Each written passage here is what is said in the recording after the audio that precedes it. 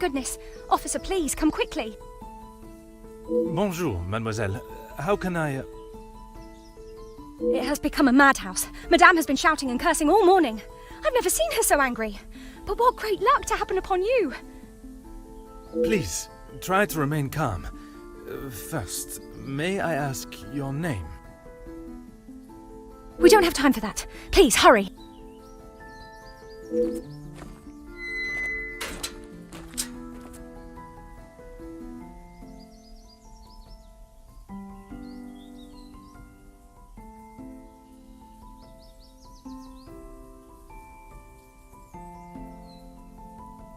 Mademoiselle, now we are here, I must insist on your name before I can continue any further.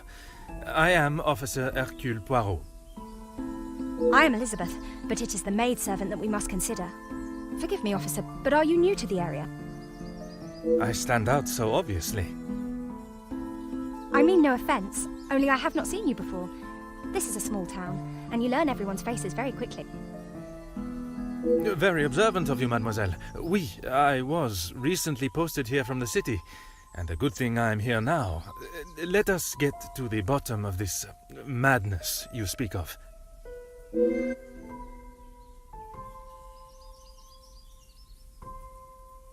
There has been a theft at the house. Then I am exactly where I should be, n'est-ce pas?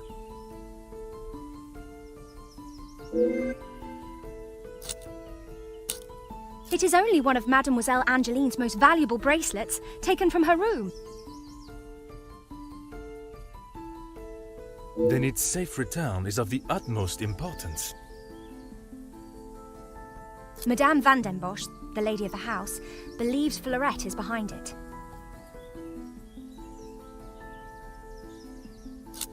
Mademoiselle Angeline thinks that someone has broken in and taken it. This seems more plausible to me. Merci, mademoiselle. Your assistance has been invaluable.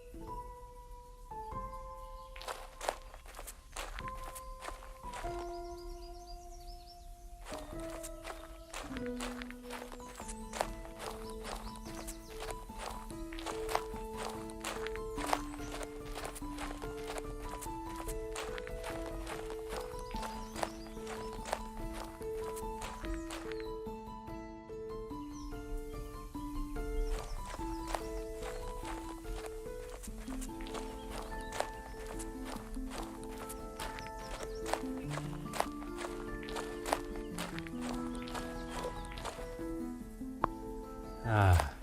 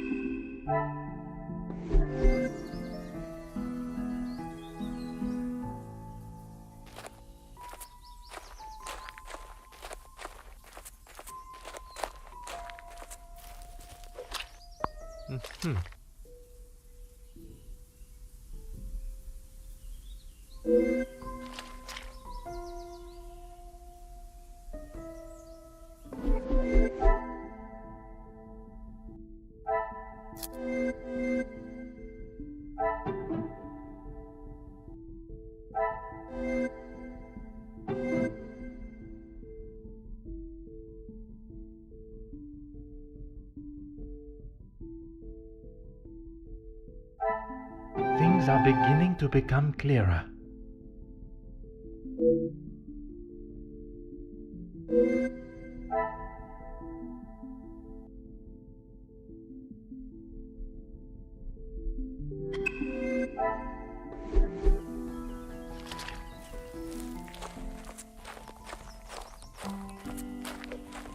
Of course, officer.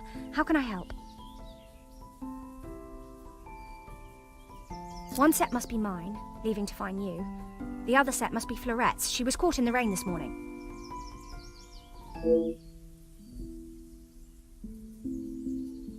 Merci, mademoiselle.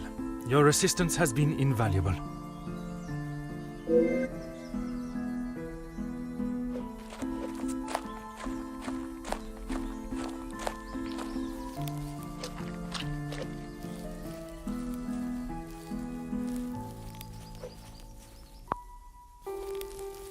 Huh.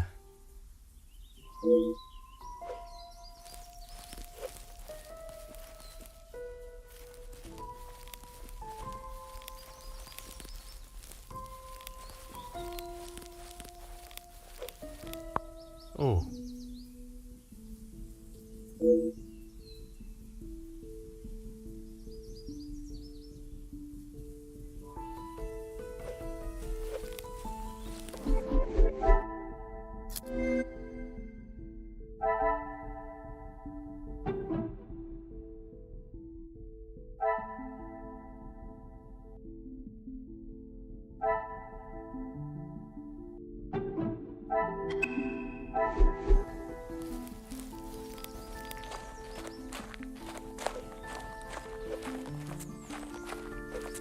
Of course, officer. How can I help? There is, sir. Luke, but he was called away from the house on a personal matter. Rahana, our cook, accompanied him.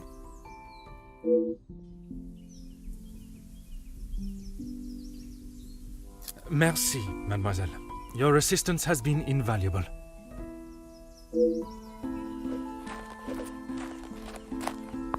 Huh.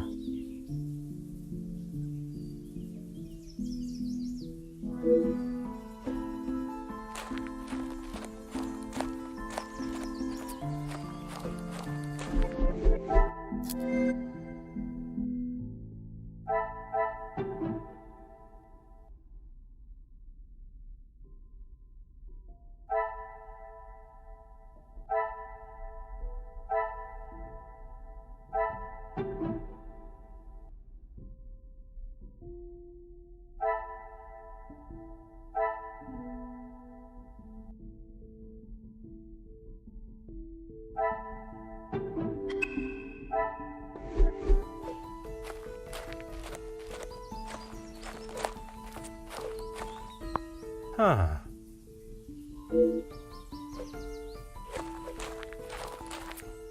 Aha.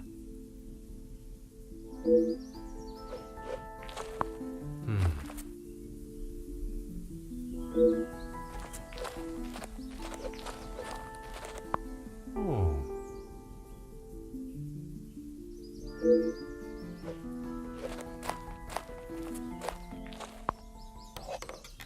Oh.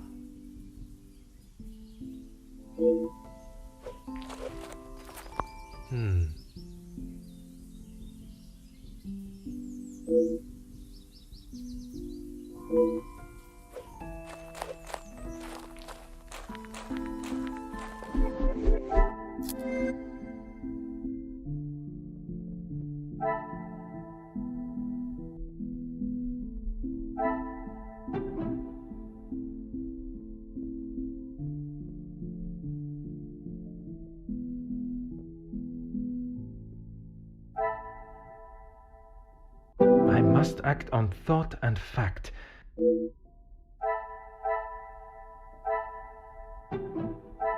Order and method. That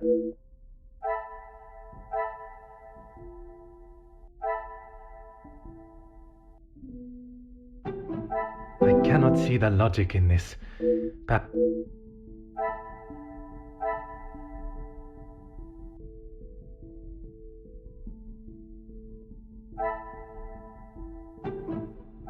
What a revelation!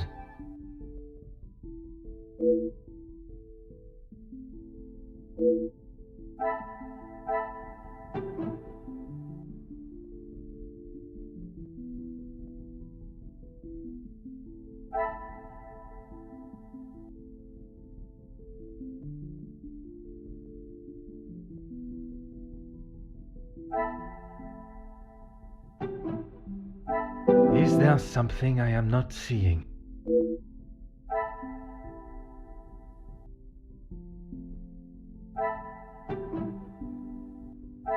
This will not get me any closer to my goal.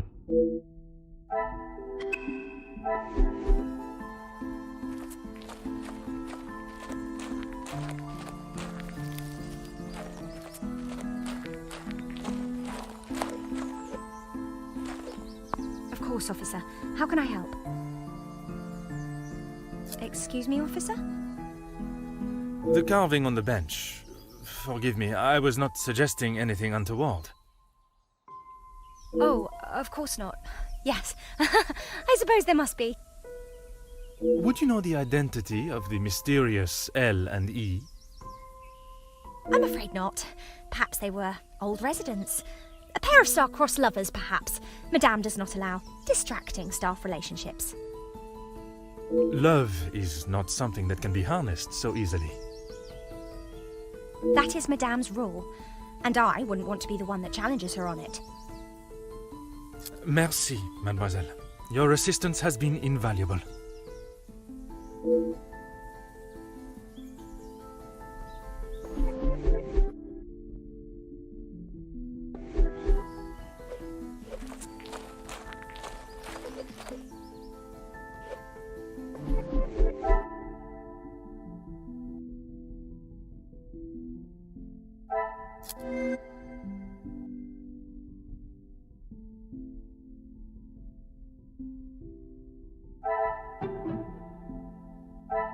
Magnifique.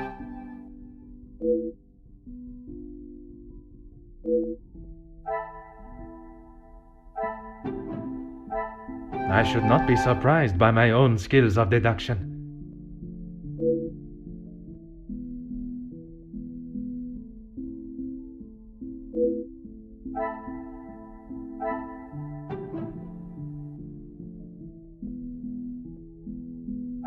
Another success.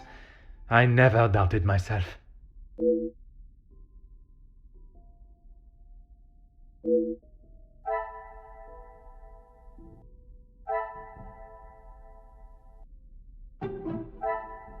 Come, my little grey cells.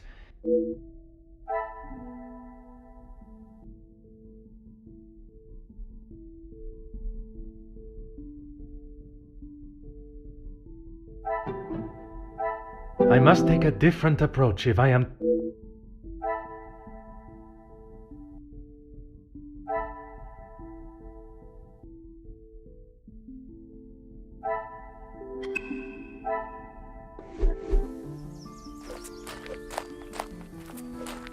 Of course, officer. How can I help? Merci.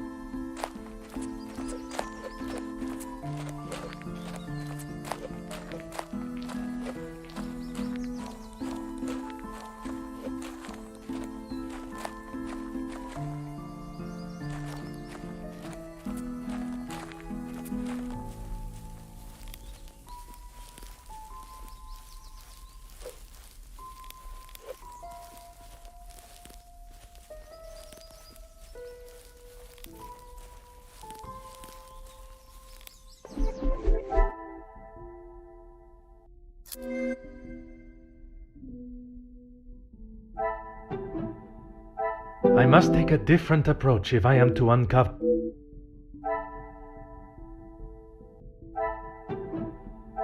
This will not get me any closer to my goal.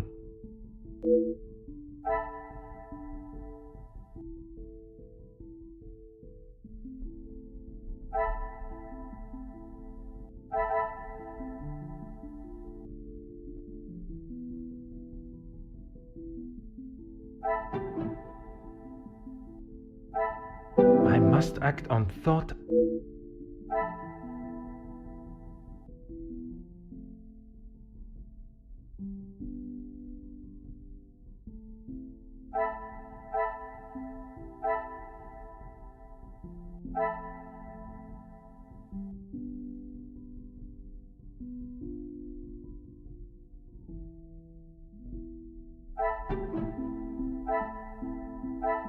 Come, my little grey cells.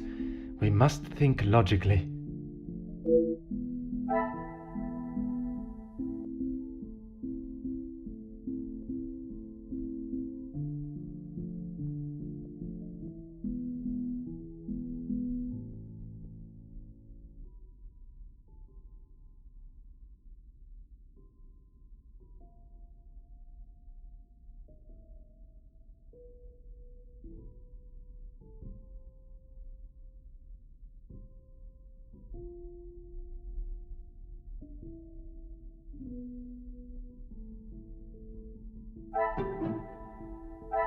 I cannot see the logic in this. Perhaps a second look...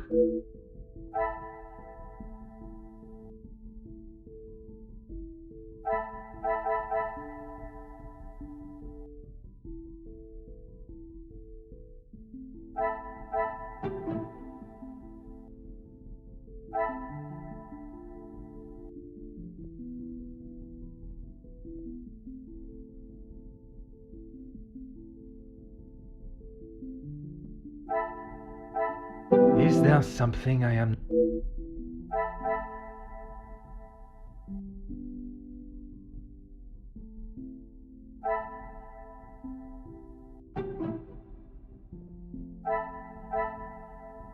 Order and method. That is the way to...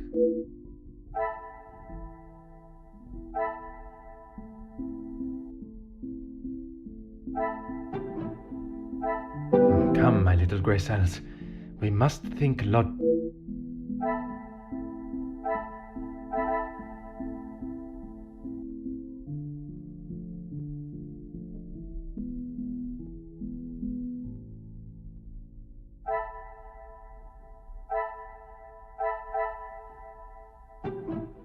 This will not get me any closer.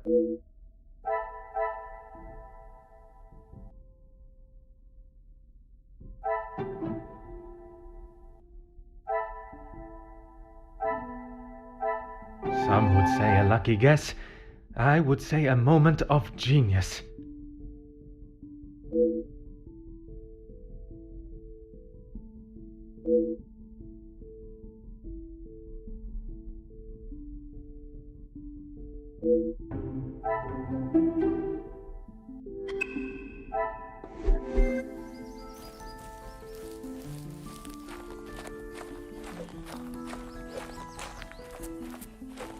I have conducted my initial inspection of the house and grounds.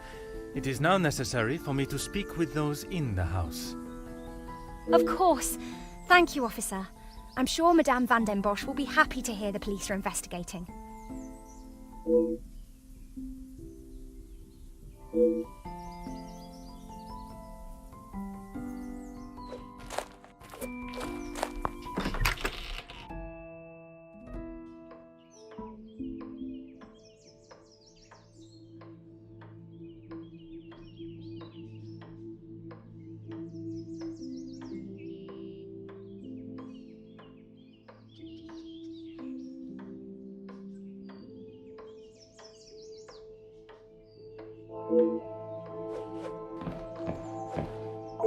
Who are you? You are not the commanding officer I requested. No, dear madame, I am Officer Hercule Poirot. I can assure you that... This will simply not do. I sent Elizabeth to bring me a competent lawman. And that is what she has brought, madame. Now, I would like to continue my investigation.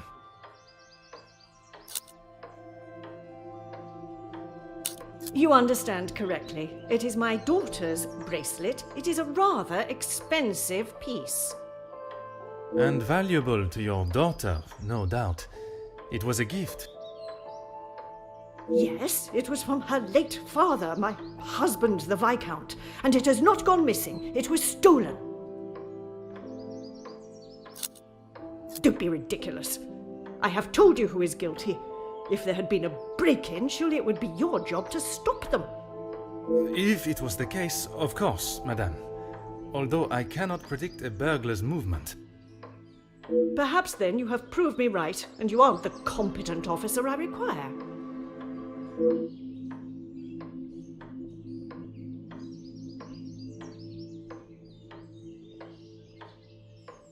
I do not believe so, I know so. It was Florette, the maidservant. I knew I could not trust her. And why is that? Because I don't. I do not need to explain myself any further, especially to a measly officer. Merci, madame. You have been most helpful.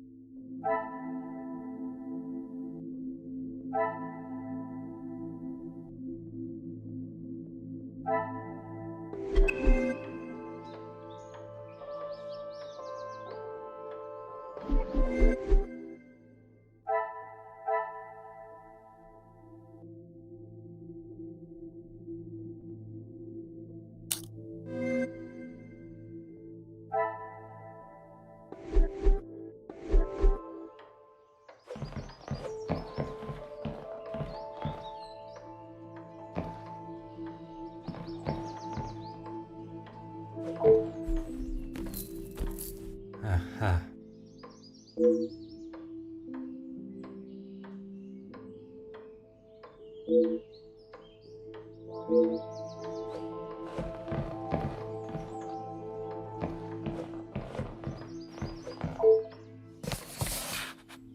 Ah.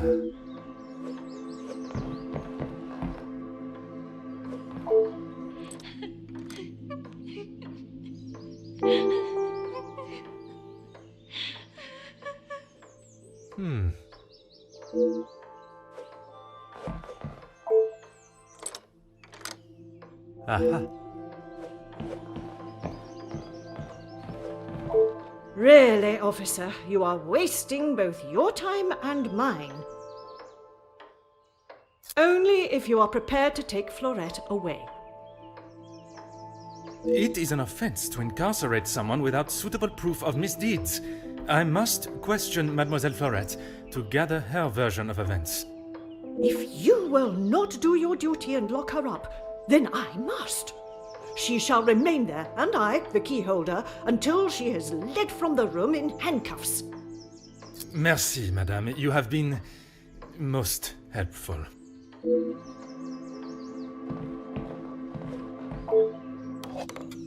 Ah.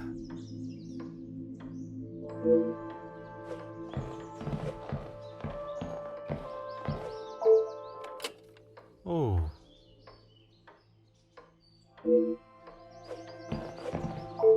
Aha.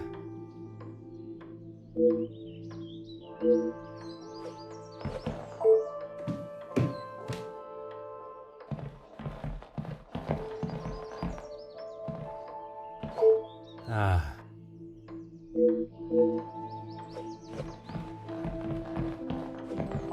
Huh.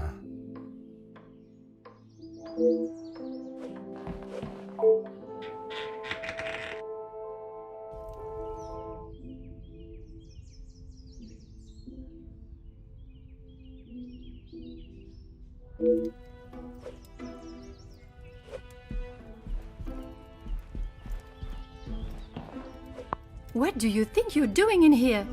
Who let you in? Mademoiselle Angeline, I presume. Allow me to introduce myself. I am Officer Hercule Poirot. An officer of the law? But what are you doing here? Don't you need to be chasing down the burglar? Your bracelet has gone missing. It is only correct. I speak with all members of the house and investigate the scene of the crime. Ah, if we must. Merci. I will attempt to take up as little of your time as possible. Some rat stole my bracelet this morning. Even though it's clear someone has broken in, Maman refused to listen and blamed Fleurette. You sound very convinced it was taken by someone from outside of the house. My window was open when I returned. How else can you explain that?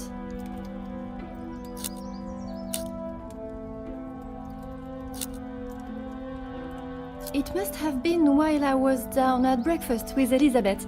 She was with me all morning. Mademoiselle Elizabeth was with you until you discovered the bracelet was missing? She was. She woke me up later than usual. I washed and dressed, and we went down to the lounge for breakfast. It is of great value. Money was no object to father. It was a gift from your father. I can only assume it holds great value to you also. Of course it does. What a silly thing to say. It's a good thing Maman had it insured with the others. You have been of great help to my investigation, mademoiselle. I will do everything I can to find the culprit and return your bracelet.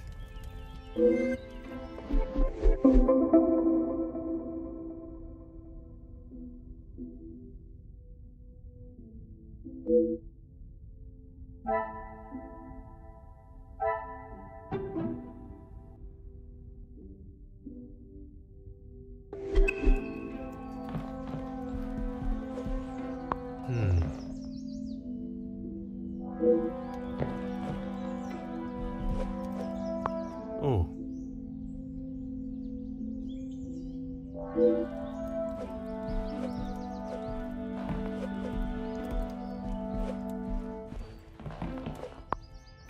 Huh.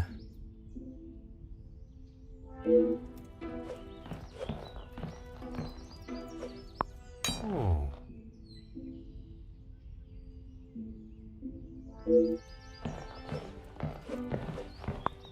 Mm-hmm.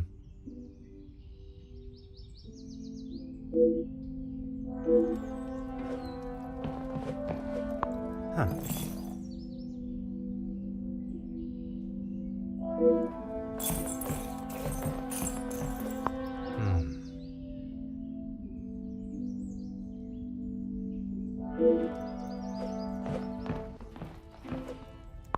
Ah.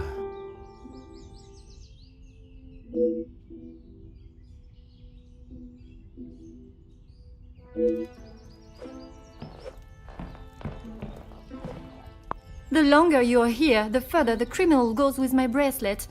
But by all means, fire away. Is one bracelet not enough?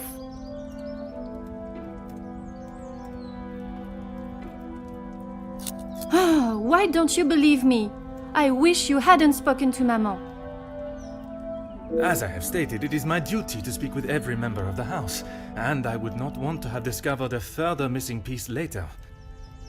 You have been of great help to my investigation, mademoiselle. I will do everything I can to find the culprit and return your bracelet.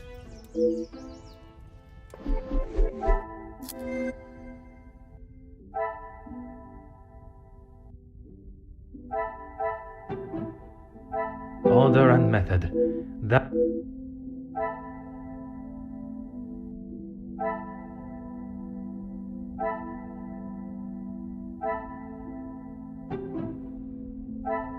I must take a different approach if I am...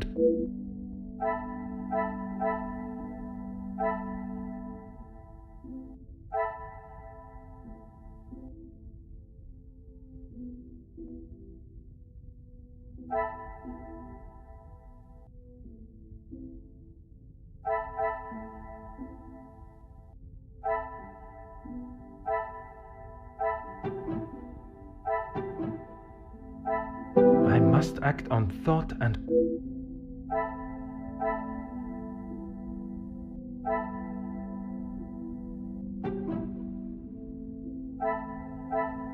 The pieces of the puzzle are finally coming together.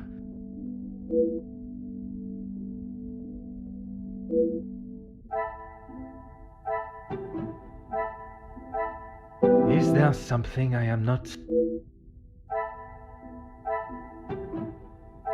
I cannot see the logic in this. Perhaps...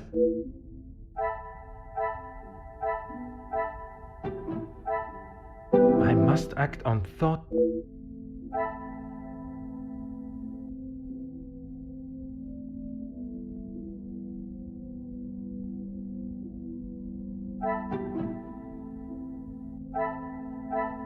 Come, my little grey cells.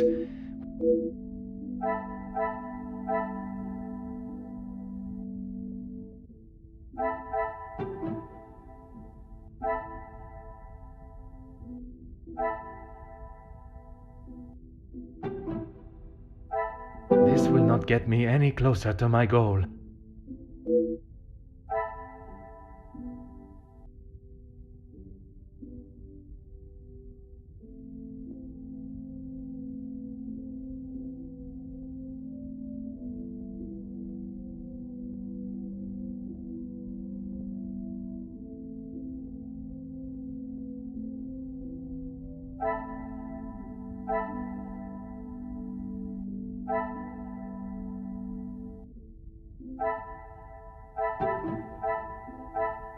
Is there something I am not...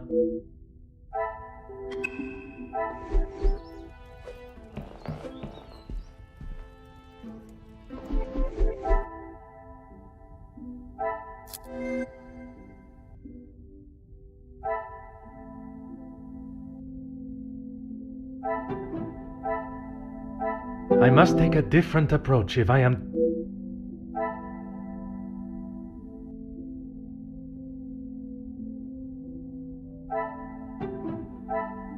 I cannot see the logic in this.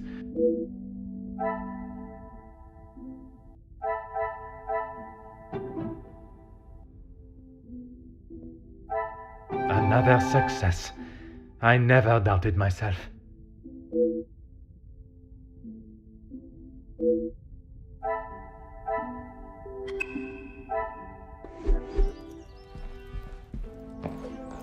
The longer you are here, the further the criminal goes with my bracelet. But by... How should I know? I returned to the room and father was face down on the floor. It must have been the burglar. So it is your father that is the subject. Isn't he handsome? I remember watching him sit for it. He kept looking across and smiling at me. The artist was getting awfully angry at him. You have been of great help to my investigation, mademoiselle. I will do...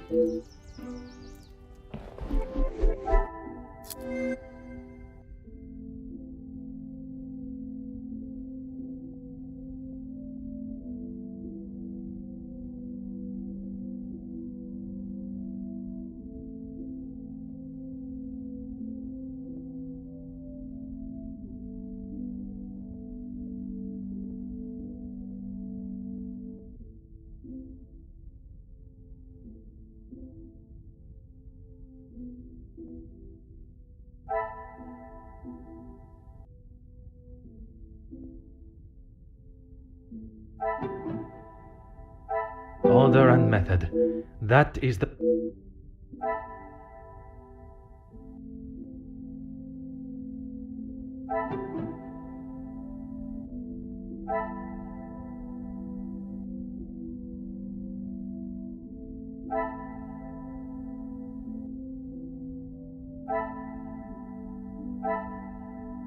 I must take a different approach if I am to uncover the truth.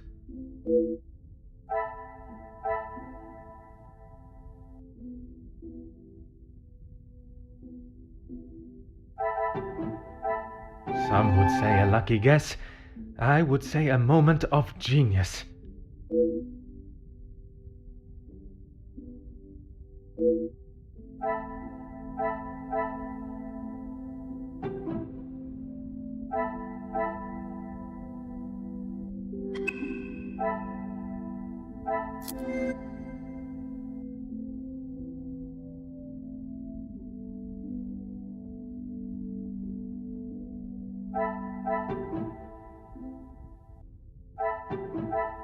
This will not get me...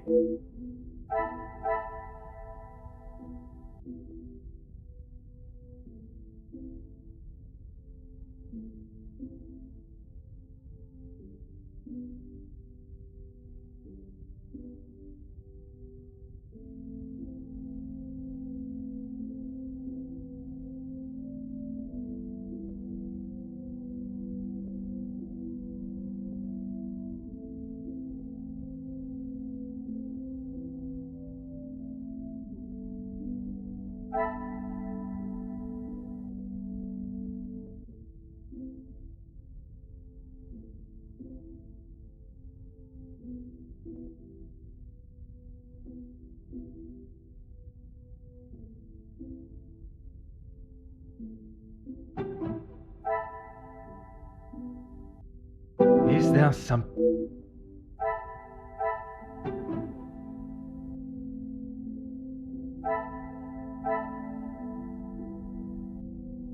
What a revelation!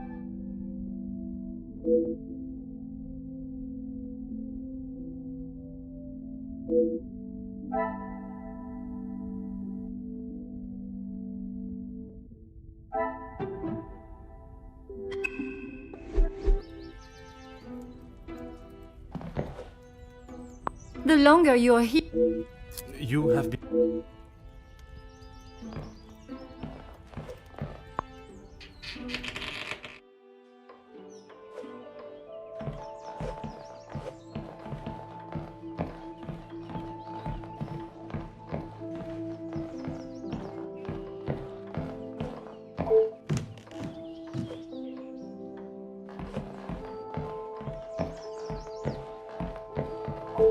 Really, officer, you are wasting both your time and mine. And what is your point? May I ask of the subject? You may not. Honestly, your prying is getting on my last nerve. Merci, madame. You have been most helpful. Oh.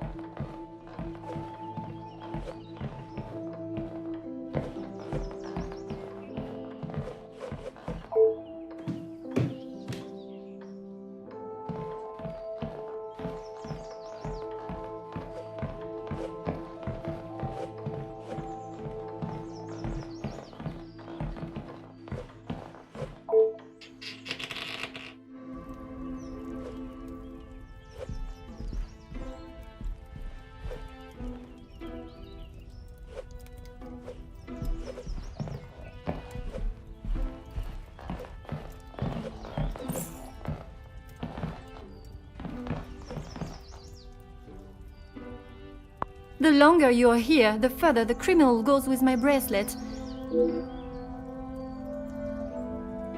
Maman never wants to talk about him. She says it's too hard, but she acts more like she doesn't even care he's gone. I'm sure that is not the case. It must have been very hard for her, for you both. I miss him every day. He always knew how to put a smile on my face. I remember how much fun we would have, all three of us. In the summer, Father and I would play hide and seek while Maman read. She always helped me though whenever it was his turn to hide. I would stand in the gazebo, cover my eyes and count, and when I turned, he was nowhere to be seen. Maman would lower her book and flash a look towards his hiding spot. After I found him, he clapped and cheered as though I had won a gold medal. When I was hiding, it didn't matter where I was. He could never find me. I always thought I was an expert hider, but when I think back now, I know he was letting me win. He always said my smile was prize enough for him. He always knew just what to say. I am sure he would want you to be smiling today, even under such circumstances.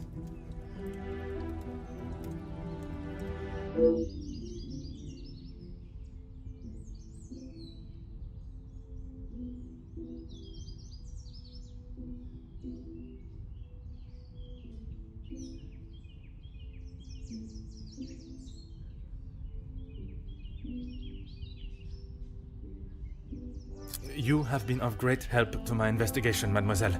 I will do everything I can to find the culprit and return your bracelet.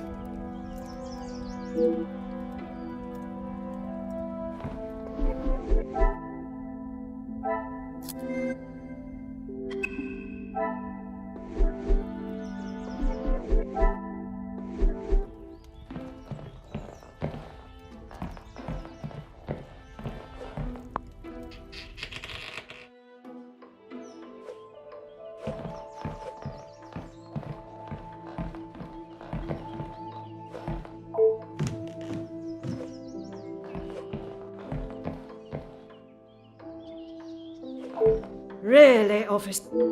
Merci, madame.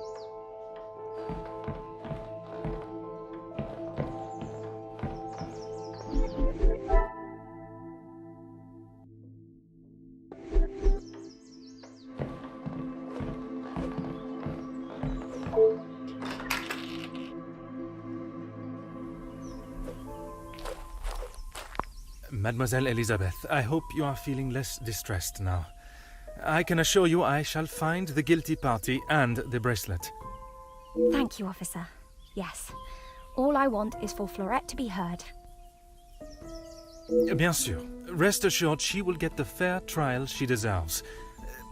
I wonder if you could help me with some questions regarding the house. Of course. Whatever I can do to help. Now I think of it, I don't recall seeing her memento tin.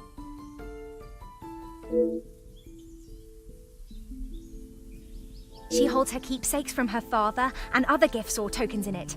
She has such a wonderful collection. She's very lucky. She normally keeps it close, but I didn't see it this morning.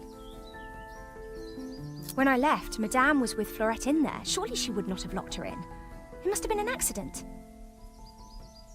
Madame van den Bosch should not be deciding her fate. Would you grant me access to speak with her? I would, sir, but I don't have the key. There is a spare somewhere, though. Oh, how awful, the thought of her locked in there. Do you have any thoughts as to where I may find it? I'm sorry. Madame does not trust the staff with such knowledge, even me. Although I did overhear her once say it was hidden somewhere, close to her heart. Whatever that means.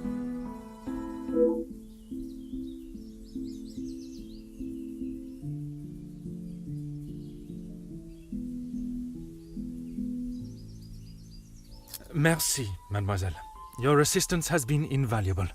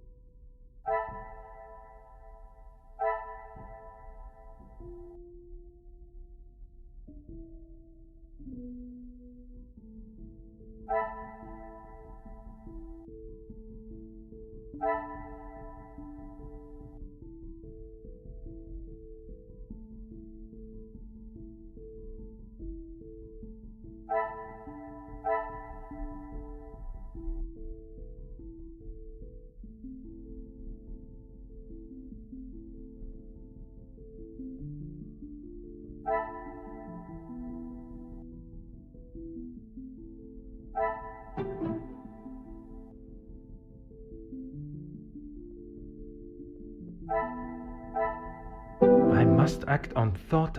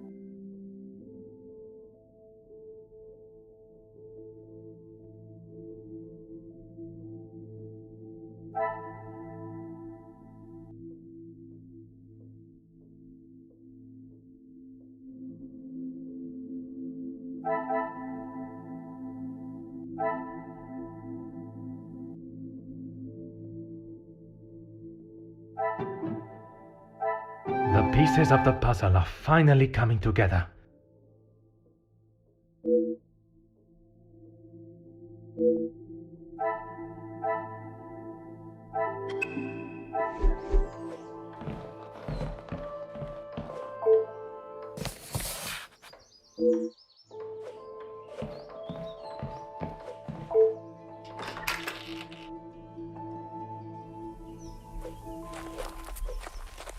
Certainly, officer. Madame is the one with the refined taste. Angeline and I are much more partial to a simple love story. Aren't we all? Romeo and Juliet, the most famous of love stories. I do enjoy it so. The passion, the romance. It gives me goosebumps just thinking about it. Madame has a copy upstairs in the main hall. Merci, mademoiselle. Your assistance has been invaluable.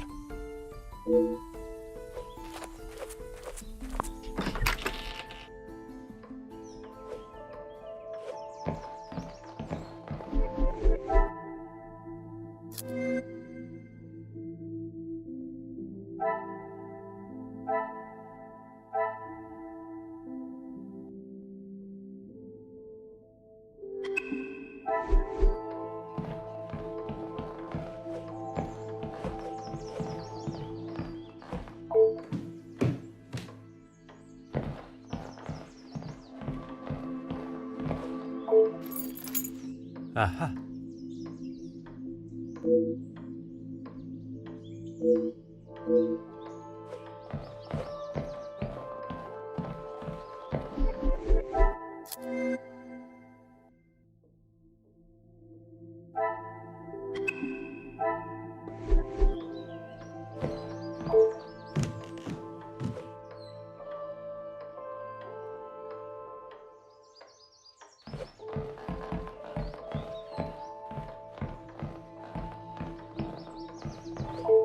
Finally, it is unlocked.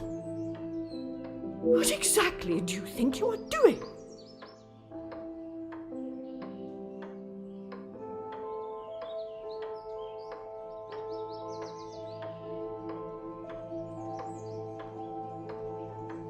If I am to serve justice, I must be able to reach and talk with young Florette.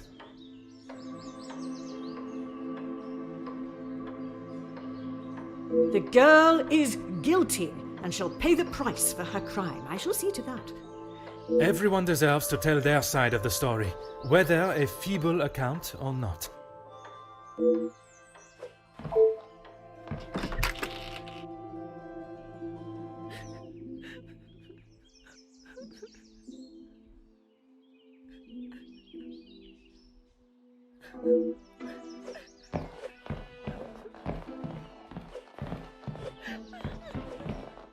Mademoiselle Florette, I presume. Please, officer. I did nothing wrong. You can't take me away. Please relax, my dear. If you have done nothing wrong, you have nothing to worry about. But it is my duty to investigate all avenues. Ah bon? Relax. So you don't think I took the bracelet? As of this moment, I cannot say. But answering my questions honestly will certainly help your case either way.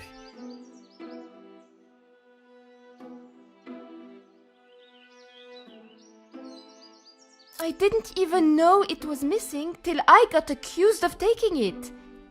Madame was so angry. She wouldn't listen to me. There must be some reasoning behind her accusation.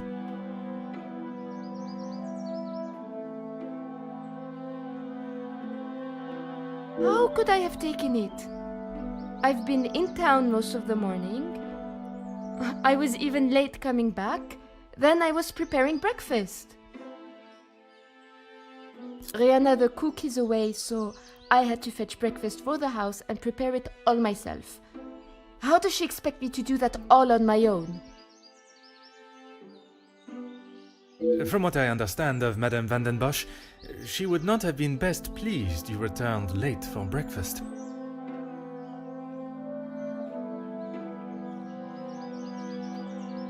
Not best pleased? I thought she was going to batter me to death with a baguette. I hid in the kitchen and then tried to stay out of sight in the lounge until breakfast was over.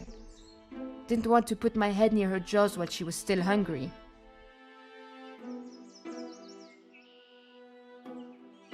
Perhaps a brave move under the circumstances. And you did not go upstairs at all.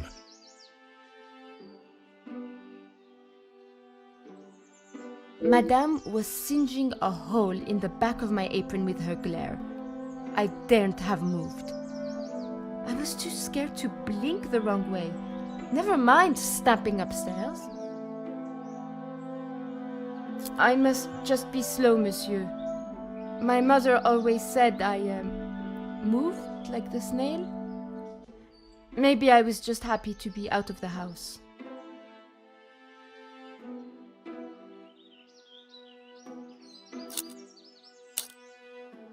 Now I am being accused of avoiding my duties? Mais enfin! Merci. I shall take everything you have told me into consideration.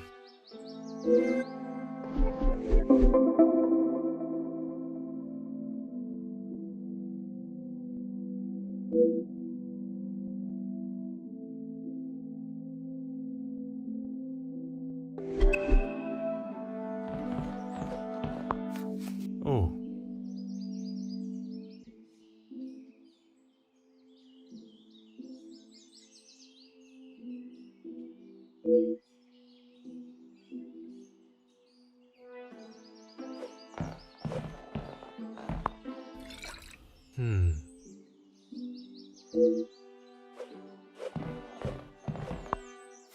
Ah.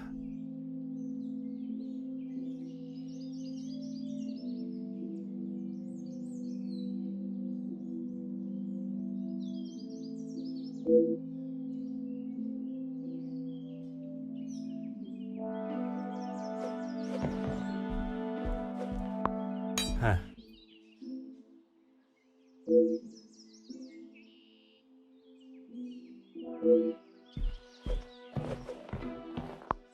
Mm-hmm.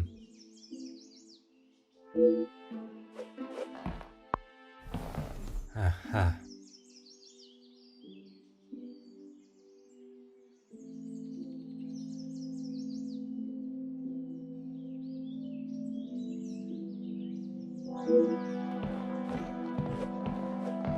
Huh.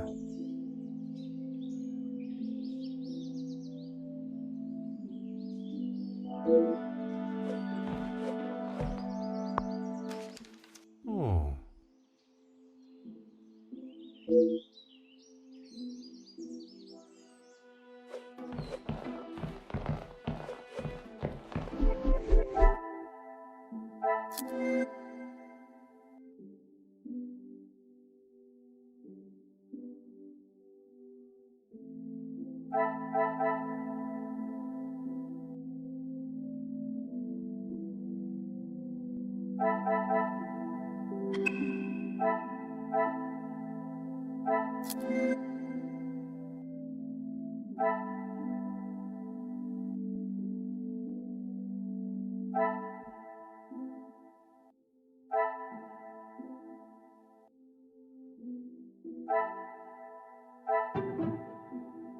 I cannot see the logic in this. Perhaps a second look at...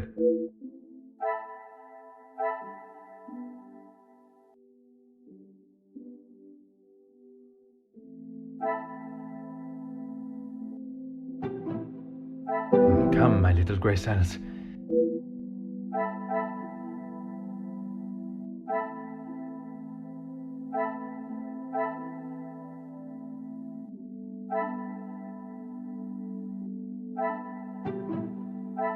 I should not be surprised by my own skills of deduction.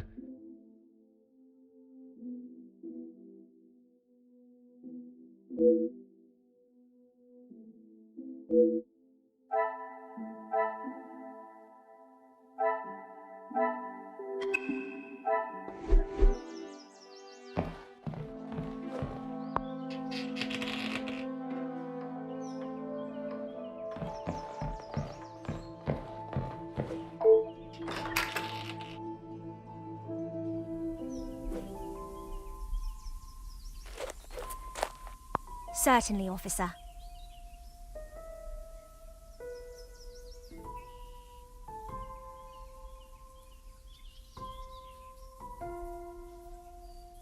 Why, yes, officer! I misplaced it after wiping a stain from Mademoiselle Angelieve's sleeve at breakfast. You are a great detective. You are not the first to say. Had she not noticed it herself, I imagine Madame would not allow even the smallest imperfection. It baffles me how she couldn't have. It was only luck that I spotted it before Madame, and a good thing I did. Madame is under a great deal of strain. It can't have been easy for her to lose her husband, raising Mademoiselle alone. And this morning, it sounds as though it was such an occasion. It's not the first time I have had to stand and watch such treatment. I hate to see it. As I said, Madame hasn't had the easiest time. Madame's scolding of Fleurette this morning was the worst I have seen her temper. I wish you could see that Fleurette is just trying to do her best. Could there have been another reason for such a reaction? Madame was not happy Fleurette was late. All through breakfast, Madame was watching her with a piercing eye. But she's still learning the way. Merci, mademoiselle. Your assistance has been invaluable.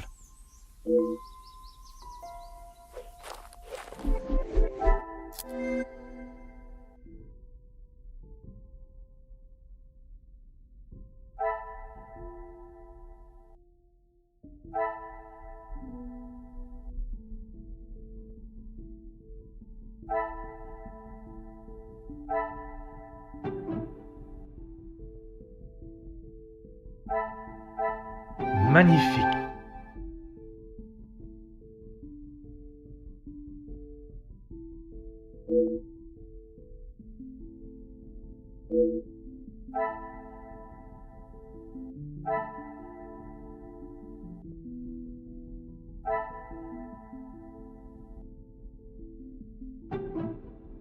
Order and method.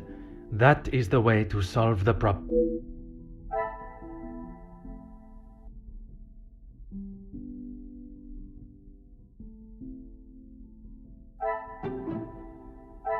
I must act on thought.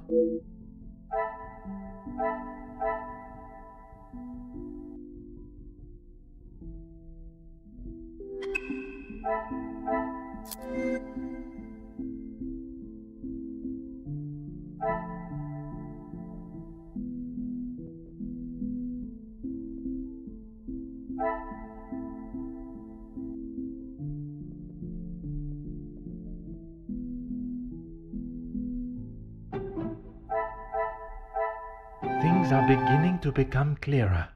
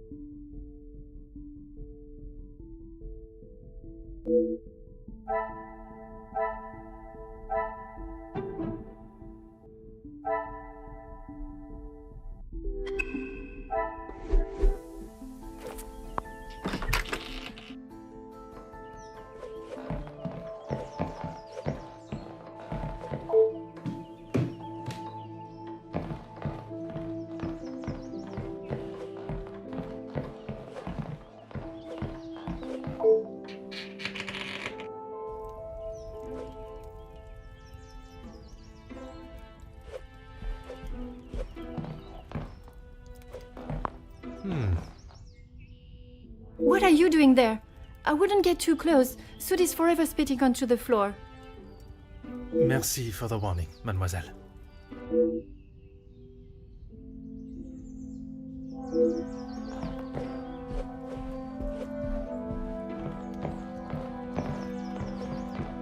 The longer you are here, the further the criminal goes with my bracelet.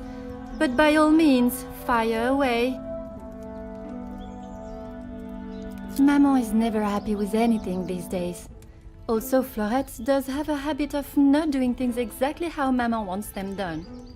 And how does she react when she sees Florette not doing things the correct way? Maman has the temperament of a kicked cat. Florette has often been on the wrong side of it. That is how she responded today? She was shouting at her, and when Florette would not admit she took the bracelet, Maman really lost her temper. I have not seen her that angry before. You have been of great help to my investigation, mademoiselle. I will do everything I can to find the culprit and return your bracelet.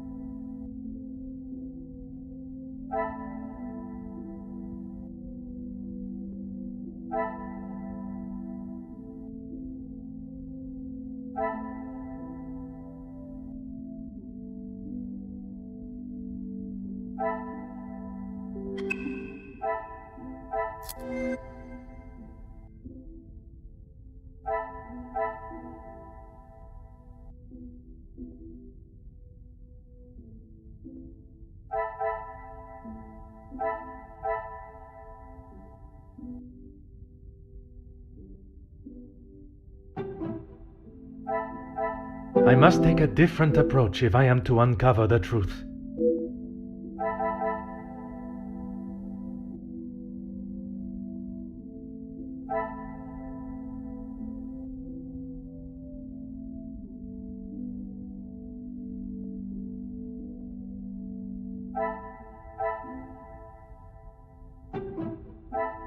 Come, my little grey cells.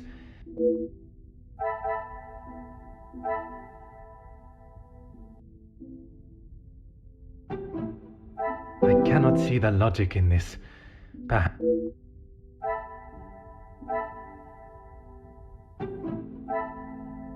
The pieces of the puzzle are finally coming together.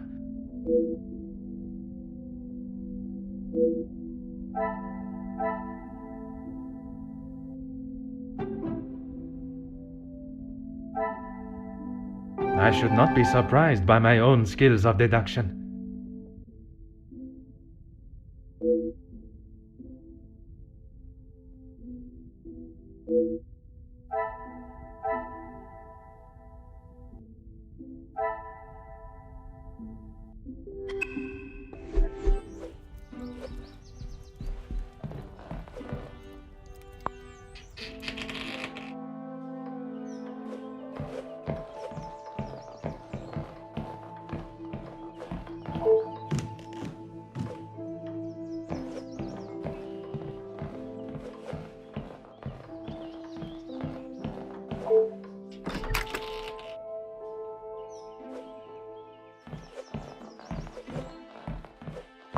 Anything to show you I didn't do it.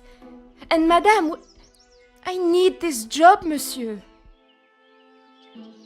Yes, another thing on my to-do list. I'm afraid it's not in the same condition as when I picked it up. At whose request? It was a favor for Lizzie. I didn't mind having to get it. Merci. I shall take everything you have told me into consideration.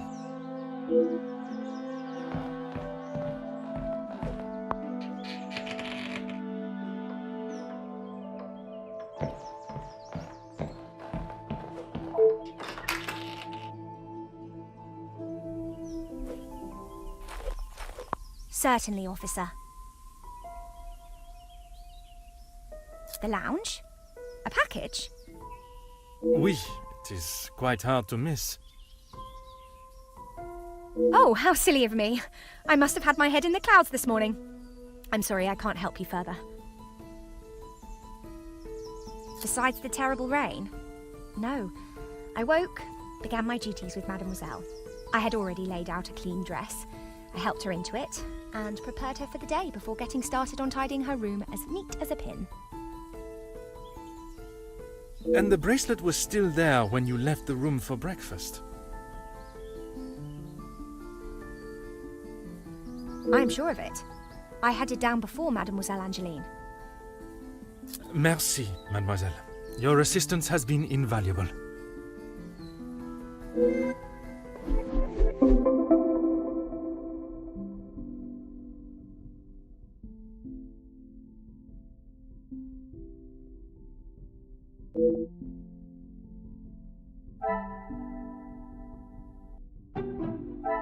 Is there something...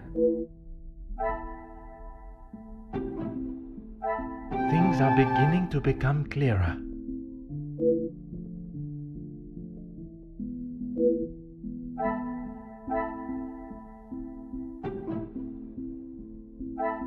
Some would say a lucky guess.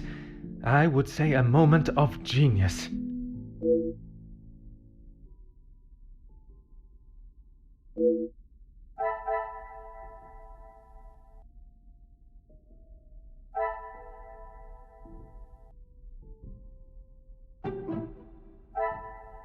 What a revelation!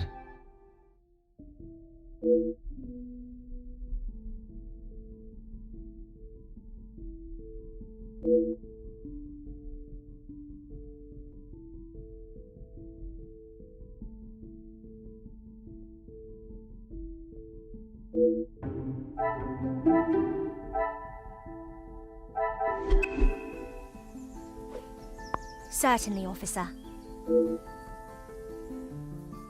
How could I not be? I may not enjoy his other works, but how can one not be blown away by a story of two so deeply in love that they will risk everything just to be together? Especially being able to draw similarities between Verona's star-crossed lovers to yourself and your dearest. But I hadn't told. Mademoiselle, I am an officer of the law. It is my duty to uncover the truth. Please, you cannot say anything to Madame. She is against staff relationships of any kind. In her eyes, a relationship between staff is nothing more than a distraction. But he means so much more to you. Oh, officer, I have found my soulmate. At first, it was nothing more than pleasantries around the grounds, but that quickly changed. I know it's not proper for a young lady to pursue a gentleman, But once I knew his feelings reciprocated my own, why shouldn't I have followed my heart? Love transcends professional and societal rules. The mere thought of him was enough to make me blush. But I knew that Madame would never give her blessing. If we wanted to continue, we would have to do so in secret. The summer evenings here are just so beautiful. I often find myself walking around the grounds after my daily duties are complete. And it was one such evening that Luke was waiting for me at the gazebo. He looked ever so handsome. And the poem he had prepared. He had barely started reading and I was already a blubbering mess. Standing there beneath the warm glow of the falling sun, he asked for my hand, and I gave him my heart with no hesitation. Oh, I'm sorry, officer. I've been chattering on for so long. You have much more pressing matters than to listen to me rambling aimlessly.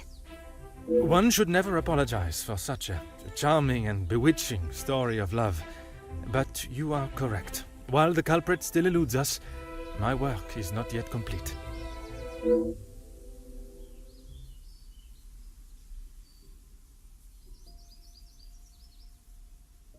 Merci, mademoiselle. Your assistance has been invaluable.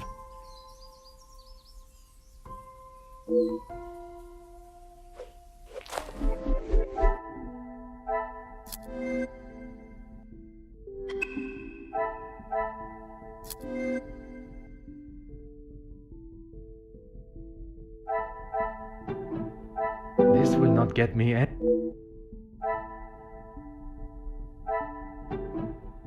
Order and method. That.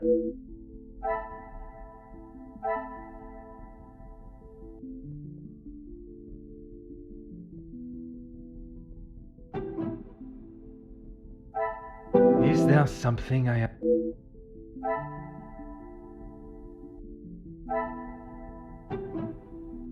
Another success. I never doubted myself.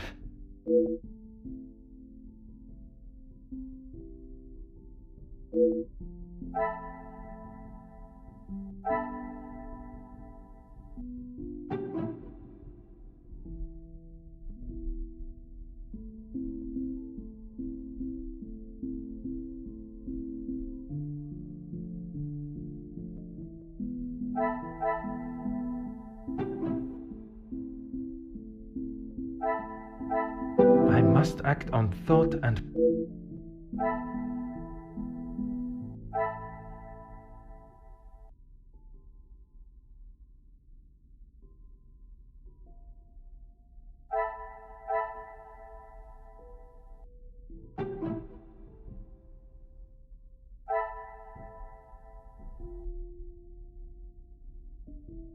This will not get me...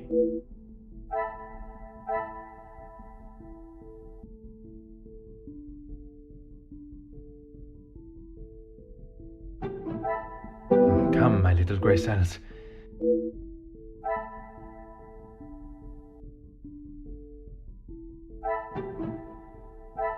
Magnifique.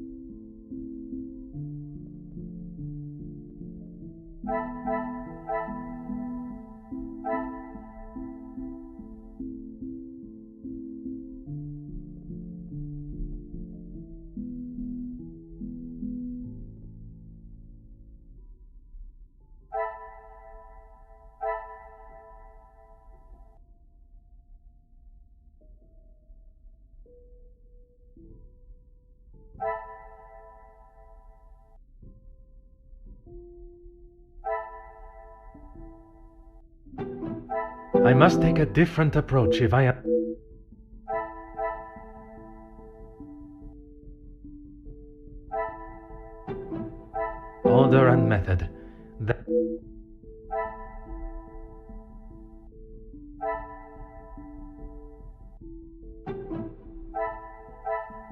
cannot see the logic in this.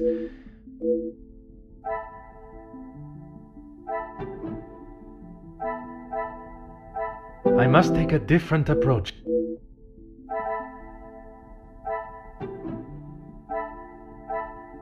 Things are beginning to become clearer.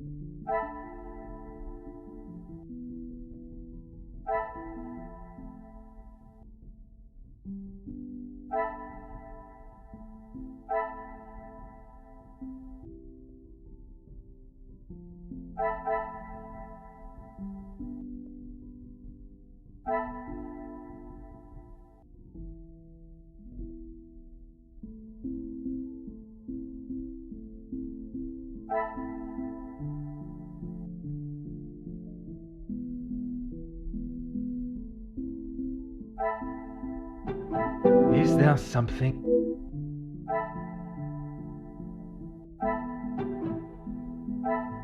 Another success.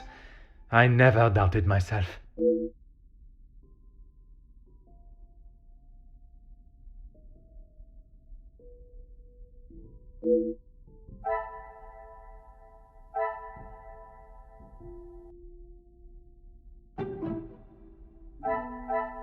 What a revelation!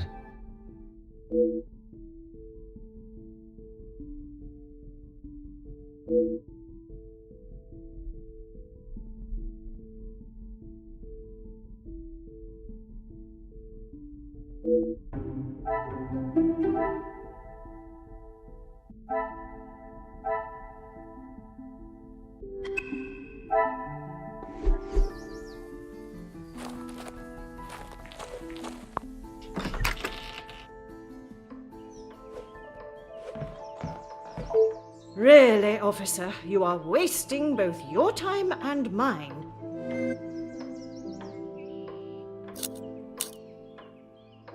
If you have something to ask, officer, I suggest you stop wasting my time further and just get on with it.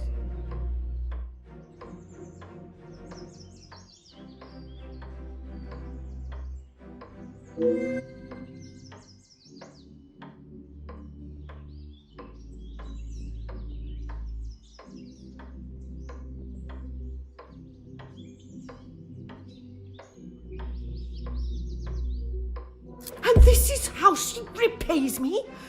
I will not be happy until I see her sufficiently punished.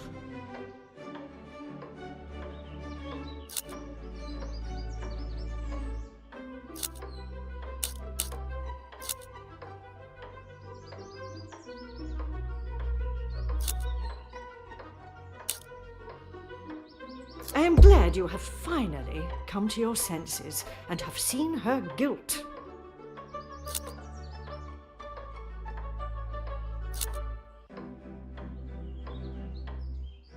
It is challenging at times, I will admit.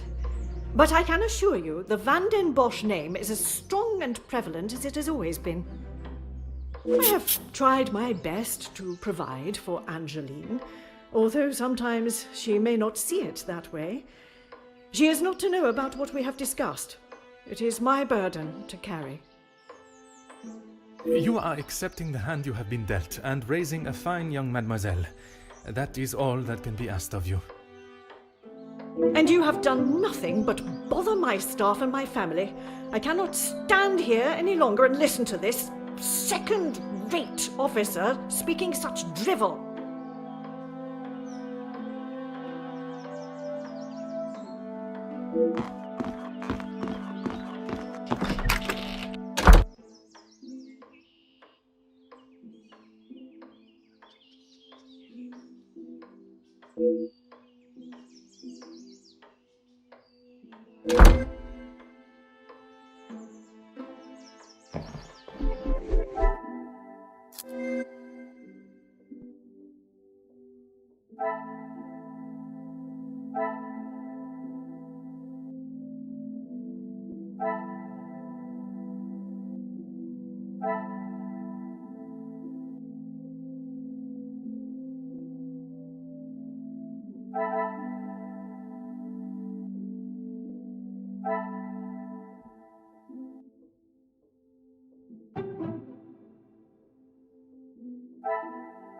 I cannot see the logic in this.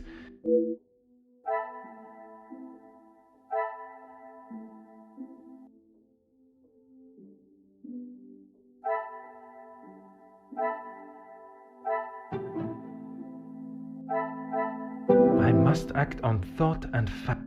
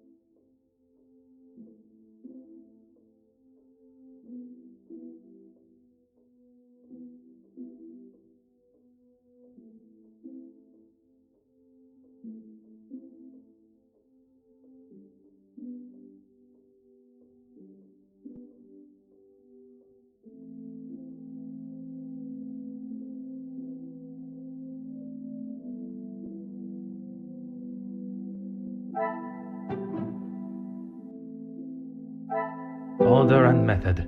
That is the way to solve the problem.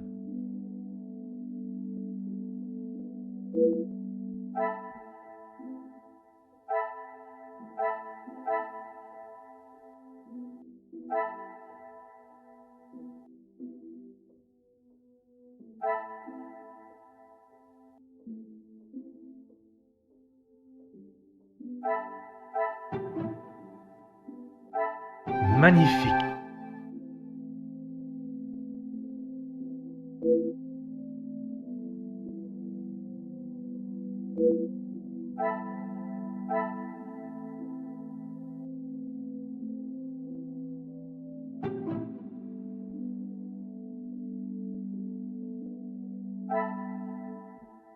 Come, my little Graycell.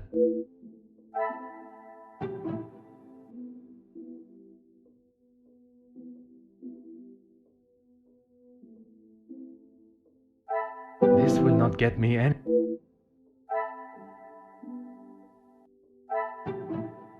The pieces of the puzzle are finally coming together.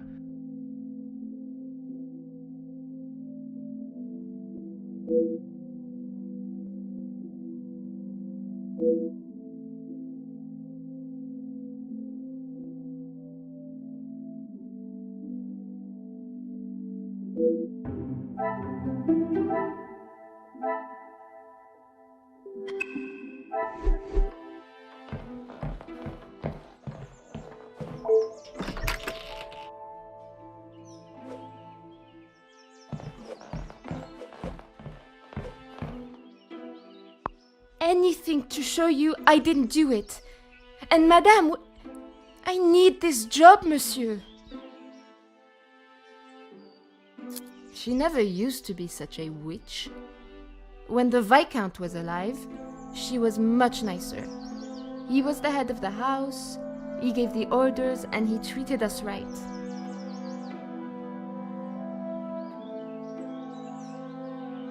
I would have gone long ago, monsieur, but my family can't afford for me to be picky about my employment. I was not aware you were supporting your family, and at such a young age. Papa lost his job at the factory just before he left for good, so Mama had to work even more. I was old enough, so I went to work. When I joined the Vandenbosch house, the Viscount was very kind. I didn't think he would care, but he wanted to help. He gave me some extra in my first pay pack, enough to keep the landlord from kicking Mama out at least. No one had ever been that nice before. I didn't know what to say, but all he wanted me to do was work hard for her. He even let me to go home and visit Mama and my brothers at Christmas, with a food parcel from the kitchen. Mama said she had never seen so... It's always been hard for her. Even before he left for good, Papa wasn't around much, and even when he was, we both wished he wasn't. My brothers were too young to remember what he was like, I hope. When I walked in Mama's house, everything seemed so much smaller. I must have got too used to the size of this house. I swear, you could fit our house in just this lounge. We didn't have much, but we didn't want for much. It was... The valuables in the house do not determine the love it shares. Someone should tell Madame that. Not that she'd listen anyways. I will uncover the truth of what happened today, mademoiselle. That, I promise you.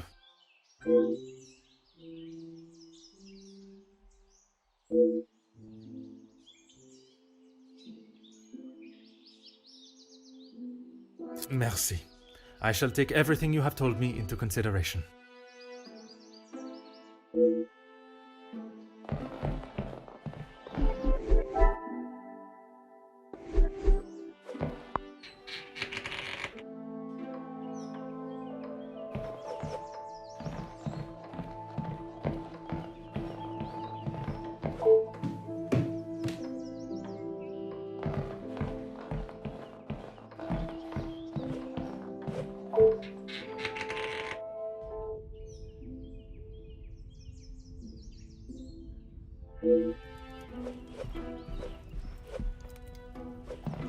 Ah.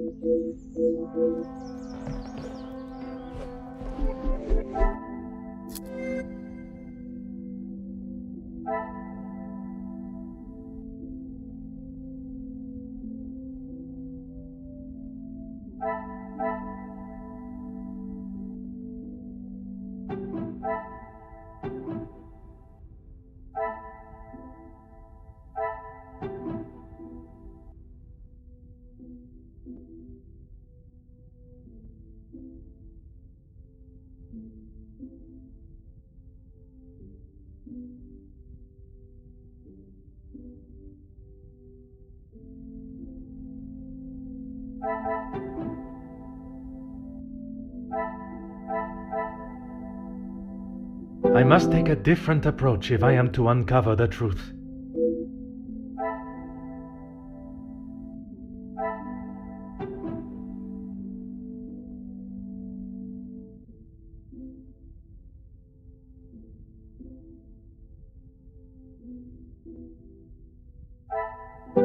must act on thought.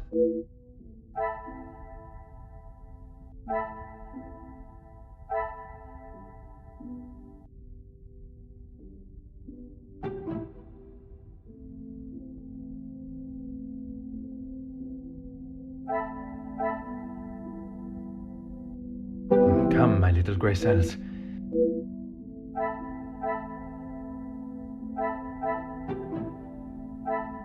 Some would say a lucky guess. I would say a moment of genius.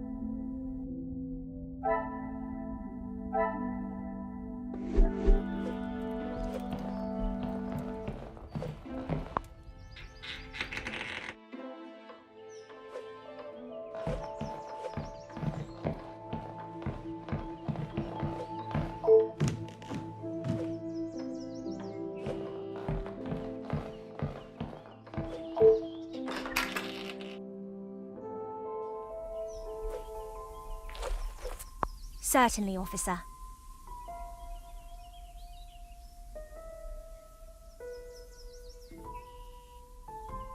You have found the culprit and the bracelet.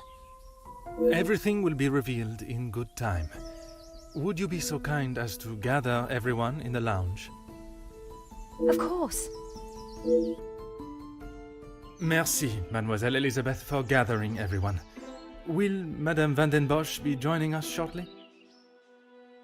She stormed past me not long ago, and I have not seen her return. Very well. Under usual circumstances, I would wait. But I think we have spent enough time on this matter, n'est-ce pas?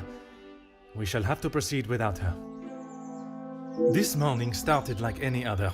My usual ordinary patrol, until I was approached by Mademoiselle Elizabeth about a suspected burglary and a missing bracelet. A crime I've been falsely blamed for. That I shall come to. I began my investigation outside, but it was not long before I realized there were no signs of an intruder. So I turned my focus to those in the house. You. Florette, your time here at the house has not always been the easiest for you, shall we say. I do what Madame tells me. And to the highest standard, I presume. Madame's standards are very high. I do my best. And you would at least expect fair treatment for the work, not to be spoken to in such a cruel and vicious way. Monsieur? I refer to how poorly Madame Van den Bosch treats you. You are at her beck and call, and she does nothing but belittle you. That is Maman you're talking about. Just wait until... It is nothing but the truth I speak, mademoiselle. All the while, mademoiselle stands by and does not even notice such cruelty. That must have angered you. Perhaps you thought it was time they deserved some retribution. Stop trying to put words in her mouth. I am merely giving her a voice, one that has been silenced for so long. Maybe I do think she deserves it. She's had the world handed to her on a plate, and the likes of me get nothing. A motive begins to rear its head.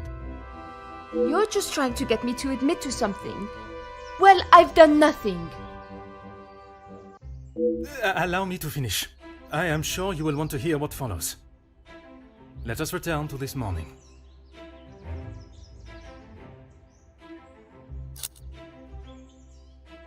I was only trying to help Lizzie.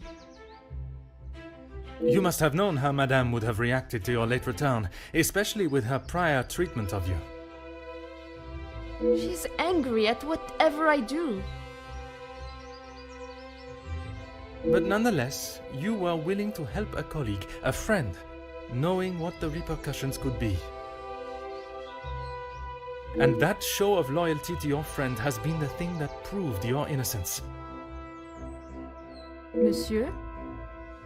Because of such willingness to help, you were delayed in town, meaning you had no viable way of taking the bracelet from Mademoiselle Angeline's room.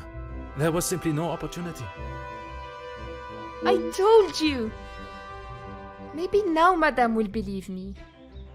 It is evidence not even she can ignore.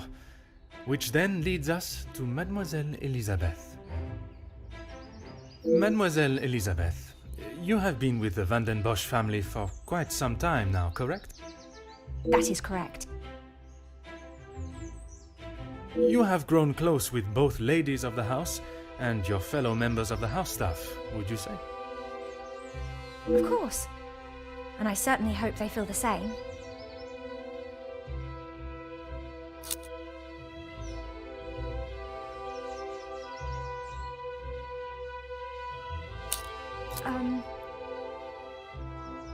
You yourself told me Madame Van den Bosch would not stand for it, and you would both be out of a job. Elizabeth? What is he talking about? A love that is reminiscent of Romeo and Juliet, one that must remain hidden from the world from fear of expulsion.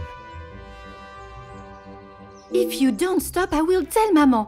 You can't speak to her like that. It may be a tone you do not like, but it is no worse than your maman's ruling that forced them into secrecy to begin with. I'm sorry. This isn't how I wanted you to find out. We couldn't risk Madame finding out. I don't know what we would do without this house. What are you talking about, Elizabeth? Luke and I... we're in love. Luke? The gardener? But why wouldn't you tell me? For fear of Madame and her rule, and if neither of you had employment, there would be no way to pay for a wedding, perhaps. It was never our plan to go behind yours or Madame's back. You must believe me. You two are to wed? Yes. Well, no. Not today, as Officer Poirot suspects. Please, it's not what you think. It is not always what one thinks, or how something may appear, rather where the evidence points. And that is to Mademoiselle Angeline. You can't believe I would hide my own bracelet.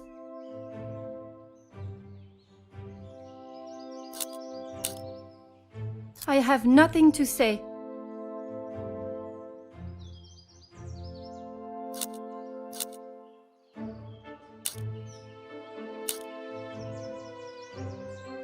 How dare you speak to me like that? You have no idea what you're talking about.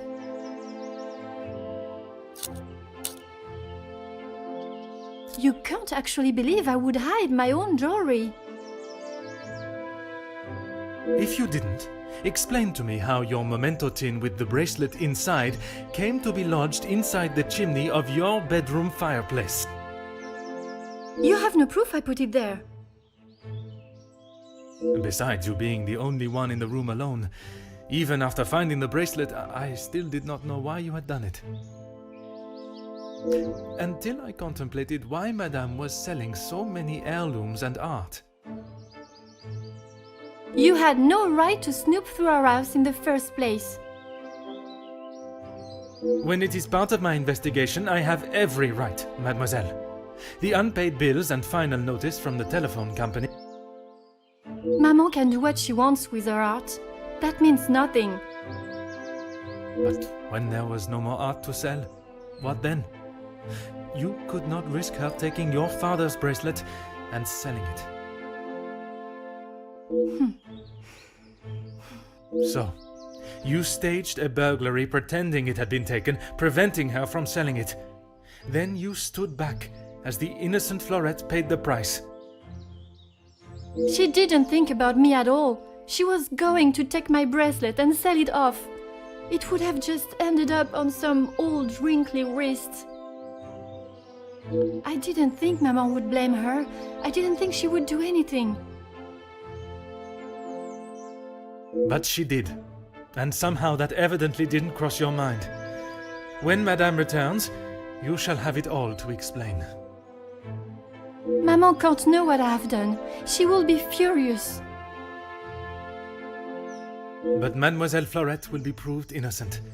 And that is what is important. No crime has been committed, so I see no reason why this should continue any longer. It is time you considered the consequences of your actions. And now, you must face them head-on. Maman, you're home.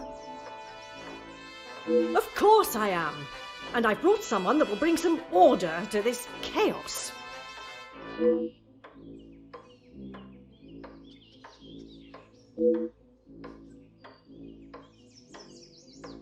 Major, I can assure you I have this situation under control.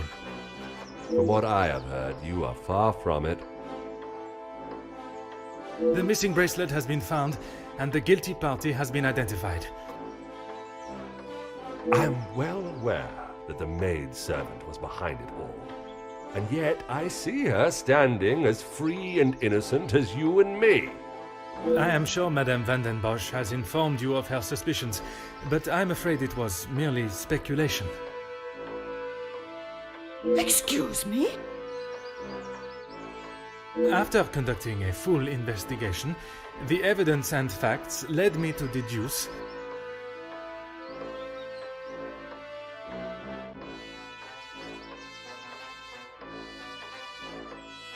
I certainly hope you are not accusing my daughter of...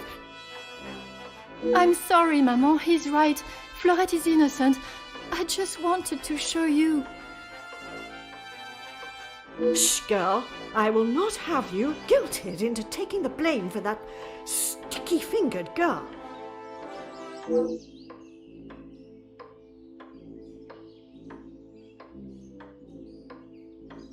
Perhaps it would benefit you to remember you are nothing more than a simple officer of the law. Officer Poirot, a word. Madame Van den Bosch was forced to make her way to inform me, alone, I might add, of the goings-on at the house today. Major, with all due respect, she was impeding the investigation. This may be how some officers act in the city, but here we show respect to our citizens. Your insubordination like this will not be tolerated. As the ranking officer, I have conducted my investigation and... Ranking officer? Ha! You are an auxiliary officer. You have little authority over anyone, let alone a major. After what I have heard of your past in the city, I'm sure he would look upon today's events as another failure at the hands of Officer Poirot.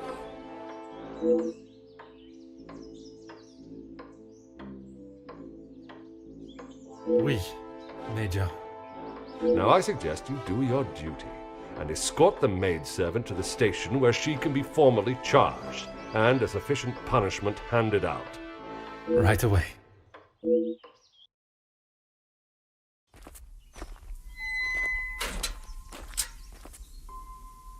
I'm sorry, mademoiselle. This is not the outcome I expected. Maman was right. We'll always pay the price for the upper class's actions.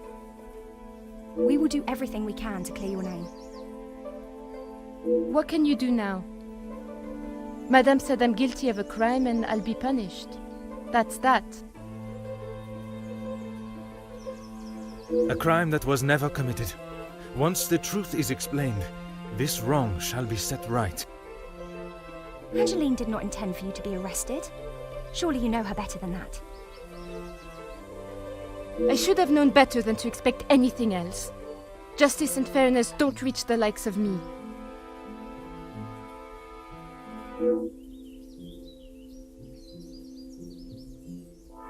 What you saw today was not justice. In the eyes of the law, you are innocent and have been harshly treated and wrongly accused. No one will be going to jail. But that doesn't help my employment, does it? That I cannot save. But your freedom, I shall make sure of that.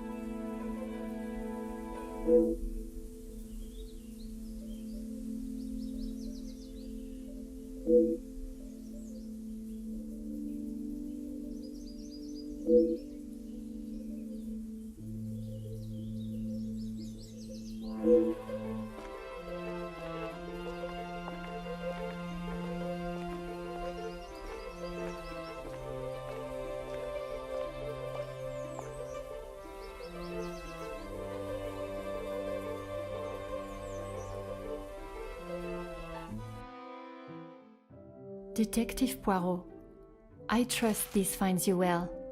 It has been many years since our paths last crossed, and while I'm sure your recollection of the events may differ from mine, I hope that receiving this letter has not rekindled a sense of animosity toward myself or the Van der Bosch name. The impression you made is something that has stayed with me since that day. It compelled me to reconsider the spoilt young lady I would have inevitably become and helped shape me into the woman I wished to be. You made me see the childish and selfish girl in me that did not consider the consequences of her actions or how they may affect others. Although Maman may see the events of that day differently, I believe the compassion you showed for our mate Florette, as well as the drive to uncover the truth and accept no alternative, was a testament to your character and professionalism. Although I wish it were under different circumstances, your assistance is once again required, and I hope you will consider this as my formal request for your service. This forthcoming weekend was due to be one full of joy and happiness at the announcement of my engagement to Gideon Demir, whom I love dearly, bringing together two illustrious families, but it has been shadowed by deceit, extortion, and blackmail. The Van der Bosch name is being held to ransom by a mysterious party, and I am afraid I do not know who I can and cannot trust. We are holding a small gathering to celebrate our exciting news with what Maman calls the dignified elite, those that are well respected and held in high regard in both our close inner circle and society. Our private matters have always remained just that, so I fear one of those invited may be the person who is out to ruin our name, but for reasons I cannot fathom. I have enclosed a first-class rail ticket for you to join us for the announcement, and having contacted your superiors and the correct authorities to request your assistance, which they were more than happy to grant me, I shall expect your arrival with great anticipation. There shall be a carriage waiting for you at the station to bring you directly to Mnemosyne House. I thank you in advance in our time of crisis. Yours respectfully, Angeline Van der Bosch.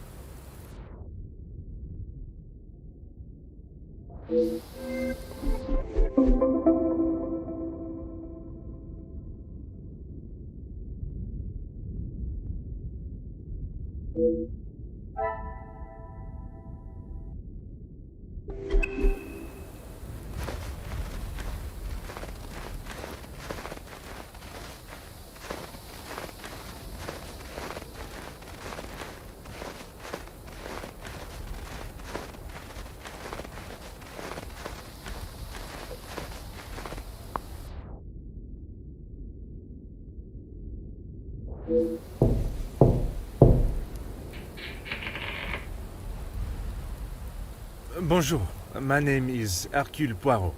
I am here at the invitation of Mademoiselle Angeline. Ah, Detective Poirot. We have been expecting you. Please come in from this frightful cold.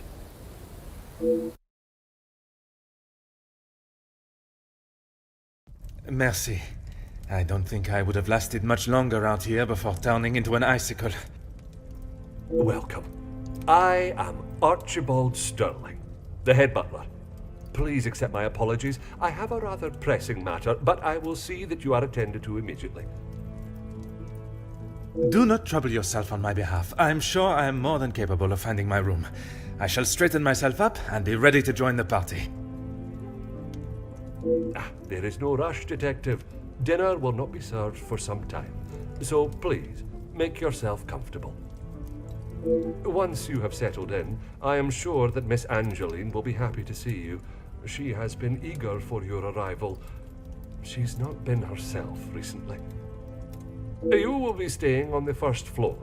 I believe your room is one of the two on the west side of the house. Merci. I am sure we shall speak again soon.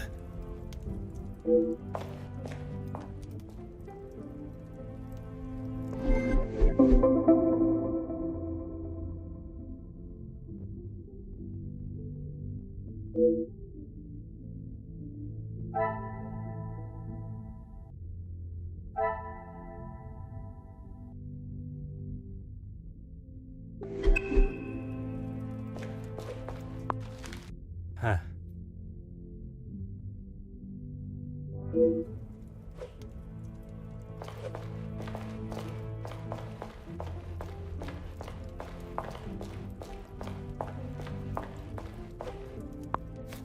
Ah.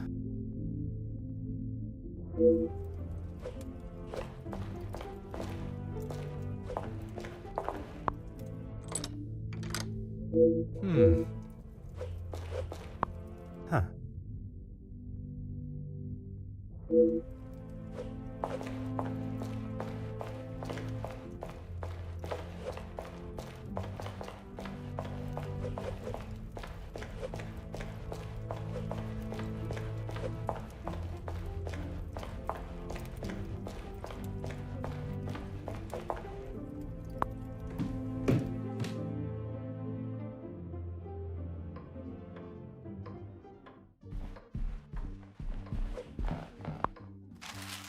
Aha.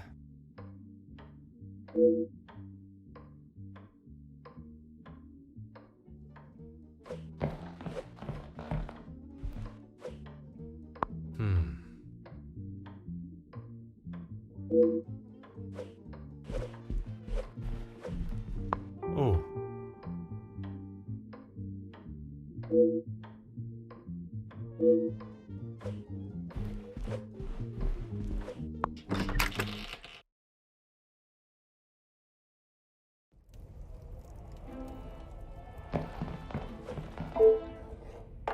Aha.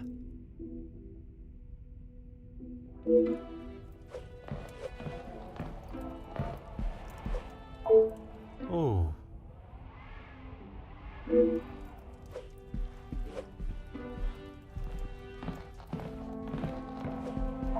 Oh.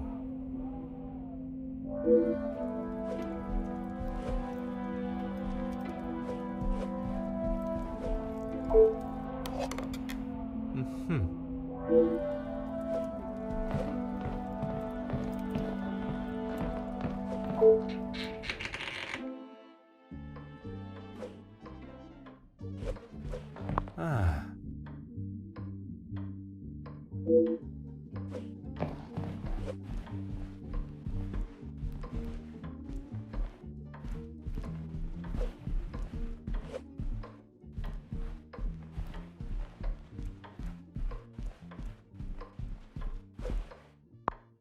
Aha.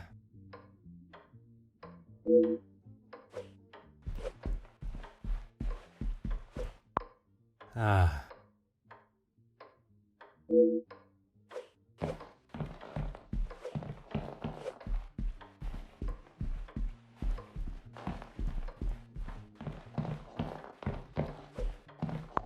Oh.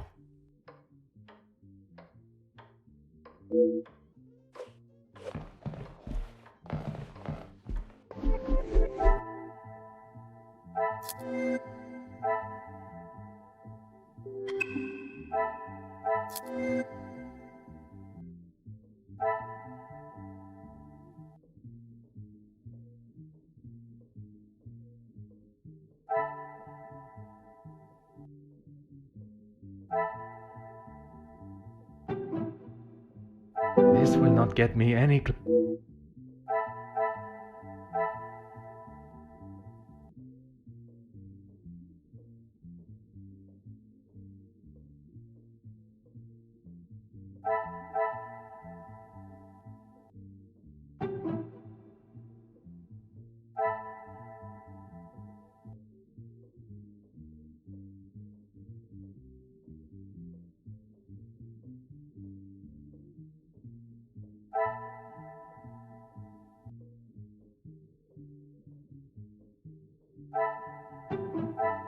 Is there some...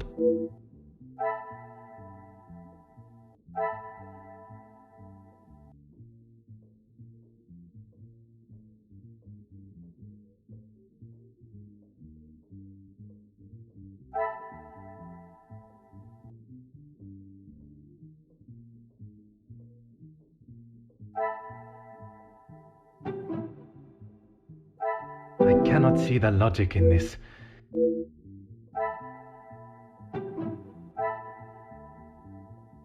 Order and method.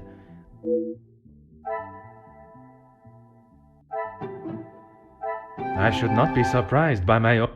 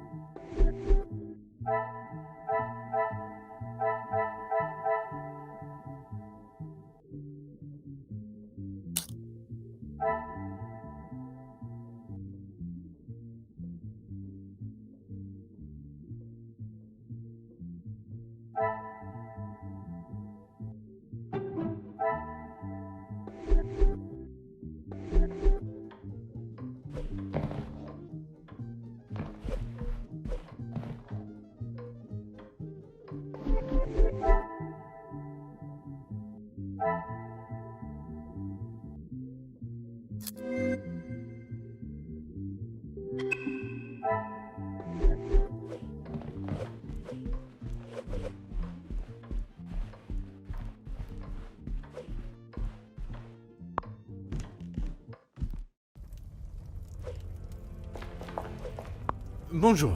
Allow me to introduce myself. I am Detective Hercule Poirot. Detective, I hope you're not here for me. Not that I am aware of. Should I be? Ha! Ha ha! Not often you meet a detective with a sense of humor. I'm Zakaria Demir, but you can call me Zach.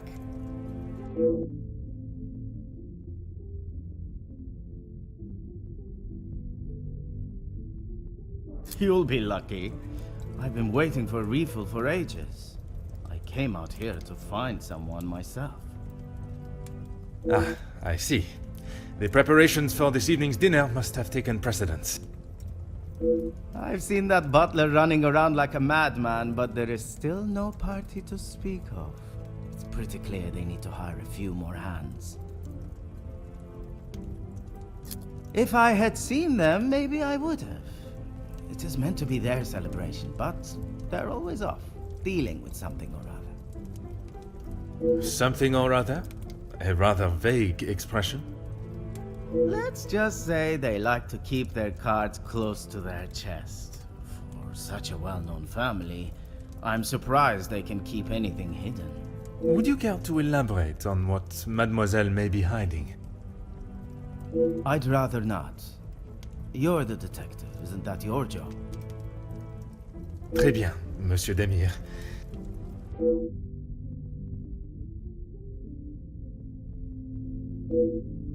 I shall take up no more of your time. À bientôt.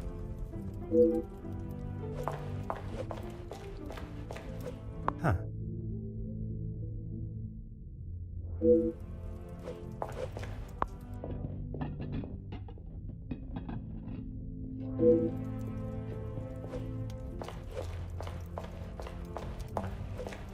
Huh.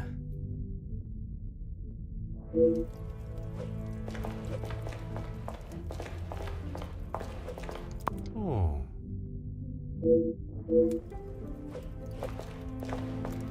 Hmm.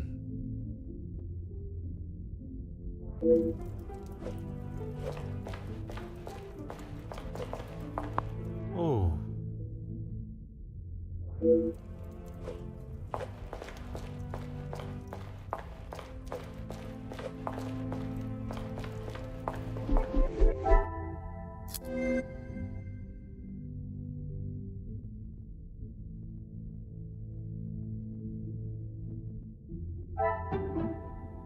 This will not get me.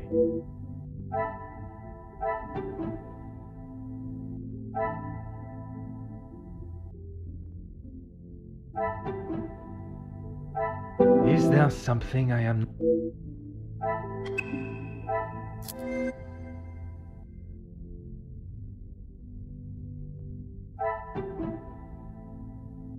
Order and method.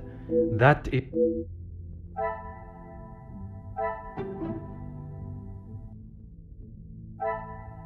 Magnifique.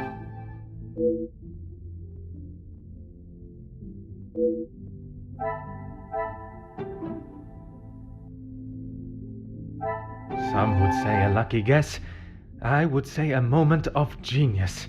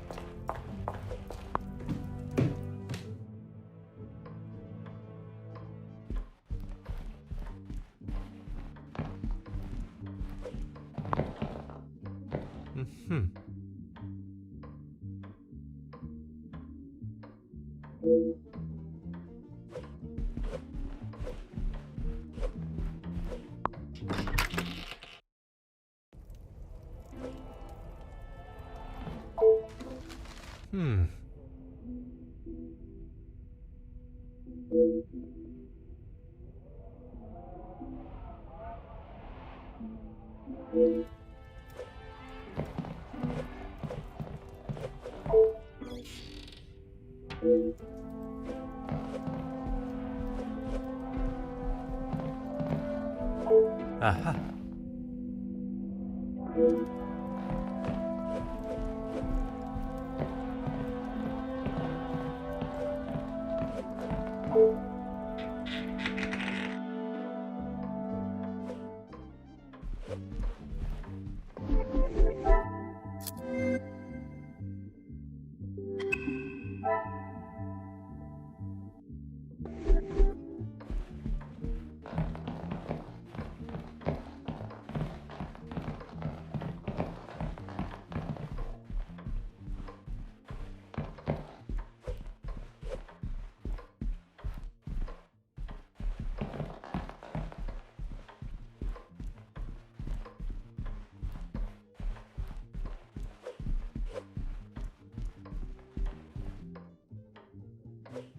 You must be Detective Poirot. Welcome. Allow me to introduce myself. Gideon Demir. The fiancé to Mademoiselle Angeline. The pleasure is all mine. Angeline spoke so highly of you. It sounds as though you are the man that can sort this terrible mess out. I am, monsieur. You have my word.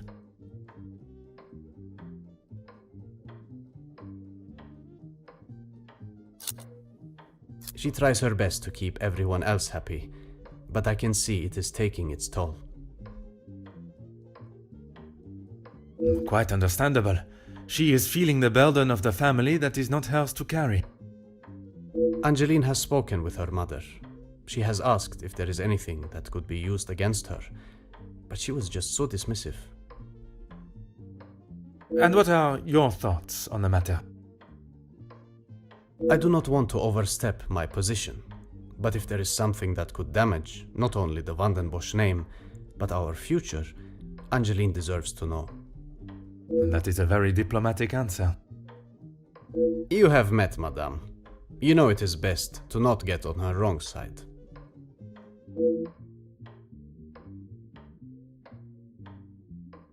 Mostly friends of the family, a couple of business associates of mine. Quite a mix from all walks of life. With regards to the blackmailing, can they be trusted, or should they be considered suspects? Angeline is struggling to trust anyone right now, but Madame Vandenbosch, as it is her house, thought it was best for us to have them all present. And they will all be staying in the house? Yes, it is a rather full house. All 6 guests will be staying on this floor. The family resides on the 2nd floor, as does Felix. I will be sure to speak with them all. However, I will keep my identity and purpose for being here hidden, at least until I have made my initial introductions. I'm afraid that ship may have already sailed. Once the Comtesse gets wind of something, a detective coming to the house, for example, you can bet everyone will know. You are very observant, detective. You would be wise to keep that perceptive nature while you're here. I'm sure you are correct, but I'd like to return to your feelings towards the Major.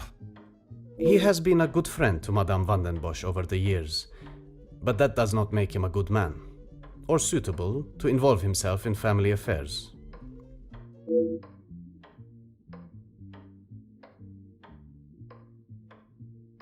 Merci, monsieur. I shall leave you to prepare for tonight's celebrations.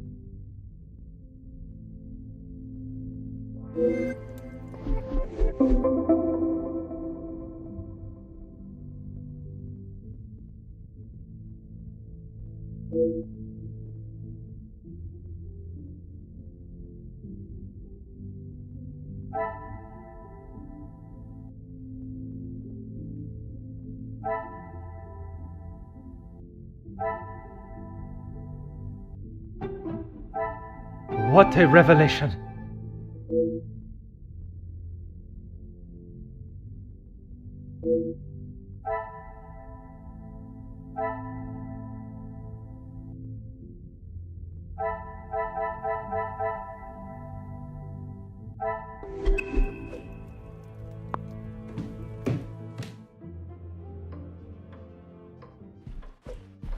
Please, ask away, detective.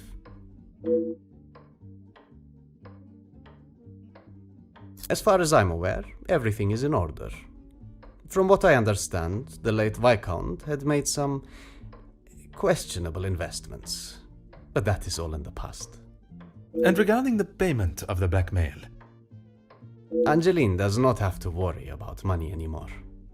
I was born into some wealth, and I have earned my own fortune.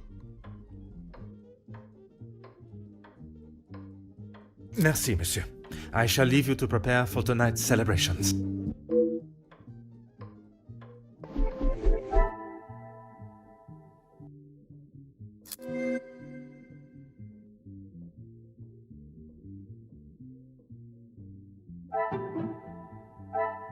Come, my little grey cells. We must think. I should not be surprised by my own skills of deduction.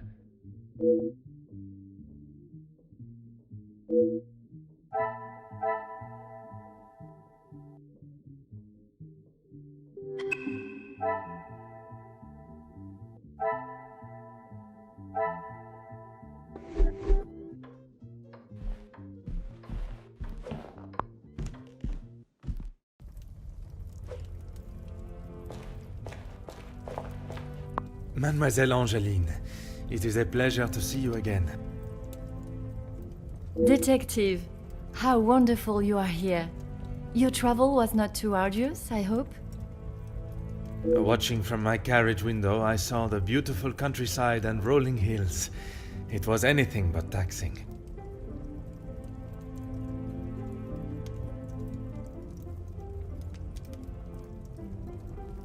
I'm truly thankful you could make it here at such late notice.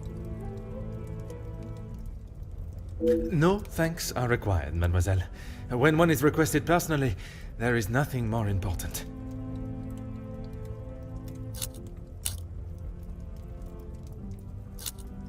Yes, Maman has quite a collection, although they are not all to my taste. Most, in fact. The painting of the saints, in particular, it is quite exquisite. Is it connected to the house in some way? The one in the hall? If you look above your bedroom door, you will see one of their names. I believe they were originally carved to watch over the occupants.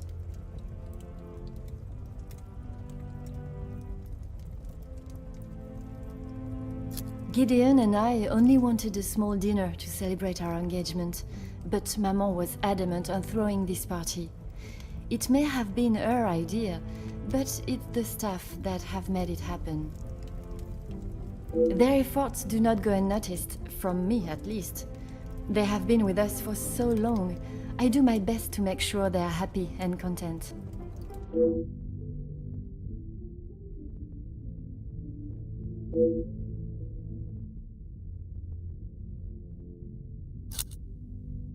Oh, Detective, I'm afraid I just don't know.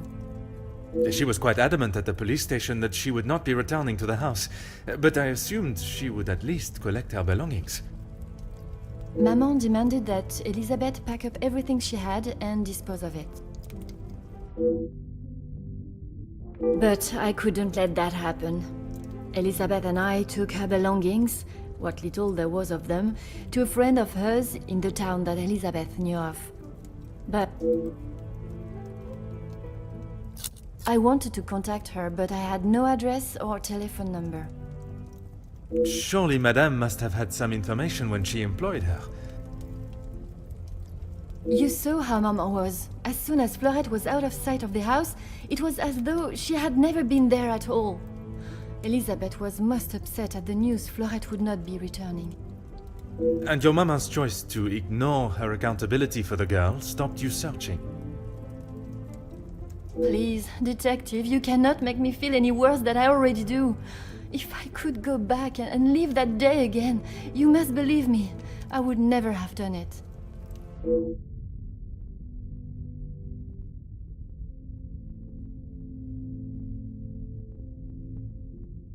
Only Maman, Elizabeth, my beloved Gideon, and you, of course.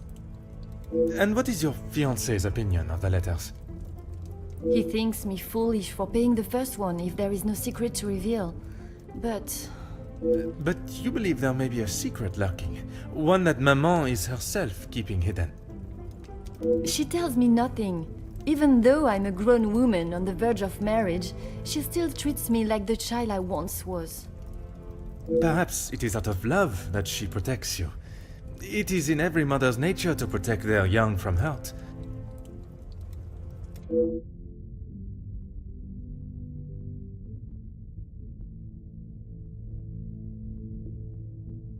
Not a single person. I don't know anyone that would stoop so low. The guests that will be joining us tonight, they are ones you can trust? I hope so, Detective. Before the letters arrived, I would not have thought twice about it. They are all close friends of yours, I assume. Friends and colleagues. Gideon has spoken positively about them.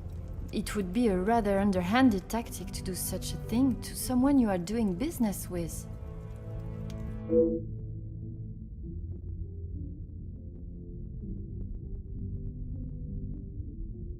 Merci, mademoiselle.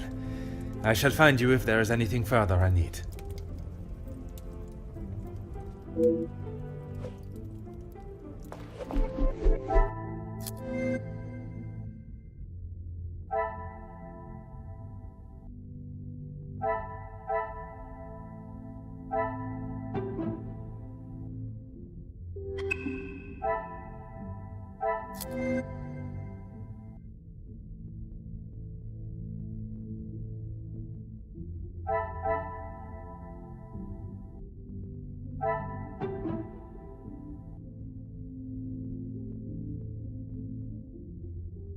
I must take a different approach if I am to...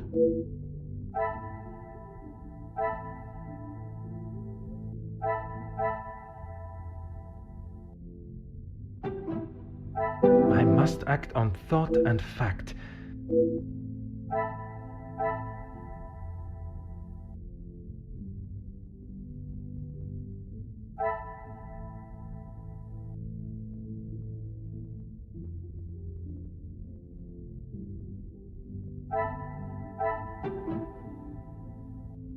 I cannot see the logic in this. Perhaps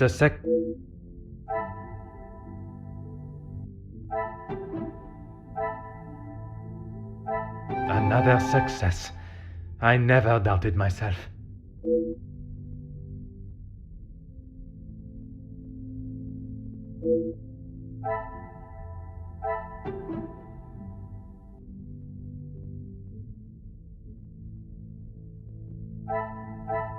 The pieces of the puzzle are finally coming together.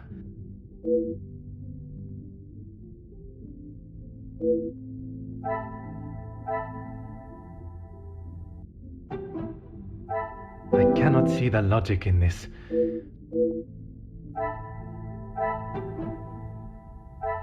Things are beginning to become clearer.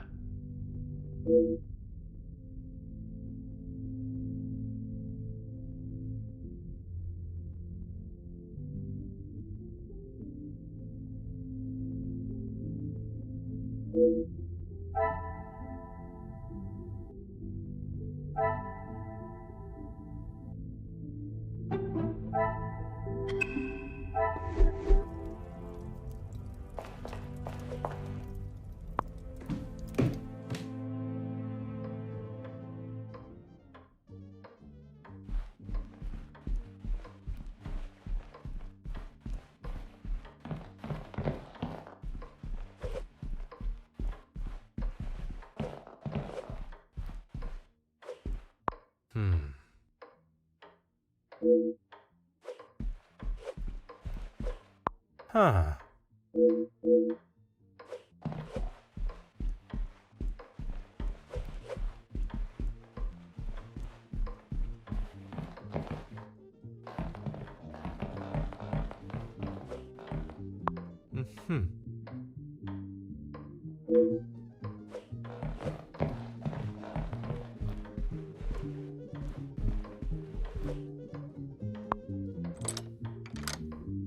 Oh.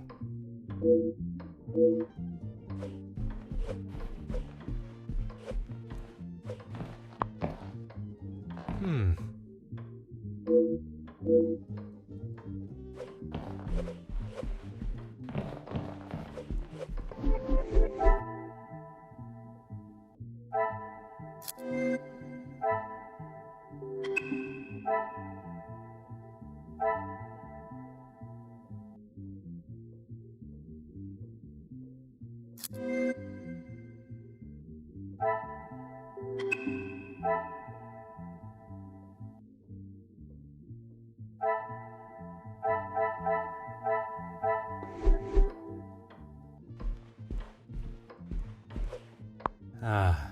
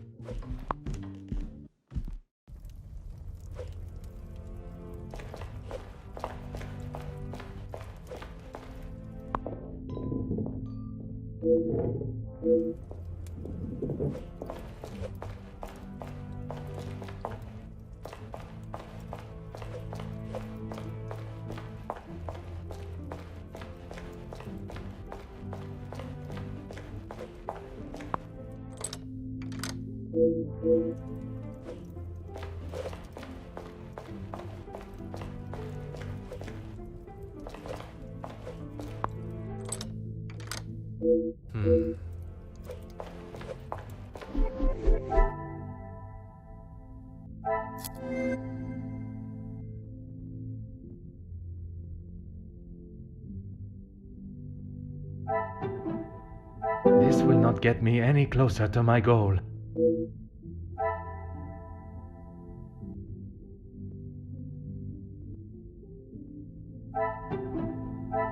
I should not be surprised by my own skills of deduction.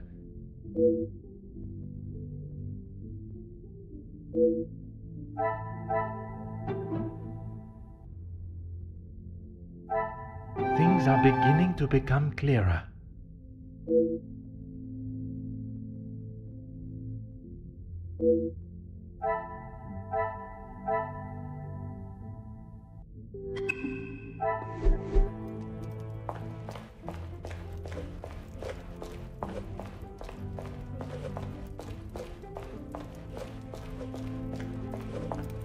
Detective, it looks as though I might be out here all weekend. What can I do for you? I'm a guest. I shouldn't have to go around chasing them. Perhaps the party preparation is more of a priority. It's not my fault they aren't ready. Why don't I wait here while you check in the butler's pantry in the east corridor? I think I saw a maid go in there earlier. I shall take up no more of your time. À bientôt.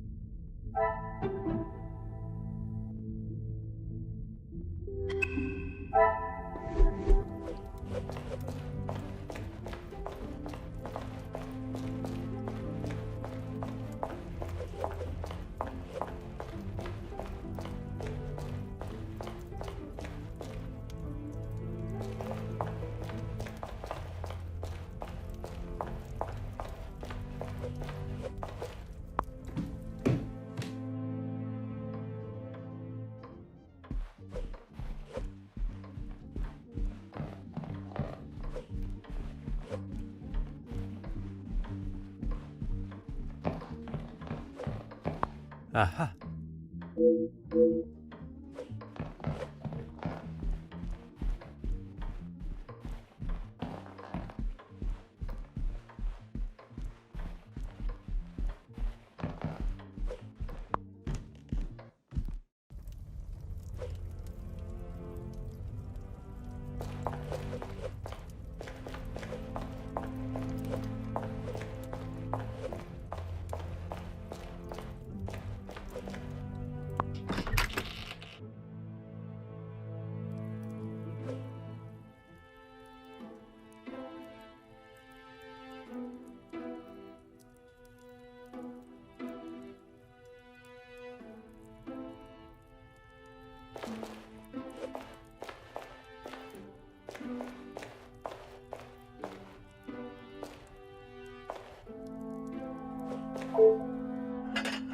Huh.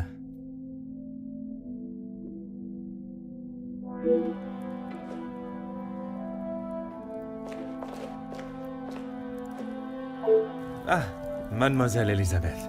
What a pleasure to see you again.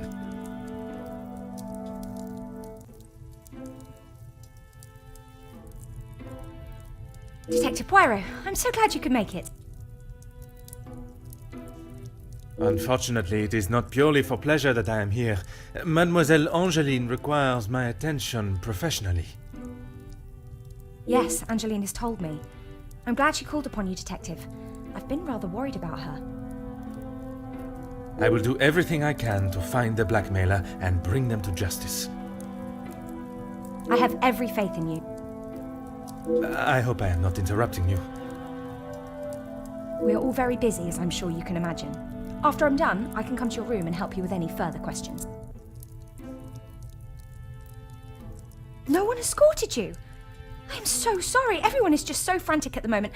Madame has requested all staff prepare for this evening. And you have been tasked with jobs in the pantry. Surely your talents could be used elsewhere. I do as Madame asks. Well, as Archie asks. Monsieur Sterling, Yes, I met him when I arrived. A charming gentleman. He did give me some rather vague instructions to find my room, though. I can only apologise on his behalf. He would be mortified. I'm afraid I cannot be of much more help, but I believe you are located next to Mr. De Silva. By all means, the house is yours to explore.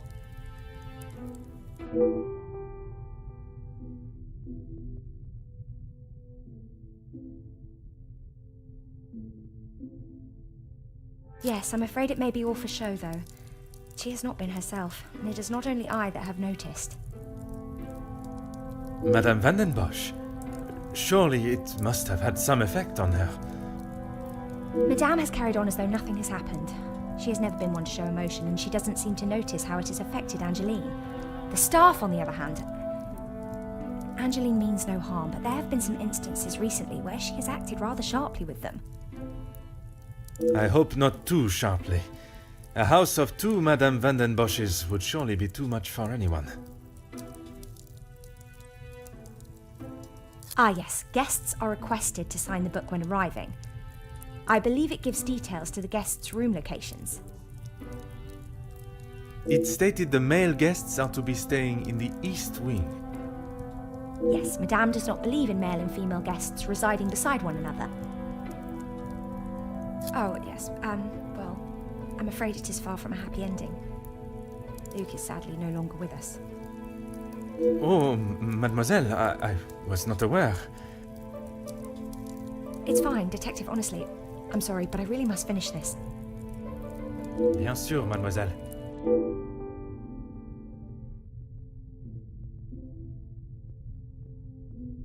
Merci, mademoiselle. Pleasure is mine, Detective.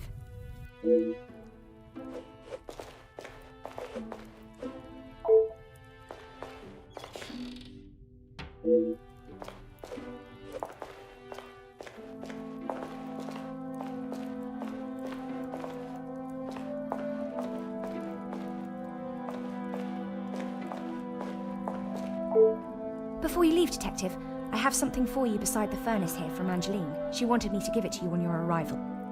Merci, mademoiselle.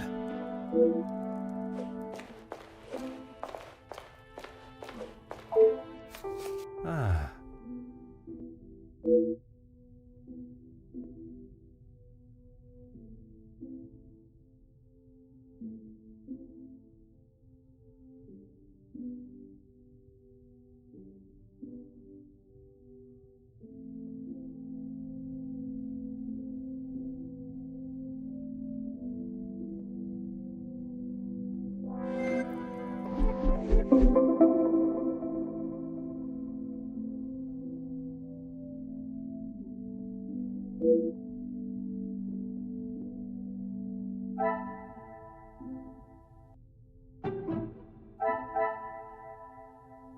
The pieces of the puzzle are finally coming together.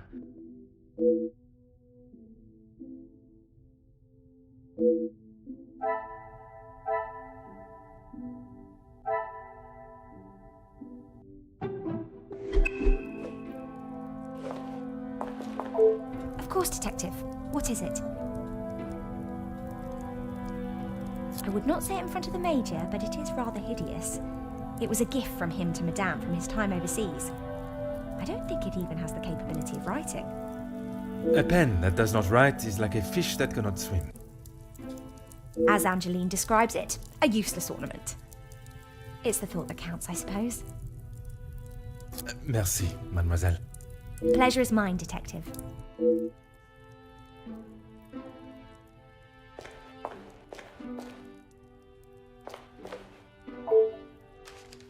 Oh.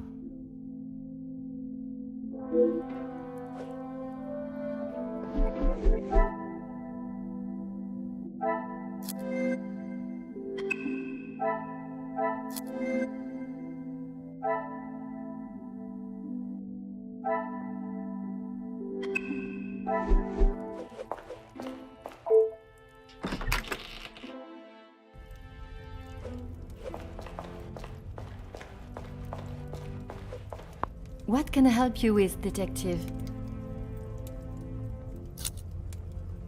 As you would expect, she has been in quite a state.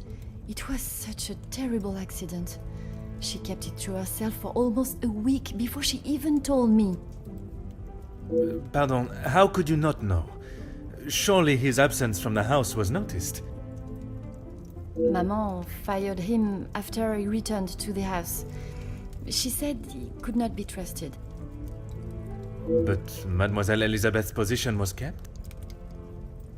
I begged Maman for them both, but she said if he was willing to go behind her back, what else could he do? Falling in love is a far cry from committing even the smallest crime, n'est-ce pas?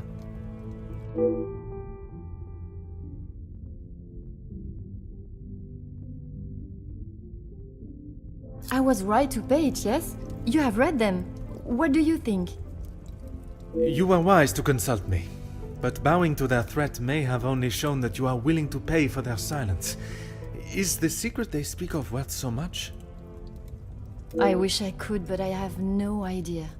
The letter was addressed to me, but I have nothing to hide. Maman took one look at it and disregarded the whole thing as someone's idea of a joke.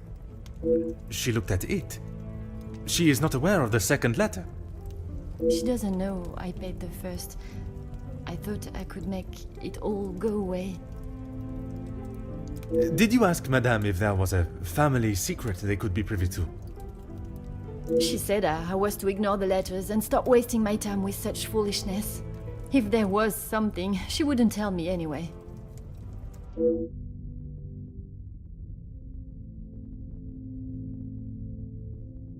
I couldn't ask Maman for the money. She was angry that I had even considered paying it. Gideon offered to help. Pardon, did he not think you foolish for paying? He did, but he said he couldn't stand by and watch me in so much distress. How honorable. We are soon to be married, Detective. A loving partnership that faces their troubles together. They are his words. I did not mean anything by it, mademoiselle. You have found yourself a husband that will stand by your side and do what must be done to protect you. I am most pleased for you. She has been a kind shoulder to lean on through all this mess, but it is her I worry about. She has been through so much. I was not aware of what had happened, and by mentioning, I fear I may have only made it worse by dredging up the past. Do not punish yourself, Detective. You are not to know. I don't think your honest mistake will make much difference to how she has been feeling recently.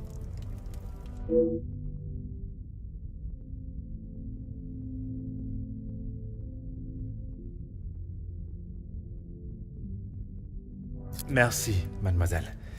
I shall find you if there is anything further I need.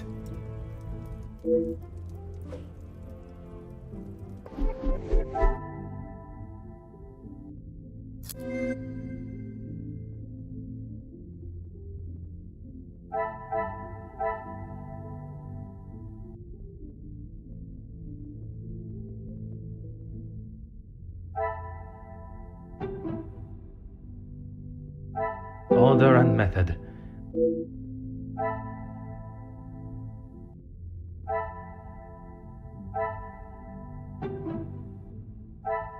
Come, my little grey cells.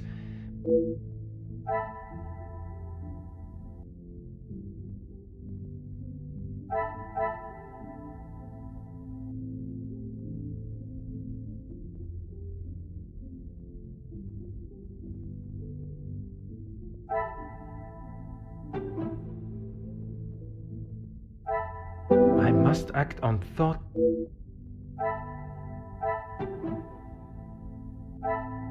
What a revelation!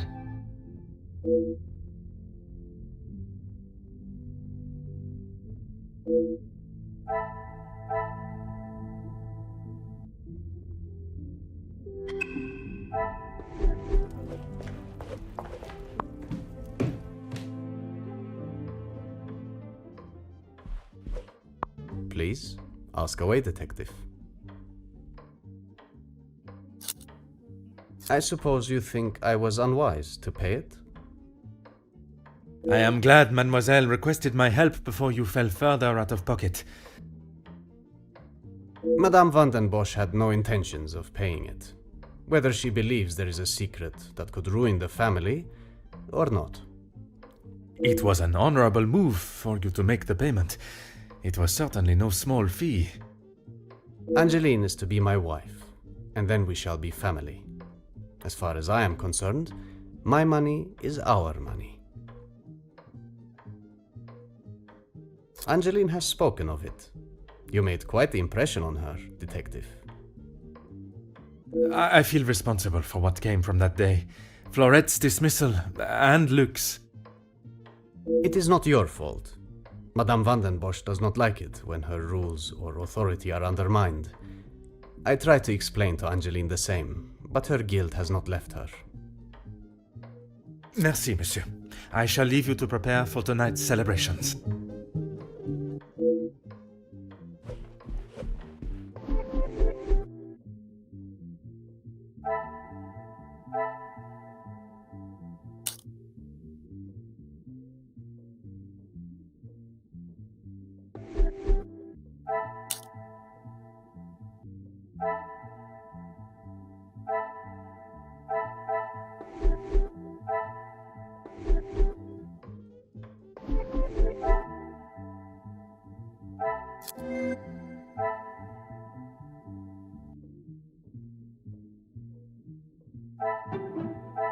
Is there something I am not?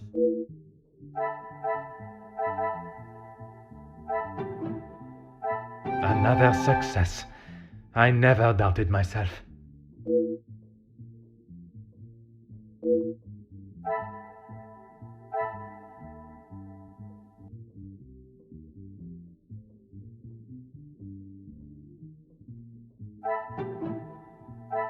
Some would say a lucky guess.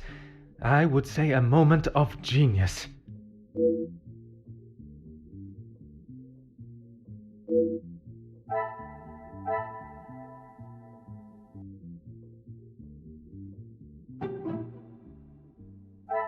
I must take a different approach if I am to uncover the truth.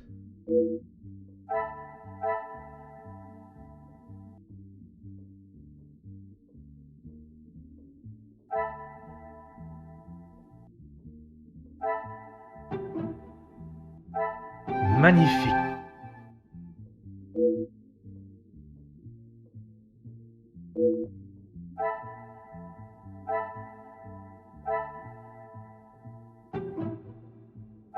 I must take a different approach if I am...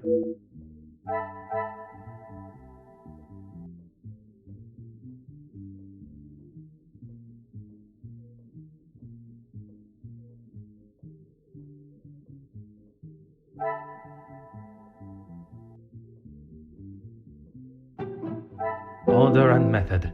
That...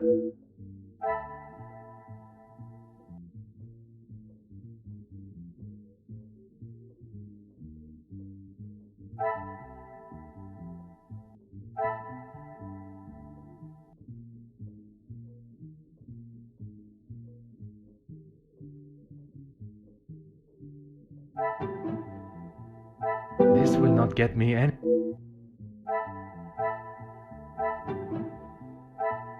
Things are beginning to become clearer.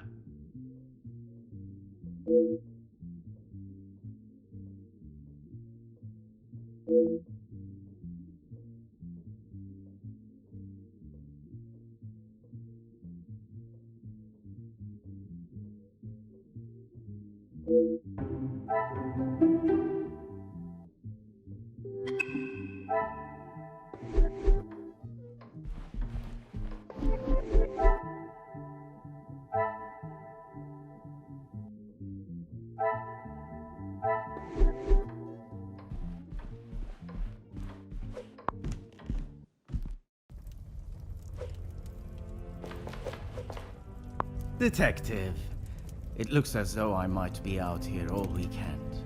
What can I do for you?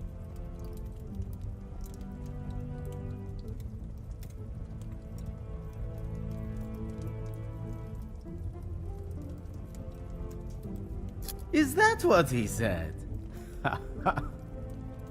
I can barely understand most of what he says with that accent.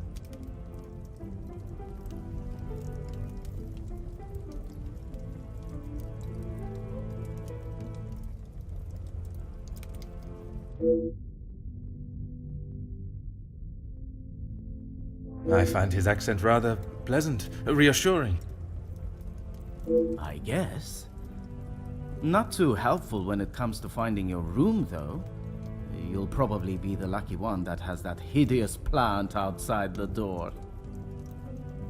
I shall take up no more of your time. À bientôt.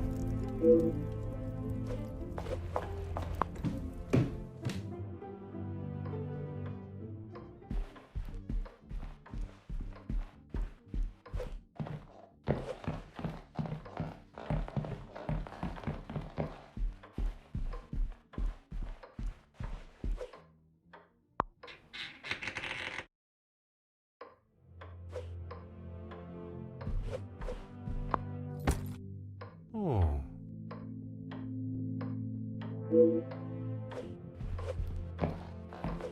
Huh.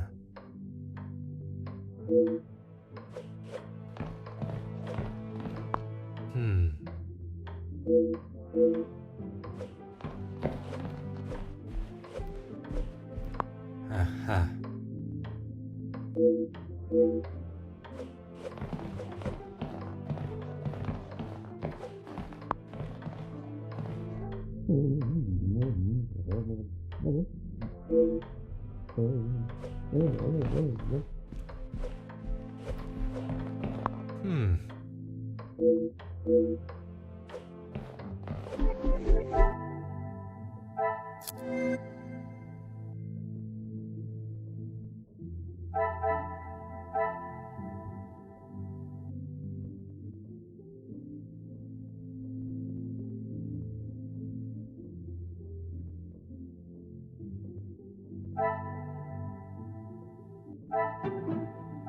Is there something I am not seeing?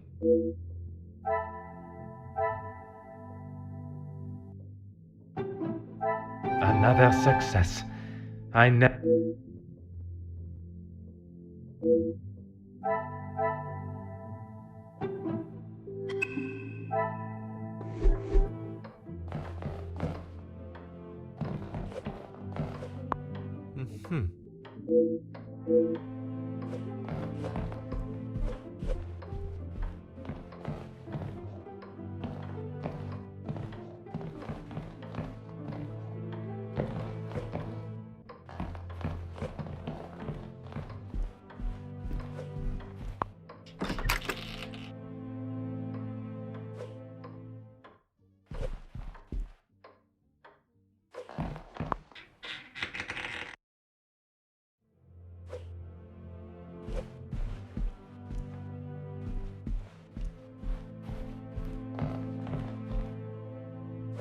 Huh. Aha.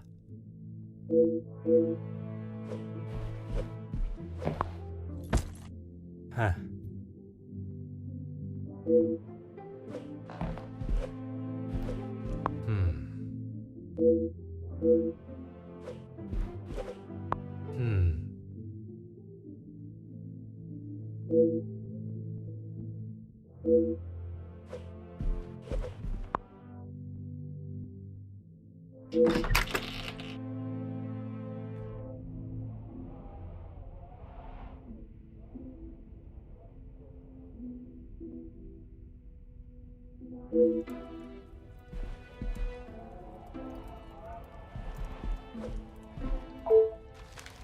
Oh.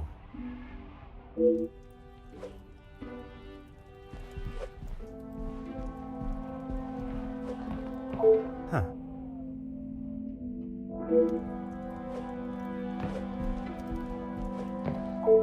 Ah.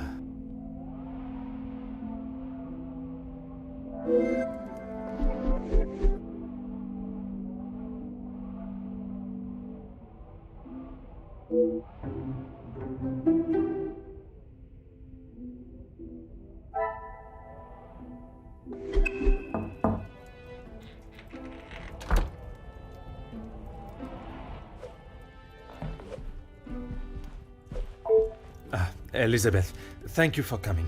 I shall not take up too much more of your precious time. Not at all, Detective. I had best not be away for too long. Madame would not be pleased when there is so much work to do. Well, mademoiselle, if anyone was to ask, I required your urgent attention with a delicate matter. That should be enough to give you a moment's peace. Thank you, Detective. I have heard whispers, but this town is full of busybodies. It's hard to know what is the truth and what is hot air from socialites trying to outdo one another. I would not have thought you want to join in with such chatter. I'm not, but it can be hard to ignore. I try to quash any talk of it in the house. But it's easier said than done. When the staff are together, it seems to be a competition to see who can dream up the most scandalous rumour. You are a loyal maid and friend. Mademoiselle Angeline is fortunate to have you. It baffles me why they would target her in the first place. She has such a kind and pure soul. That may not be what you remember of Mademoiselle, but she has grown into a kind-hearted young lady. I was wary of that when I arrived, but I myself can see a change in her, a maturity. And if it is as kind and pure as you have stated, she should not be troubled by the letter. Letters, Detective. I brought you the other.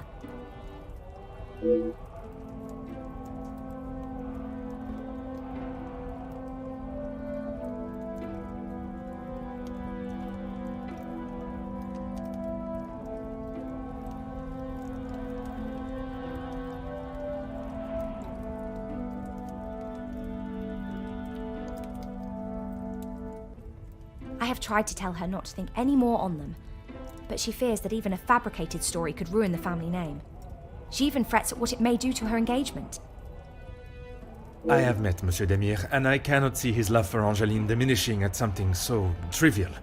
Merci for bringing this letter to me.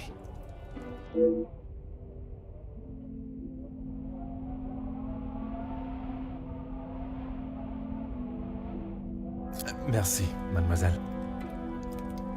Pleasure is mine, Detective.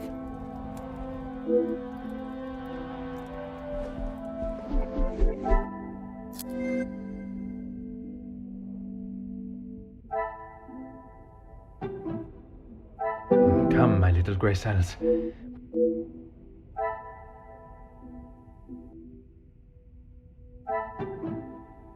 The pieces of the puzzle are finally coming together.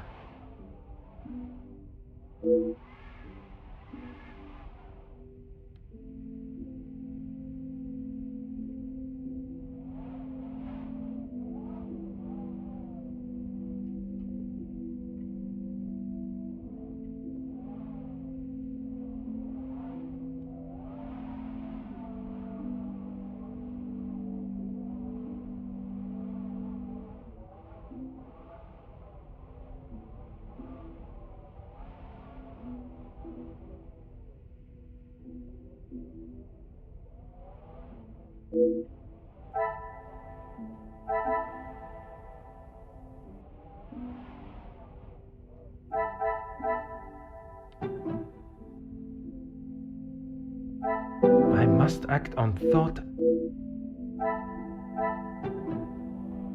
I cannot see the logic in this.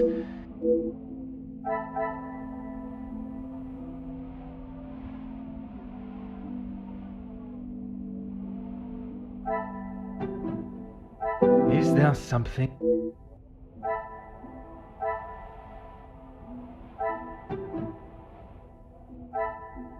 What a revelation!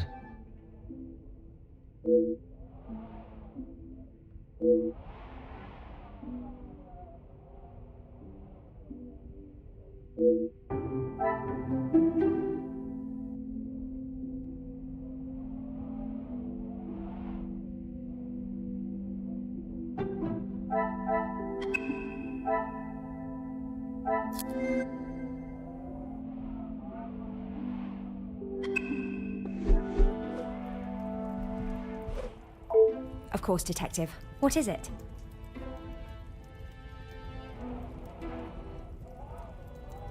That is news to me, Detective. The deeds to the house that have been left on the table. Perhaps I am jumping to a hasty assumption. Oh no, Madame asked Archie to inquire in town about having the house registered as a landmark.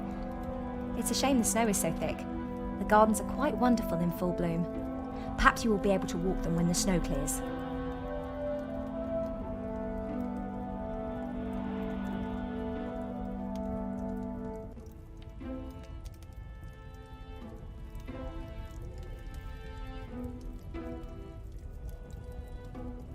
She will no doubt be with Master Gideon. The party was just beginning when I came upstairs. That is my cue to make a grand entrance. Am I presentable enough for the creme of society? Quite handsome, Detective. Merci. If you catch me snoring, please poke me in the ribs. I will use Madame's sharpest poker.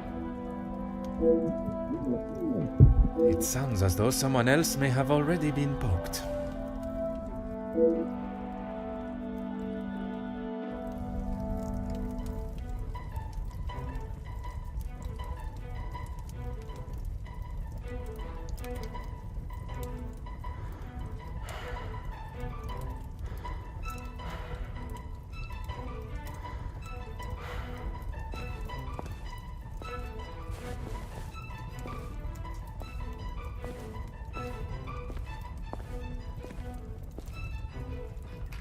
Ladies and gentlemen, please, if you would be so kind to return to the party. With all this excitement out here, I believe that is an end to the excitement, as you put it, Monsieur Demire.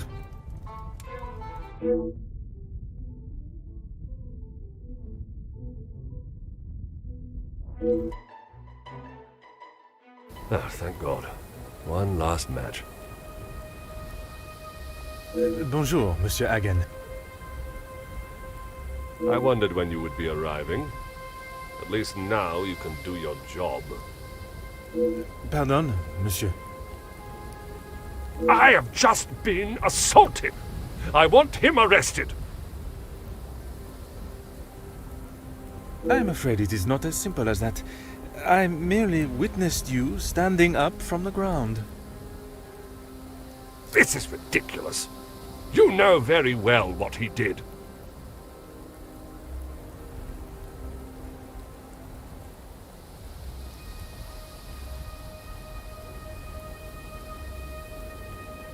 Perhaps you could elaborate on what instigated the altercation. I should have known you wouldn't make things easy.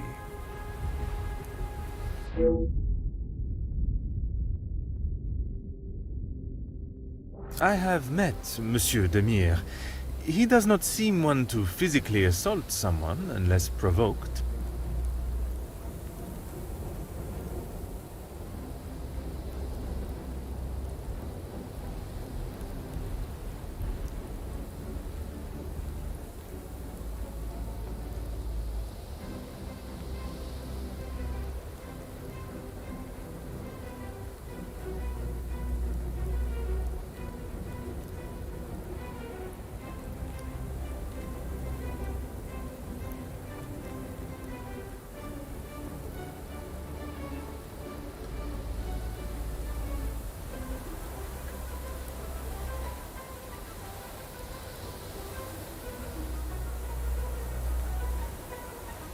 I hope you're not implying that I started it.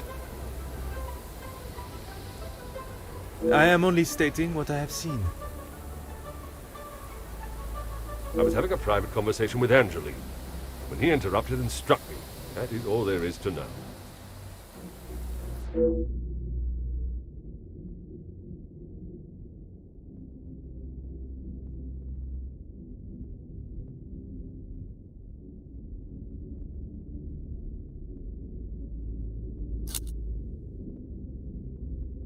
I would not act any other way. Well, unless I am provoked. You have grown rather close with the Vandenbosch family, it seems. What has my relationship with the family got to do with anything? Why are you even here, officer? Detective. And I was invited by Mademoiselle Angeline personally. Seems to be mistake after mistake with that girl.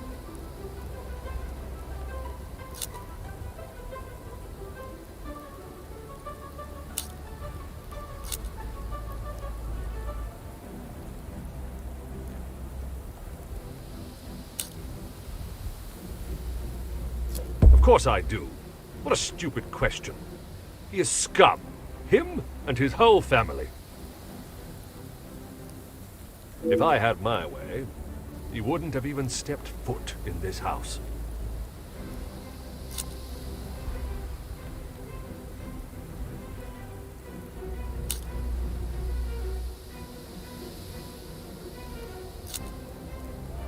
Officer Poirot, are you going to do something about him or not? It is Detective Poirot. And if you refuse to answer my questions, I do not see how I can continue. I just don't know what she sees in him. Angeline could do so much better. I don't think she realizes what she is getting herself into. I can't imagine her living a happy life with that. I see. Merci, monsieur, for your honest opinion, whether I agree or not. I shall leave you to your cigar and return to the party.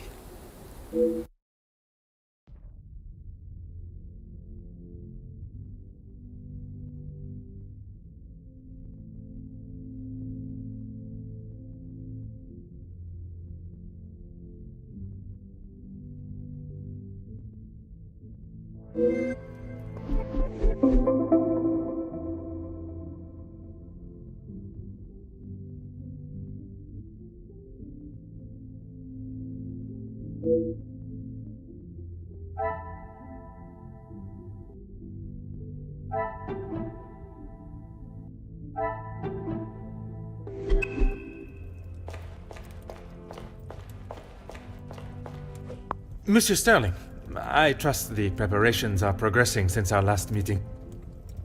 Please, Detective. Archibald is fine. Everything is in order now. Are you ready to join the party? You are head butler of this house. It is a position that warrants respect, and I shall continue to give it, Monsieur Sterling. And I must admit, it is the smell from the kitchen that has my attention more than the party itself. Rehana is quite the cook, but it will still be some time. Maybe you'd like to enjoy a drink while you wait. Some of the guests are already in the salon to your left. And the remaining guests are in the library on the first floor. I will be sure to explore both. Merci. Dinner will be served in the dining room, but the rest of the evening is yours to enjoy. You have all certainly been working hard, it seems. Very hard. The lady of the house wanted everything a certain way, and that's how it was to be done. It is my responsibility to look after the house and staff, not to resolve petty disputes. I cannot imagine he will be in any mood to attend the party. He often has a cigar to calm down, and if that doesn't relax him, that temperature outside surely will. Merci. You have been most helpful.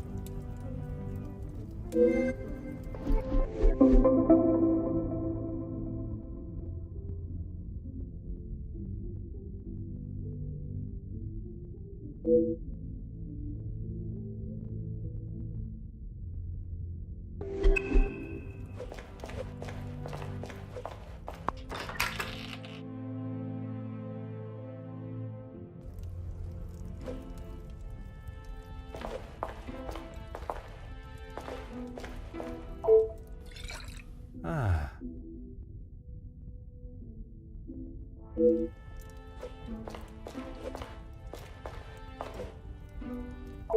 Monsieur Demir, we meet again.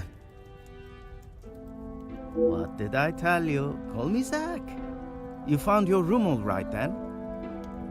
I did, and a charming room it is. I don't know if I would call mine charming, but if I drink enough, it won't matter. That's okay. At least you actually care. Not like most of the others here. I'm the groom-to-be's older, more handsome brother. Ah, oui. I see the resemblance now. How wonderful that you can celebrate this occasion together. I'll stop you there. The only wonderful thing about this celebration is the free food and drink. You are not pleased for your brother. Angeline seems nice enough, but marriage is not for me. What is there to gain from tying yourself to someone for the rest of your life? Besides the money. Recently, not a great deal. Well, except for enjoying myself. I was once a field medic in the military. A noble occupation. Did you not want to make it your career? It wasn't my decision to make. I certainly don't miss the battlefield, that's for sure. I'm sure he's fine. You don't need to worry about him. Always the knight in shining armor, riding in to save the day. Saving the day from who, exactly? Well, if Gedeon is the knight in the fairy tale, Felix is the dragon. Felix the Major. Ha! Always there, thinking he is better. Just because he was a major. We all know how he got there. In his mind, that puts him at the top of the chain.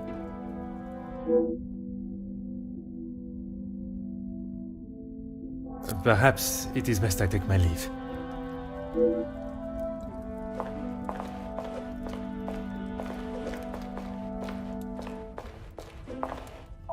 Madame Vandenbosch, congratulations are in order on your daughter's engagement.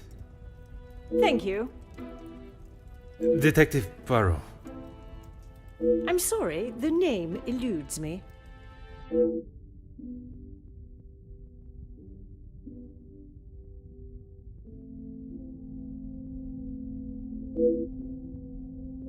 Once Officer Poirot, I investigated your daughter's missing bracelet. Oh, it's you. There is no missing jewelry here today, so we are really not in need of your services.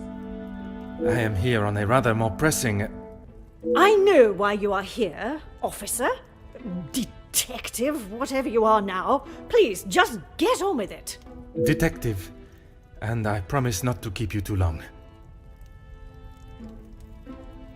Angeline is her own woman now. She can fight her own battles. She does not need her husband to be stepping in. And what battles would they be? Nothing that concerns you, detective.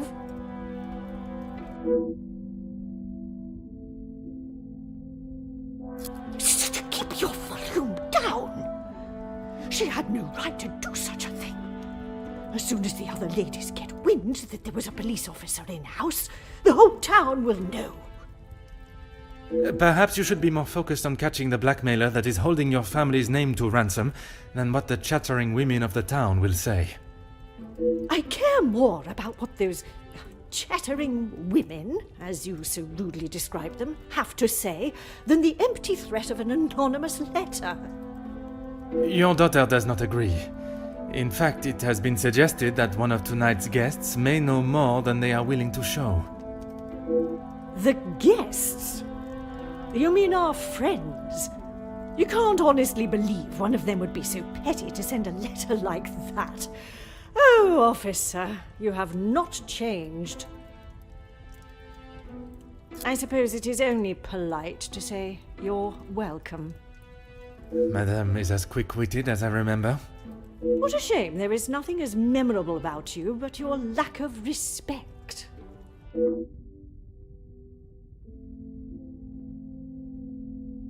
What do you mean, protecting?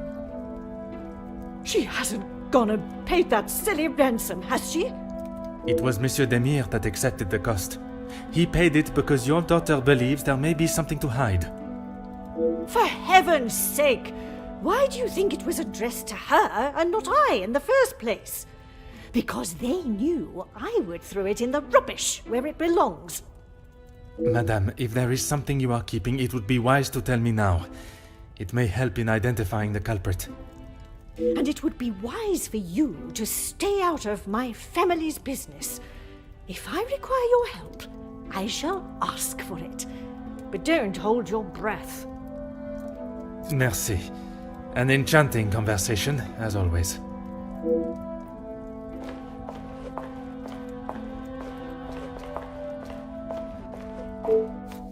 Oh.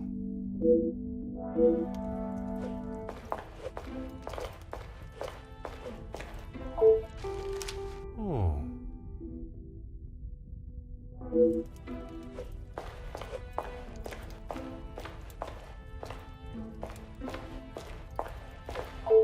Allow me to introduce myself. Hercule Poirot. Detective Hercule Poirot? I heard we were being joined by one of the King's finest officers. Oui, madame. I see my name precedes me. Comtesse Margot de Vos. Charmed, I'm sure. It is I who is charmed. Handsome, well-mannered, and a man of the law. I did not expect such a fine caliber of gentleman at this party. Comtesse, your compliments are enough to make a young detective blush.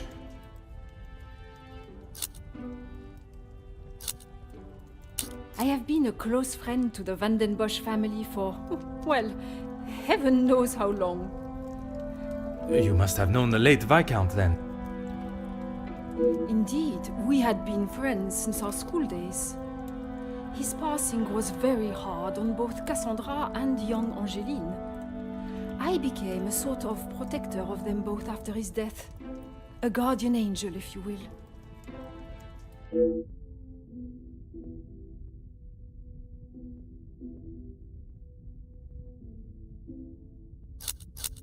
A strapping young man. Angeline has found herself a good one. They certainly make a handsome couple. Speaking with them both, it is plain to see, even to one that is unexperienced in such emotions, that there is a great deal of love between them. When they are together, it is obvious for all to see, even at such a young age. But who are we to judge what the heart wants? You will find Felix at the center of any trouble, especially when it concerns the ladies of the house. I understand he has made himself quite at home here. What an understatement! He thinks his friendship with Cassandra entitles him to anything and everything in the house, including certain opinions of how young Angeline lives her life. He does not approve of Monsieur Demire? You'd have to ask him, or rather speak with Gideon's brother. He will have something to say about Felix, I am sure.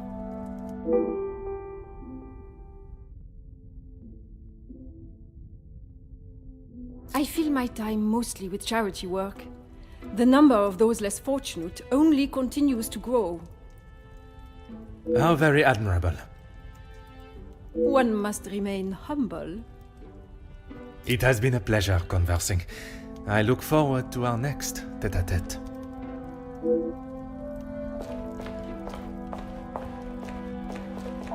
Fire away, detective.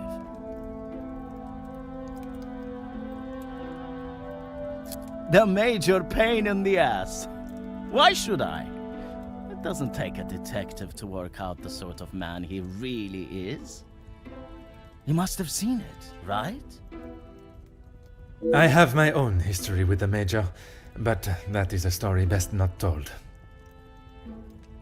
I think it's a story best told now. It can't be any worse than what he did to us during the war. You fought together in the war? We were on opposing sides. The subject of war is a difficult topic for everyone. Perhaps it is best to discuss something else. If you had seen what I have, what he has done, you wouldn't side with him. I am taking no sides, monsieur. It is just not conversation fit for a party. Perhaps it is best I take my leave.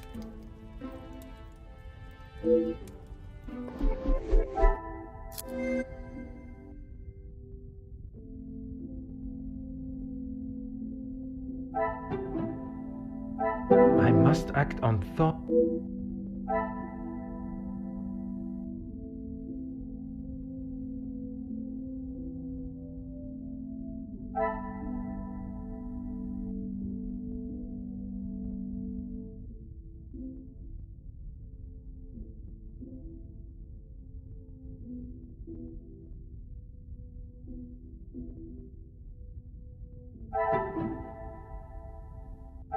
Order and method.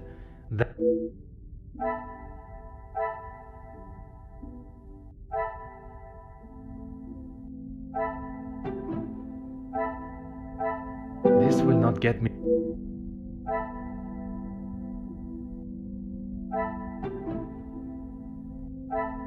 Magnifique.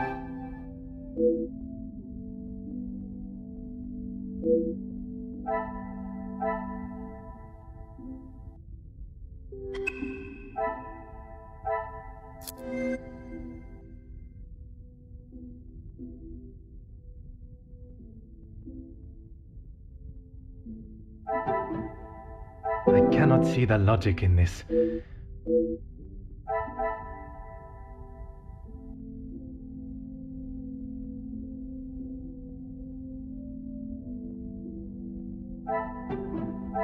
Some would say a lucky guess.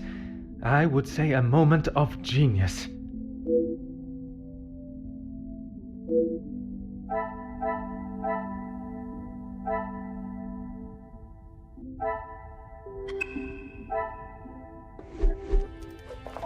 Fire away, detective. I have a drink, but thanks anyway. I just would not like to see things get out of hand. Don't you worry about me. I've got it covered.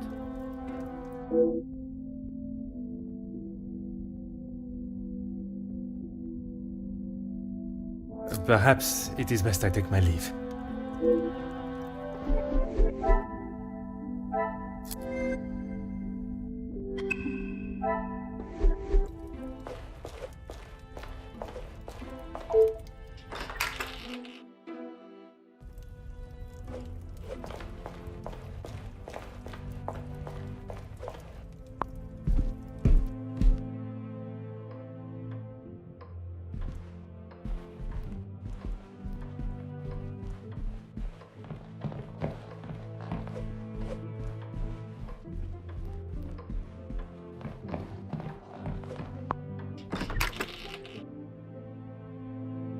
I told you, you're barking up the wrong tree. I'm not a reporter.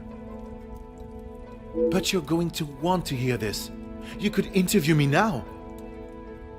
And why would I want to spend my evening doing that? The world needs to know. You want to sell papers, I want the truth to be known. Win-win. I came here to enjoy myself, not to hear a second-string version of... I was there. I saw the whole thing, including who was ruining the show. All right, I'll bite. Let's talk later.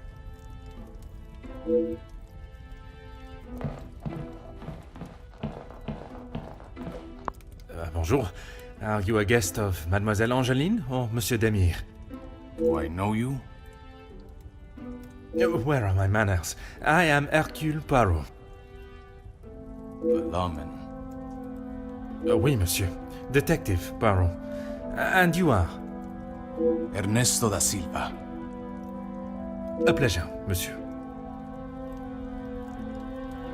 I'm a man of business. I see. Is there a particular area of business that is your focus? Overseas investments, international relations. I also own a number of factories in the city. Très bien. Monsieur has many talents.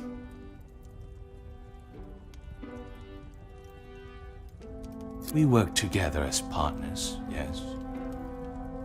You must know the Van den Bosch family well, then. I help Cassandra, rather, Madame Van den Bosch, if and when she needs me.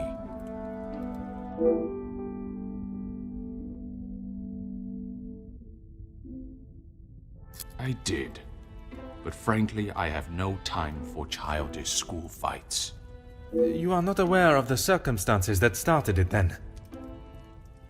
I heard something about a cigar. Only Felix would be petty enough to get riled up by something so menial. A cigar?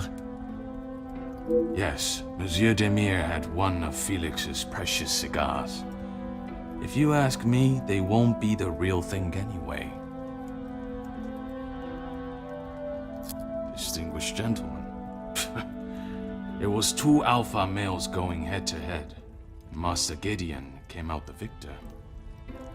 Surely we have passed the days where shows of unnecessary brute strength impress anyone. When it comes to the protection of a woman, we are far from it. Man will always return to their most primitive form. Mademoiselle Angeline, the Major has no place to feel threatened. Monsieur Gédéon is to become her husband. And he has spent the last however many years supporting them, as he calls it, clutching on to whatever he can. Merci for your time. It has been most intriguing.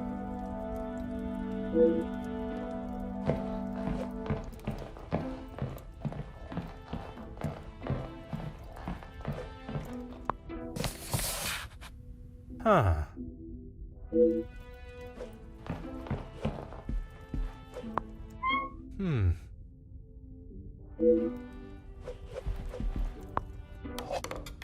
Huh.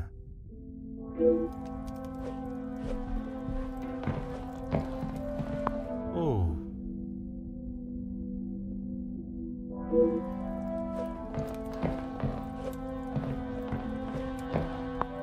Oh.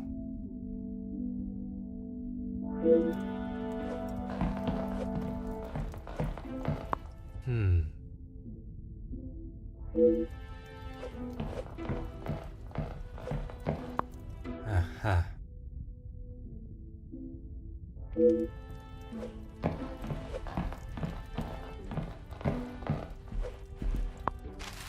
Ah.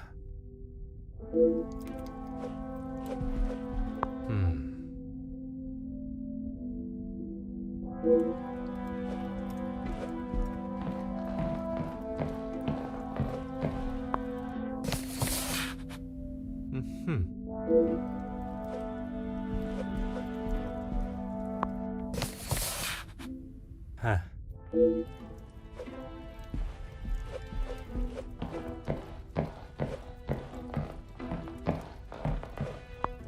A pleasure to make your acquaintance. Likewise. You're not from around here, are you? My name is Hercule Poirot. I am a friend of Mademoiselle, soon to be Madame, Angeline. I see. Jacqueline Conrad. No doubt you've heard the name before. I am rather embarrassed to say I have not, Madame. No need for the madame, I'm not married. Just call me Jackie. Oui, Jackie. Here's the thing. I'm one of those people you want to know, and not be on the wrong side of. Perhaps it would be wise for me to remain on your good side. It's the best place to be. You wouldn't believe what a couple of positive stories can do for a family name, or a career. And that is what you have done for the Vandenbosch family? A little help goes a long way, and from what I have seen, the ladies deserve some positive support. I heard, and it doesn't surprise me, there will always be someone trying to get something out of someone else. People are only out to help themselves. That is a rather pessimistic way of thinking. But it's the truth. And in my experience, more often than not, it's someone the victim knows, and knows pretty well. You make me question those I consider friends. And maybe you should. If you have something you don't want the world knowing, just keep it to yourself.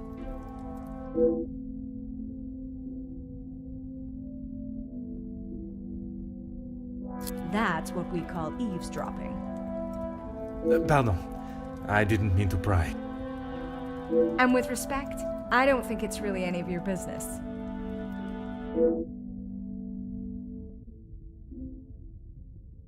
I must take my leave.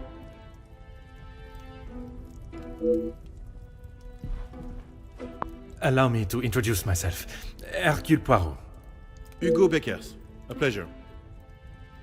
I hope I am not disturbing you.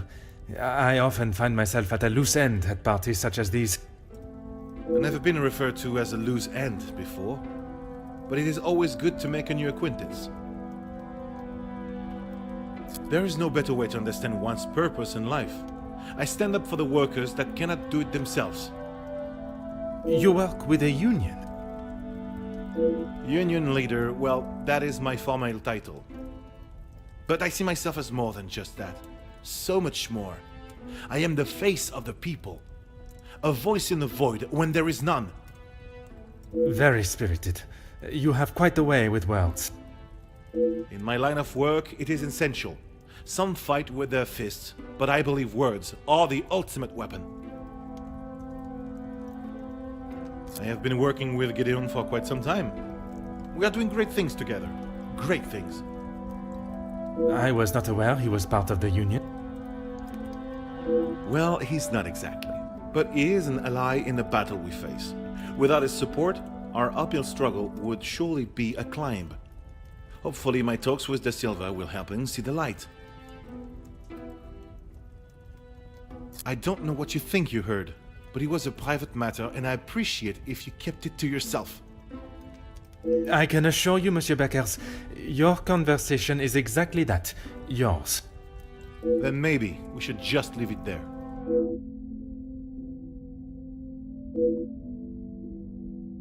Merci. If I find myself at a loss again, I shall certainly return.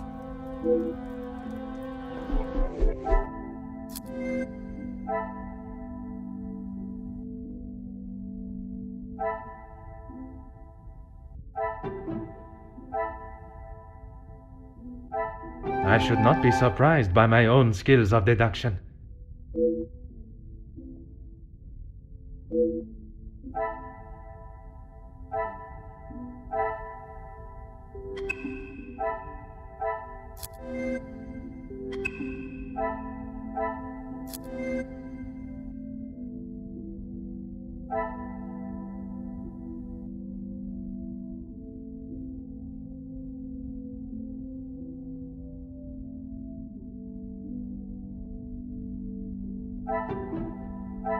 The pieces of the puzzle are finally coming together.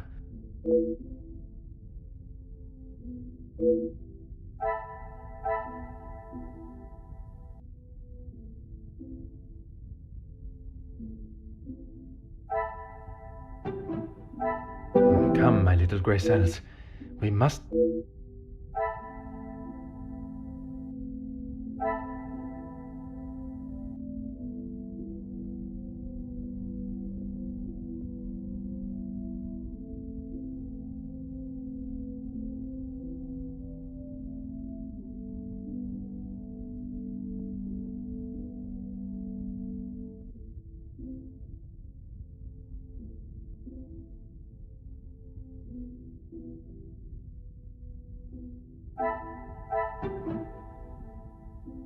I must take a different approach if I am to uncover the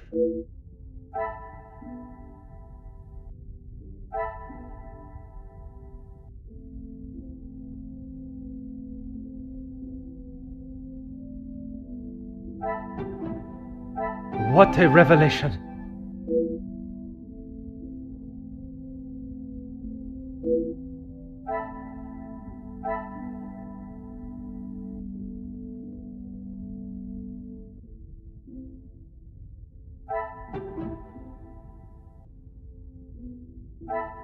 Come, my little grey cells.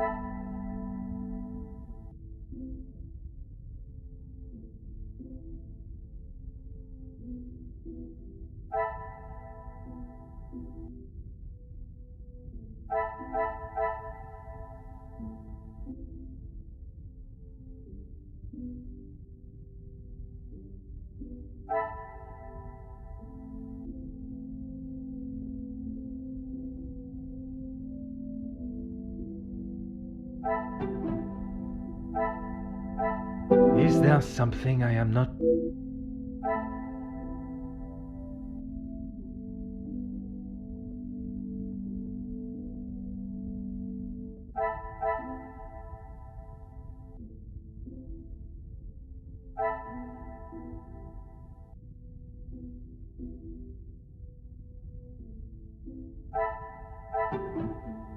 I must take a different approach if I...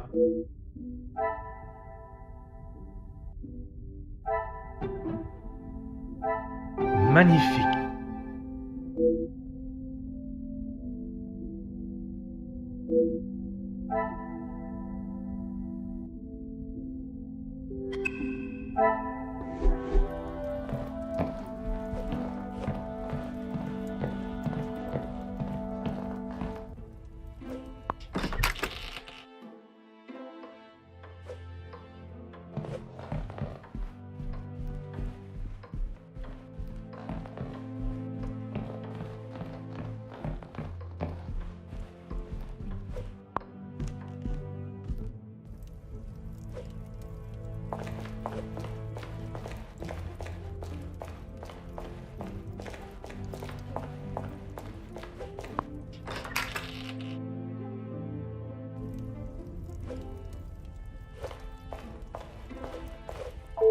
Fire away, detective.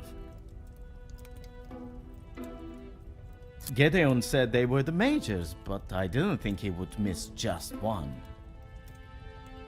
Ah, it was you that took the cigar. Me? Okay, detective, you twisted my arm. It was me. But I didn't even get a chance to smoke it. Gideon snatched it out of my hand. I'm sure he could afford to replace it.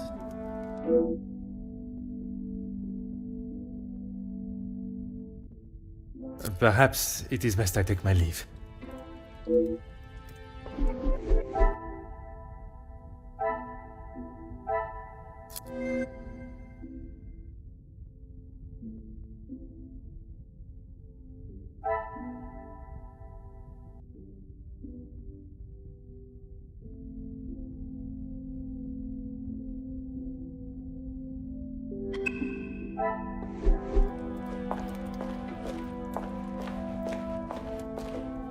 I am all yours, detective. He would say that. I mean, financially, yes. But what else does that man have to offer? I cannot imagine Madame Vandenbosch would be one to request financial help. After Edwin, the Viscount, died, the family was left in a rather unfavorable position. She wasn't requesting, chérie. She was begging. I see. Let's just keep that between us. It's a rather sore subject for her.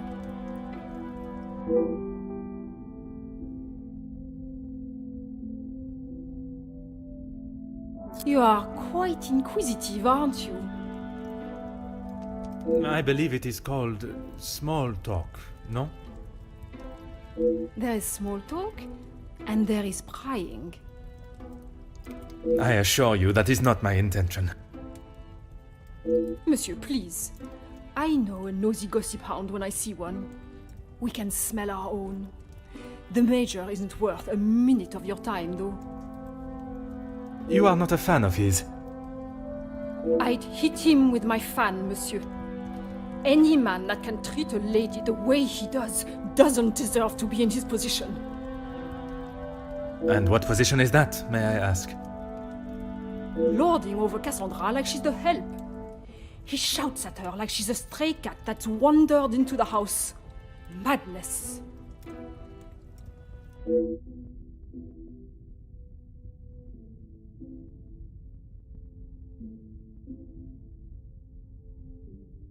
It has been a pleasure conversing. I look forward to our next tête-à-tête.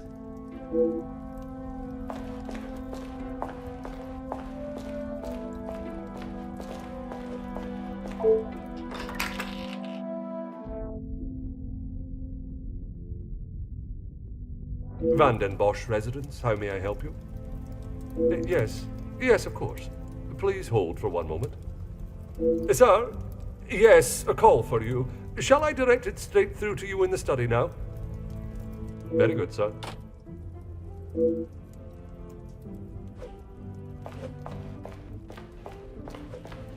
What can I do for you? Yes, he has been here for some time now. Lady Vanden Bosch has been very good to let him stay so long.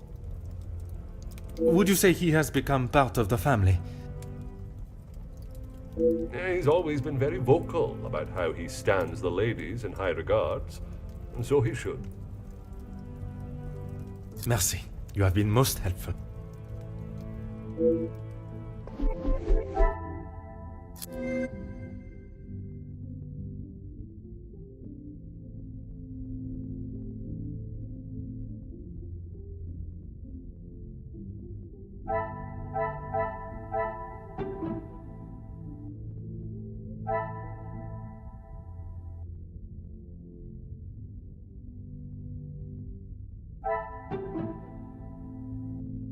Order and method.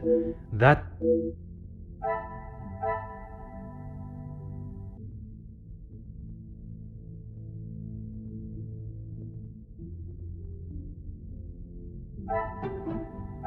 Another success. I never doubted myself.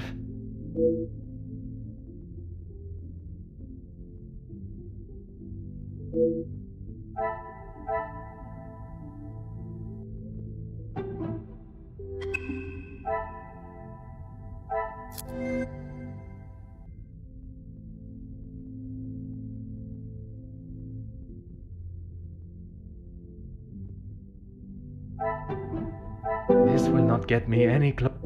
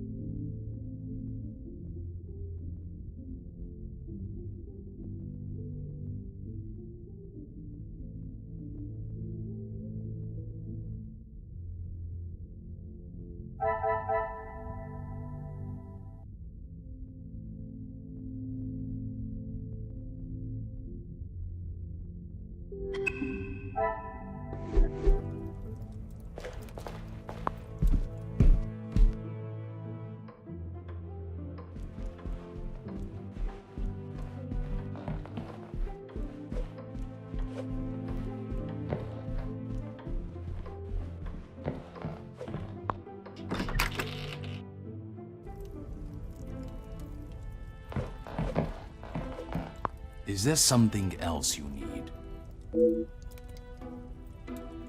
It seems someone has been asking around about me. Only polite curiosity, I can assure you. Well, you would be right. Although working with the Viscount caused me much less grief. Grief, monsieur? Let's just say we didn't always see eye to eye. And if neither side is prepared to back down, there is a problem.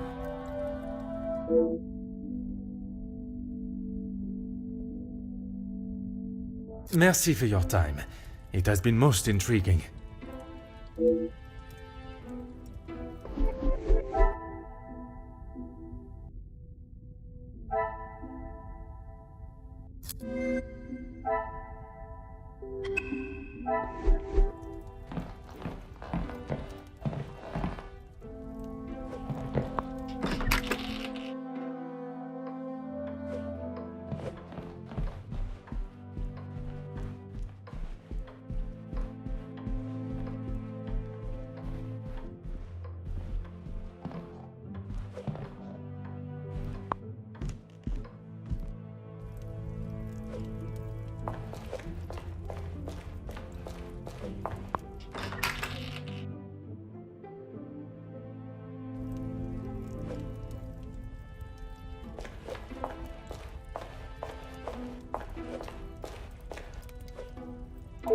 Let's make this quick, Detective.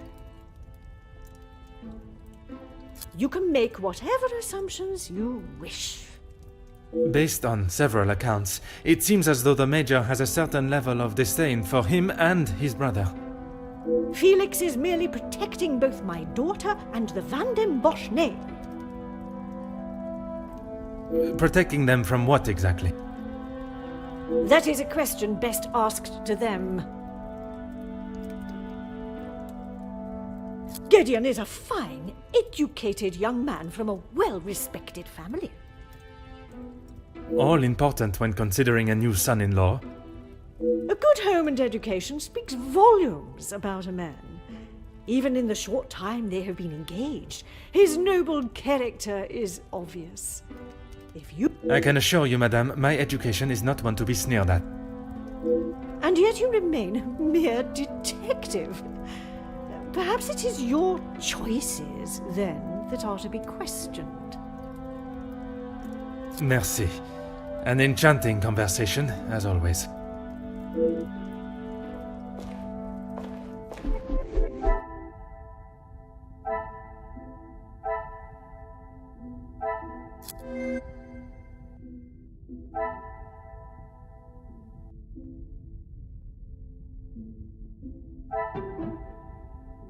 I cannot see the logic in this.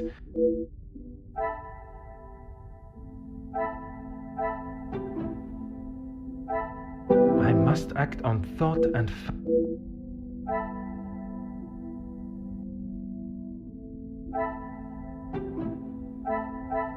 Some would say a lucky guess. I would say a moment of genius.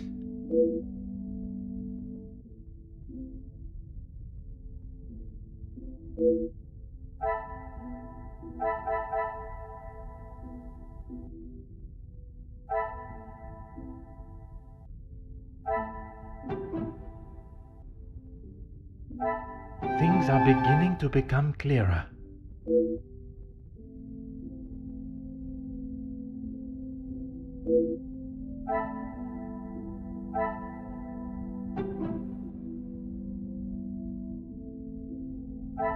This will not get me any...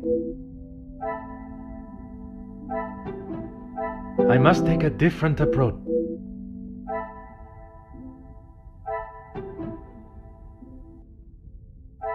I should not be surprised by my own skills of deduction.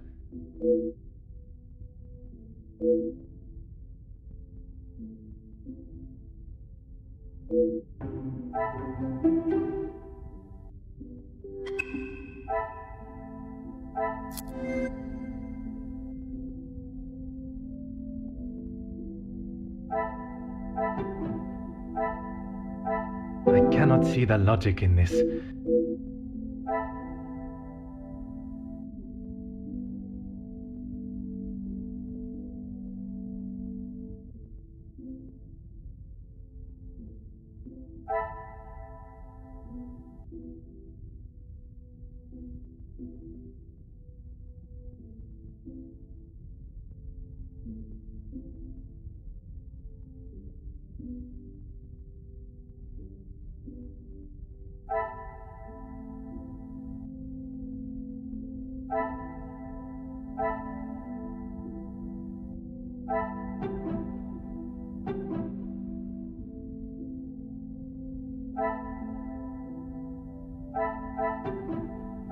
I must act on thought and...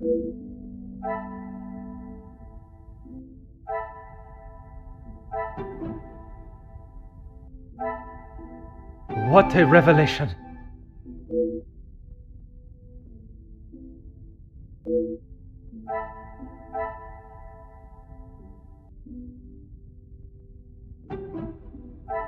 Is there some...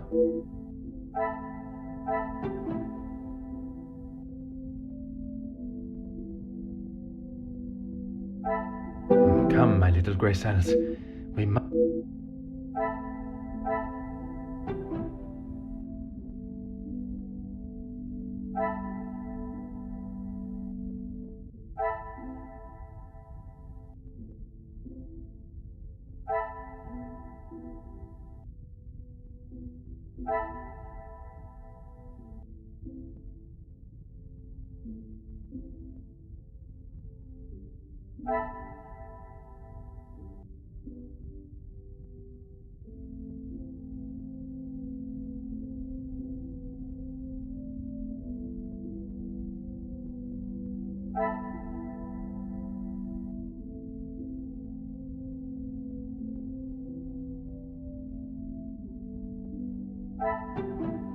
Order and method. That is the way to solve the...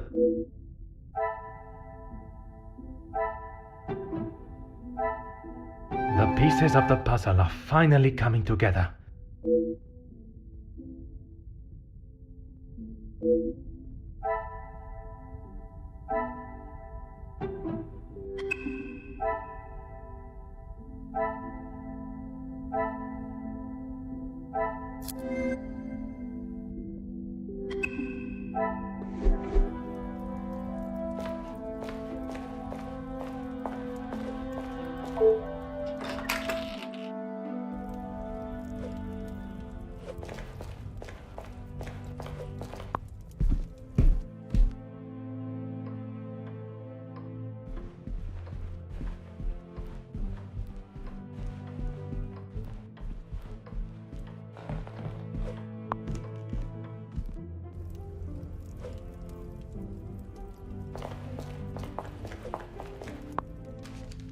Aha.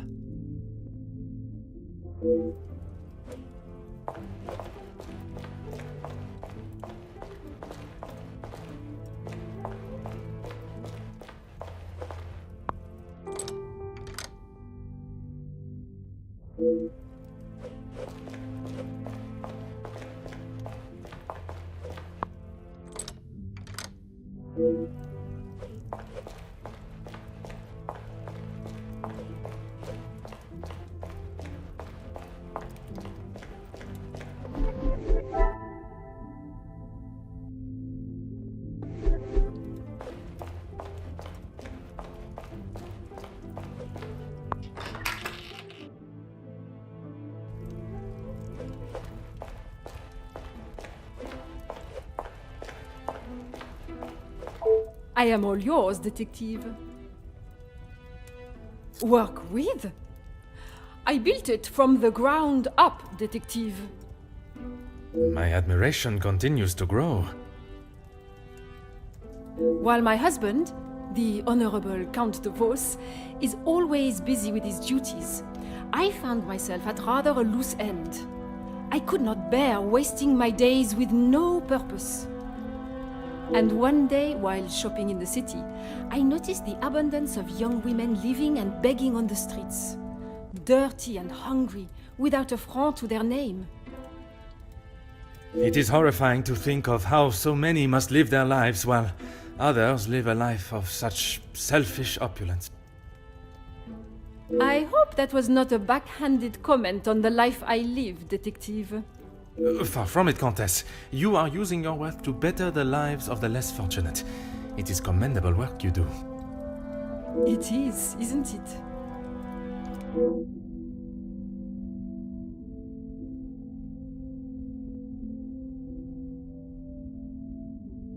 It has been a pleasure conversing. I look forward to our next tête-à-tête.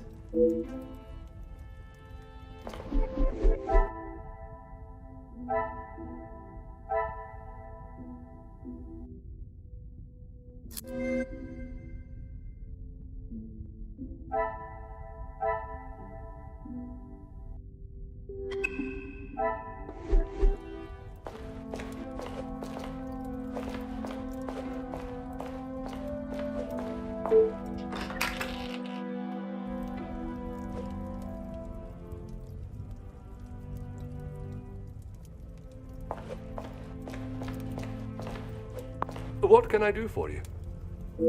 Merci. You have been...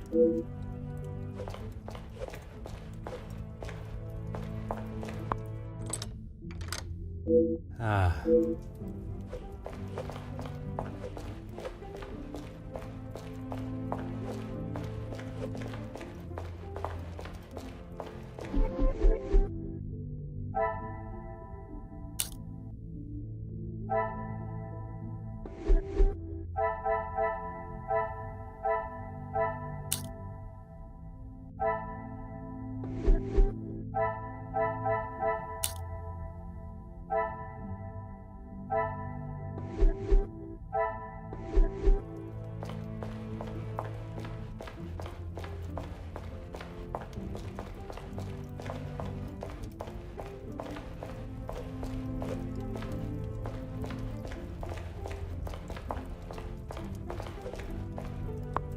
Aha.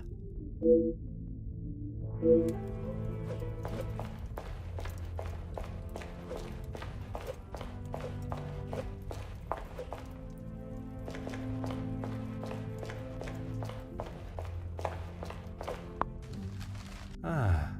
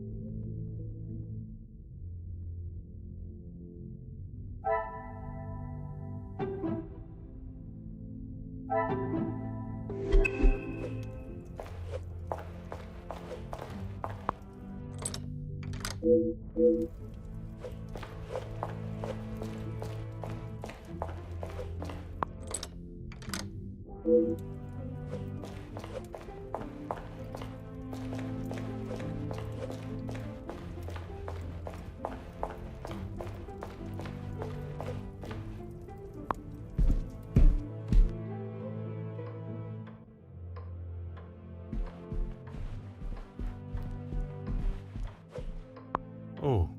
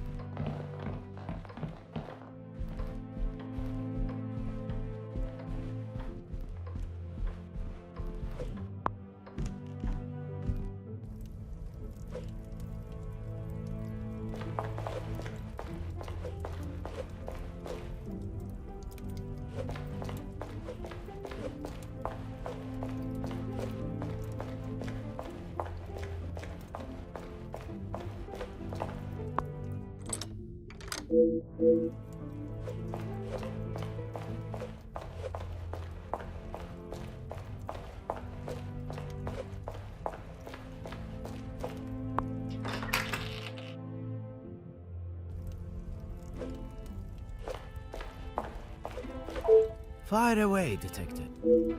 Perhaps.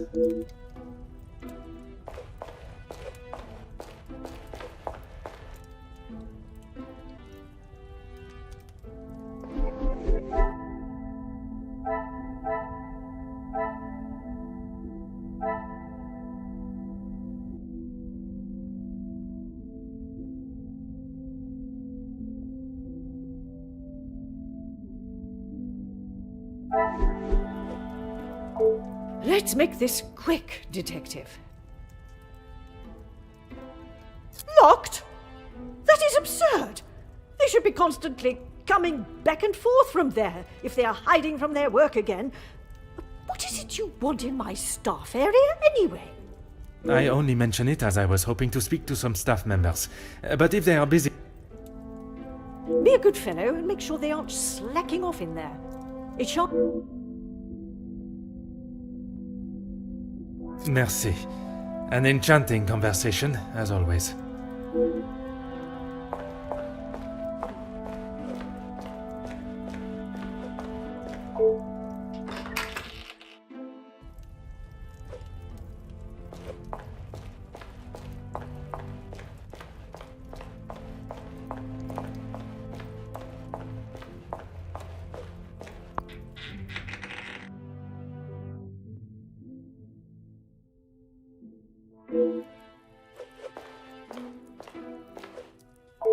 Bonjour, mademoiselle. Oh, monsieur, you startled me. It was not my intention, mademoiselle. I was hoping to talk with a member of the staff. You are the detective? I am Detective Hercule Poirot. I only intend to take up a moment of your time. Madame Van der Bosch will be very hungry if she knows I'm standing talking. Allow me to worry about Madame. Inga Frank, detective. From the Norse god of peace and fertility. A most beautiful name. Merci. It was my grand-mère. Oui, detective. Madame was very clear on what was to be prepared for today. Well, everything looks exquisite.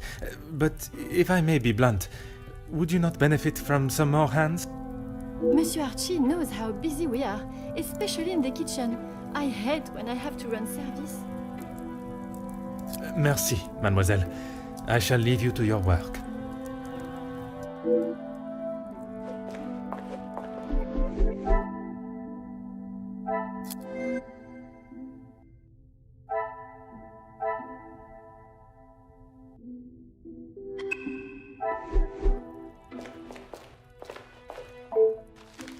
Oh.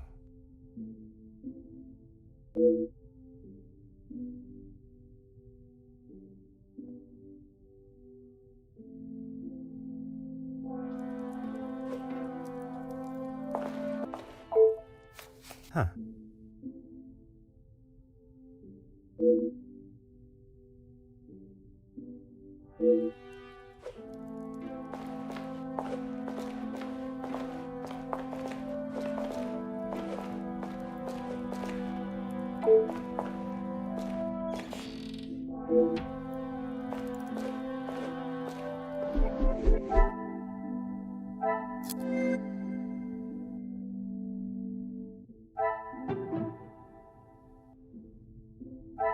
I must take a different approach if I am to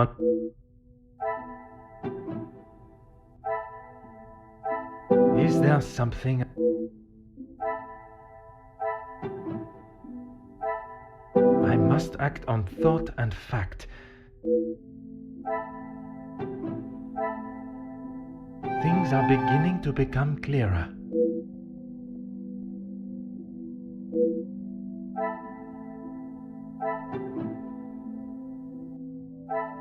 I should not be surprised by my own skills of deduction.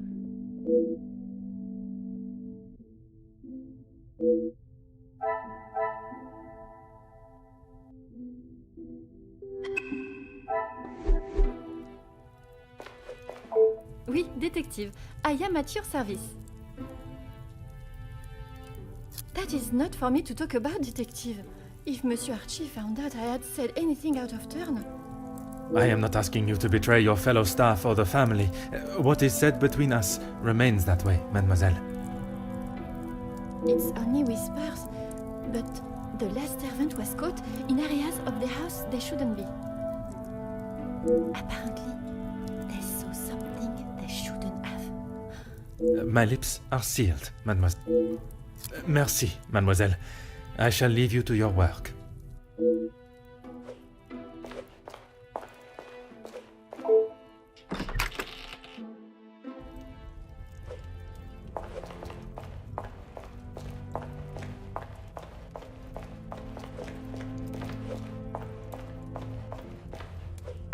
What can I do for you?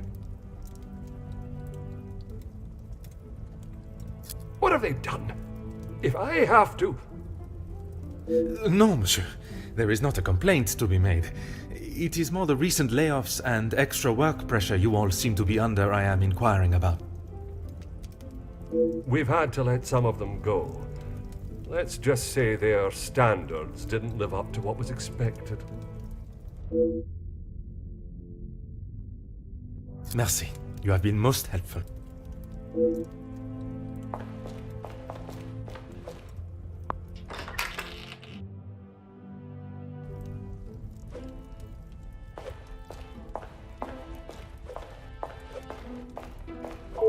Let's make this quick, Detective.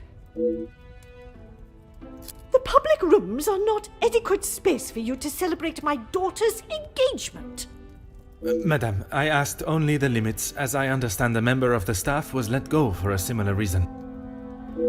It would benefit you not to listen to whispers and rumors, officer. They did not produce a satisfactory standard of work. There is nothing more to say. It is detective, madame. And it is just that the termination papers detail the matter and proceed to... Need I remind you again whose house you reside in? Merci. An enchanting conversation, as always. Let's make this quick, Detective. Why would I? He is to be Angeline's new husband and my new son-in-law. If he is taking that position seriously, he will do what he must to keep his new family happy. And to you that means paying ransom money? It means doing what he must to protect his wife and his family name.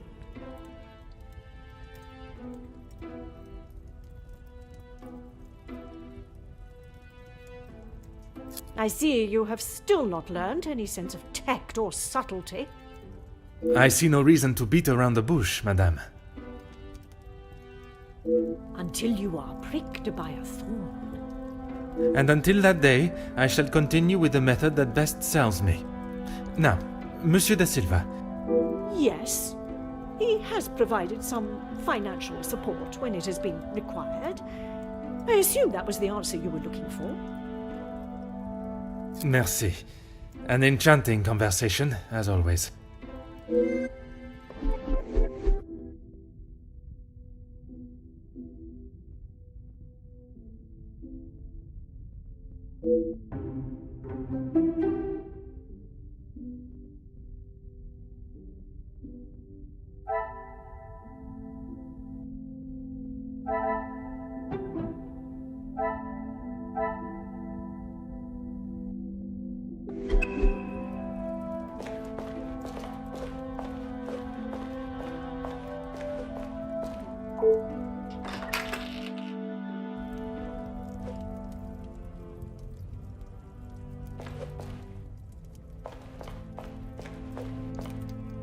What can I do for you?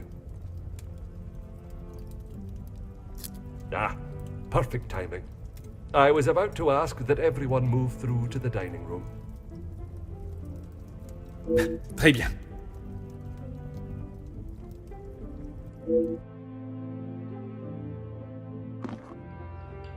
Yes, Maman. Perhaps Turkey. I would love to see my beloved's homeland. I'm sure we will decide on somewhere. Perhaps where we are both yet to have visited.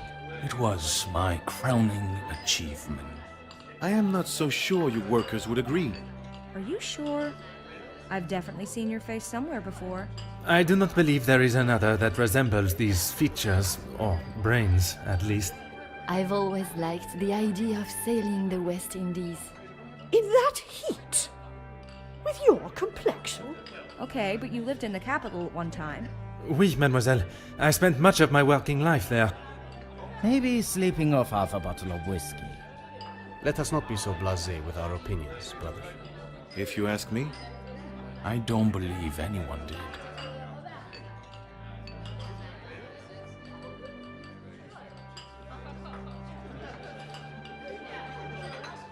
You're that officer! The shootout on the rooftop!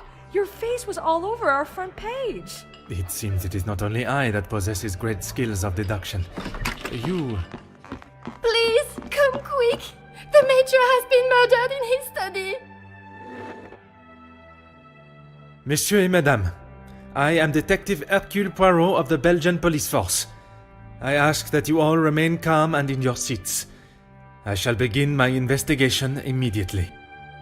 Monsieur Sterling, please, lead the way.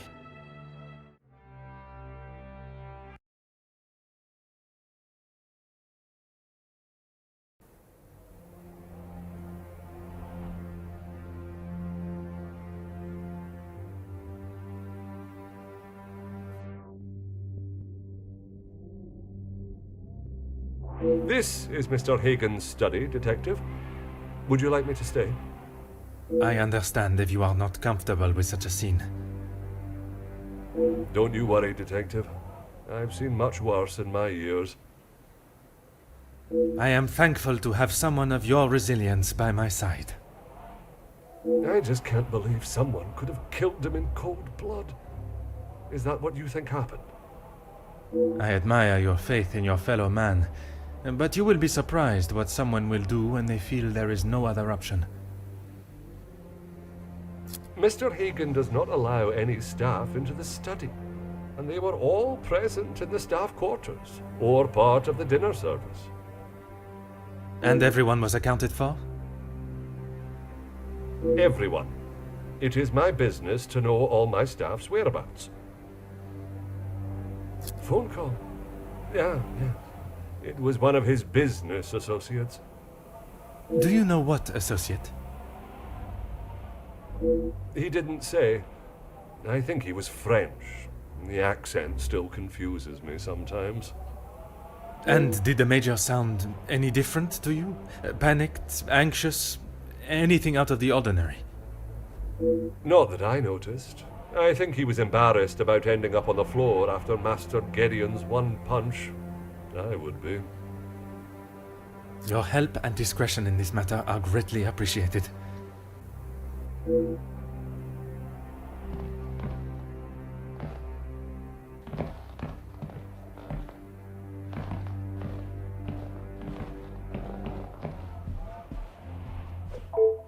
Ah.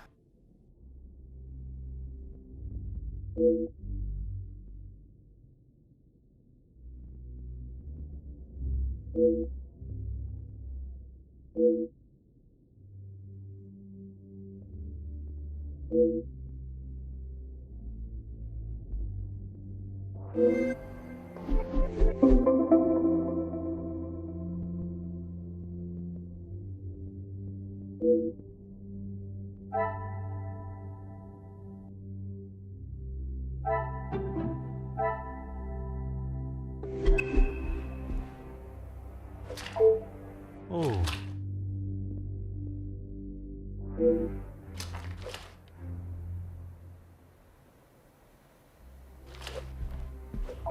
Mm-hmm.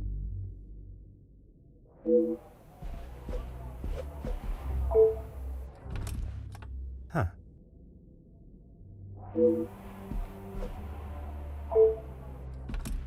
Hmm. Ah.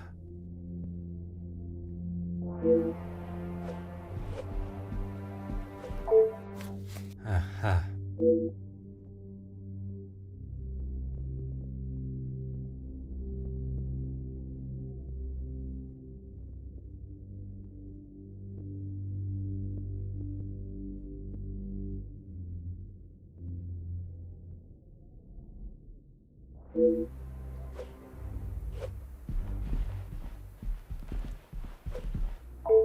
Oh.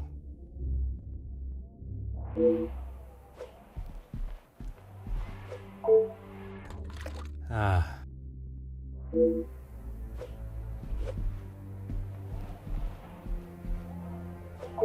Aha.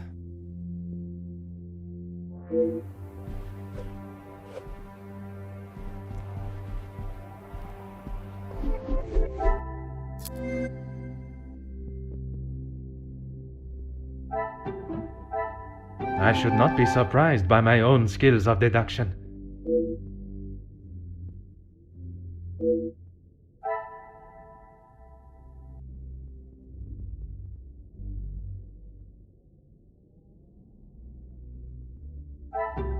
I cannot see the logic in this.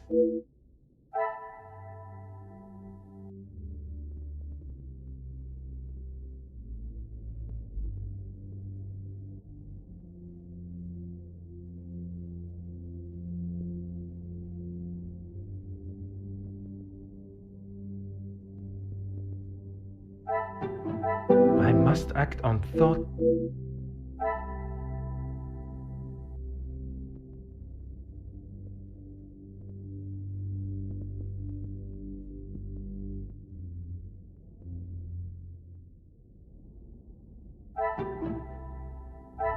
Come, my little grey sap.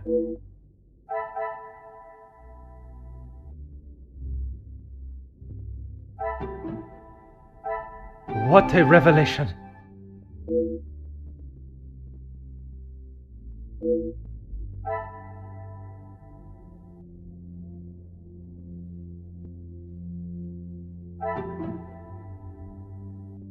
I must take a different approach.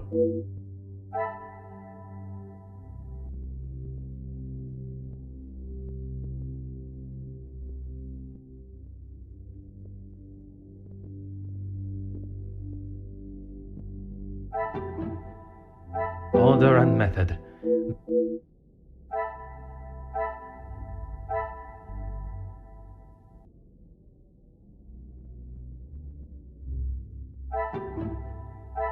This will not get me in.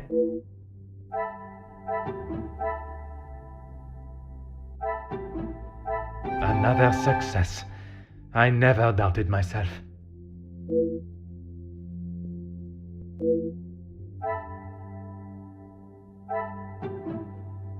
Things are beginning to become clearer.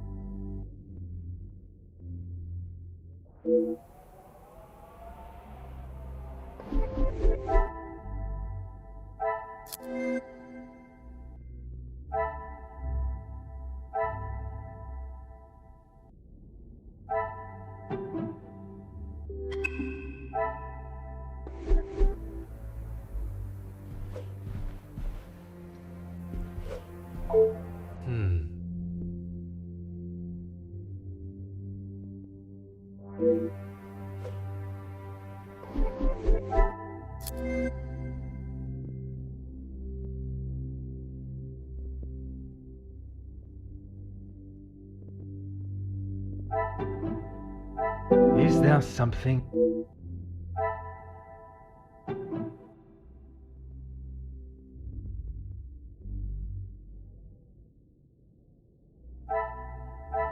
The pieces of the puzzle are finally coming together.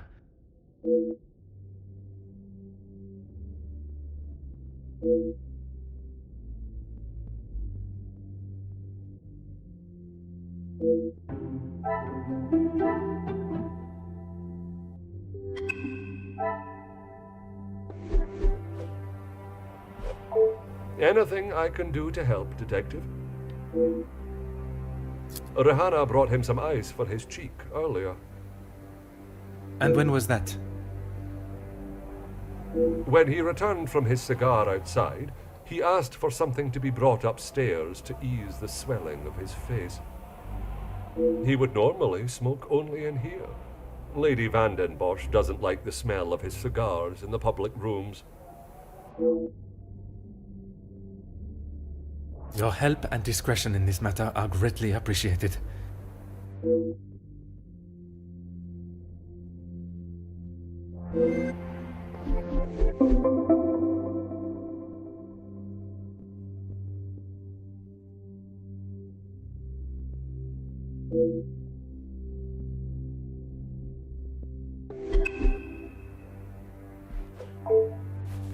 Ah.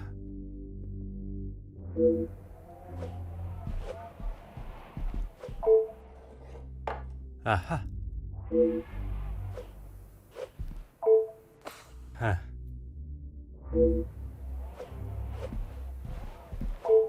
Oh.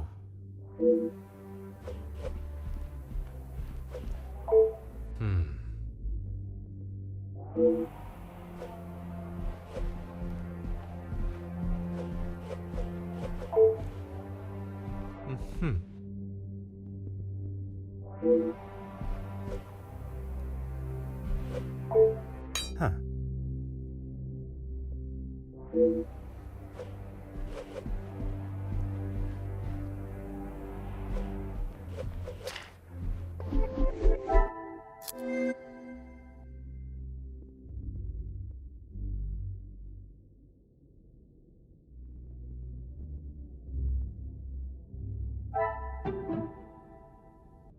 Order and method. That... I cannot see the logic in this.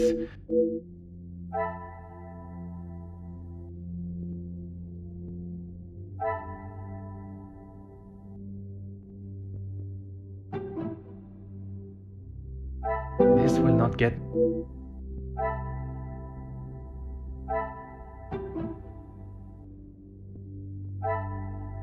Magnifique.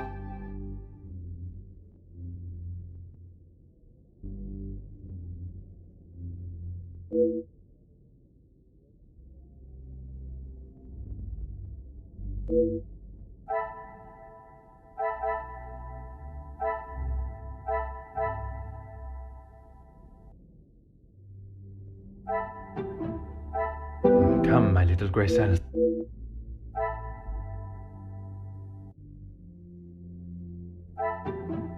Is there something?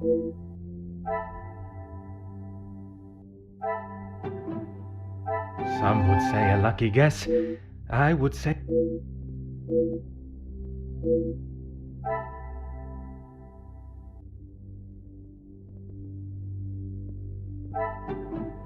I must take a different approach if...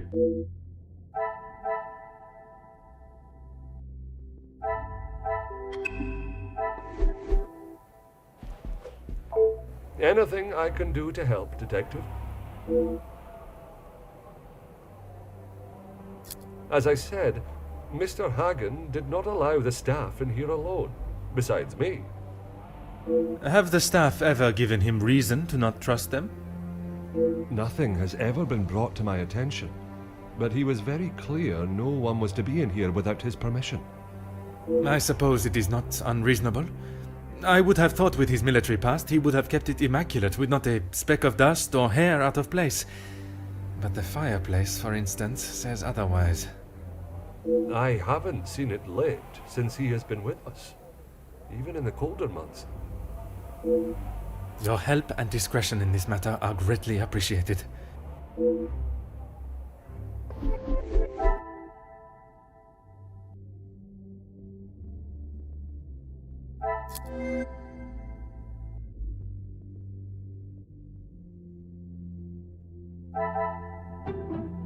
Things are beginning to become clearer.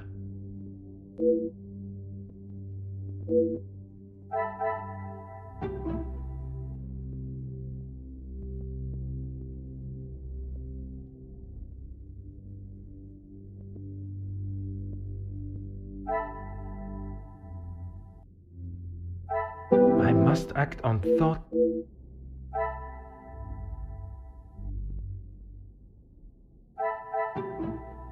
What a revelation!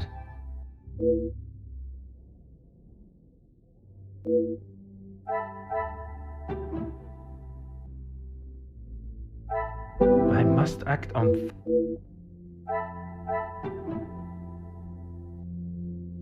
Another success. I never doubted myself.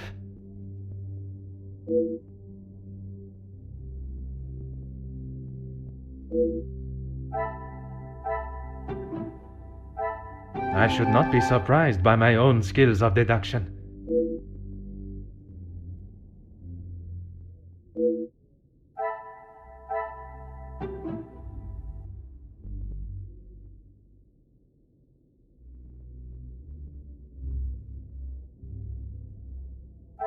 This will not get me any closer.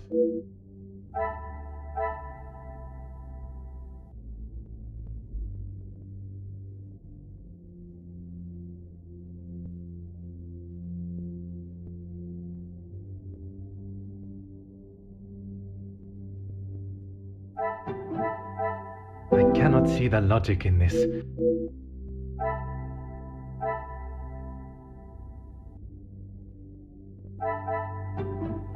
I must take a different approach.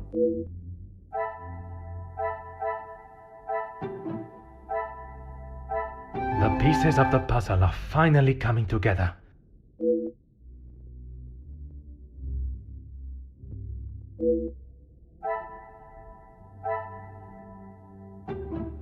Things are beginning to become clearer.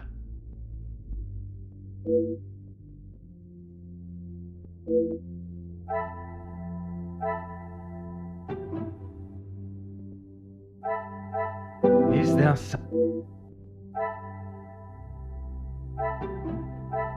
Come, my little grey cells.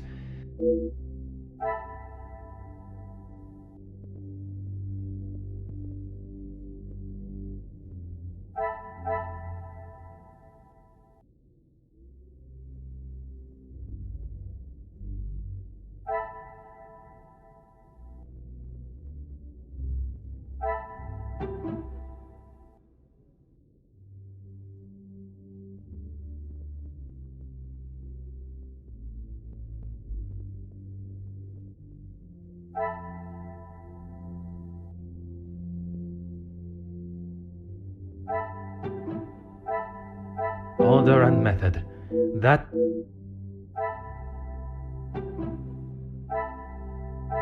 This will not get me any...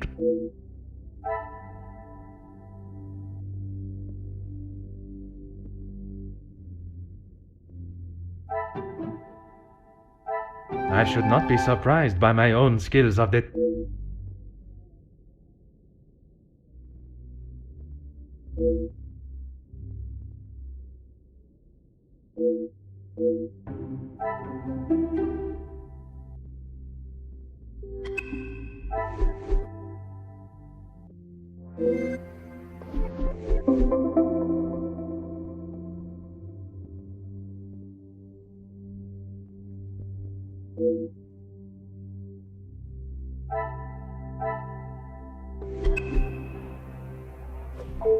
Anything I can do to help, Detective?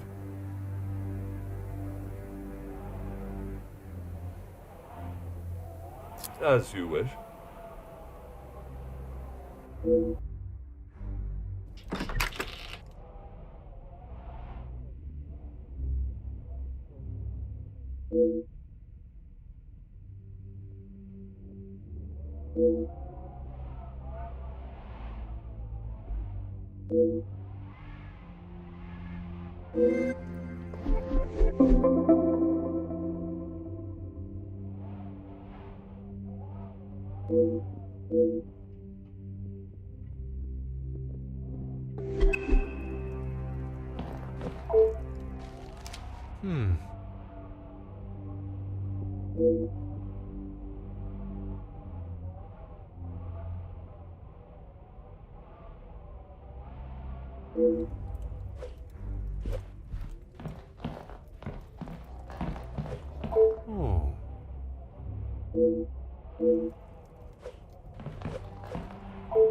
Huh. Oh.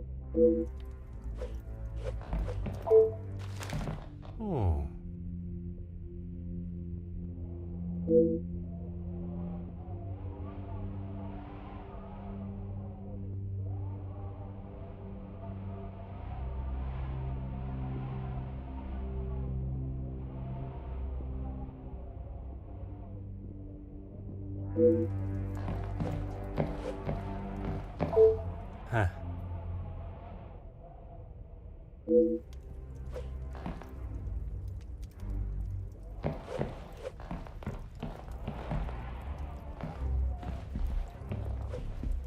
Mm-hmm.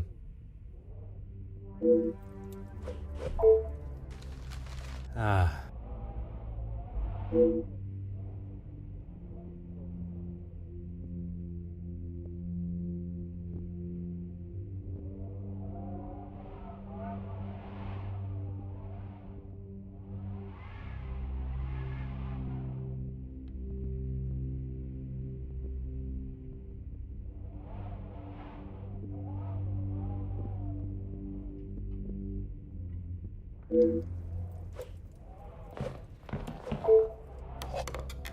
Aha.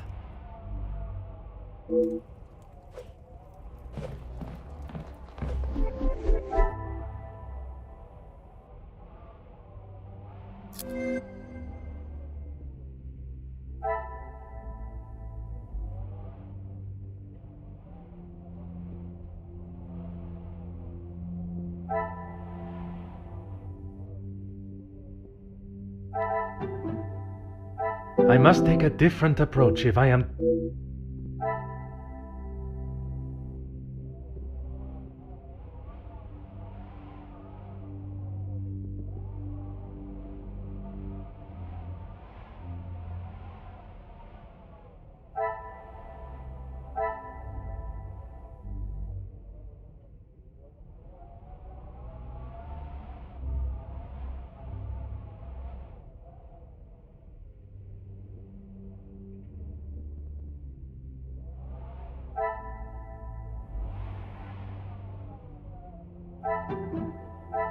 The pieces of the puzzle are finally coming together.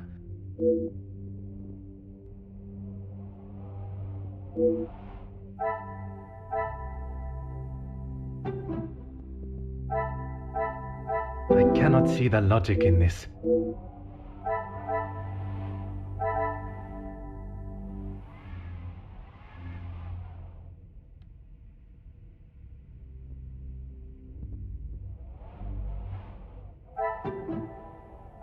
I must act on thought and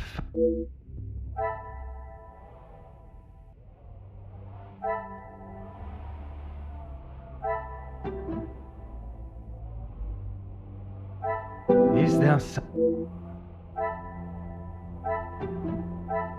What a revelation!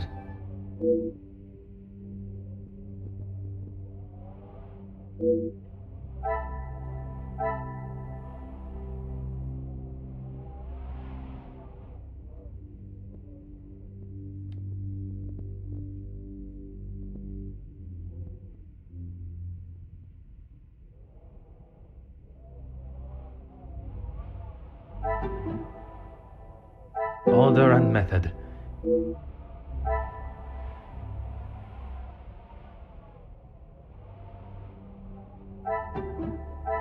Come, my little grey cells.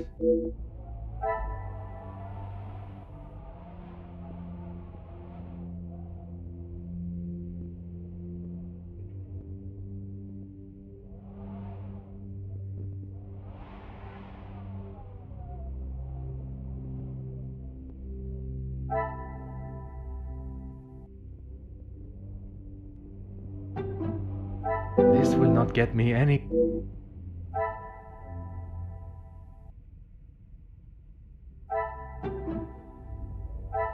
Magnifique.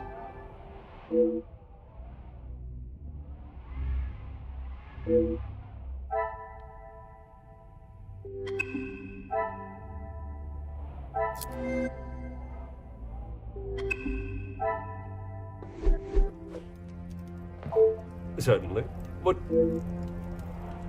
the male guests, I believe, he knows in a business capacity. But I'm afraid that's all I know. I will add, though, he has not always been the easiest man to get along with. You are talking from personal experience of working for him. I am head butler to the Van den Bosch family in their home. He has made himself comfortable, but to me he still remained a guest. There's not much I couldn't tell you. As soon as he found out my father was in the army, his stories never stopped. I am sure an officer of his rank must have many a tale. A tale is a fitting description. Not so much a pinch of salt, more like a bag is needed. You've lost me, Detective. I struggle to believe they were both helping her out of the kindness of their hearts. Could they have been fighting for the Madame's affection? Ah, that didn't take you long to spot. Your help and discretion in this matter are greatly appreciated. Some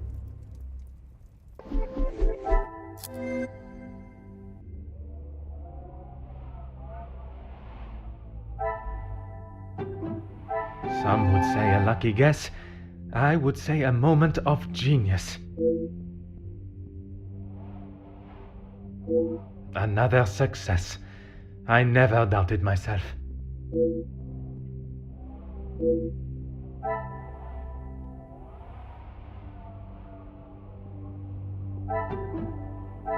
The pieces of the puzzle are finally coming together.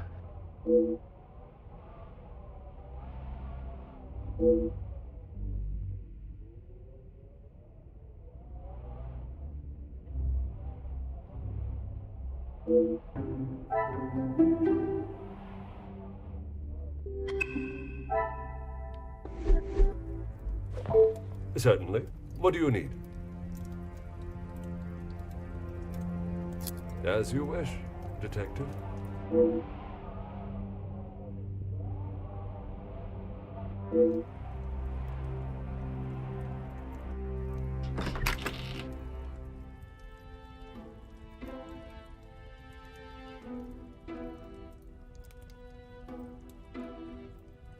The guests are waiting for you, Detective. I informed them of what has happened, but divulged no details.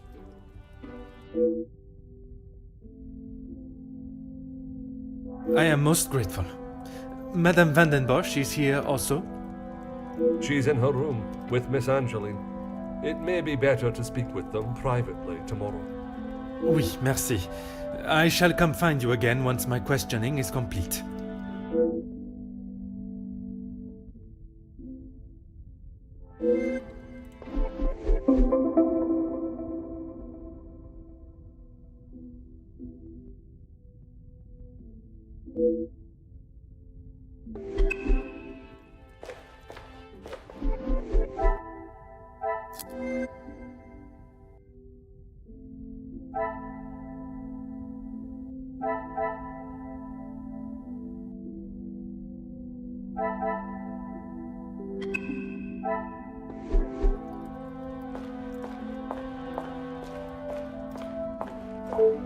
I'm afraid our conversation is of a more formal nature this time.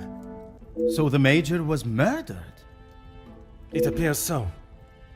You can't think that I did it, though. I will be questioning everyone over the course of the evening, and your cooperation will certainly speed up that process. I was here in the salon, minding my own business, enjoying my own company. Minding your business from whom? Comtesse, what's her name, and my brother. Apart from wanting to congratulate him for a great right hook, there was nothing I had to say to him. Comtesse de Vos? And they will both confirm you were here?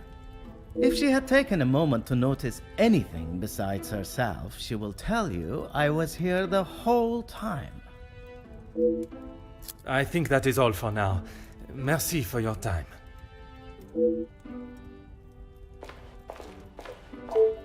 Bonsoir, Monsieur Beckers. Merci for speaking with me.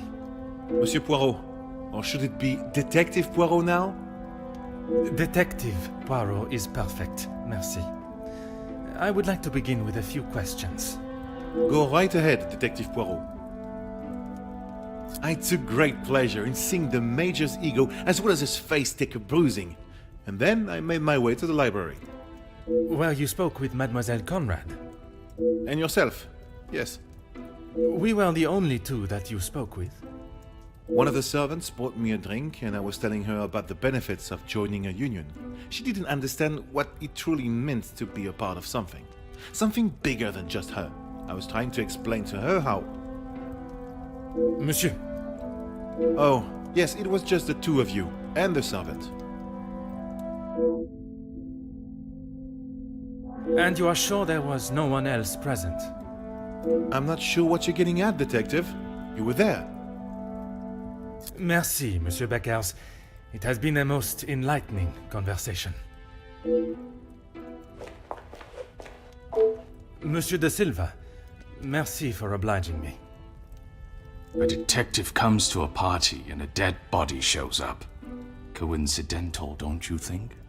A man's death is not a matter to joke on, monsieur.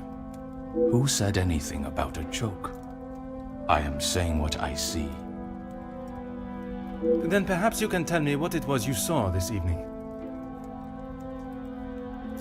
Following whatever that was in the hall, I moved to the library. Is there anyone that can confirm that? Miss Conrad and Beckers were in there, arguing about something. The books held my interest far more than their conversation.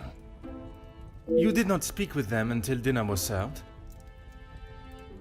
I had no reason to get involved with their little spat. It was clear they didn't want me to hear, and that suited me just fine. Merci for your cooperation. Monsieur Demir, I am sorry your celebrations have taken a rather dark turn. As am I, Detective. I hope we will be able to bring this investigation to an end post-haste. With your cooperation, I will do my very best. I was here in the salon. I thought I would have a moment of peace to calm myself, but the Comtesse and my brother followed behind. Did they inquire into the reasons behind the fight in the hall? I think they both saw it as some light entertainment, more than anything else. The Comtesse does not strike me as one to enjoy violence. And not so much violence, but karma for the Major, perhaps. You did not hear how he spoke to my wife-to-be. She is still rather upset about the whole thing. If you would be so kind as to stay here, I may require your help further.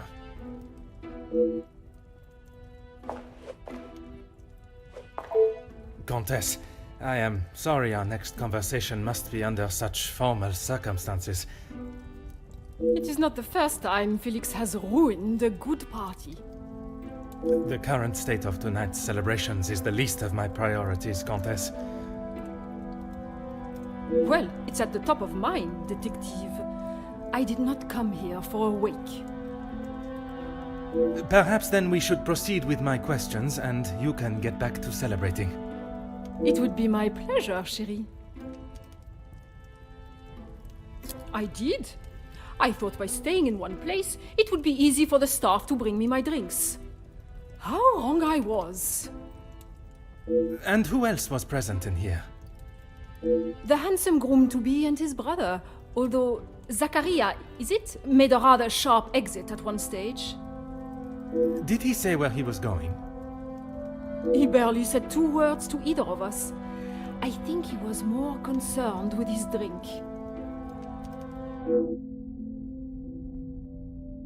Merci, Comtesse. If I have any further questions, I shall be sure to come and find you.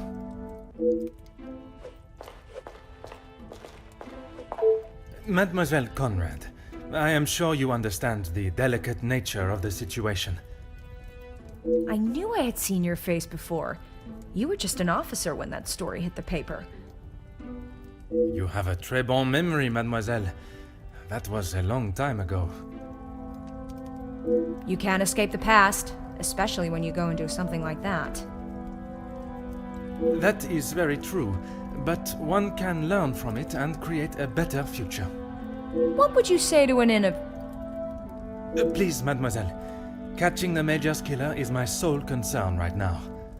Now, if you would be so kind, I have some questions for you.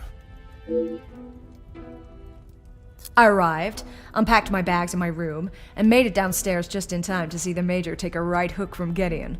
And then I went to check out the library. And you were joined by Monsieur Beckers. And Ernesto, or Monsieur de Silver, as you say.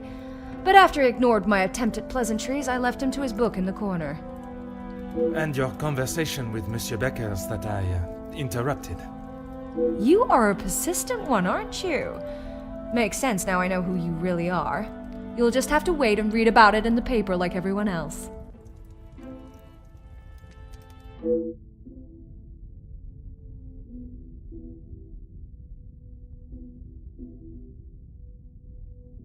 You have been most helpful.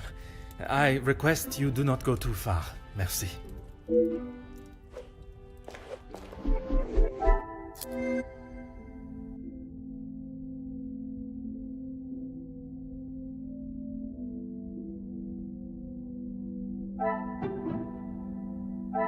Magnifique.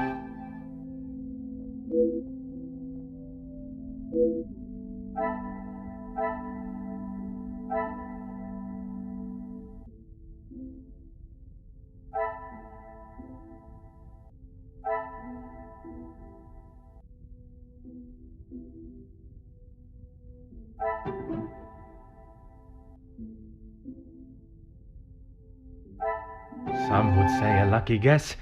I would say a moment of genius.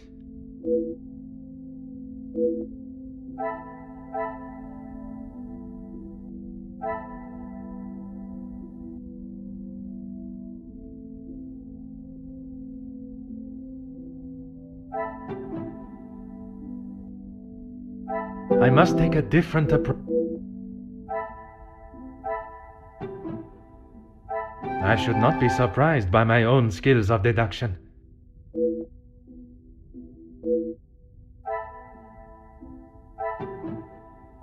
Is there some...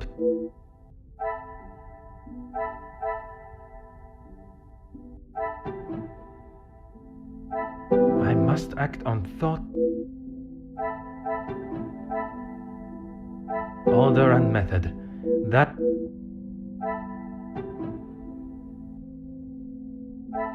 Come, my little grey cells.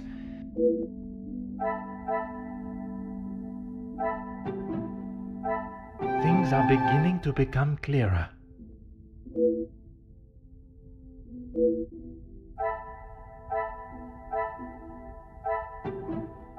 Another success.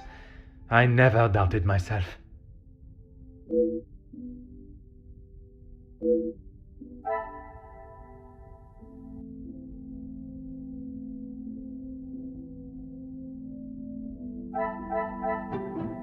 I cannot see the logic in this.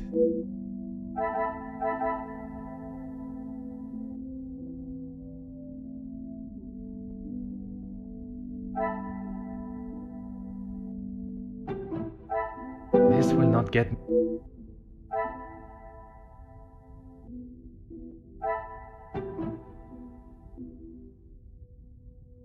I cannot see the logic in this. What a revelation!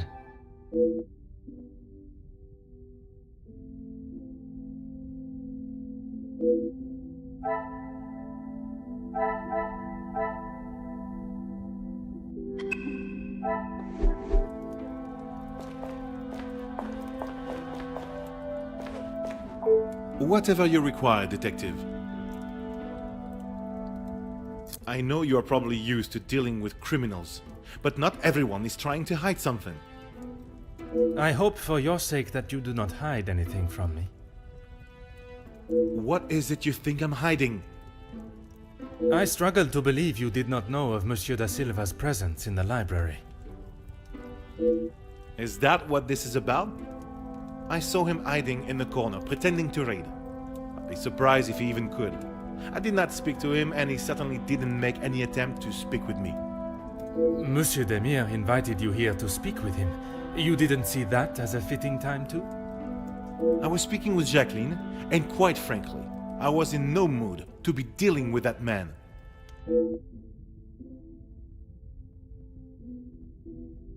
Merci, Monsieur Beckers. It has been a most enlightening conversation.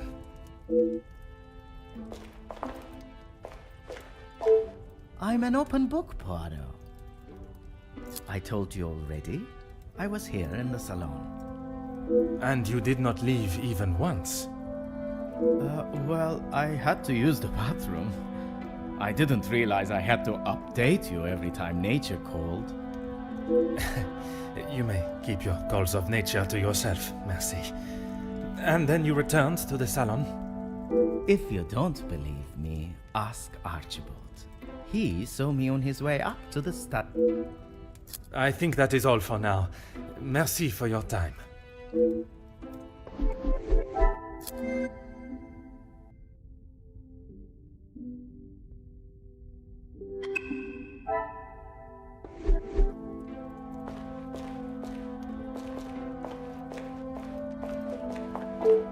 can you confirm seeing Monsieur Demire in the hall this evening? Zachariah, yes. I was on my way with a bottle of whiskey to the Major. I presume you showed him the way? Aye, Detective. I showed him to the hall bathroom. I didn't think it was wise to attempt the stairs, not in that state.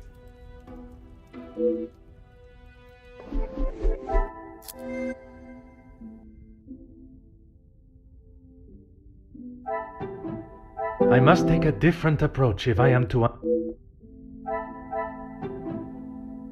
Another success. I should not be surprised by my own skills of deduction.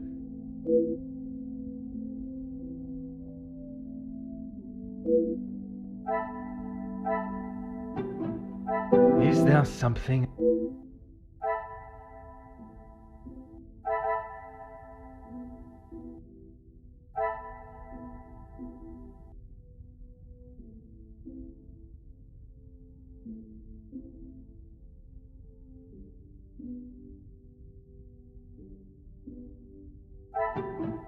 Order and method.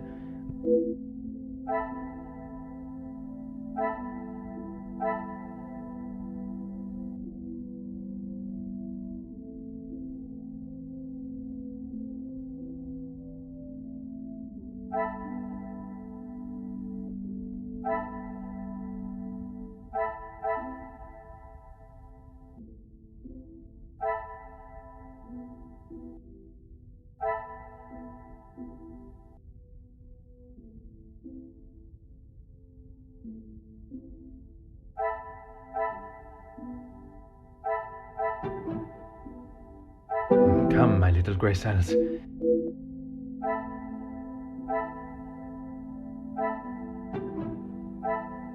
Things are beginning to become clearer. Some would say a lucky guess. I would say a moment of genius.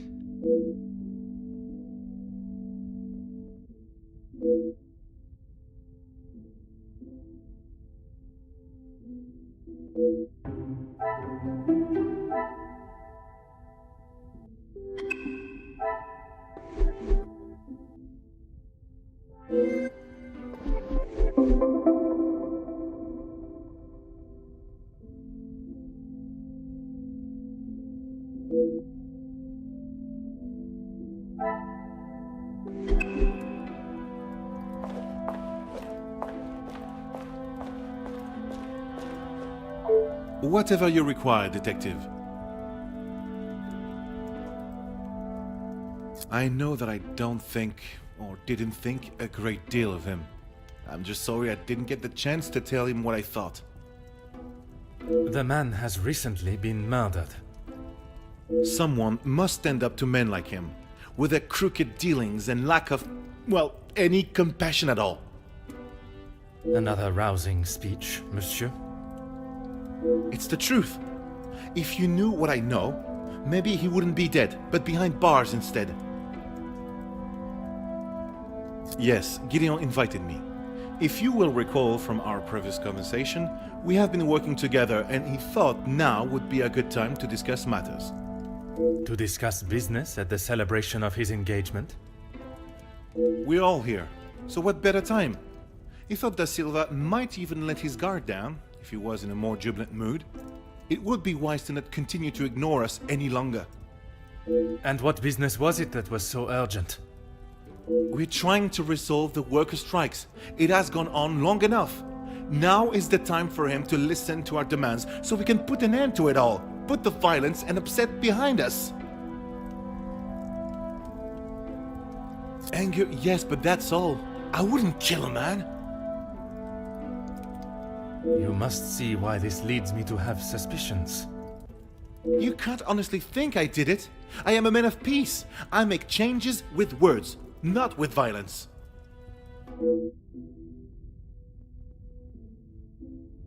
I am fighting for the basic rights of our workers, nothing more. If he can't see that, he is a lesser man than I already thought.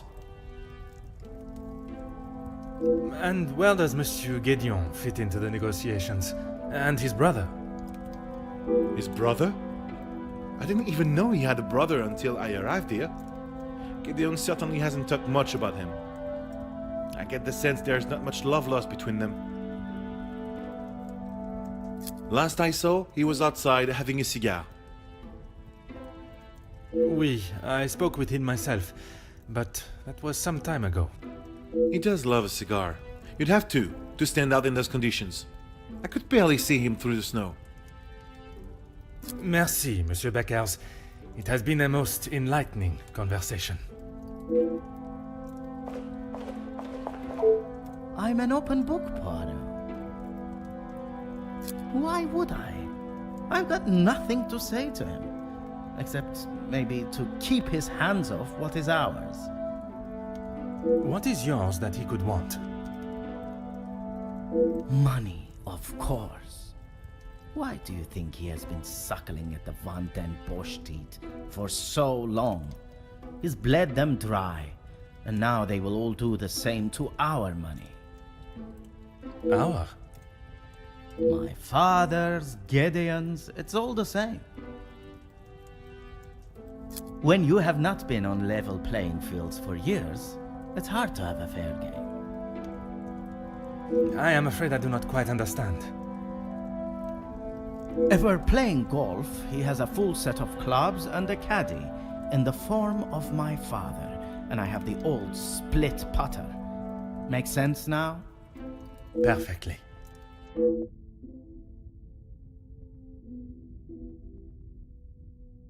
That doesn't surprise me, and yet no one actually asks.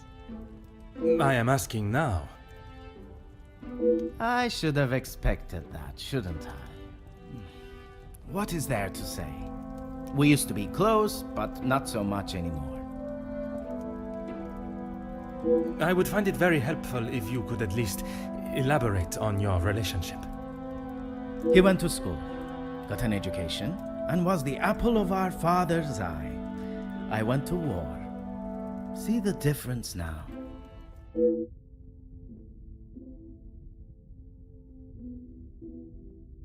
I think that is all for now. Merci for your time.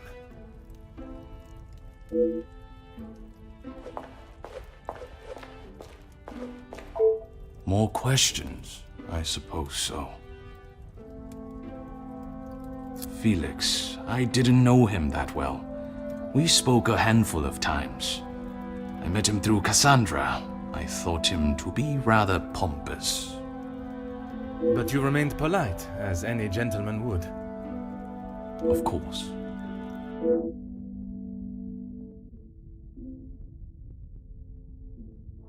What is there to say? She's a remarkable woman, and I admire her.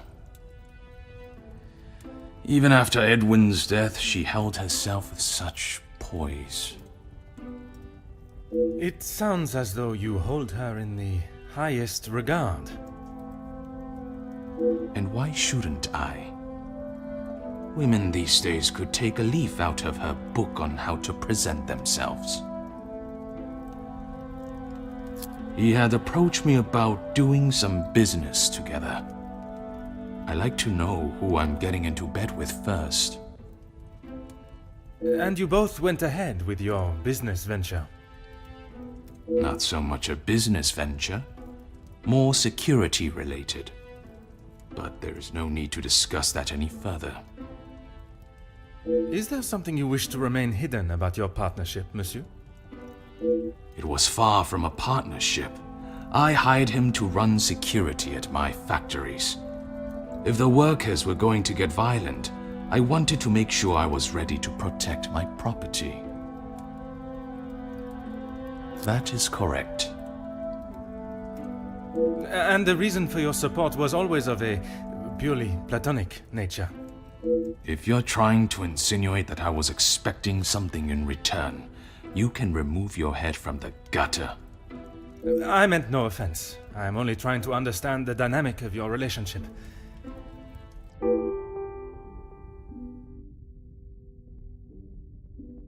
Merci for your cooperation. No trouble at all. How...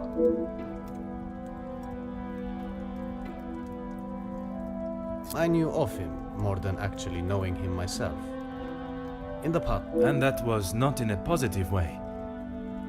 I certainly wouldn't call trying to get Angeline to postpone the engagement positive. What do you mean? I do not mean to pry, only I imagine the whole room was aware of his celebrating with a bottle. You must be mistaken. Neither my brother nor I drink.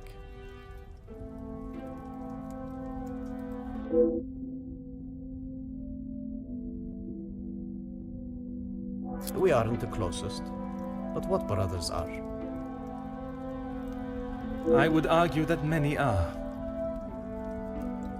We've lived very different lives. Our priorities are different. He does not see things the way I do. There isn't much more to say.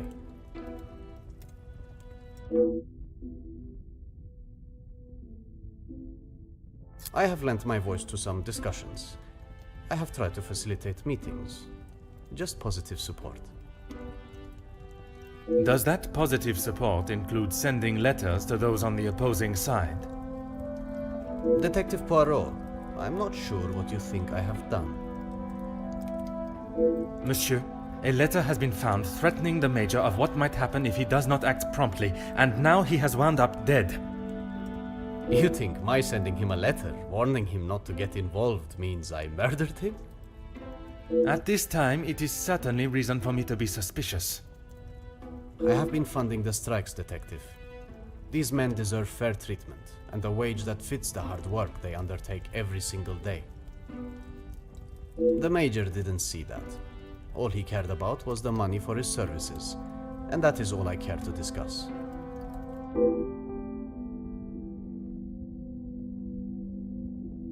If you would be so kind as to stay here, I may require your help further. I am all yours, Detective. Why would I actively choose to speak to that wretched man? You were quite adamant of your protection of Madame. If he was as awful as you portrayed him to be, there must have been some words spoken, or perhaps written? He was quite aware of how I felt towards him, and the lengths he has gone to remain close to the family. That is all that needs to be said.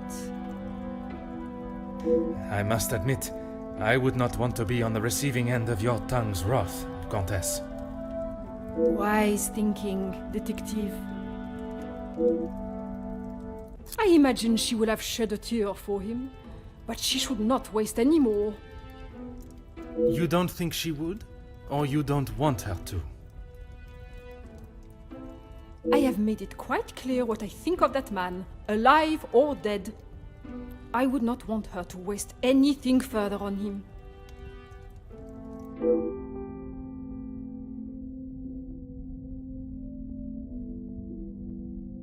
What of it? Do you believe there was something more to their friendship? As I have said, Detective, I am not one to gossip. I would not even consider your name and that word in the same sentence. Because it is not gossip when it's the truth.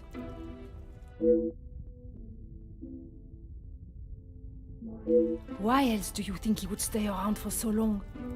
Yes, he was a friend and partner to the Viscount, but it is plain to see it is Cassandra's partnership he longs for. He was a disgusting leech that was driven only by money and power, like most men. I can assure you not all men are concerned with such egotistical wealth. That may be, but they are few and far between. I believe you are a special case, Detective Poirot. It is not the first time I have been described in such a way. Embrace the compliment, Detective.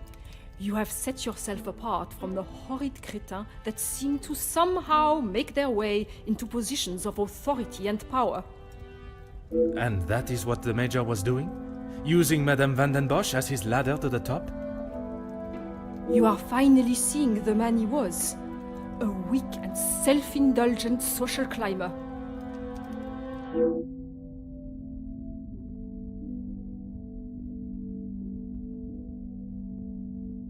Merci, Countess. If I have any further questions, I shall be sure to come and find you.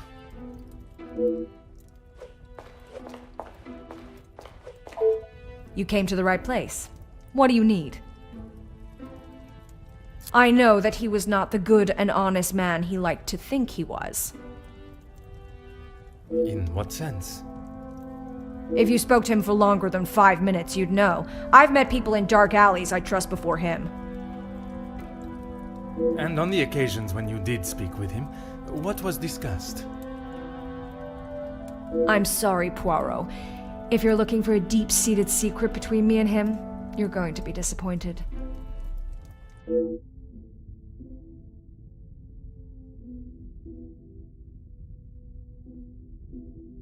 That man has got some real anger issues. I get why he's frustrated. He's trying his best for the workers, but holding on to rage like that, something's gonna burst.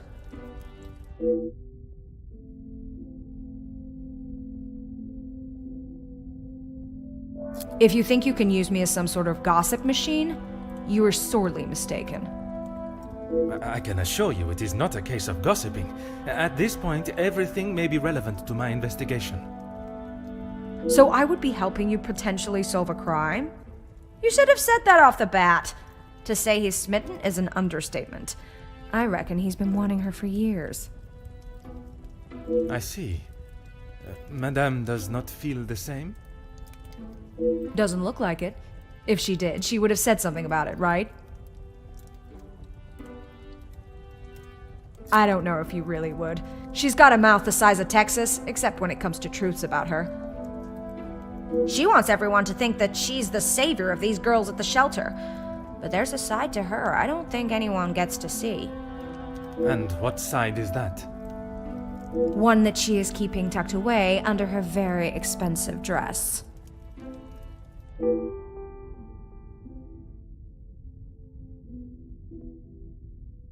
You have been most helpful.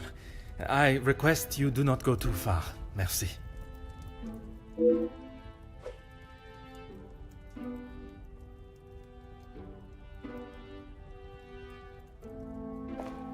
I am all yours, detective.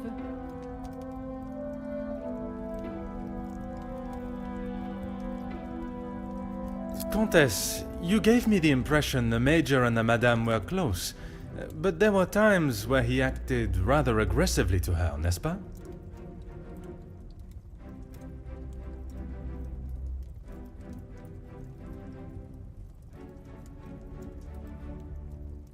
I'm sorry, detective, but I did not mean to give you such an impression.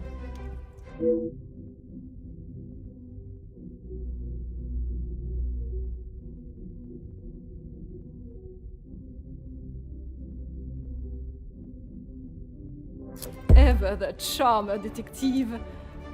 I would talk more on it, but I'm afraid Cassandra would think I am talking about her behind her back.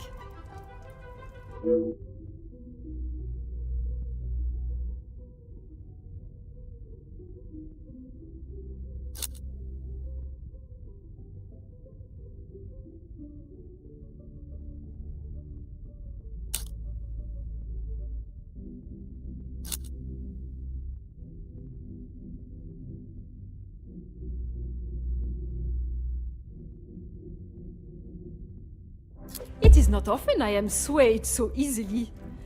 I applaud you on your willingness and persistence. From day one, I was wary of his intentions, and it was not long before he showed his true colors. If it is a tear she sheds, it should be one of joy that he is out of her life. I understand your feelings towards the Major, but perhaps there was... He was a bully.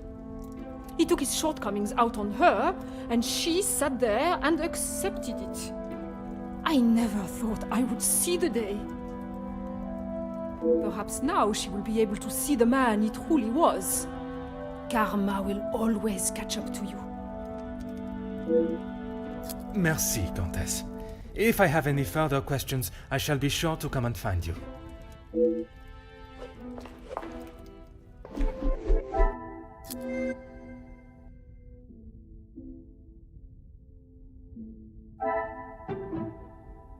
I must act on thought and...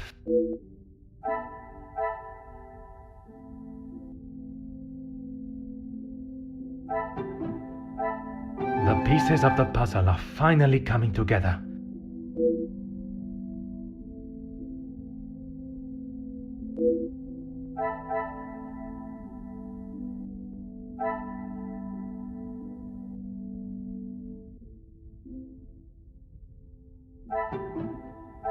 Come, my little grey cells.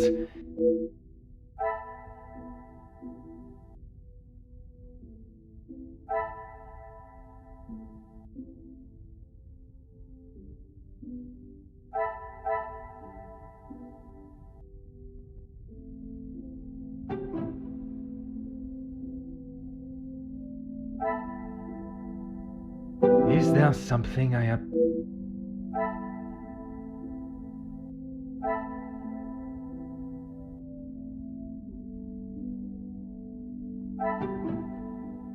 I cannot see the logic in this. Perhaps a second look at... What a revelation!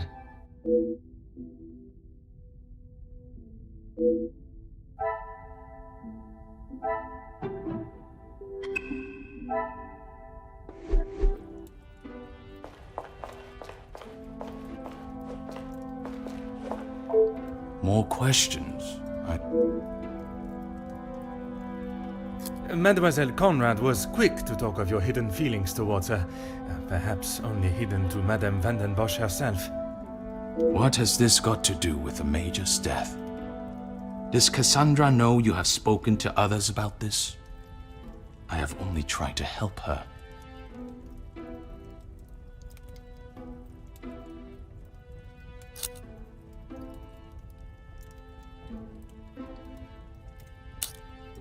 There may be some feelings there, but Madame van den Bosch does not know of them, and I trust that it will remain that way. Merci for your cooperation.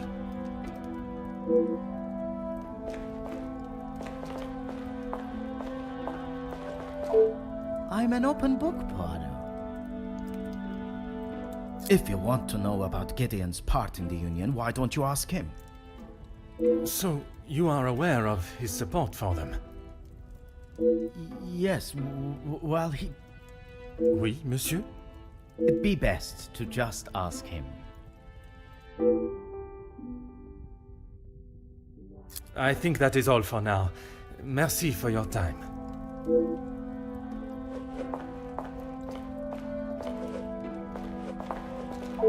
No trouble at all. How can... I believe there are more important matters at hand than talking about my brother and I's relationship, or lack thereof. The murderer is in this house, and by holding back information that may help my investigation, you only make me suspicious of your involvement. Monsieur Demire, if you continue to withhold information, I can only assume you are hiding something, and must treat you as a prime suspect in the Major's murder. I have nothing to hide. If you must know, we have not been on the best terms for years now. As I said, we are different people. He does not see the importance of planning for the future, and as much as my parents tried, we could not make him see that. He still believes that now? I assume so. We barely talk anymore. I was hoping we would be able to sit down and talk, and leave the past behind. But this evening has not panned out that way. If you would be so kind as to stay here, I may require your help further.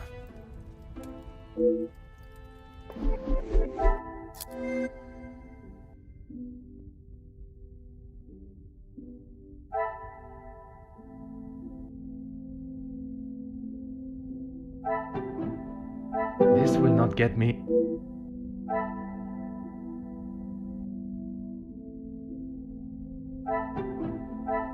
Magnifique.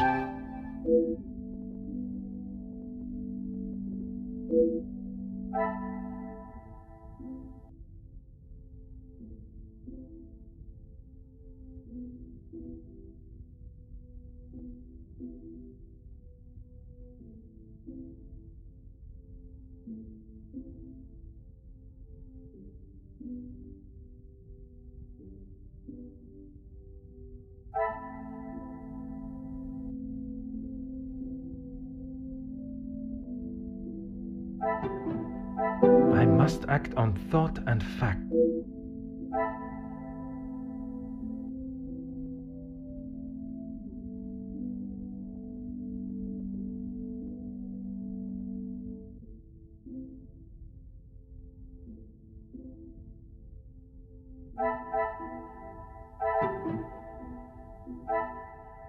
Order and method.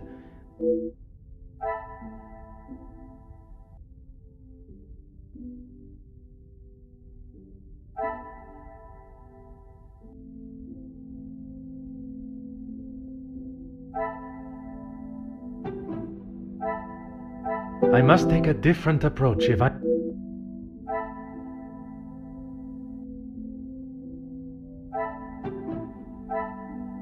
should not be surprised by my own skills of deduction. Some would say a lucky guess. I would say a moment of genius.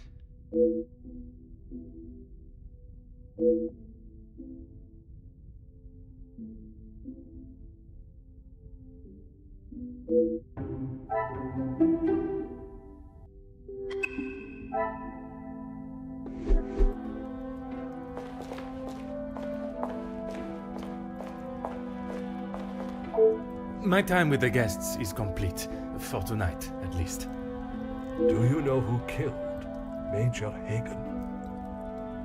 I am afraid it is not as simple as that. There are many steps that lead to the truth. I must think on everything I have heard this evening and dissect the truths from the lies. Merci for your assistance this evening. Au revoir.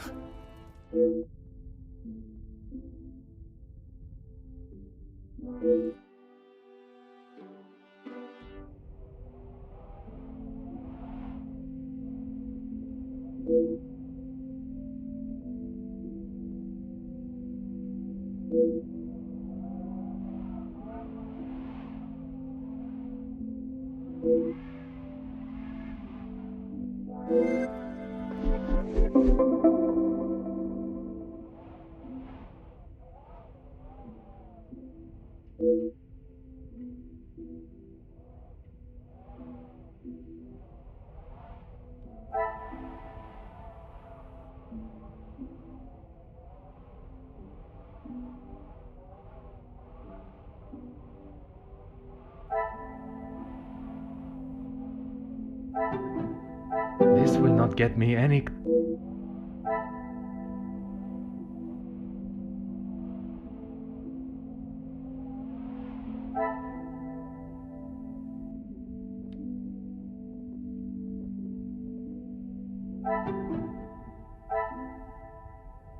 Come, my little grey cells.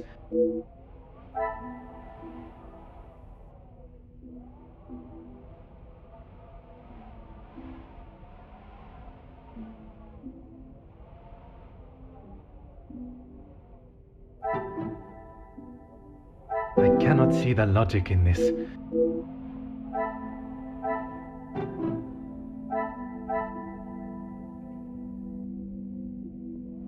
Things are beginning to become clearer.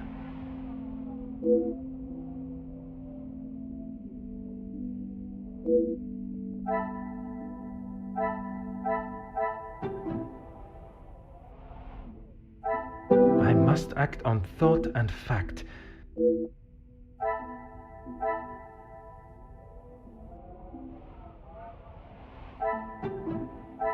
What a revelation!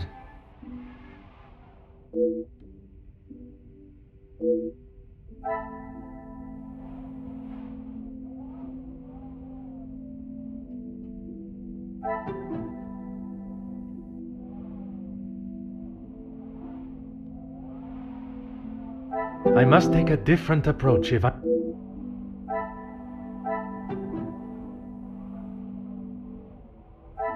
Order and method. That is... Is there some...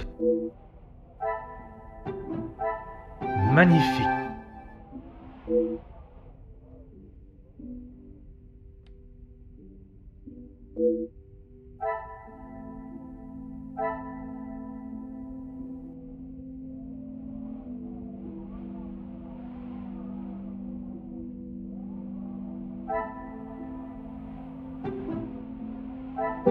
must act on thought. I must take a different approach if I am to...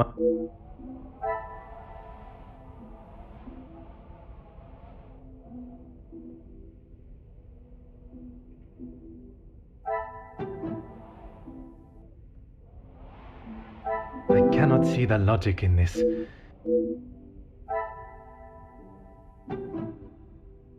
Another success. I never doubted myself.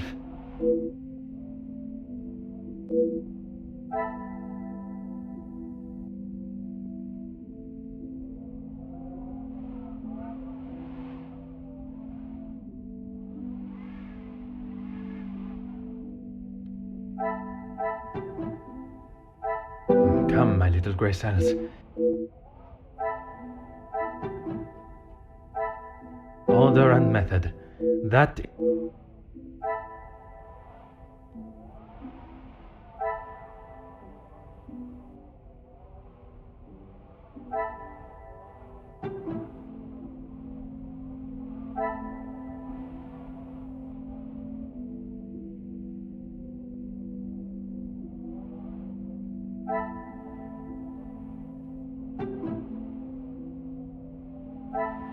Is there something I am...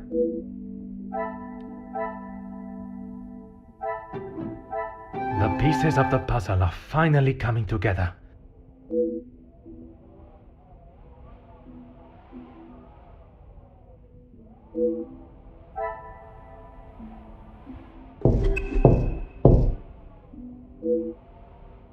Entrez.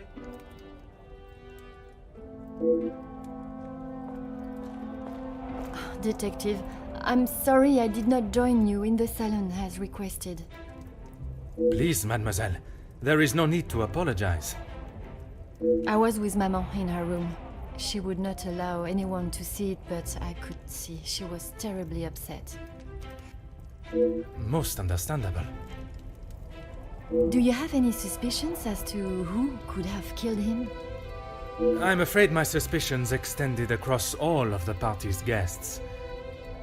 While it seems as though their alibis all corroborate one another's, the disdain and I know there was some bad blood between the Major and some of the guests, but not enough to kill him, surely. She may seem tough on the exterior, but she's really quite kind when you get to know her. The Countess? She is a formidable force I would not want to come up against. Don't be silly, Detective. She wouldn't hurt a soul. Jacqueline, I mean. I assume that's who you were talking about, Detective, after what happened between them. That is a story I have yet to hear. She must have told you about the piece she was writing on us, about Gideon's work and our marriage. Somehow, that was the only thing she did not mention. That's strange. I thought that is what she would have started the conversation with. Well, she had come to the house to interview me, and when I entered the library, she was there with Felix amid a rather heated conversation. Do you know what this conversation regarded? I'm afraid not, but Felix was quite enraged. He picked up an envelope from the table and stormed out, slamming the door behind him. And Mademoiselle Conrad? She was equally heated in the moment. She had a few choice words for him that I wouldn't care to repeat. Better, thank you, Detective. She's resting in her room. It is the best place for her. And you, Mademoiselle? I'm not quite sure. It is a rather surreal feeling. I did not think I would miss him like I do. It is understandable. He has been a close friend to your maman for many years. And to me, Detective. We had grown close. After Father's passing, he was always there for me. And now, he's gone as well. You must try and not think on it like that. It is easier said than done, Detective. I have no doubt, but you can be assured the culprit will not remain at large for long. You have my word. I'm sorry, but I just can't imagine any of them committing such a heinous crime. It can often be hard to look past one's personal feelings for someone and see their flaws. It's not that, Detective, it's just they have known each other for years. Why would any of them act now? I was under the impression the Major had merely a business relationship with some of the guests. That's true, but those invited know each other, some of them for years. They may not seem like it, but some are even friends. I should return to my room now, Detective. It has been a trying day for us all. Oui, mademoiselle. I am afraid tomorrow may bear a resemblance, but I will not stop until I have found his killer. I am certainly glad you are here, Detective. When and where a detective is required, that is where I shall be. Bonne nuit, mademoiselle.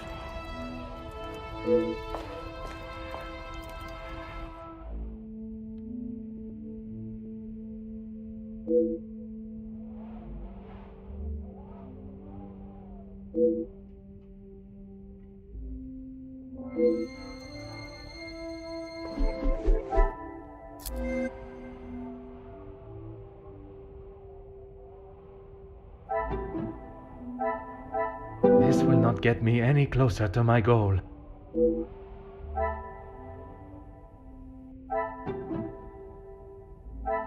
The pieces of the puzzle are finally coming together. Another success. I never doubted myself.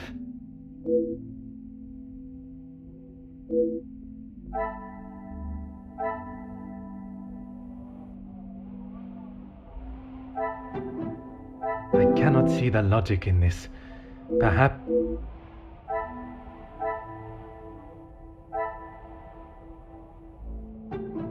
Order and method. That is the way to solve the problem.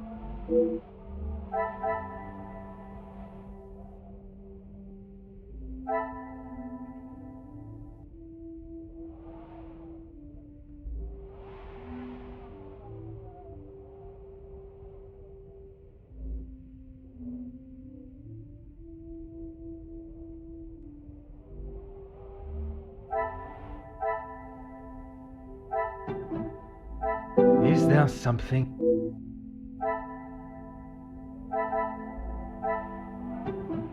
What a revelation!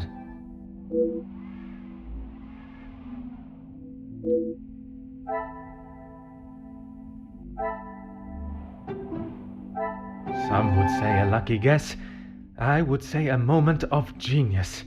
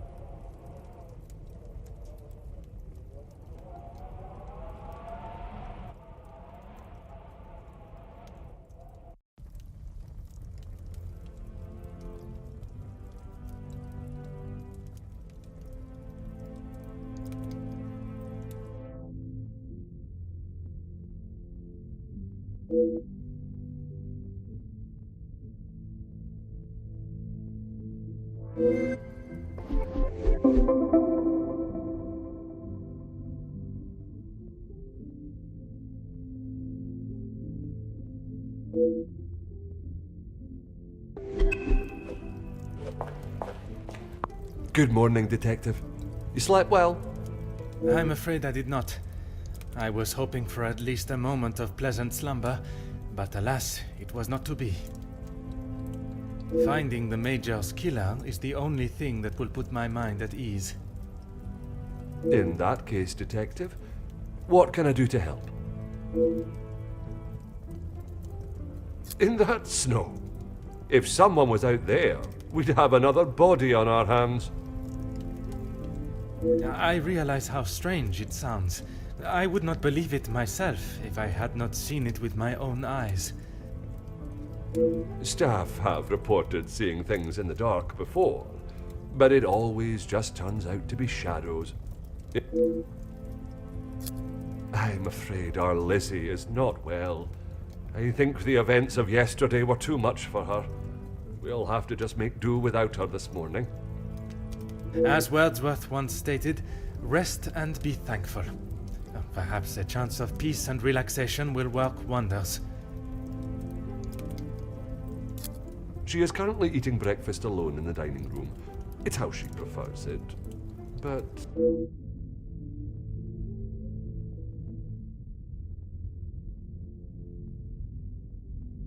I would, but I'm afraid I found this morning that the telephone lines aren't working. The snow continued through the night and must have damaged them. Even if we could use the telephone, I don't think anyone would be able to reach us. In that case, it will be up to myself alone to solve the case. I'll let you know if anything changes. But until some of the snow clears, enough for the carriages to arrive, we are snowed in.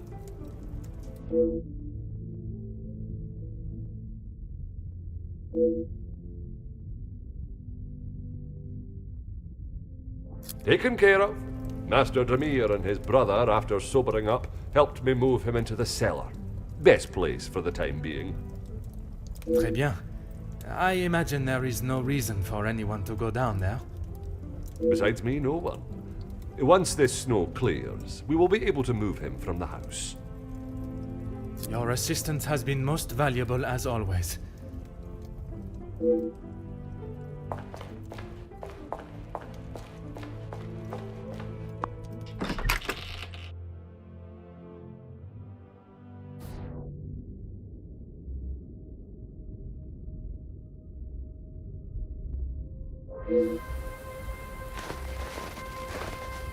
Aha.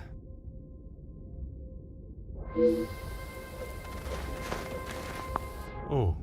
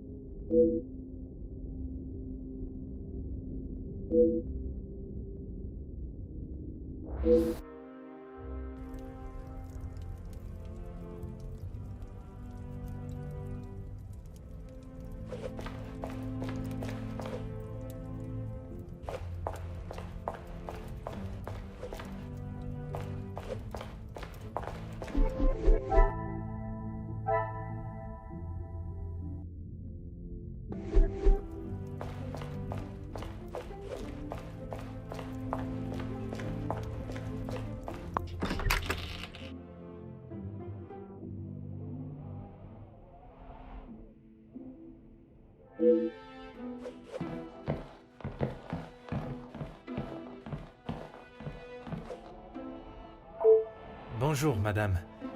May I offer my condolences for your loss? Thank you, Detective, but they are not necessary. What can I do for you? I was hoping you would be prepared to answer some questions. If I must. I'm sure you're aware he was not the easiest man to get along with. His hot temper made him a number of foes.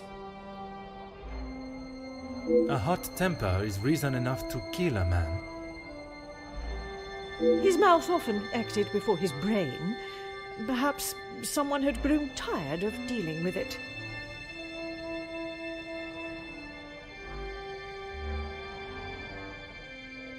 Seeing as I heard Mr. Becker's in what I would describe as an unnecessarily loud exchange of words yesterday, he would be my first suspect. You heard them yourself. How could I not? The volume they were shouting at, I could hear them from the study in my room. You did not think it fitting to tell me this yesterday? I didn't think Felix was going to wind up dead and a murderer loose in my house. My apologies, Detective.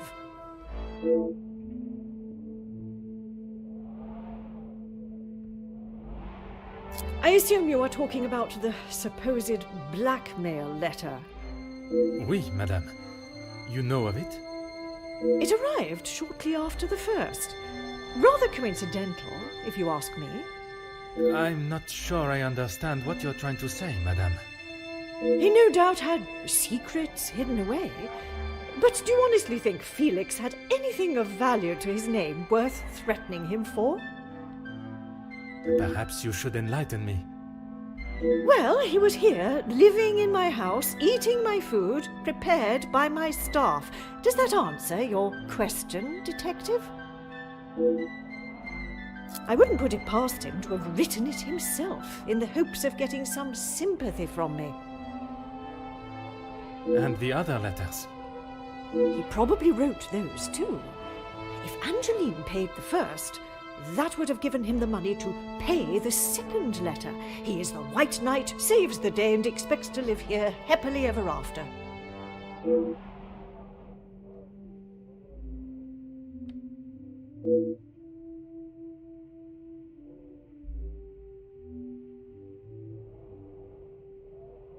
What is it you wish to know?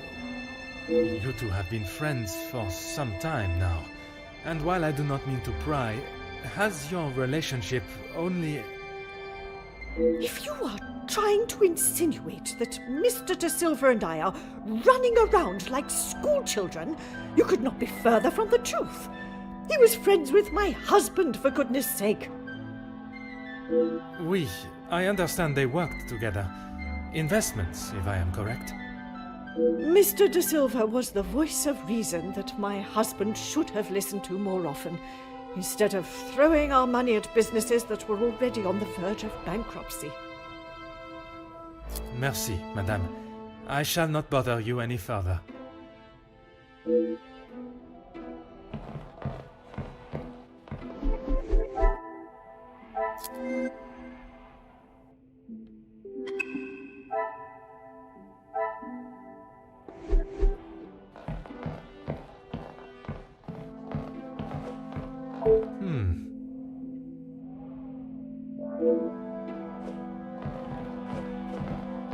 Oh.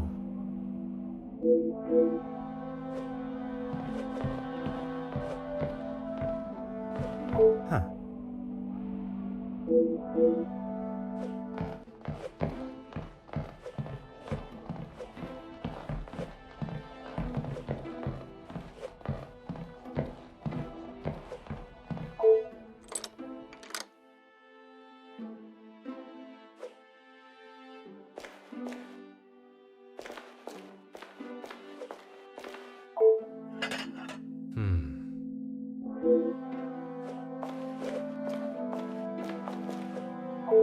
Bonjour, madame. You must be the wonderful cook. Wonderful and modest, sir. I am Rihanna.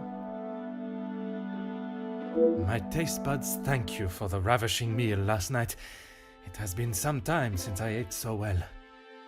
Glad to hear it, sir. S'il te plaît, madame. A detective is fine. In that case, mademoiselle is fine for me, and I will ignore your presumption of marriage. Très bon, mademoiselle. That's right. I've seen staff come and go, but a house always needs a trustworthy cook. I agree. But if I was to eat what you prepare every day, I fear I may be the size of La Maison. Not a bad thing, detective. You could do with some meat on your bones. Well, with the snow still not clearing, we may be stuck here for the weekend. Perhaps I should look to adjust my pantalon buttons. I did. Monsieur Archie told me what had happened. Bruises can swell fast, so I took him some ice to bring it down.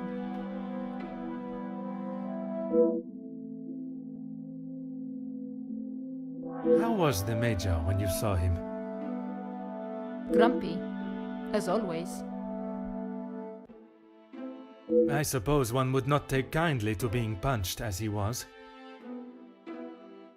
Punched or not, he was as ungrateful as ever. I shall not keep you any longer. Merci, mademoiselle.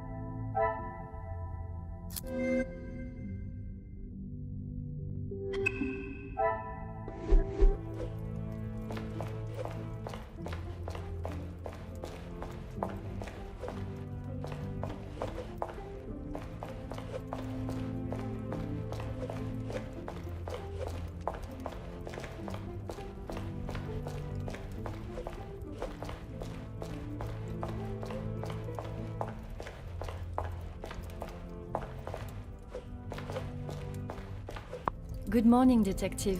I hope you were comfortable last night. Bonjour, mademoiselle. The room was more than pleasant, merci. I'm afraid my mind was not in a state to enjoy it to its full potential, though. I can't imagine any of us slept soundly last night. Hopefully guilt will be weighing heavily on someone's shoulders this morning. I'm sorry if I was not much help last night, Detective. On the contrary, your inside knowledge of the guests was of great help to my investigation. But there are many more questions that require answers. His position? You mean about him living here? Oui, even in a house this size, you must see a lot of each other. I enjoyed having him here. When I was away with Gideon, it was comforting to know Maman was not alone. Although his work with Mr. Da Silva has kept him away from the house of late. What can you tell me about their relationship, working or otherwise?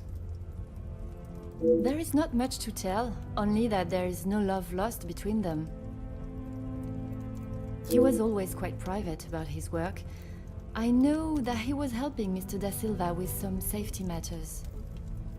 I found a check addressed to the Major from Monsieur Da Silva.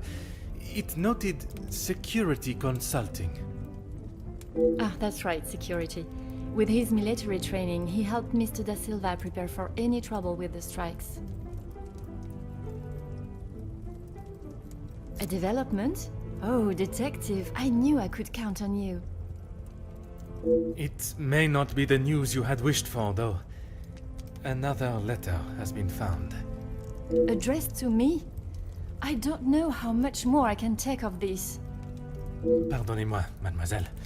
Although it has been written in the same manner, using similar phraseology, it was not sent for your eyes, rather the Major's. Or at least that is how it seems. I'm sorry, Detective, I don't understand. It is addressed to him or not? I found it in the Major's study yesterday while conducting my preliminary search. Whether he is the author of the letter or the recipient, I am still yet to discover. Heavens no, he could not do that. You did not hesitate for a moment. Why would he do such a thing? And then to send a letter to himself? It just doesn't make sense. Merci for your time, mademoiselle. You are to a detective what an umbrella is to a traveler on a wet day. Useful?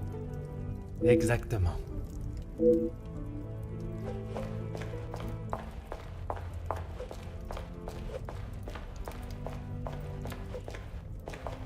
Bonjour, Monsieur Damir. Detective Poirot, how are you? The truth, monsieur. With each step towards uncovering the blackmailer, I am thrown 2 steps back as to the identity of the Major's killer. Is there something I can help you with? Archibald came to me and asked for my help in the matter. My brother and I dealt with it. Merci for your help. It is a job that only the professionals should have to undertake. It's a job that had to be done, although it may have affected my brother more than I. How so? At the sight of the body, the color drained from his face. Once we had reached the cellar, Zachariah took himself straight off to bed, without even a good night. Felix and Madame Vandenbosch are the only ones with keys, as far as I'm aware. Oh, and Archibald. I'm sure I heard Felix asking him to return something to it once.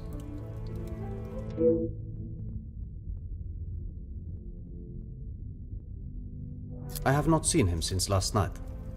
I'm sure he will have been fine after a good night's sleep. He does not need his younger brother checking in on him. Perhaps that is exactly what he requires. I'm not sure what he told you yesterday, Detective, but he's a big boy. He can look after himself. I worry that may not be the case, monsieur. His time in the war came up in conversation more than once during our conversations. He's still talking about it?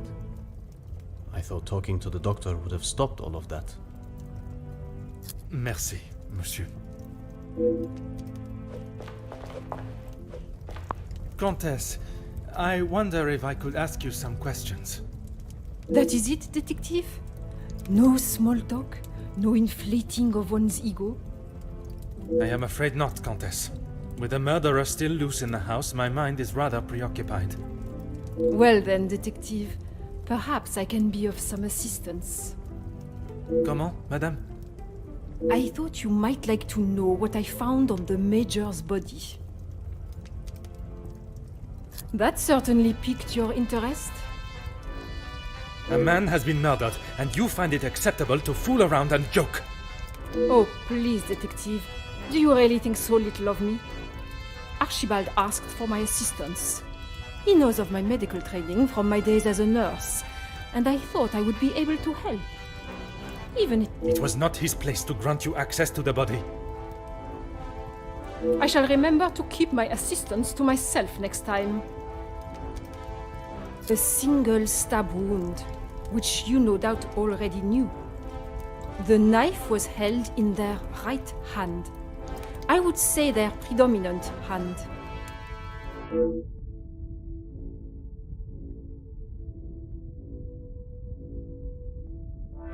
Judging by the depth of the wound, I would say there was no great force put into the strike. If I had to say what weapon was used, a small sharp knife or dagger.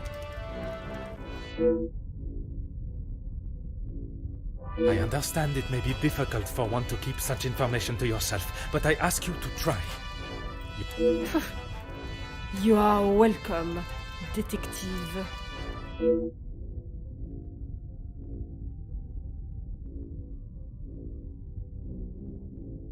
S'il vous plaît, Comtesse.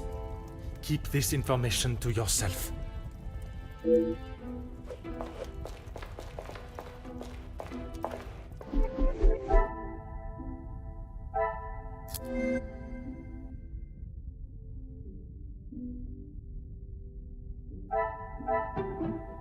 I must take a different approach if I...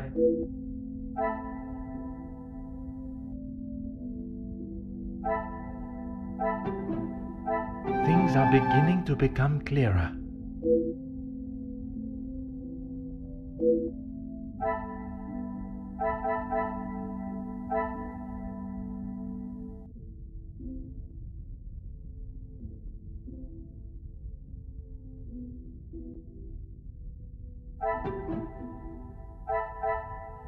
I must act on thought.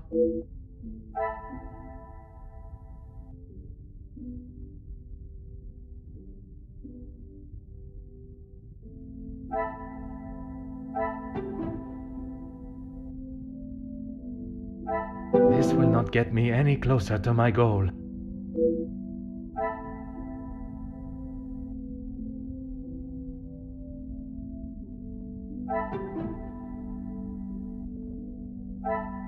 Come, my little grey cells.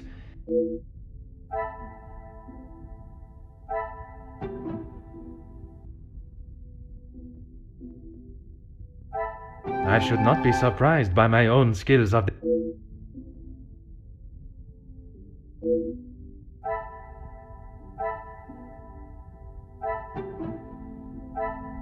Magnifique.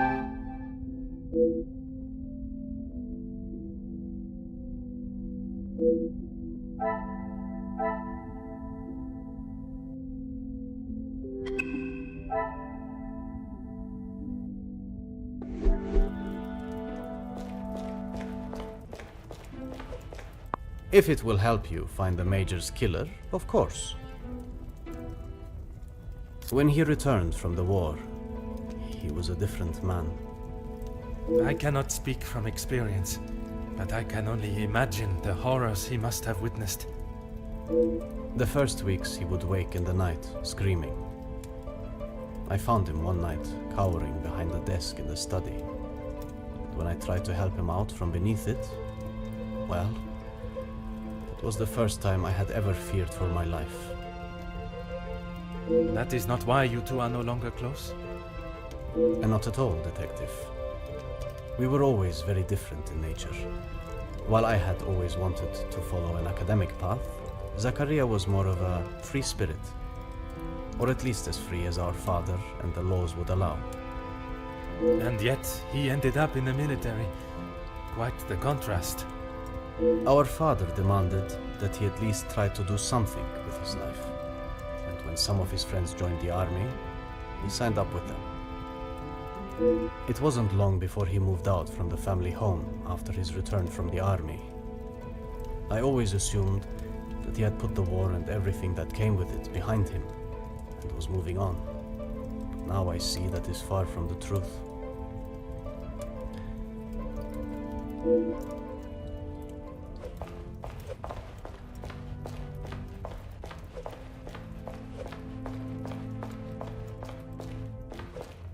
Is there something I can help you with, Detective?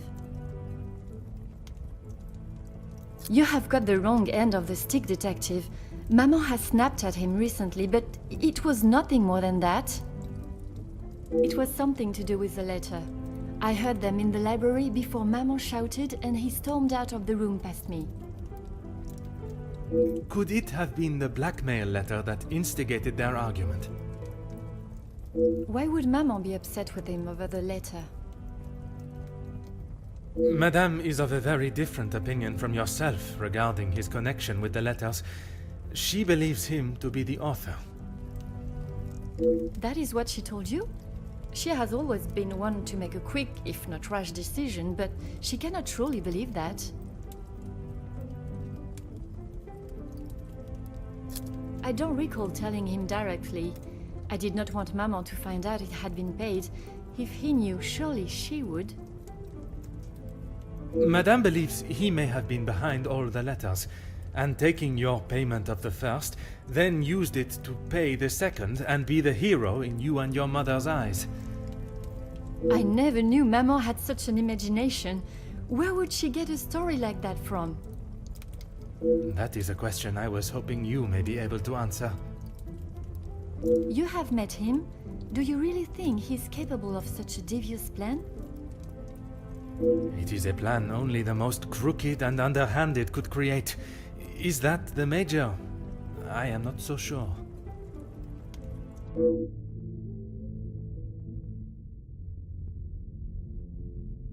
I shall not keep you any longer. Merci, mademoiselle.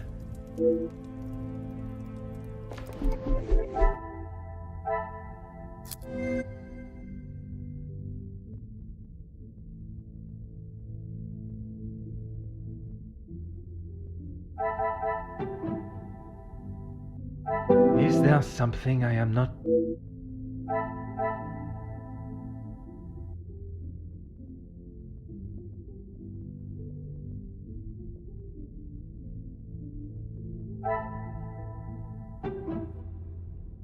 Order and method. That is the way to solve the problem.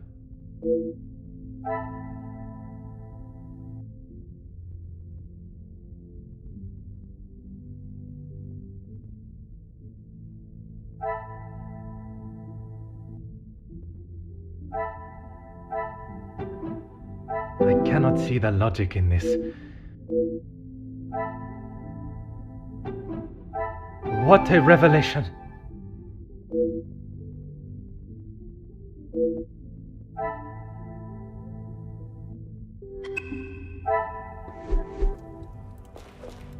Is there something I can help you with, Detective? I'm afraid it had been that way for some time. Maman is not forthcoming with her emotions, as I'm sure you are aware, but I could tell she had not been happy with their arrangement for the last few months. What gave you that impression? There was not one particular thing that she expressed, it was just the way she spoke to him and of him when he wasn't present. I shall not keep you any longer. Merci, mademoiselle.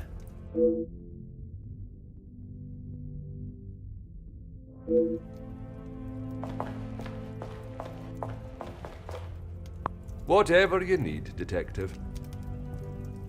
Certainly, Detective.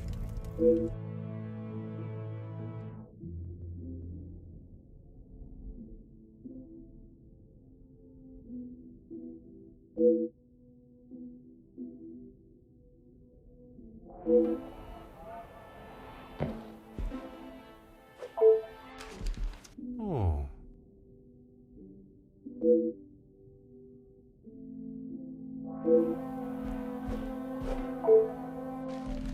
Huh. Huh.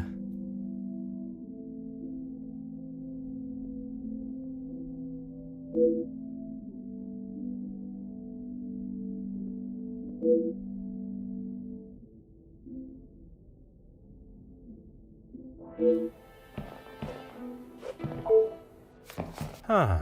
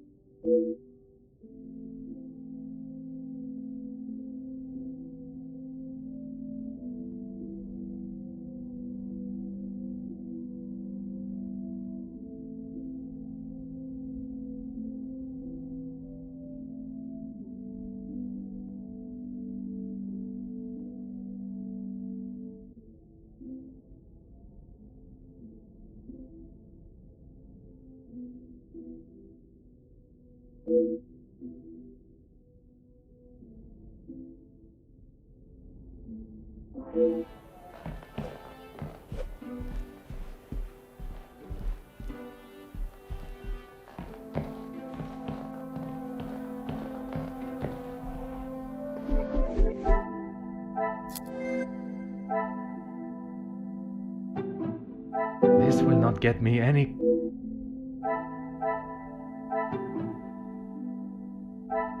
Come, my little grey cells.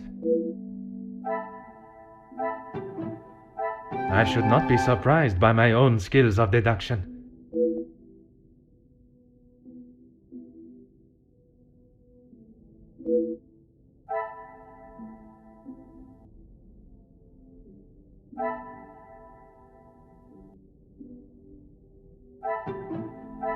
I must act on thought and fact, not on I must take a different approach.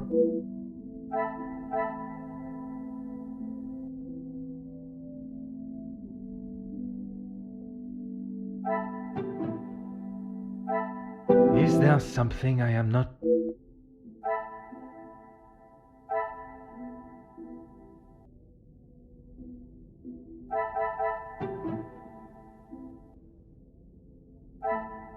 The pieces of the puzzle are finally coming together.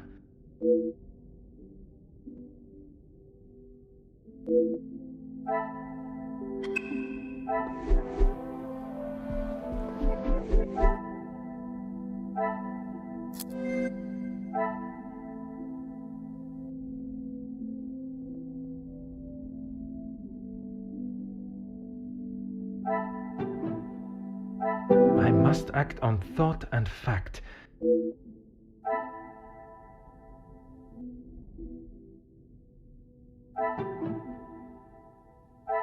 I must take a different approach if I am...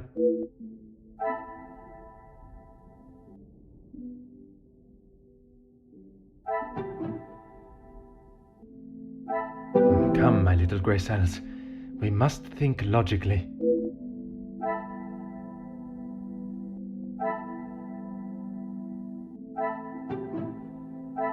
Another success. I never doubted myself.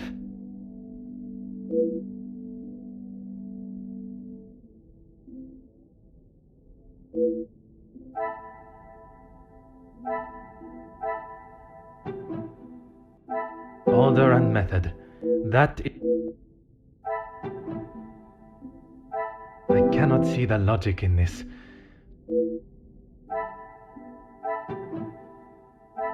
Things are beginning to become clearer.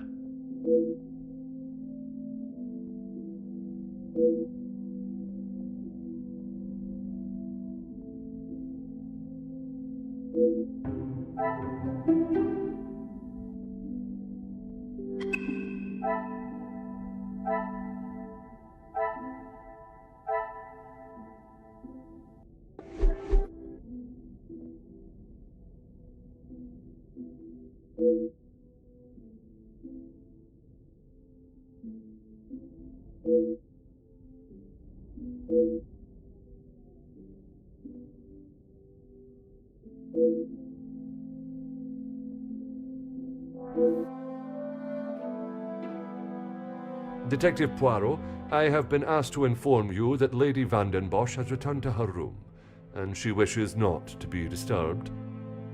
Merci. Madame certainly has mastered the art of subtlety.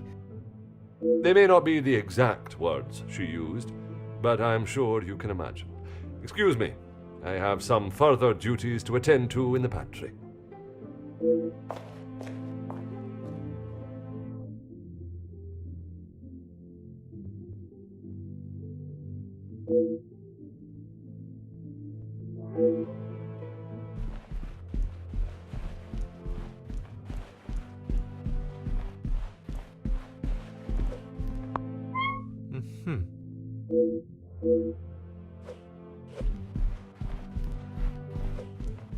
Ah.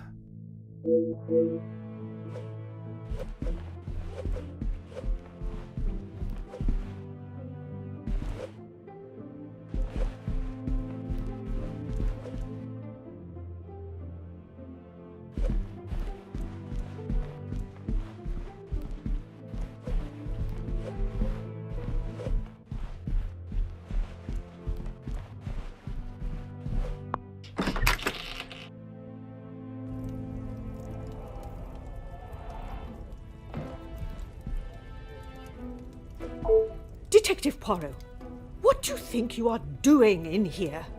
I have something I wish to discuss with you. Well, I hope it is important enough to justify barging into one's bedroom. I assure you it is. Good, because this has gone on far too long. We are snowed in this house while a murderer runs amok. I can understand your frustrations, but it is not as simple as... You were once an incompetent officer, and now it seems you are just as incompetent as a detective.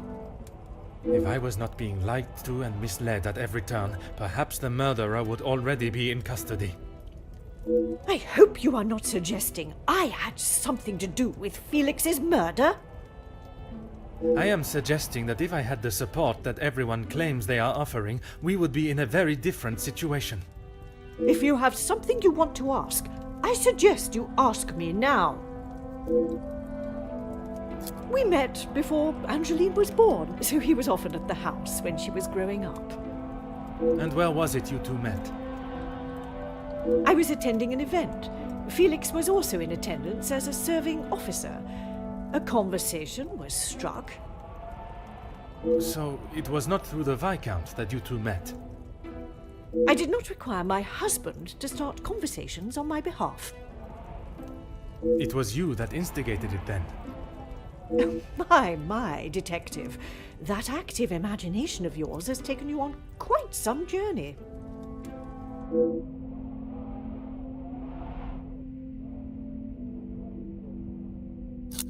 I'm sure he has hundreds of letters in there. Most of them could and should have been thrown away a long time ago. I refer to the letter addressed to you, the one of a romantic nature. Romantic nature? Oh, please, detective. Felix did not have a romantic bone in his body. He made his intentions quite clear in the letter. I must admit I myself was surprised. You really do have quite the active imagination, detective. If that is how you wish to interpret it, so be it. But I can assure you, the Major did not think of me that way, and certainly did not include it in a letter. Edwin spent much of his time away on business before Angeline was born. Felix was a welcome distraction from the loneliness of the house. You were alone in the house? The staff continued their duties, of course, but trying to get any sort of sophisticated or cultured conversation from them was like drawing blood from a stone. And when Angeline was born? Edwin remained at home. It was his duty as a father. And the Major? He had his own business and life to tend to, but we remained in touch via letter. Around the time of Edwin's passing, Felix had relocated to the area.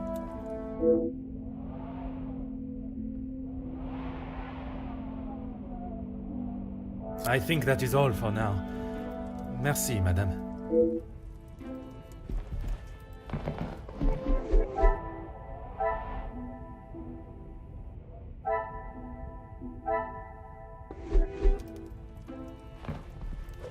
Oh.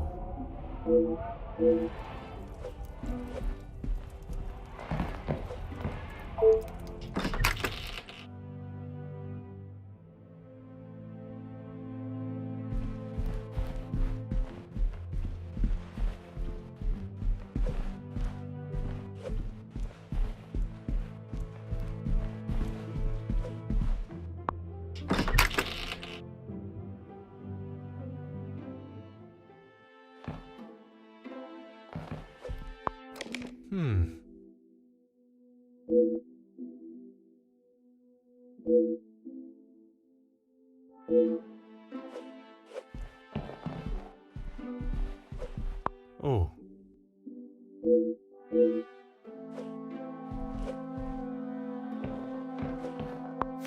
Aha.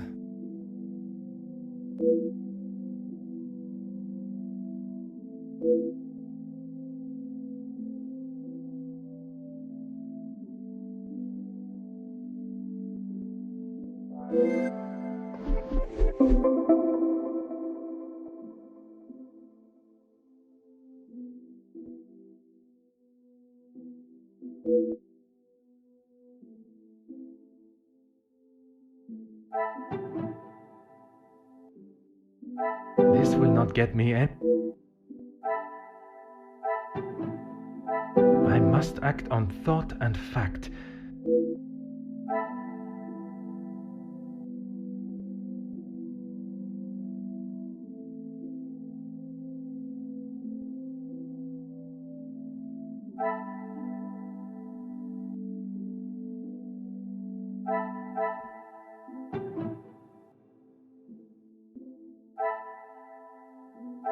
I must take a different approach if I am to...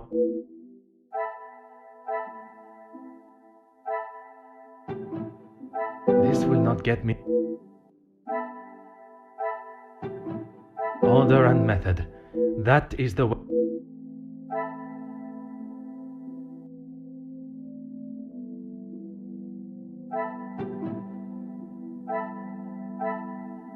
Magnifique.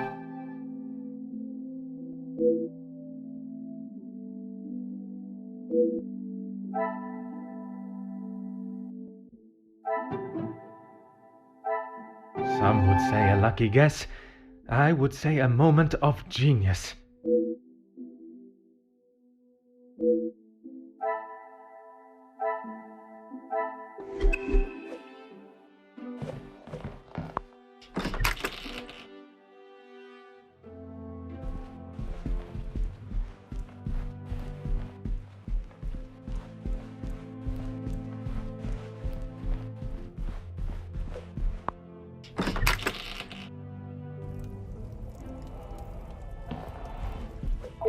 Is this really necessary?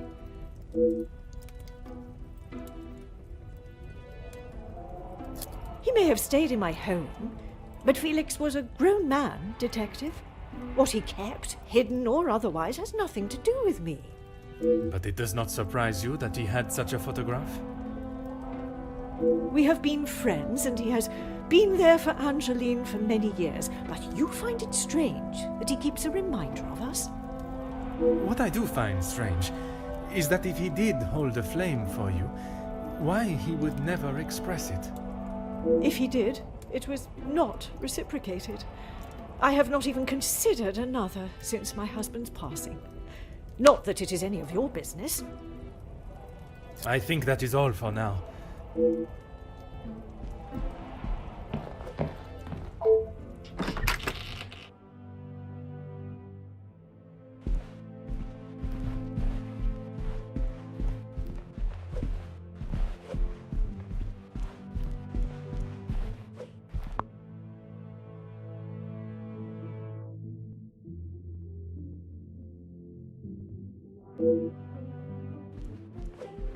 Detective Poirot, are you any closer to uncovering the truth of Felix's involvement with the letters? I am, mademoiselle. I can confirm that he was not the author of the blackmail letters. So the author is still out there? Oui, but it will not be long before they are apprehended, and the only letters they shall be penning will be from behind iron bars. Your confidence is rather assuring. Thank you, Detective. I'm sorry, Detective. I did not intend to leave your mind so full of thoughts. No apology is required. It actually made me question my whole chain of thinking. What if there had been a collusion between them, and the Major's murder was planned, organized, and orchestrated to make the investigation seem almost impossible? Oh my, Detective, that is quite a theory. Every guest has a motive. You confirmed that with the mention of Mademoiselle Conrad and the Major's fight. Supplying one another with a rock-solid alibi would surely throw off any detective. But not you. Correct, mademoiselle. It would take much more to stamp Detective Poirot. I haven't seen that book in so long. Yes, it was a gift for my 10th birthday. I have read it from cover to cover countless times. He left such a lovely inscription too. It sounds as though there is a side to the Major I did not get to see. Was it common for him to bring you gifts? Not common, but if he had been away for some time, he would bring me a small memento from his travels. He hasn't done that in some time, though. They were. I'm afraid they may have gathered some dust being in the storage room for so long. I kept them in hope of giving them to my child when the time comes. It sounds as though he had always cared about you.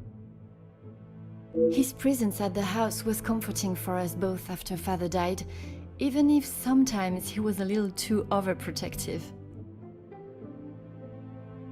That's right. Ever since I can remember, Felix has been around. It seems as though she has a number of support networks. The Major, her friendship with the Countess, not forgetting Monsieur da Silva. Maman has many friends. I know how she may seem to most, but once you break the hard shell... There is a further shell waiting to be broken. Oh, very good, Detective. Forgive me, mademoiselle. I only jest. It's quite all right. You are not the only one that feels a razor tongue.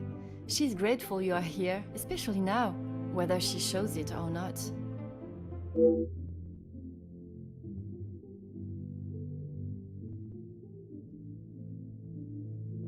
They have often come to blows when it concerns Maman. They are both trying to protect her, but they themselves cannot seem to get along. She spoke of his desire to join the, how do you describe it? Social elite. This isn't the first time she has vocalized that concern. She thinks the Major was just using our family name to make his way to the top. And you do not agree? I will not deny he has shown interest in Maman's social circles, but they have been friends since even before I was born. Surely all those years of friendship was not just to raise his social standing.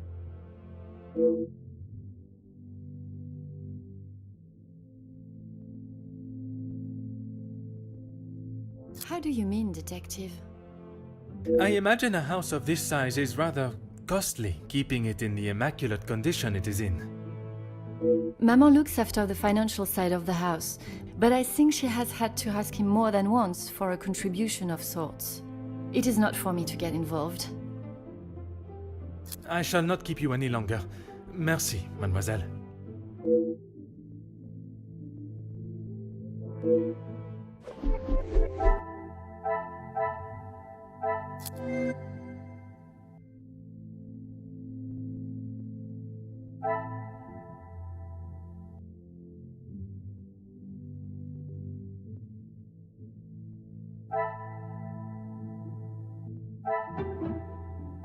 I should not be surprised by my own skills of deduction.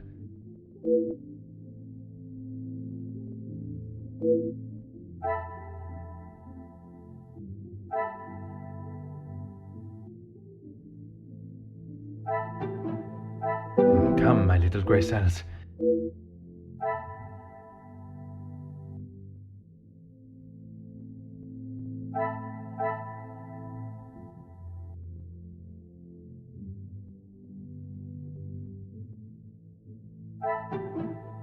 What a revelation!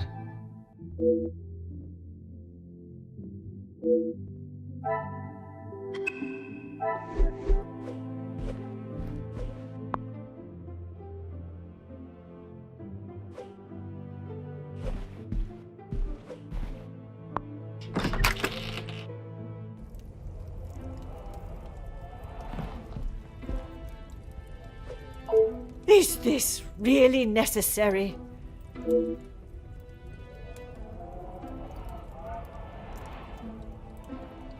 Who I allow in my house is none of your business. I do not have to explain anything to you. I did not think you were one for charity. I would not expect you to think much of anything. There is no need to talk on it any further, but I'm sure you will remember that, financially speaking, we have had our issues.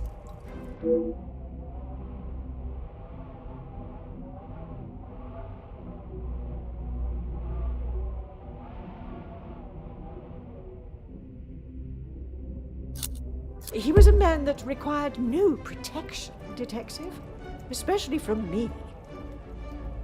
That is the impression I had of him, which is why your defensive stance warrants questioning. Your insistent questioning on such trivial matters are getting on my last nerve. There is a murderer and a blackmailer to be found. That is your job here.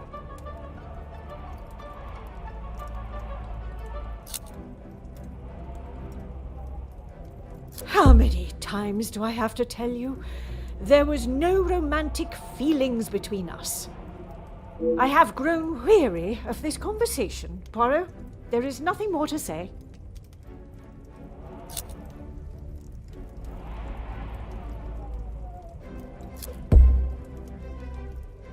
Madame, you continue to withhold the truth.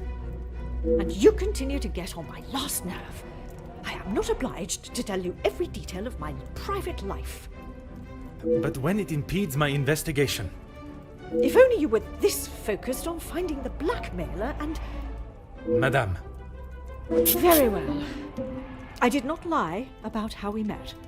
I was attending an event, raising money for... Oh, I cannot recall now.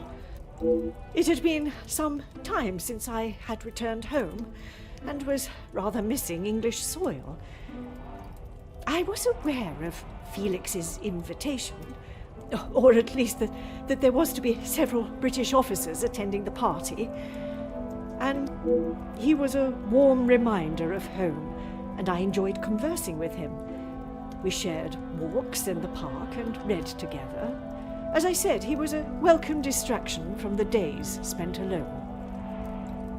I shall go no further with the details, but I will say, I had no intention on being unfaithful to my husband. It was never our plan to go that far. The Viscount never questioned Mademoiselle's birth? In his mind, he had no reason to, and he shouldn't have had to. It was my mistake to bear. If he knew the truth, our lives would have been ruined. I told Felix that he was to stay away, but he had no intention to. He became an uncle figure to Angeline, and they grew closer after Edwin's death. I could not tell her the truth. Too much time had passed. The secret remained only between him and I. Until now. And what were the Major's thoughts on revealing the truth? He wanted to tell her everything. He wanted her to know exactly who he was. But I told him no. It would not have been the poignant reconciliation that he expected. She would not understand.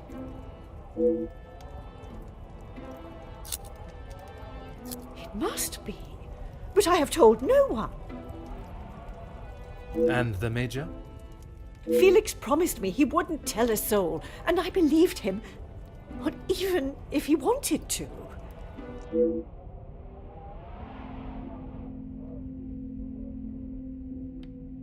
You did not think anyone knew, and that is why you disregarded the letter. If you bow to these criminals, they will only try to claw more from you. I tried to retrieve them from the safe after everyone had retired last night, but when I opened the safe, they were nowhere to be found. When I entered the study this morning, they were as visible as a red notice on a police station wall. I would appreciate if you did not compare them to the face of a wanted felon. Pardon, madame. But that does mean someone else in the house has seen them. I don't understand. Why would... A mystery that is still yet to be solved.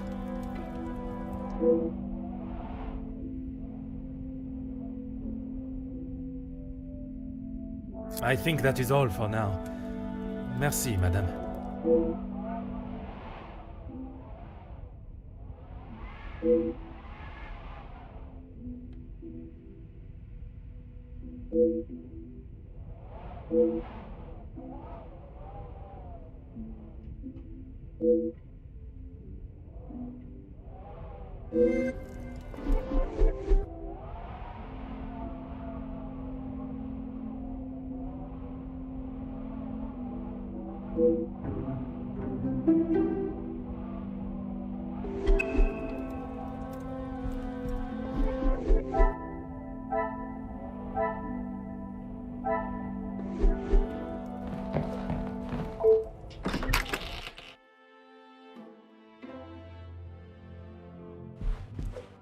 Detective Poirot, how is your investigation coming?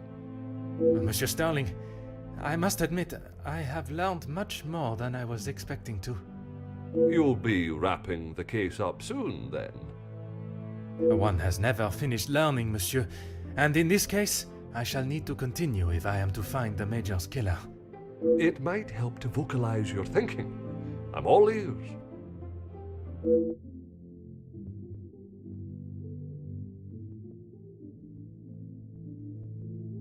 Monsieur, would you gather the guests and staff in the salon? Right away, Detective. Can I ask for what reason? I shall reveal all once everyone is together.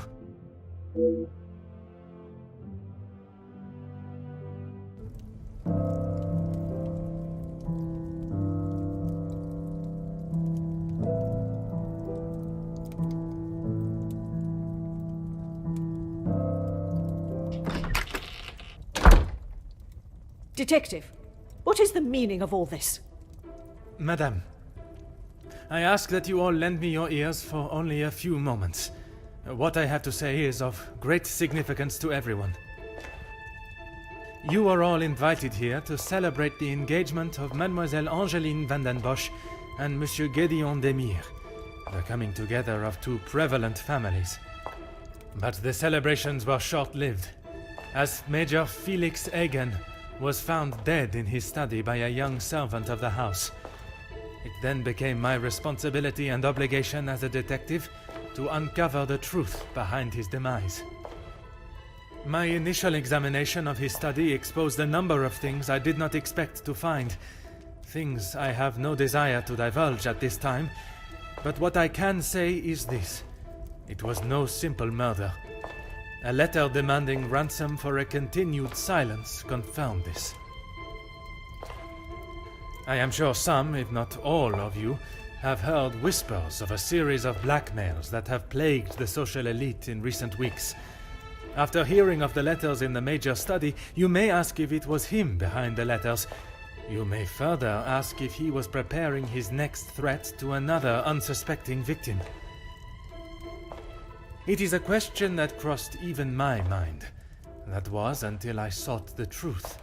That in fact it was the Major that had fallen victim to our blackmailer Mystérieux. Last night I spoke with you all, confirmed your whereabouts in the house over the course of the evening, and while I would have expected such questioning to reveal a potential suspect, what I learned was that it could not have been one of you. What do you mean, not one of us? The man was stabbed. He hardly did that to himself. There is still a killer in the house. Pardon, monsieur, if you would allow me to finish. It could not have been only one of you. Rather a partnership, in cahoots, if you will. Conversations today have revealed facts that I was not expecting to discover. And although they may have muddied and complicated my investigation, what I must do to bring the guilty parties to justice has become clearer. Those of you that spun stories in an attempt to confuse and derail my investigation have made a grave mistake in underestimating my intelligence. Other detectives may fall for such deception, but I can assure you, Detective Poirot is no such fool. My investigation is far from over, and swift justice shall be dealt to those that have committed such appalling acts and have continued to mislead and lie to protect themselves. Now, I must continue mon enquête, and I shall leave you to consider that you may be beside a cold-hearted killer. Bonsoir. Monsieur Sterling, un moment. Quite the speech, Detective. Merci, but it was not made to entertain, more to warn the guilty parties that I am hot on their heels, no matter how clever they believe themselves to be. Well, if there is anything I can do.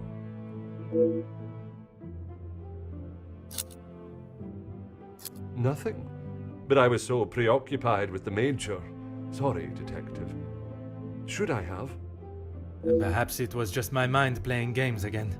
Maybe one of the guests got lost and wandered in.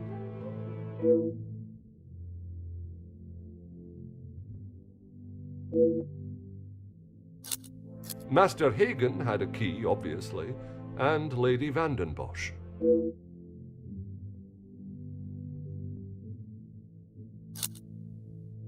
When requested, aye. If something is required from there when Master Hagen is not around. Forgive me. If he is not around, how is it you access the safe? It's not what you think, Detective. What I think is that you have been trusted with a copy of the key, and you have lied to me about it. I only lied because of the trouble I can get into with Lady Vandenbosch.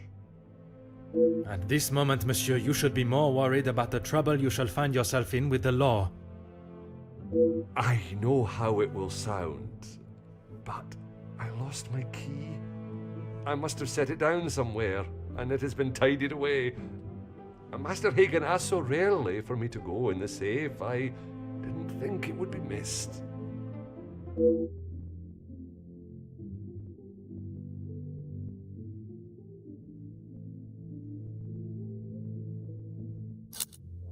I should have said this morning. I'm sorry.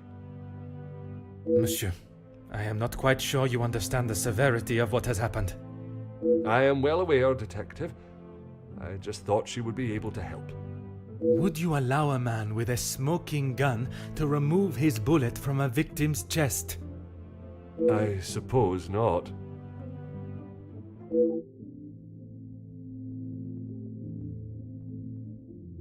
Is that really necessary?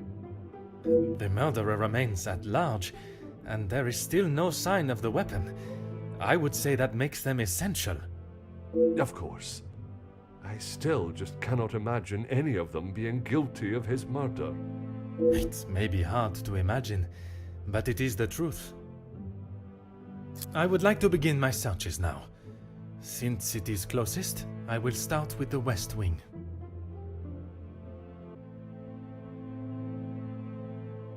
I may not be back when you return.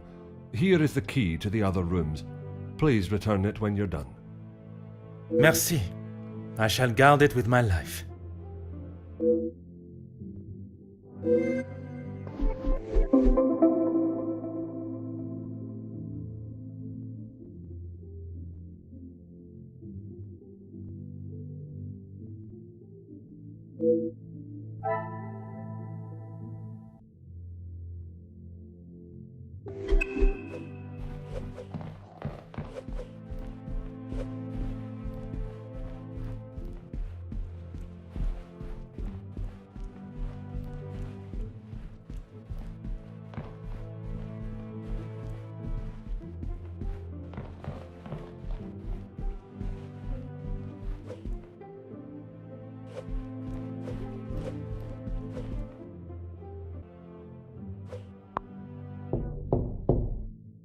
Entrez.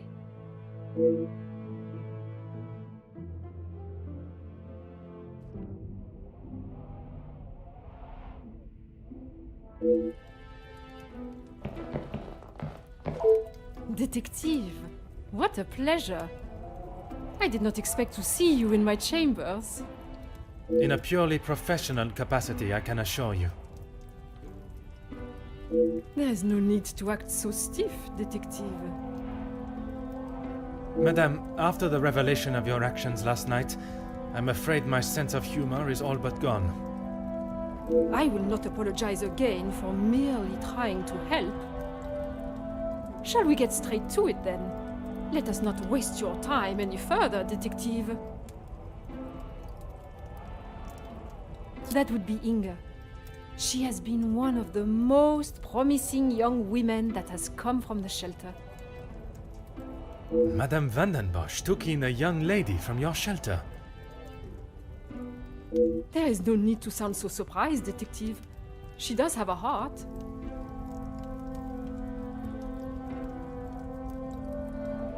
I did not mean to sound so cruel. I just did not expect Madame to hire someone of that background after the incident with her previous maid, Florette. People change, Detective. You should not judge someone on their past actions. Believe me, Countess, I know that only too well.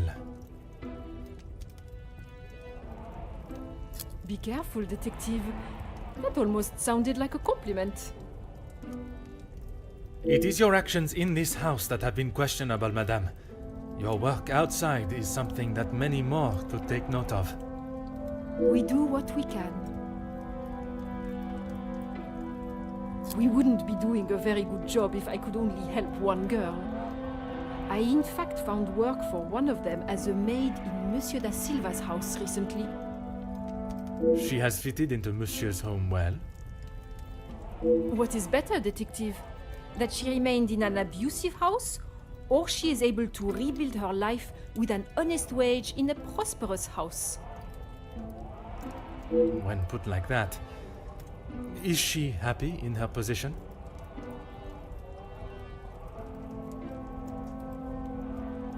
The happiest she has been in years. I check in with them all as often as possible. And if there was a problem, I would know.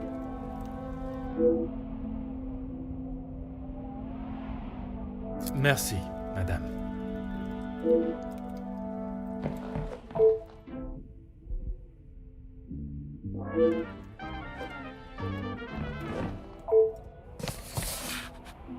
Ah.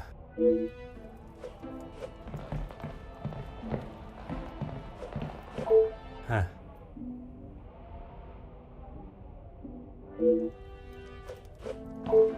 Oh.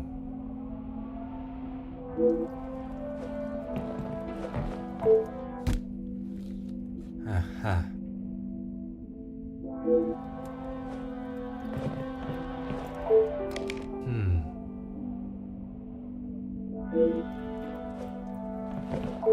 Ah.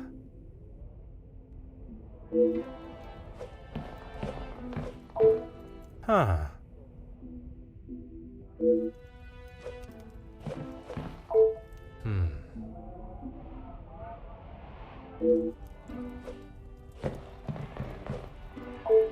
Go ahead, Detective.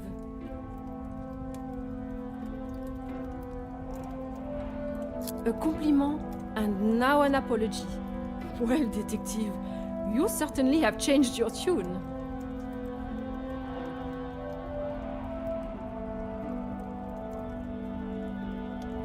There was something I was still unsure of. You mentioned that your training was some years ago. From my days as a nurse, oui. If that is so, why would you have brought several pieces of equipment usually found in a physician's bag? One must always be prepared, Detective. Prepared? At an engagement celebration? If I had not brought them, I would not have been able to assist you last night. Perhaps you should be thankful for my precaution and not so suspicious. Merci, Madame.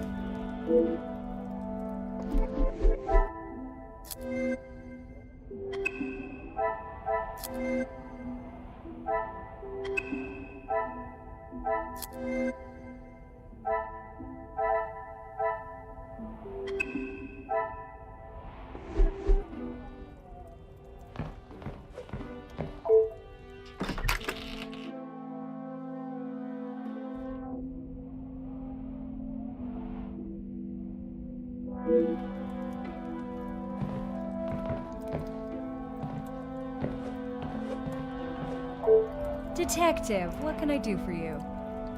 Mademoiselle, I am sure you understand my reasoning for such intrusion. If it's going to clear my name, be my guest. If you wouldn't mind answering some questions, it can hopefully be cleared faster. Like I said, he's not the man he wants everyone to think he is. Oui, but how is it you came to that conclusion? You don't really want me to recount every conversation I've had with him, do you? There is one particular I had in mind.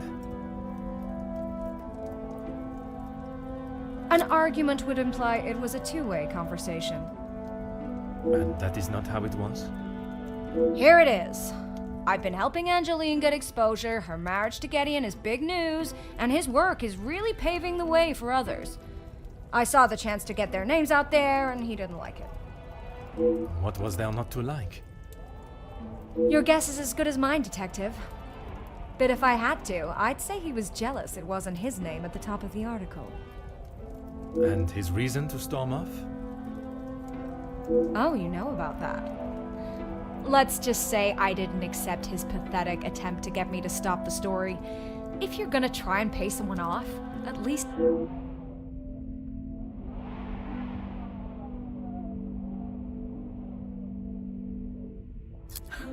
You've really got a fascination with that guy, huh? I would not say fascination. An interest, perhaps. Well, I'll save you the bother of trying to find out more about him. He's not that interesting. In fact, he's a bit of a wimp if you ask me. That is not the impression I got of him. That's because you've only seen the side of him he wants you to. He knows what to say in front of the right people. But behind closed doors, he's clueless. Let me guess. The first thing he told you was that he was a union leader. No, the voice of the people.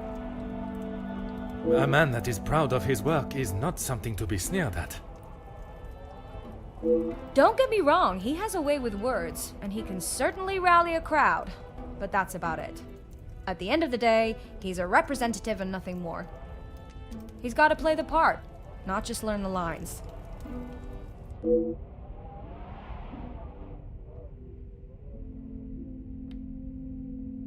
Merci, mademoiselle.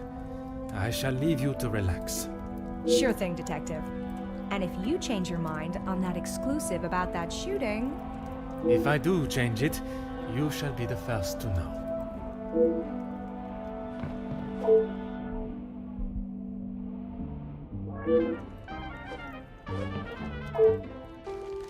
Aha.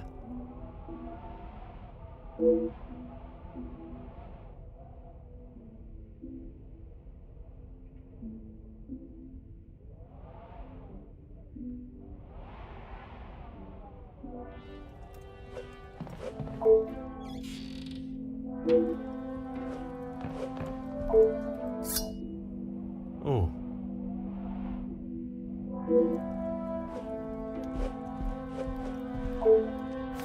Oh.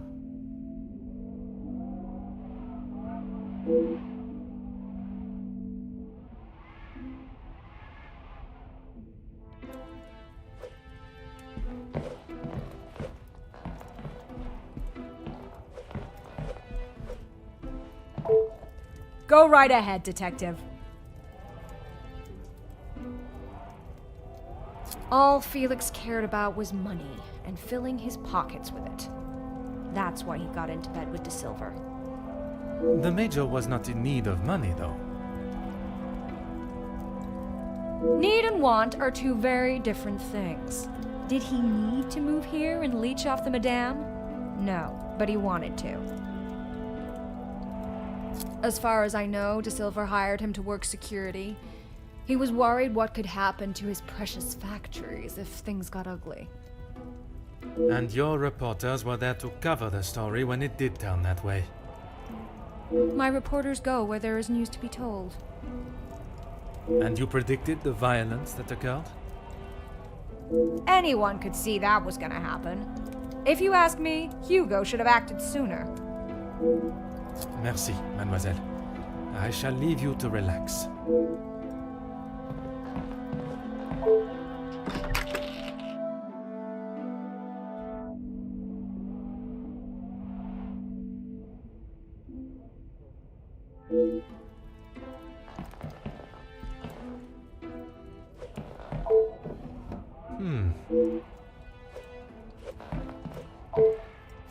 Huh.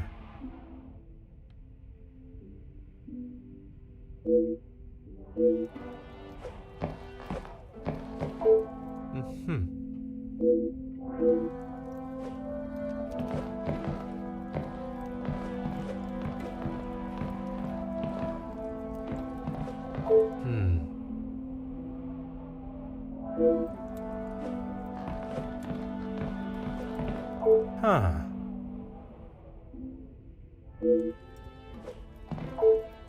Huh.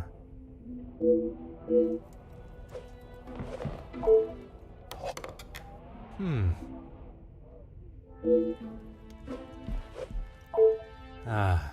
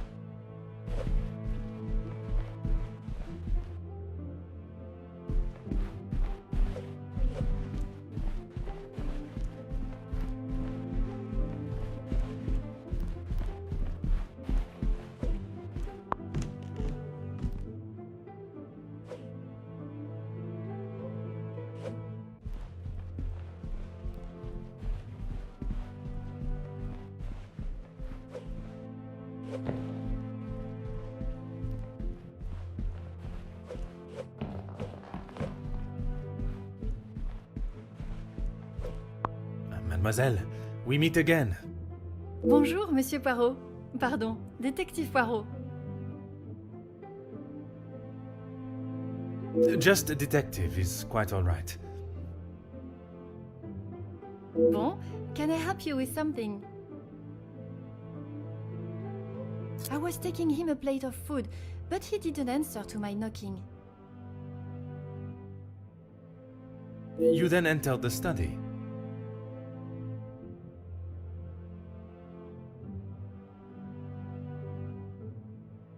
I did. He wasn't moving. He just lay there. I did not mean to upset you again. Seeing him there would be troubling for anyone, and I'm sure it is not a memory you wish to relive.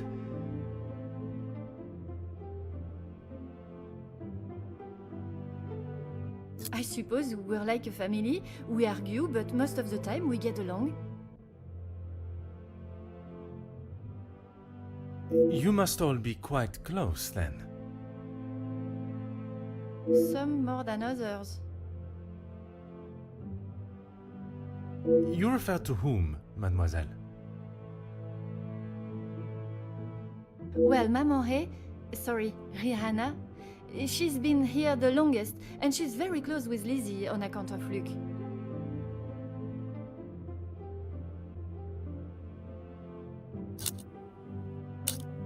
Maman is Luke's sister. You didn't know that?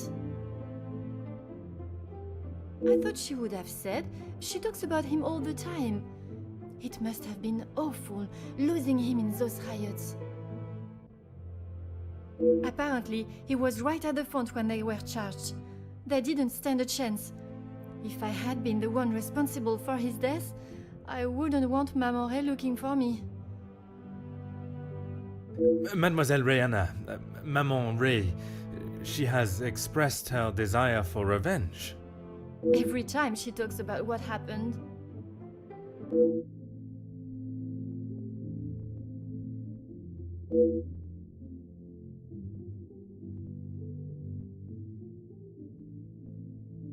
I guess you wouldn't know anything about life on the streets. It is not an experience I have had to face personally, but I understand that many are forced into it, and the lifestyle that comes with it. The lifestyle of a thief, you mean? Put rather bluntly, oui. You are the first officer that has not taken one look at me and pulled out their handcuffs. Mademoiselle, I can see you have turned your life around, and I commend you on your efforts. Without the contest, I would probably be rotting in a cell somewhere.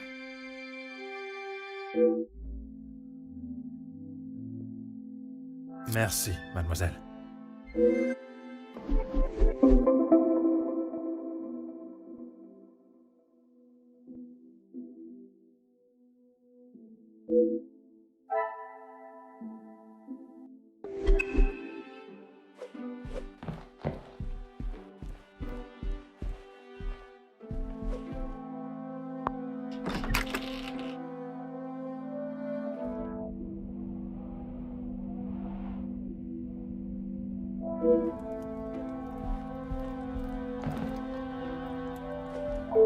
Monsieur Demir, I hope you are feeling better today. Nothing a good night's sleep couldn't fix. Très bien. I wonder if you would be up to discussing certain matters with me. Whatever you need. I lost my taste for death a long time ago, but it had to be done. I'm certainly in no rush to be carrying a dead body again, though. Most understandable. I shall extend the same gratitude to you as I did to your brother. You've spoken to him already. How is he? Perhaps that should be a question you ask him yourself. Yeah, maybe. I bet he had a lot to say. He always did have an opinion on the war. When I say your past, I refer to your past as brothers. Ah. Okay, well, what did he say? It seems you both had the same sentiment for this party. Perhaps the bridges that you thought were once burnt are in fact primed to be reconstructed. We'll see how probable that reconstruction is going to be. Until he sees my point of view, I don't know how we can move forward. What is there for him to understand before the bond can be repaired? He lost his friends in the war, the same as everyone. But somehow he has forgiven. I'm sorry, Detective, I can't. And Gideon just doesn't understand that.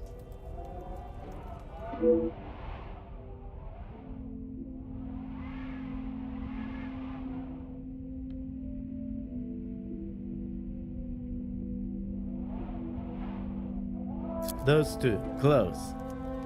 They must share something in common to be able to hold the conversation for the time they did. If there is one thing I know about my brother, it's that he will not. No. He cannot be rude. He just doesn't have it in him.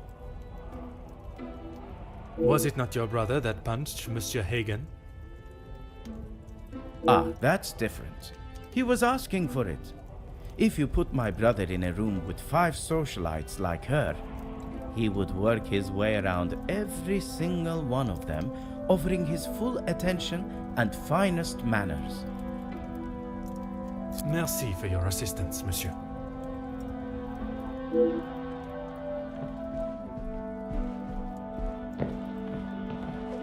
Aha.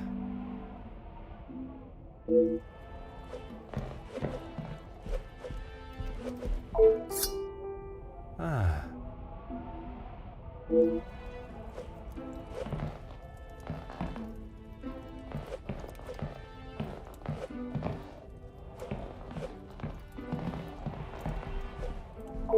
Always got time for my favorite detective. The dagger. I wondered how long it would take for that to become an issue. I shall give you the opportunity to explain the reason for it being here before I jump to any conclusions. It was going to be a wedding gift for Gideon. I've maybe not been the best brother in recent years. I thought this could make up for some of it. After what happened to the Major, I thought it was a bit tasteless. You did not see it fitting to tell me you were harboring a rather sizable knife in your room? I wouldn't say harboring. And I wasn't expecting to be a suspect in a murder. Merci for your assistance, monsieur.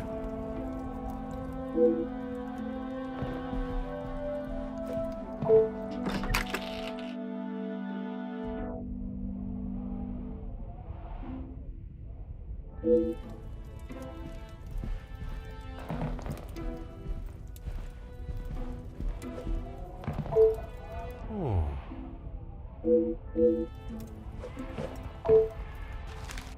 Aha.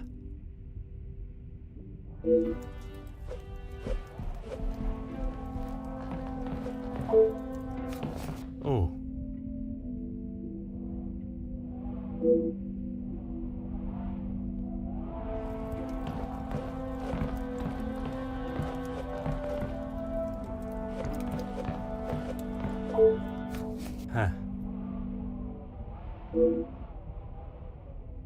Monsieur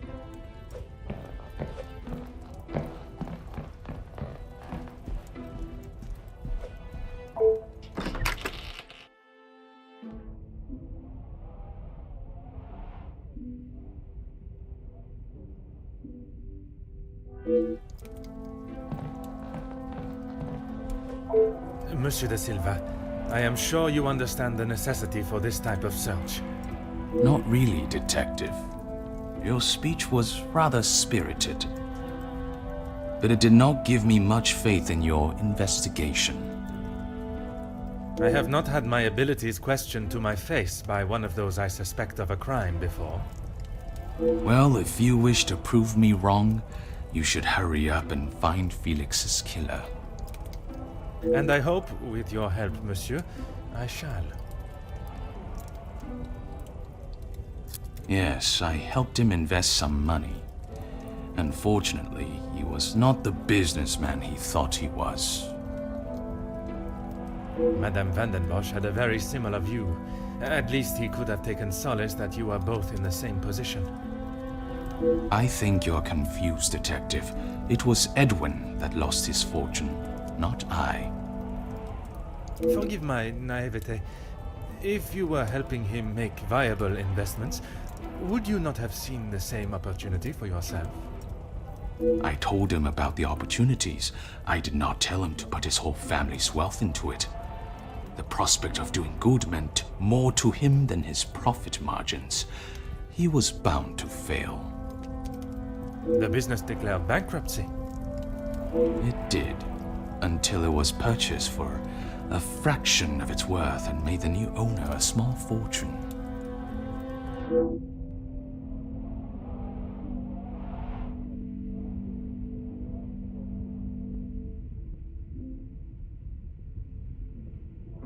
Everything that I want to say on that matter has already been said. I understand, monsieur. But what I would like to know is, was the late Viscount aware of your feelings towards his wife? Excuse me, Detective, but you have crossed the line. Crossed the line like an attempt to bankrupt a business partner and friend so that you'll be able to swoop in and impress a certain target of your affections. You make such ridiculous accusations without a shred of proof. Your reaction at the mere suggestion is proof enough, monsieur. While I cannot arrest you for betrayal of a friend, I can hope your conscience does not forget, and that will be punishment enough.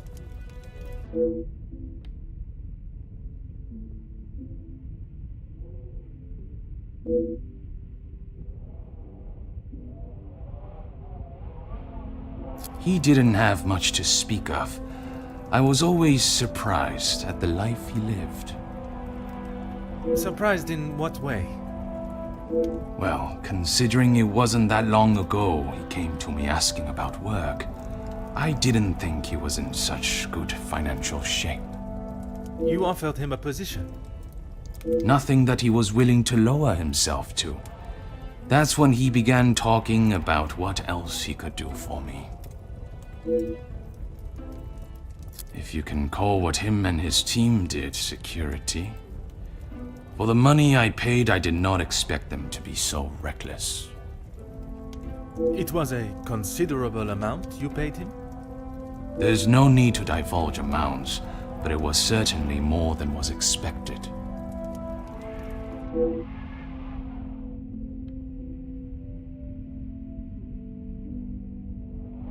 He said they were all professionals, but I saw nothing of the sort. He said he had worked with them all in the army as their superior officer. They were men that could be trusted. But that was not the case? I had not even met them before they arrived on site. They brought their own equipment. They looked like they knew what they were doing. And this equipment, it included the weapons that injured and killed the workers? It was not much of a choice, Detective. I said they didn't need them, but Felix said it was essential. He said he knew better.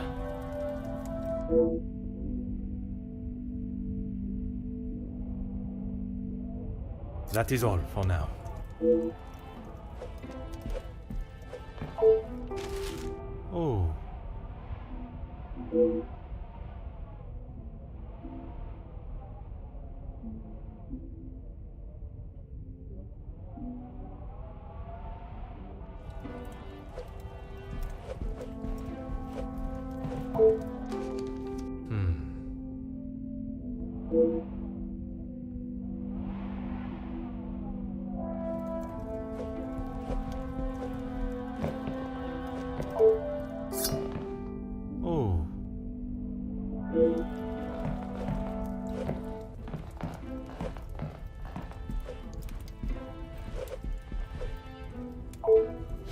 What is it now, detective?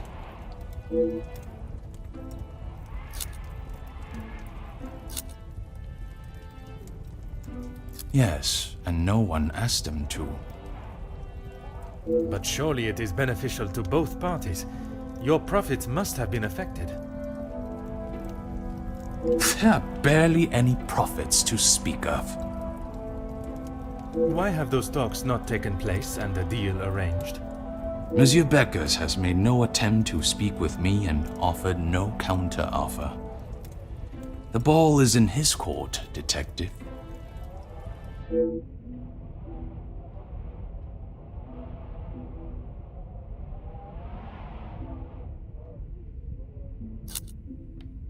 Excuse me?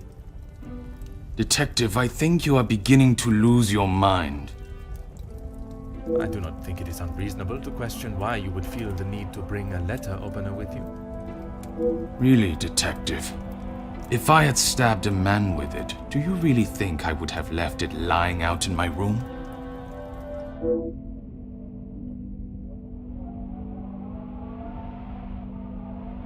I have spoken of a potential blackmail ring, and yet you still kept your letter to yourself.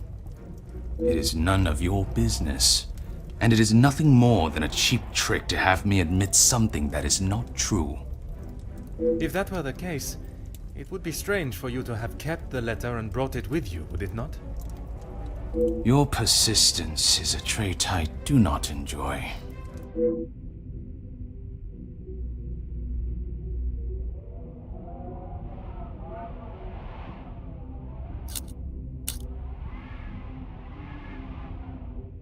No reason, detective. Merely saving you from wasting your time. I will be the judge of that. I would like to know about any and all evidence that may help my investigation. I trust there is nothing else you deem a waste of my time. Of course not, officer. It's not as though you think I'm harboring some illicit secret. The letter was a pathetic attempt to intimidate me. Nothing more.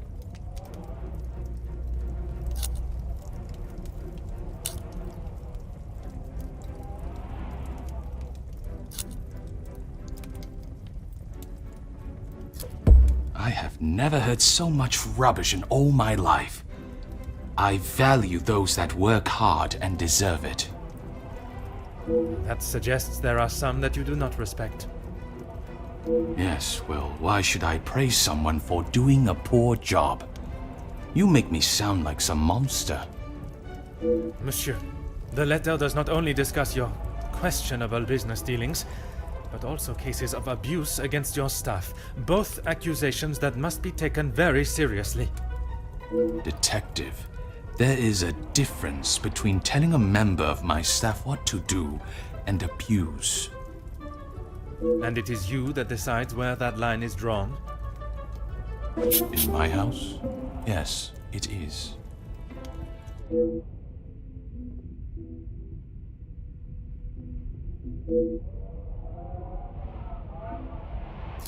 Please stop calling it that. I treat all my servants exactly how I always have, and no one has complained before. That does not mean your behavior is appropriate. They have one chance. If they are not doing the job they are hired to do, they are gone. You would be surprised how many staff expect an easy ride.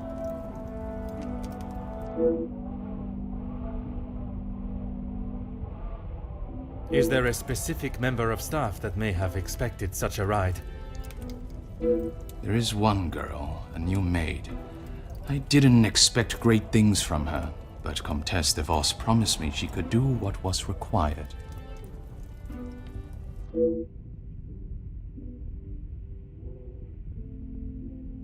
That is all for now.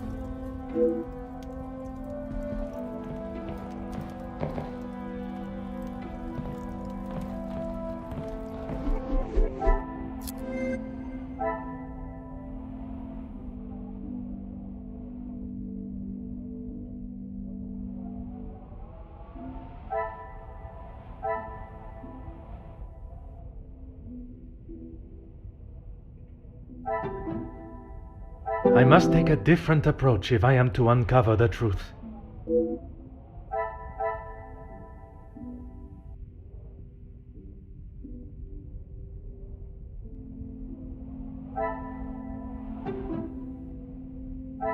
This will not get me any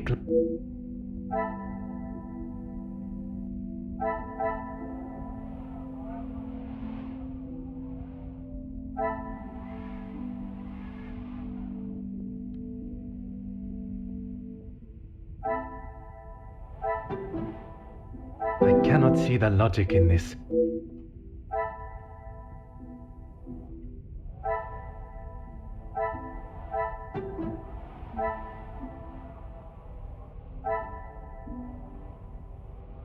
I should not be surprised by my own skills of deduction.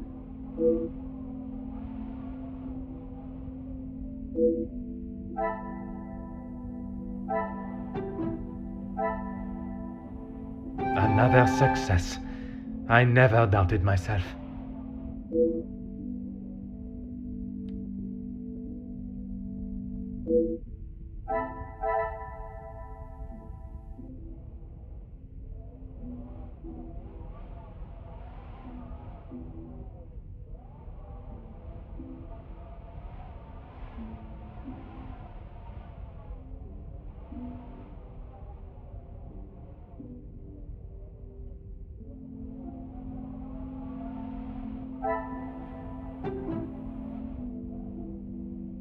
I must act on thought and fact.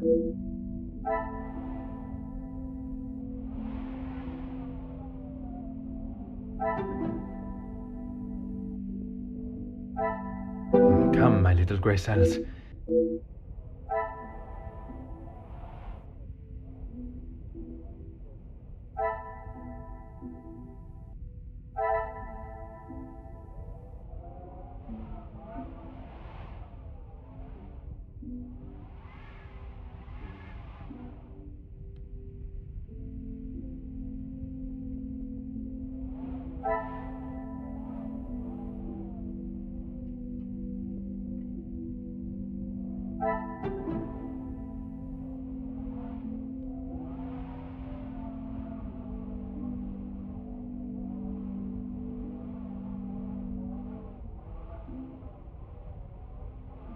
Order and method.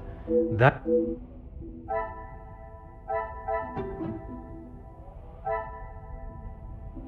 Things are beginning to become clearer.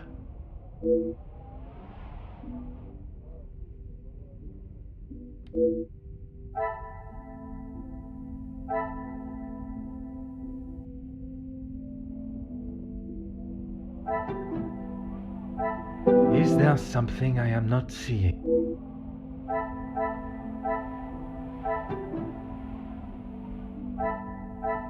This will not get me.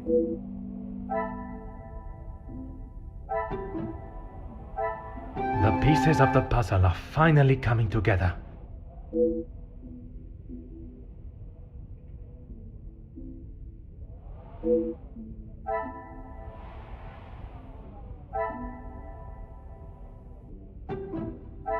Some would say a lucky guess. I would say a moment of genius.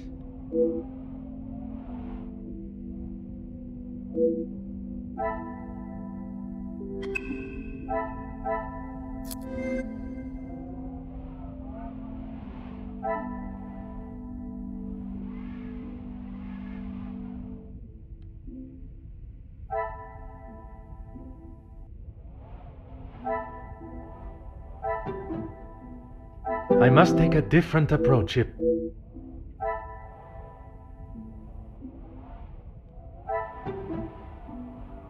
Is there something...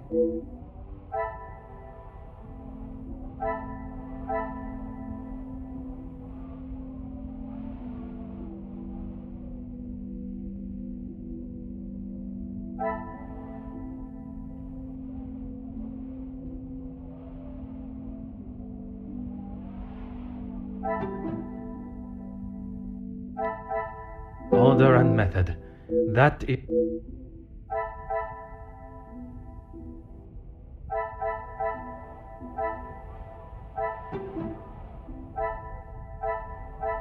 Magnifique.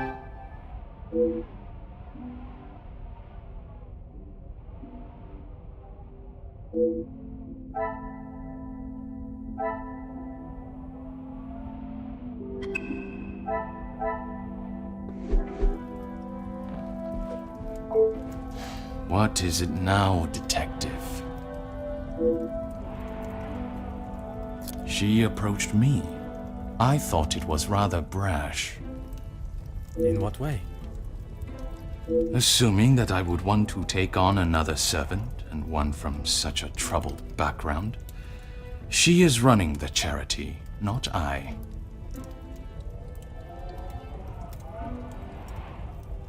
When he came to me, I told him that with the factories on strike and my profits pouring down the drain, I had nothing for him. But he said he could help me get them all back to work and the factories earning. His rates were steep, but he said he knew what needed to be done, and he was prepared to do it. A week passed and they were all still on strike.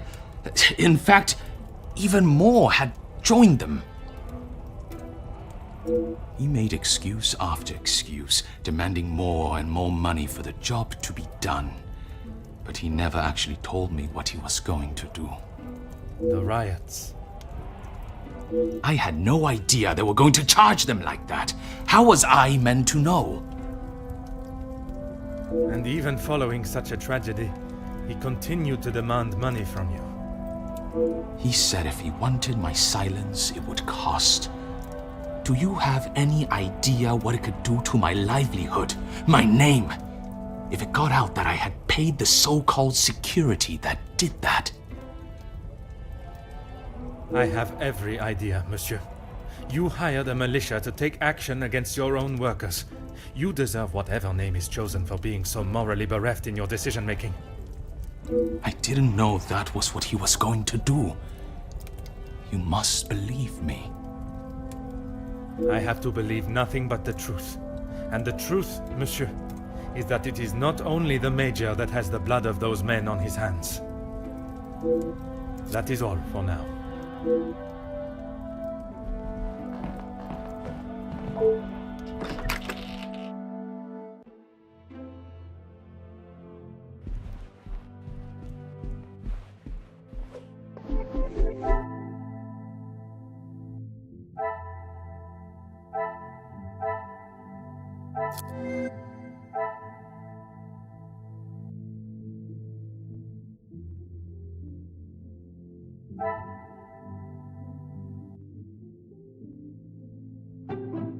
What a revelation!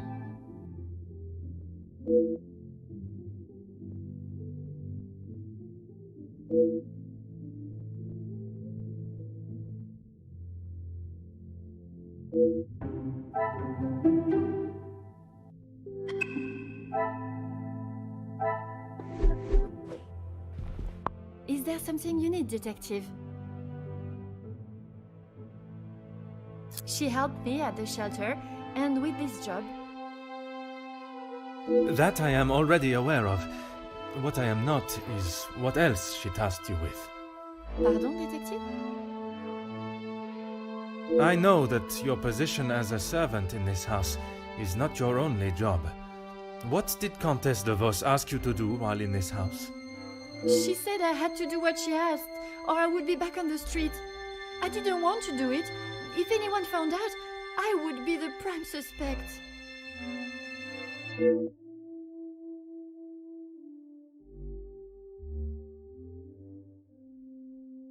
Merci, mademoiselle.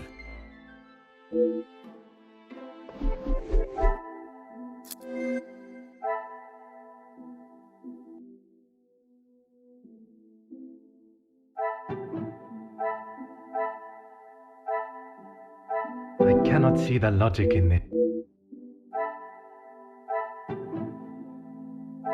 I must act on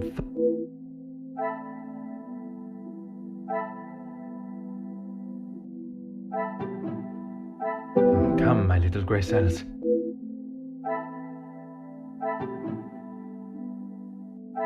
Some would say a lucky guess.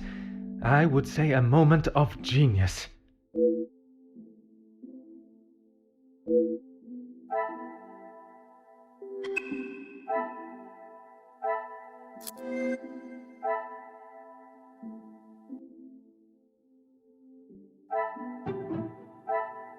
Another success. I never doubted myself.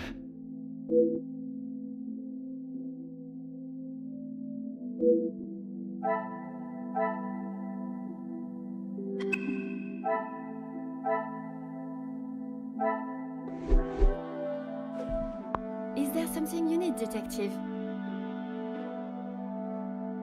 Nothing. She said I was to take nothing. If it was not something she wished you to take, what was it? She wanted me to find out information about the family and Monsieur Hagen. Why did she request that? At first I didn't know, but when I heard about Mademoiselle Angeline being blackmailed, and then the Major, I knew she had used what I found.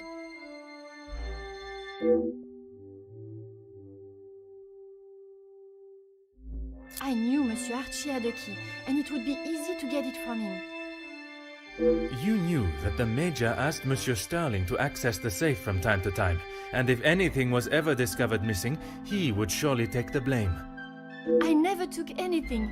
I only told the Countess what I had found. And that was? About Monsieur Hagen and the Madame's relationship, and Angeline. I'm sure the Countess was pleased to hear such valuable information. She said I had done a good job, but I needed proof. That's why I went back and got the letters last night.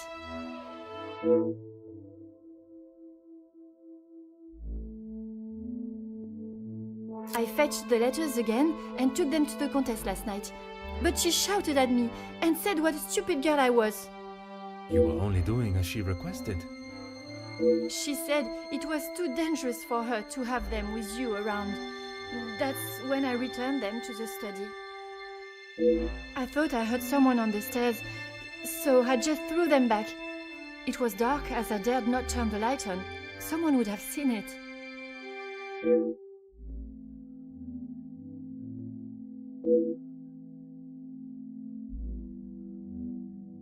Merci, mademoiselle.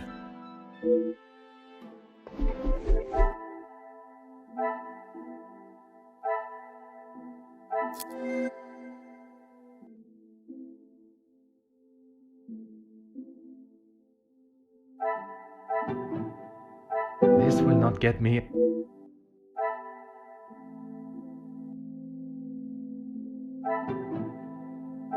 I must act on thought and fact.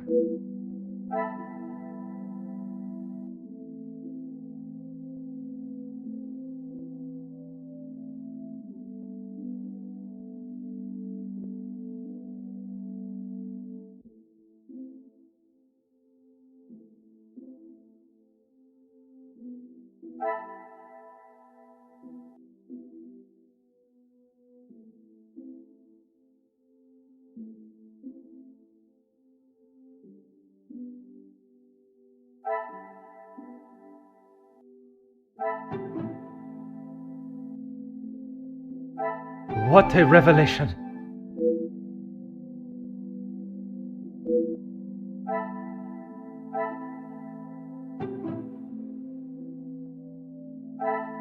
The pieces of the puzzle are finally coming together.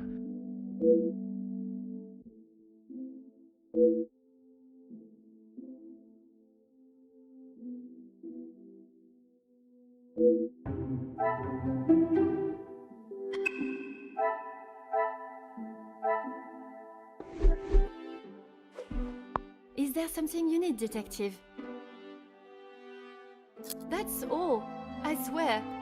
I heard Monsieur Archie and Monsieur Felix talking about a storeroom, but I haven't found it. Is the Countess aware of this room? I told her it was somewhere in the house, but I didn't know where. She wasn't happy with me that I hadn't found it yet.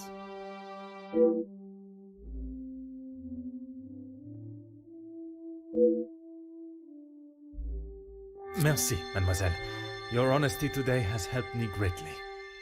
I suppose that I will lose my position at the house now. That is not my decision to make. But when the whole truth is revealed, it will not be the pawns the law looks to convict. We shall be coming for the Queen.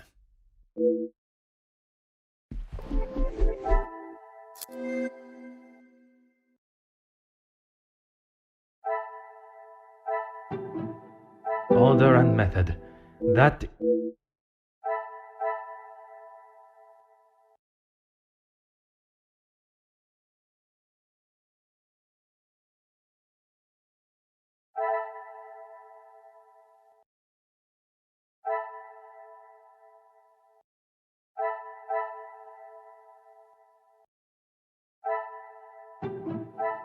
I cannot see the logic in this. I should not be surprised by my own skills of deduction.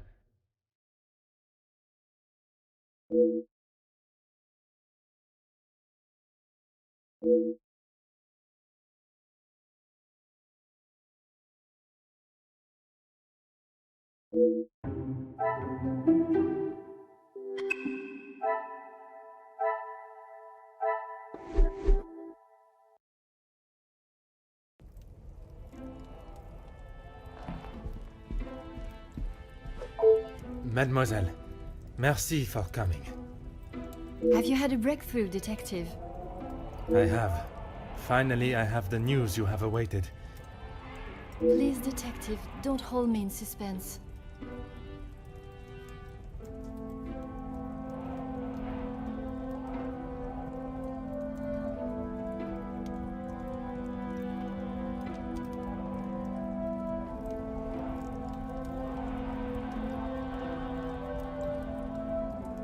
Oh my! I feel faint at the thought of knowing who could have done this to us. It is said to keep your friends close, but your enemies closer. It is Countess de Vos that is behind the letters. I don't believe it! What about the Major's letter? Not only his, but a letter to Monsieur da Silva. She was blackmailing him as well? Detective, I just don't know what to say. Take a moment, mademoiselle. It is a lot of information to take in. I just don't understand why she would do such a cruel thing.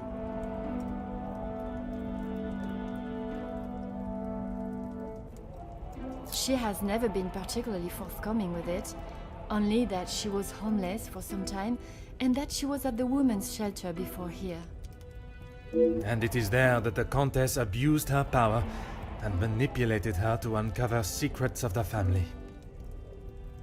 All this time she has been working for Margot, doing her dirty work?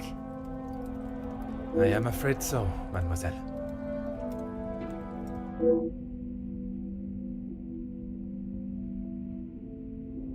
Is Maman aware? You are the first I have told, mademoiselle. Next will be the authorities. I'm afraid that we'll have to wait. And we will. I want to see her punished to the fullest extent of the law.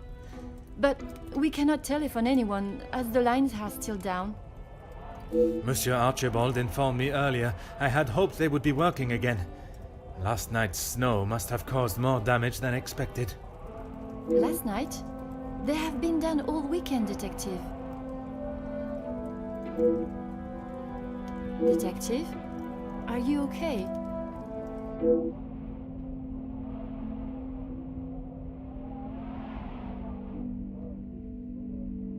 Detective Poirot?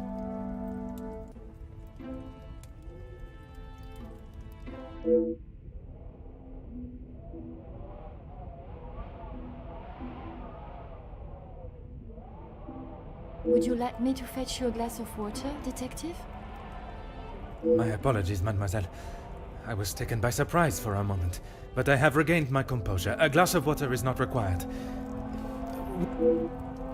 Merci, mademoiselle.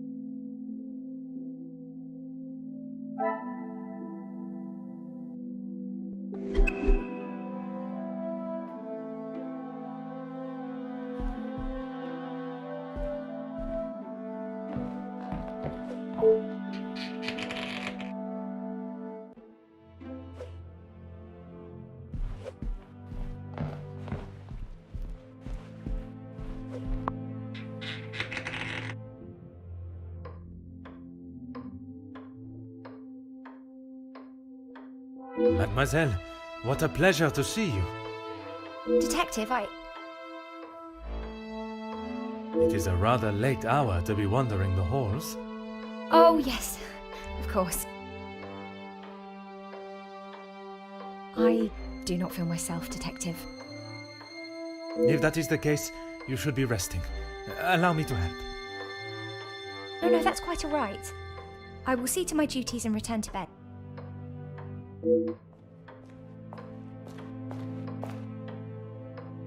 Lizzie, excuse me, Elizabeth.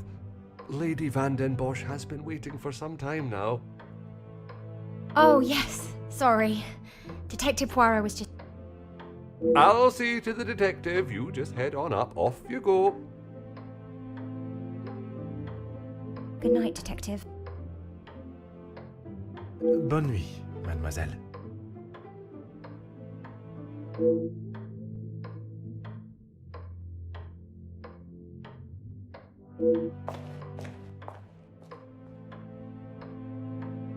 I'm sorry about her, Detective. As you can see, she is still not back to her usual bubbly self. This weekend seems to have taken quite a toll on her. She'll be right as rain in a couple of days. Now, what can... As if by magic you appeared when needed. I would like to speak with you and the remaining staff. If you could gather them in the staff pantry. At this hour, Detective? Is that really necessary? I shall be the one that determines what is and what is not necessary, and this is very much the former. As you wish, Detective. I'll see if Inge has finished preparing for breakfast. And Mademoiselle Rihanna? Yes, of course. I'll fetch her from the kitchen. Elizabeth may be some time with the lady of the house. Perhaps you'd like to start with us? Very well. I shall speak with Mademoiselle Elizabeth when her duties are complete. While I am gathering the staff, Mr. Beckers is in the library. If you wish to join him, I could bring you both a nightcap. I wish to keep a clear head, but there is something I wish to discuss with Monsieur Beckers.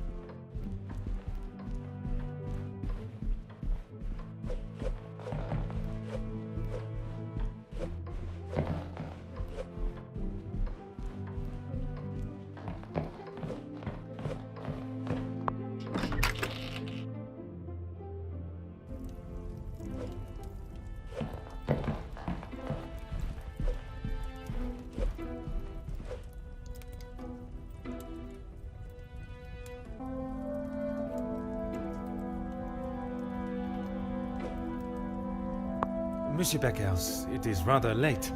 The other guests have already retired to their rooms. I didn't even see the time. It's easy to lose oneself in a library this impressive. That is something we can agree on, monsieur. I suppose I should be heading? Un moment, monsieur. There are some matters that we must discuss. Oh, what is it, detective? I'm not sure what you mean. Her proposal to make you somewhat of a star, a figurehead for the working man, what would you call that? There was certainly no talk of making me a star. That is not the type of man I am. She wanted to write a piece on my work with the union, and I was happy to oblige.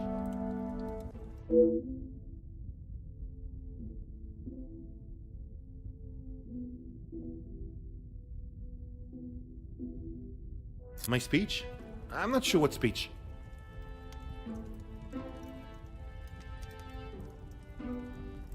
You may save your false ramblings for your next audience. I am aware you spoke with the Major yesterday. Whoever told you that has it wrong, Detective. Please, monsieur, the truth.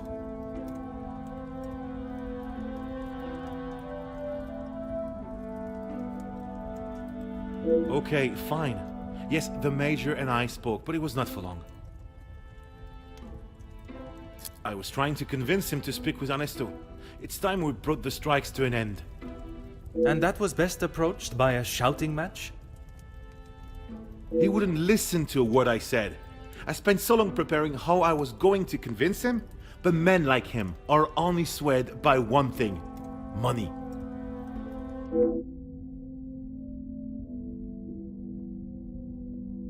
It is said that money is the root of all evil, but it can also be a rather powerful bargaining chip. Well, he was bargaining with people's lives. If he had acted sooner, none of those men, my men, would have to die.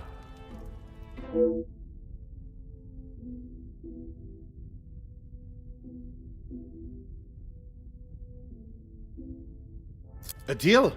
It was an insult. And that is why you did not sign it? I didn't sign it because the workers deserve so much more, not his pathetic attempts to get them back to work.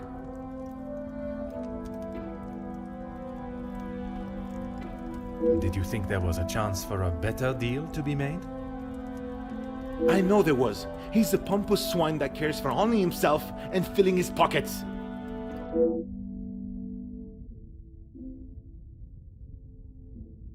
Mademoiselle Conrad can be quite convincing, can she not?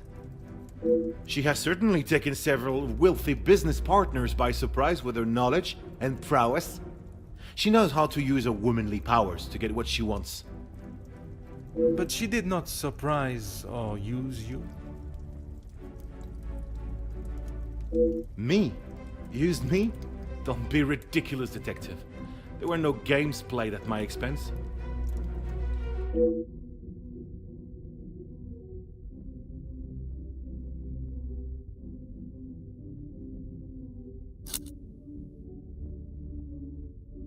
Perhaps some, but I'm not so easily manipulated or simple-minded. And I stand by that. It was an insult. A rather bold move to make such a decision on your own.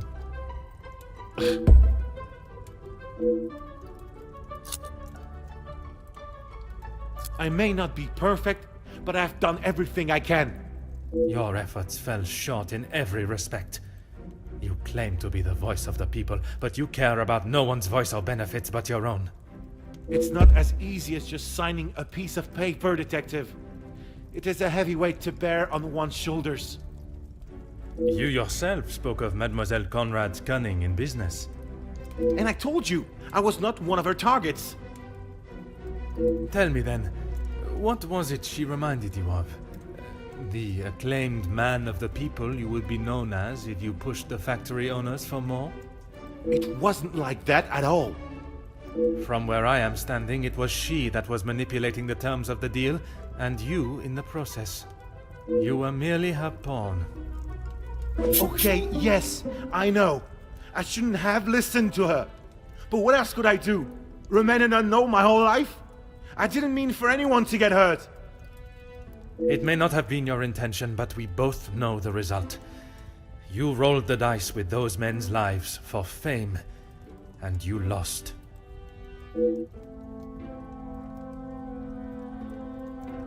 What does that have to do with anything? I have often wondered about the competition siblings face in a large family. When you're young, it is the best feeling to know you have family that will stand by you, without even being asked.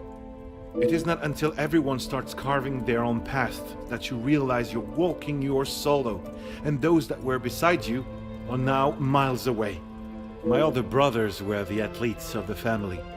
They both played soccer, and were the infatuation of every teenage girl. And Oui, monsieur, but I can assure you that was not I. then there was me. Quiet, timid, a shadow of the Baker brothers. My voice and very presence was forgotten and ignored. Nothing I could say or do would ever reach the bar they had set. Years passed, and now that I no longer stood in the colossal ombre of my brothers, I could become my own man. When the position of union leader was posted, it was my chance to finally be heard. You hear politicians speak of the little or the common man? Well, that was me. And I knew what we wanted and what we needed. When I spoke, others listened. I held their gaze with a sense of pride, a sense that what I was doing was for the greater good. It was supposed to be my crowning achievement, lead the men to victory over the money-grabbing oppressors. But instead, all I did was lead them to their deaths. Monsieur, it was not at your hands that these men died. The blame cannot lie solely on your shoulders. Those responsible will be punished for their crimes. That you must trust.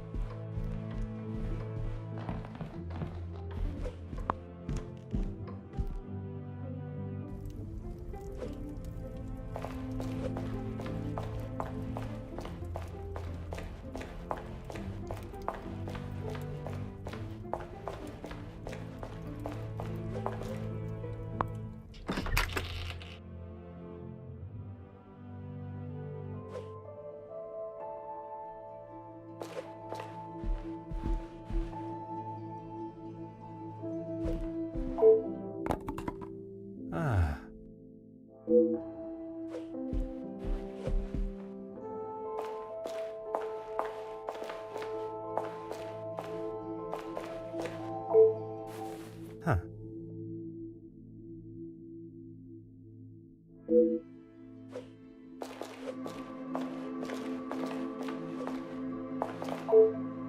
Oh.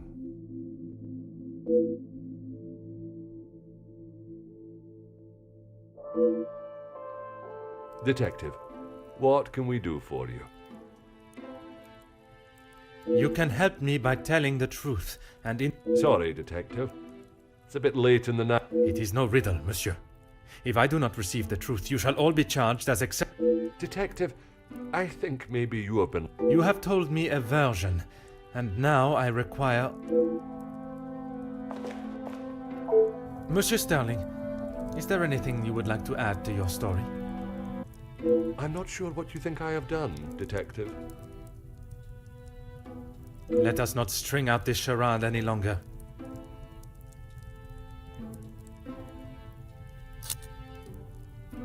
Oh, you found it. Thank you, Detective. I've been looking everywhere for it. If I had lost a war medal, I would not stop until I found it. It's not what you think.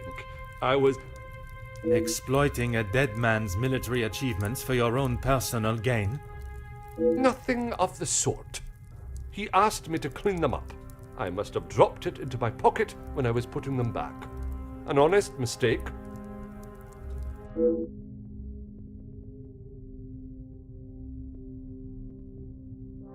From his associate. I've already told you, Detective. I don't know who it was. Do not worry yourself on such details now. I suppose they were lucky to have called when they did. Otherwise, they may not have gotten through at all, with the telephone lines being down as of yesterday. Aye, Detective. Lucky, I guess.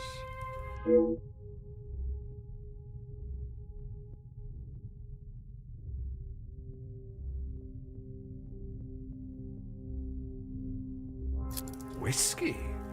You took a bottle of whiskey to the Major. You spoke with Monsieur Demire en route.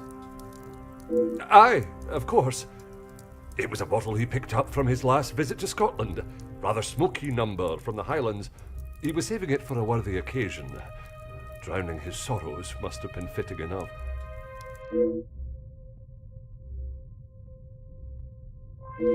Or was it the one from the West Coast? You'll have to excuse my memory, Detective. It's not what it used to be. I wouldn't know. Probably. Your father was in the military for many years. That is what you told me. He was. And your family still keep his medals? They were sold. And why was that, monsieur? Is my family on trial now, Detective? Only you, monsieur. And I repeat my question. Because we needed money. Voila.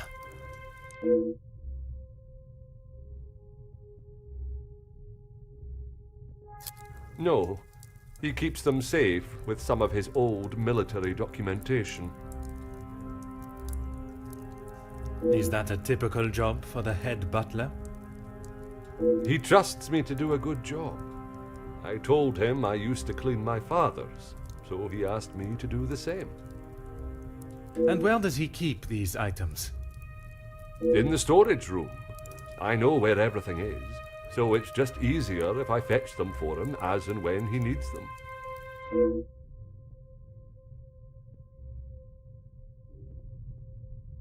It's certainly better than my last.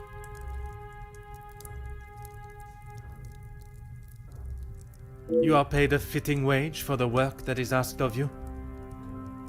I'm sure the lady of the house would not want me discussing it, but I should not complain. That is not the most convincing answer, monsieur. Between you and I, we all work very hard here, and it would be nice if we were rewarded for it.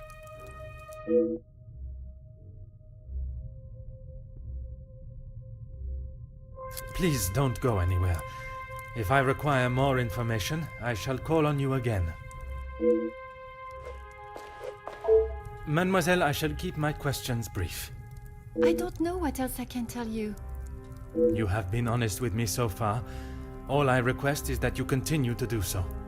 Oui, détective.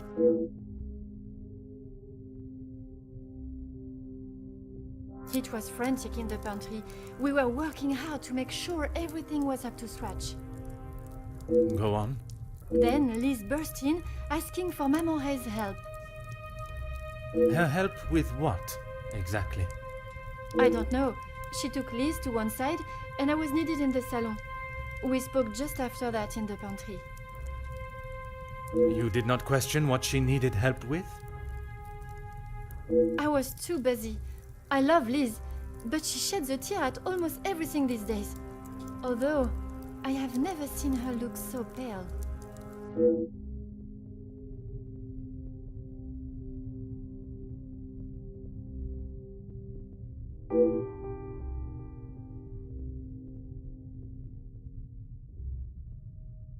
Merci. I shall return if I have any further questions. Mademoiselle, I shall be as quick and precise with my questioning as possible. Okay. What do you need? Merci. He was a good man. Taken too early. Forgive me, mademoiselle, for not extending them earlier, but I was not aware of your relationship. He was my only brother. And he died doing what he believed was right. If I ever get my hands on who took him from me,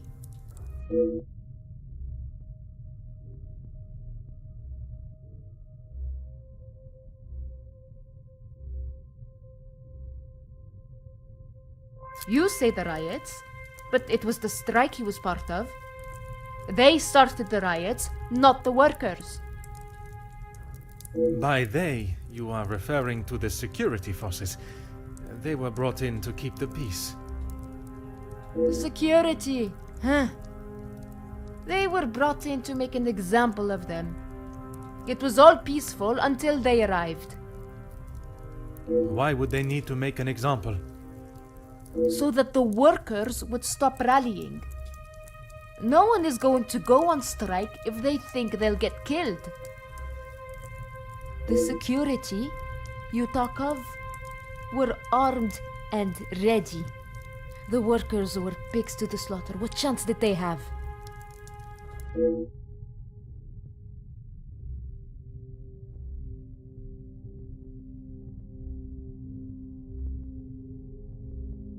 Yes. This was before or after Archibald took him a bottle of whiskey. Before. You are sure? It may have been after. The whiskey is kept in the cellar with all the alcohol. It is. Then you must have noticed him going into the cellar and returning with a bottle through the pantry, no? Yes, I suppose I did. It must have been before then.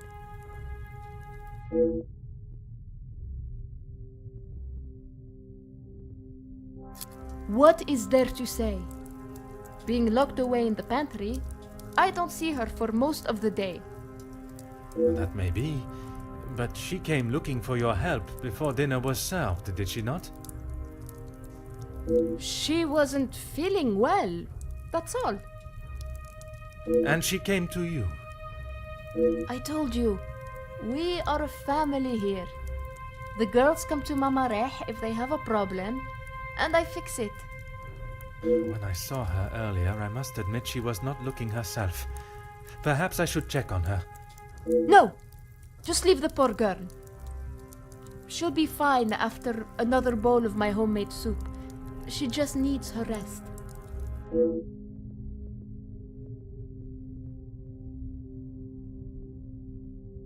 Merci, mademoiselle. That is all for now.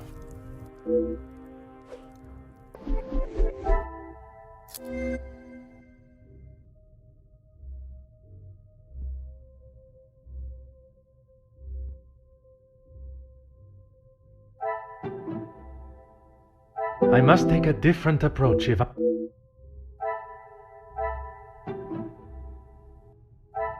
Things are beginning to become clearer.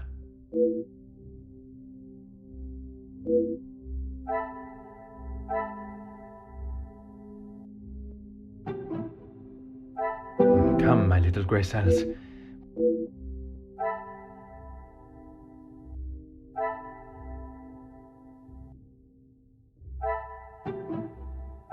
Is there...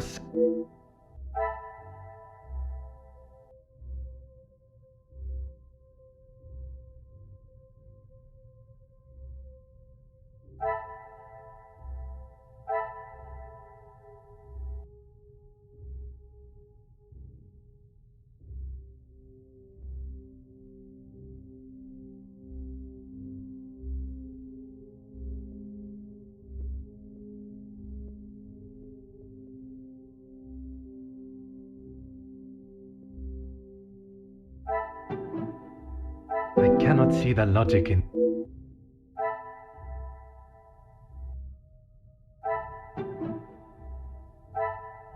Magnifique.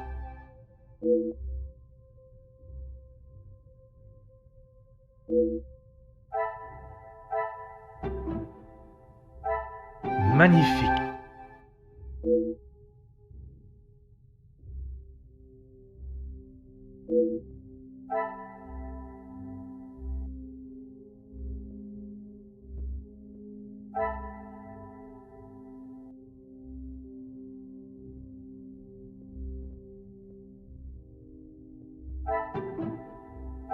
I must act on thought and...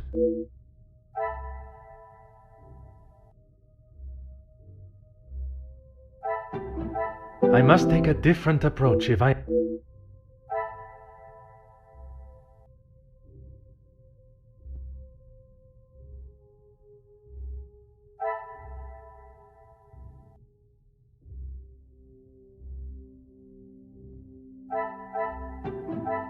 Come, my little grey cells.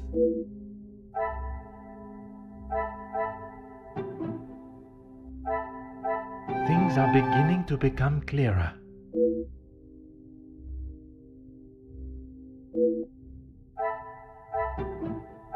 Some would say a lucky guess. I would say a moment of genius.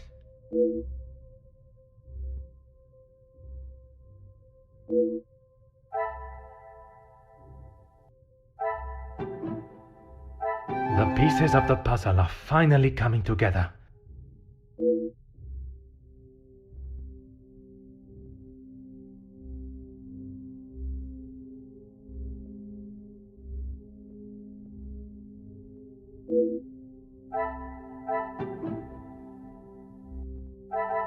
Is there something? This will not get me.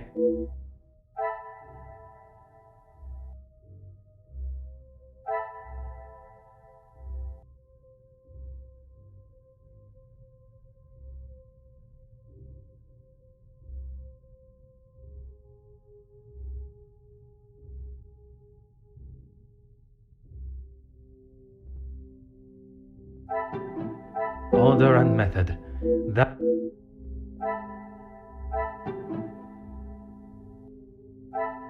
What a revelation!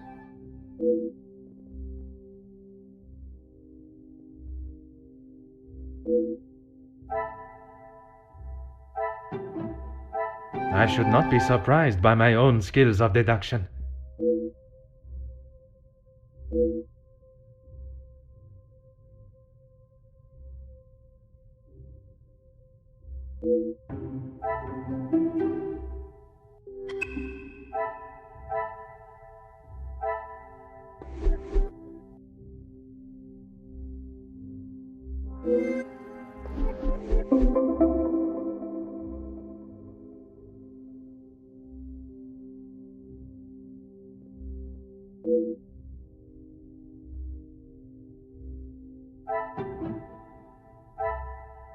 I must act on thought and...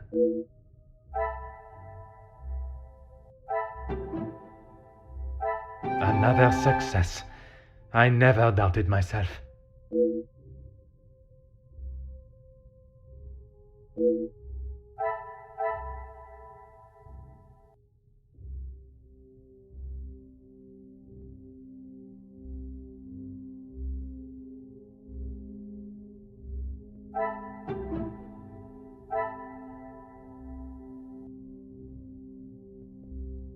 Order and method.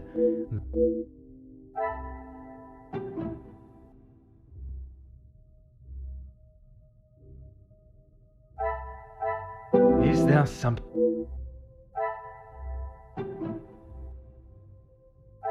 I must take a different approach if I am...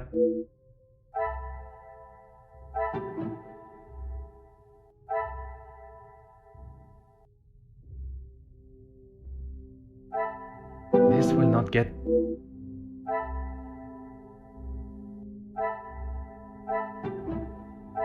What a revelation!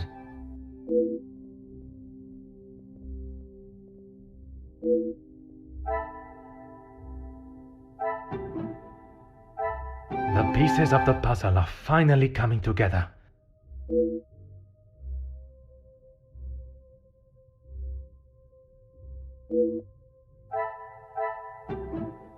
I cannot see the logic in this.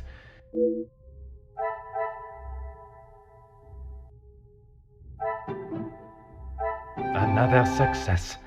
I never doubted myself.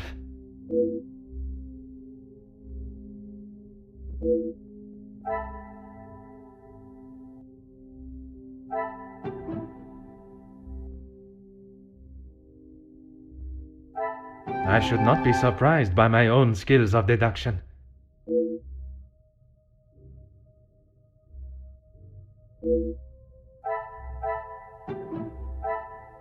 Come, my little grey cells.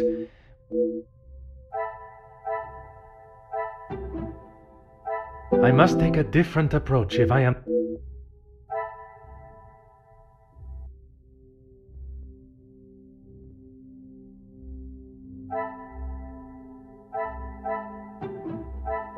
there some...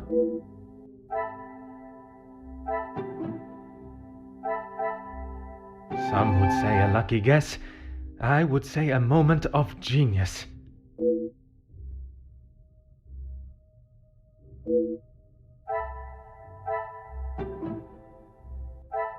Come, my little grey cells.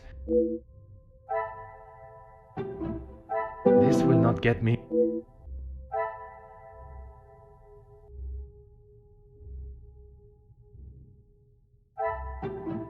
I cannot see the logic in this.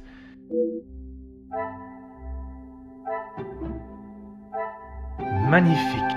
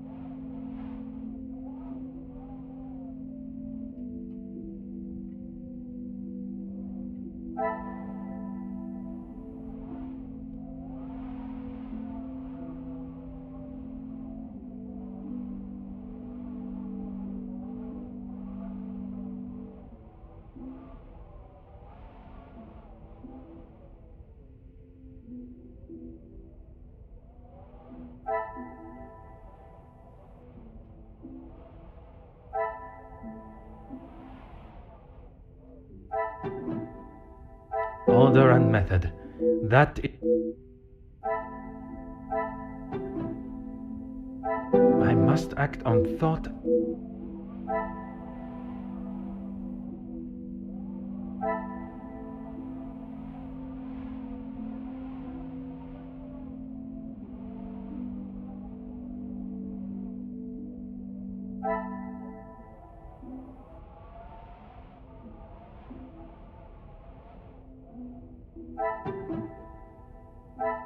Is there something?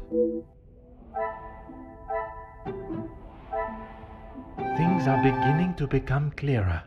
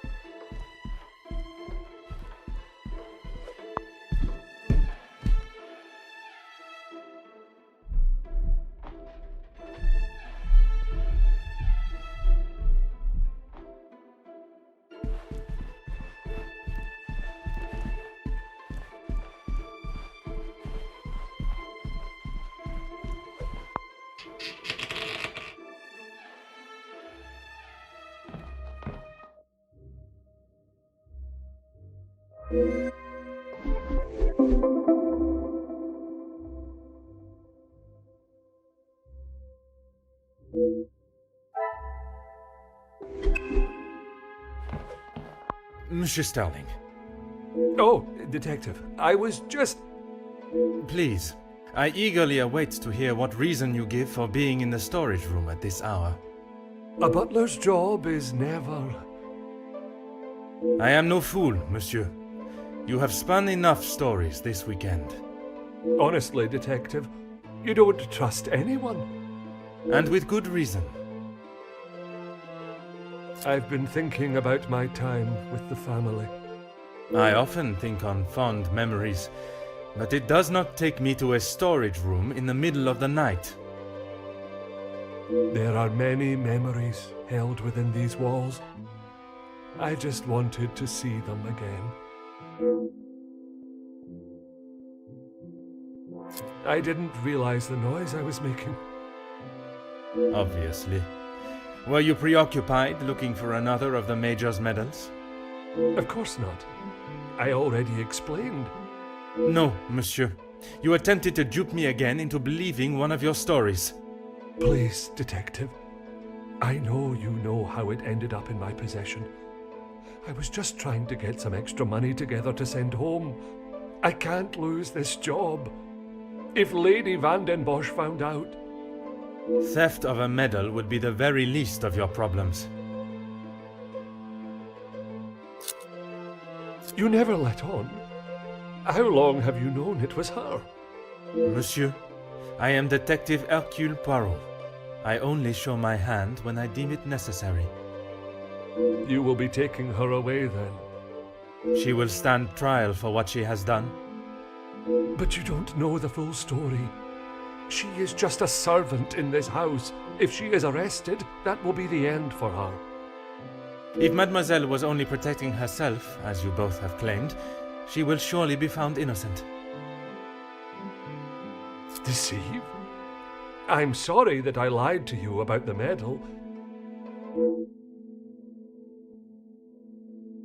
Would you care to explain the fake telephone call? It was purely for my benefit, no? Why would I fake a telephone call?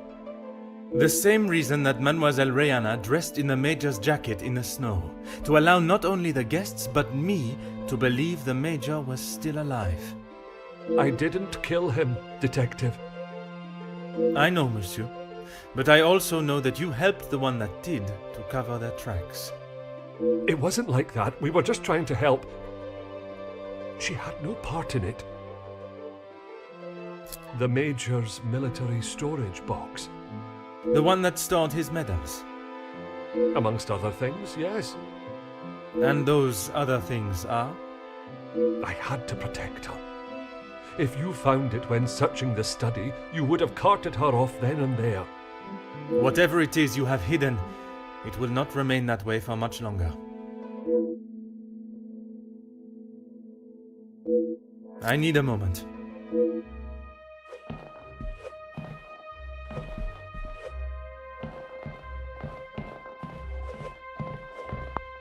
Ah.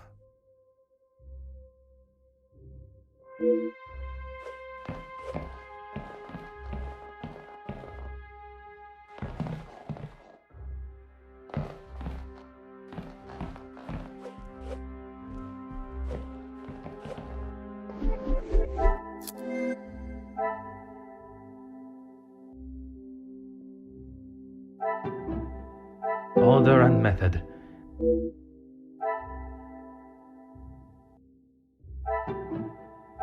What a revelation!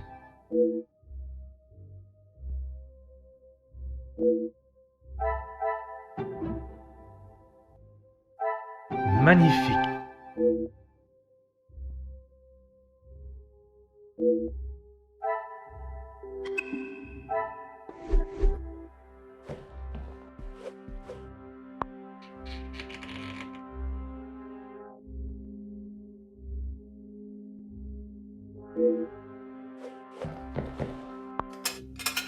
Aha.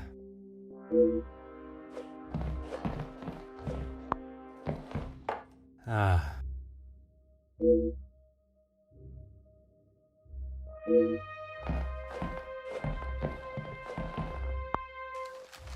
Oh.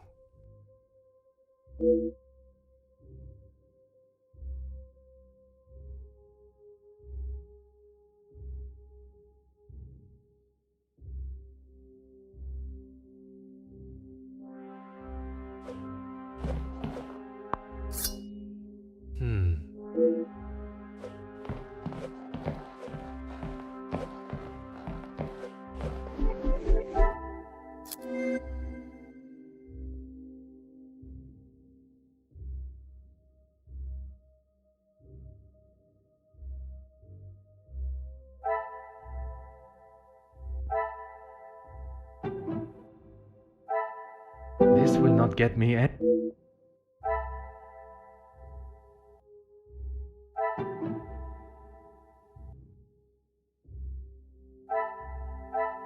Come, my little grey cells.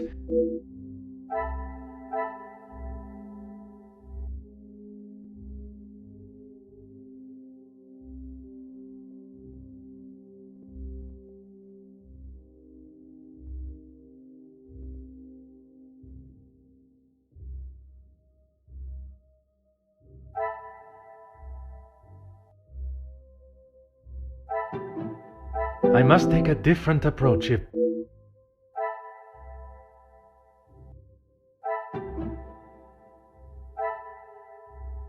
I must act on thought and... Another success. I never doubted myself.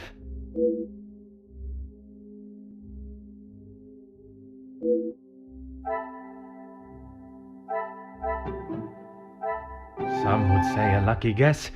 I would say a moment of genius.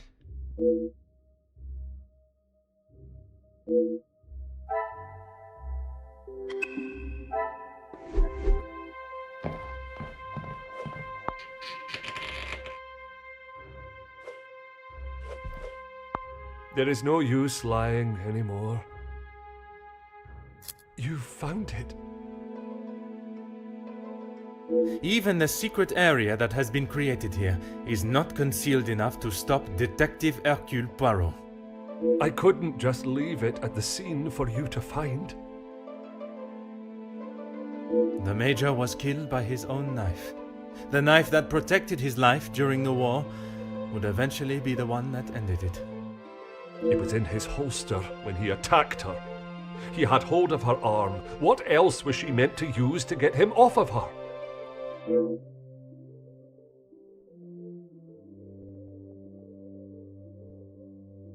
She didn't plan any of it, Detective. She was only defending herself. That is what Mademoiselle told you? She did, and I believe her. You think you knew the Major, but you had no idea. He was a monster and had more secrets than all of us combined. That may be true, but that does not excuse what she has done. Put yourself in her shoes for a minute. If a man like that had attacked me the way he did Lizzie, I would have done a lot worse to him.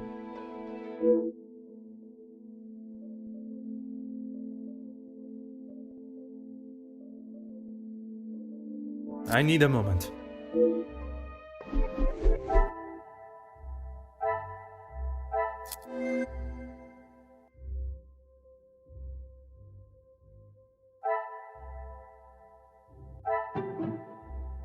I should not be surprised by my own skills of deduction.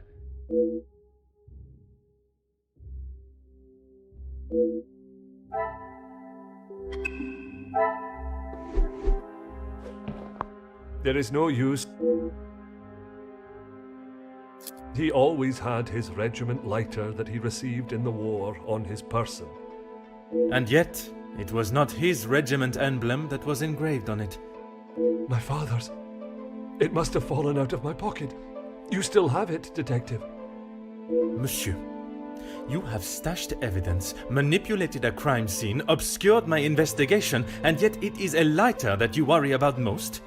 If it is my path to end up behind bars for what I have done, so be it. It is Elizabeth that you cannot allow to be locked up without the truth being told. I have heard how you fought for that young maid before. Fleurette, is it? I only ask that you do the same for Elizabeth.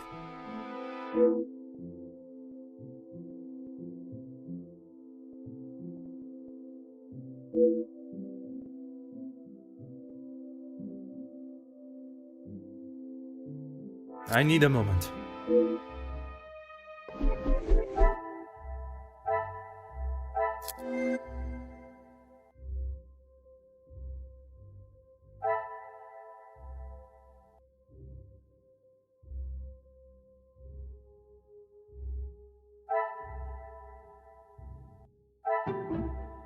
I cannot see the logic in this.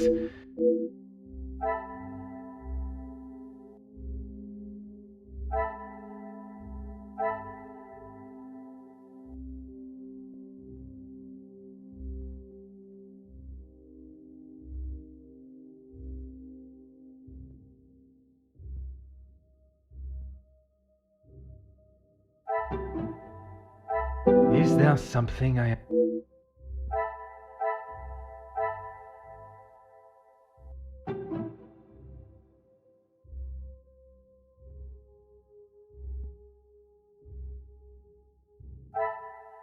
I cannot see the logic in this.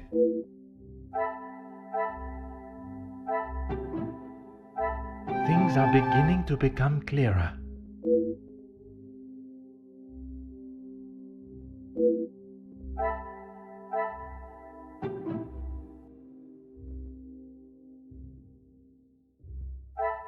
This will not get me. The pieces of the puzzle are finally coming together.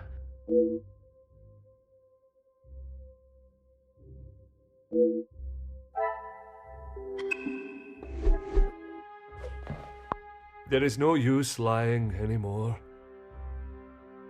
When you asked me yesterday about seeing someone out there, I thought... That does not explain what you were doing out there. When Lizzie took me to the study, the knife was still in the Major's chest, and I knew I had to get rid of it. I dropped it out of the window, knowing no one would be going outside. It was fine for the time being, but I couldn't risk it being found when the snow melted. So you collected it under the cover of darkness and stowed it away in here where you thought no one would find it. After your questioning in the pantry, I knew you were onto something, and I couldn't leave it here. And where did you plan on moving it to?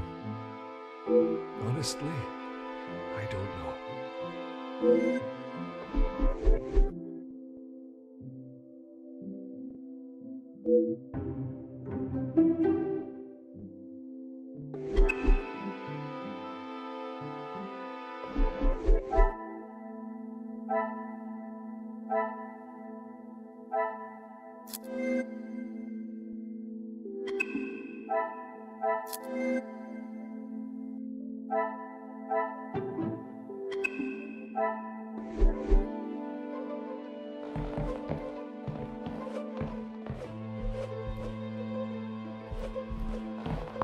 There is no use. Why what? Why I would risk everything to help Lizzie? Exactement. Because she is family. If you were in that position, you would do the same. I can assure you, monsieur, that I would not. Then perhaps that says something about you, Detective.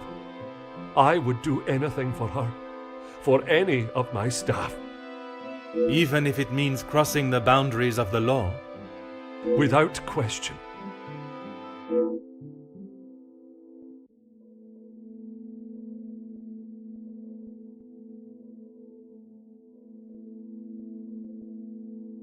Aye, Detective, but please, you have to help Lizzie. It was all an accident. She doesn't deserve to spend the rest of her days behind bars because of that man. If she is put behind bars, it is because that is what the courts have decided upon. Detective, you can't be so cruel. It is not cruelty, monsieur. It is the law.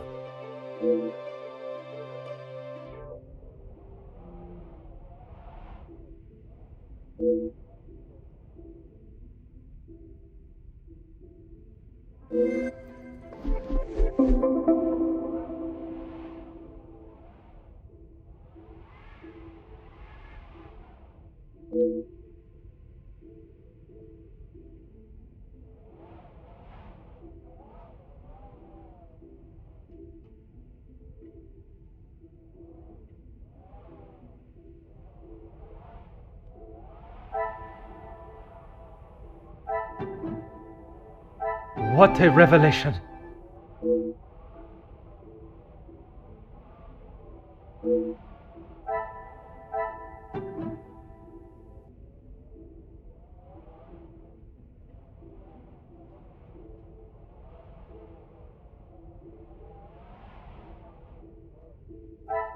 I must take a different approach if I am to...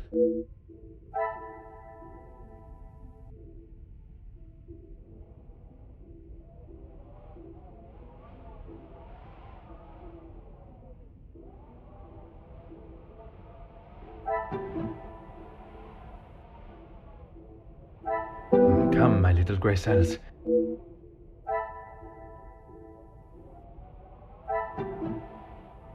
Order and method.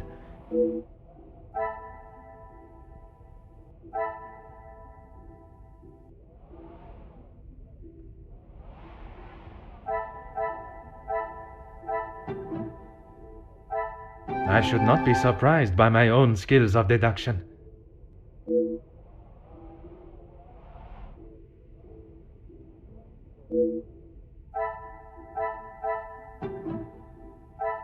Some would say a lucky guess.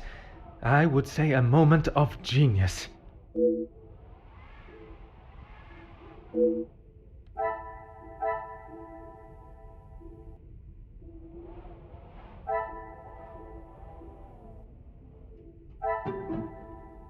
Another success. I never doubted myself.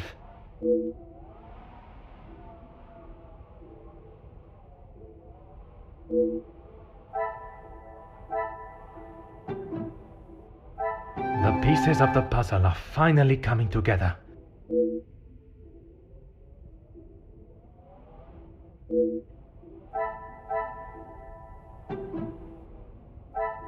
Magnifique.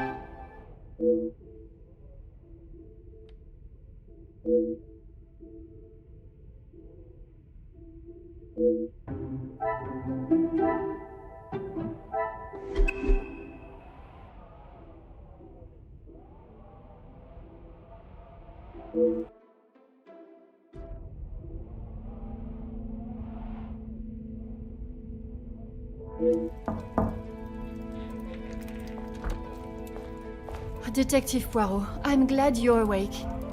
Bonjour, mademoiselle. It has certainly not been a night of peaceful sleep. There is something that we must discuss. Please, Detective, I'm not sure I can take any more surprises like last night. I'm afraid this may be the most upsetting of them all. You have found Felix's killer, haven't you? I have. And the guilty party will certainly come as a shock.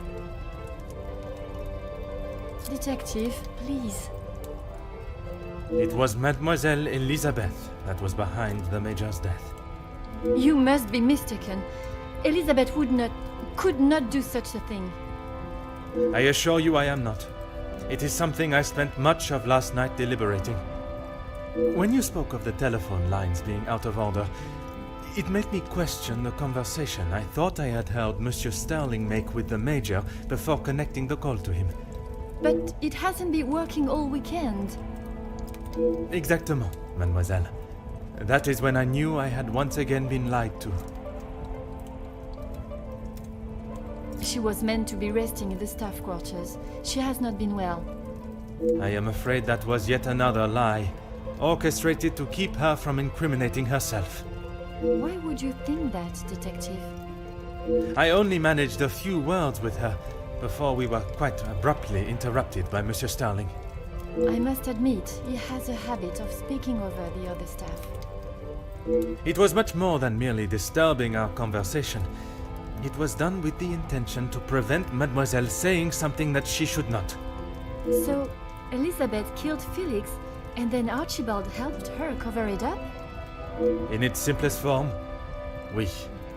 I have heard it directly from the horse's mouth. You have spoken with Elizabeth already? Did she admit to it? Not Elizabeth, but Monsieur Sterling. I wasn't. What were you doing in there, Detective? It was Monsieur Sterling that I found in there. I was taken by some surprise to hear anyone awake at that hour. What on earth was he doing?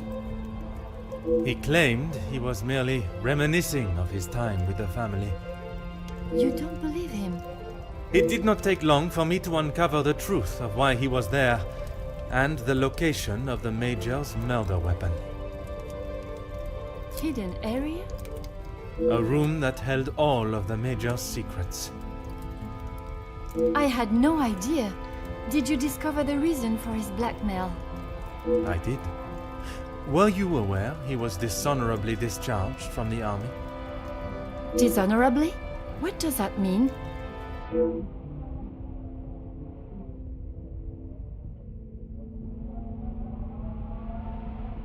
Yes, Gideon told me about the conversation you had. It is really quite upsetting.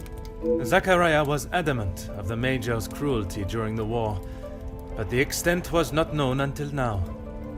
He killed a number of prisoners, men that were friends of Zachariah.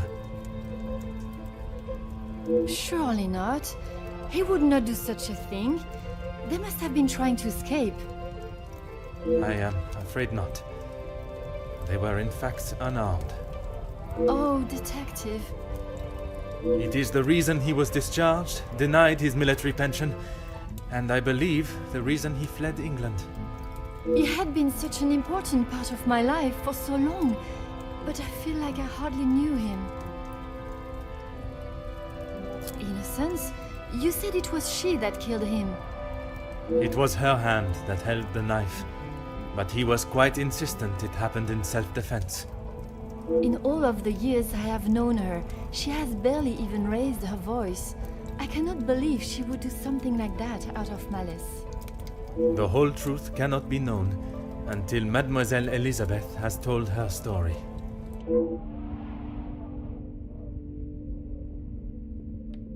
Will you allow me to be present? I think that is an excellent idea. I hope your presence will calm her and will perhaps allow her to speak more freely. Please, detective. I know she has done a terrible thing, but I beg of you to give her the time to explain herself. I will offer Mademoiselle Elizabeth the fair trial that she deserves, as I would with any suspect. Thank you, Detective Poirot. Would you bring Mademoiselle Elizabeth to the study, where we will not be disturbed? Of course. I'll find her immediately.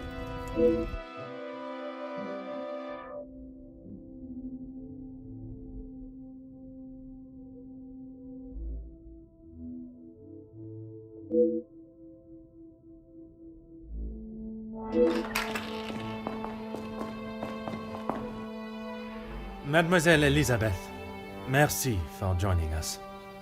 Miss Angeline said you requested to see me urgently. We have some serious matters to discuss, and I would like to waste no further time. Oh, yes, Detective. Still not quite myself. I was surprised when Monsieur Sterling hurried you to assist Madame Vandenbosch last night. I should not have avoided my duties for so long.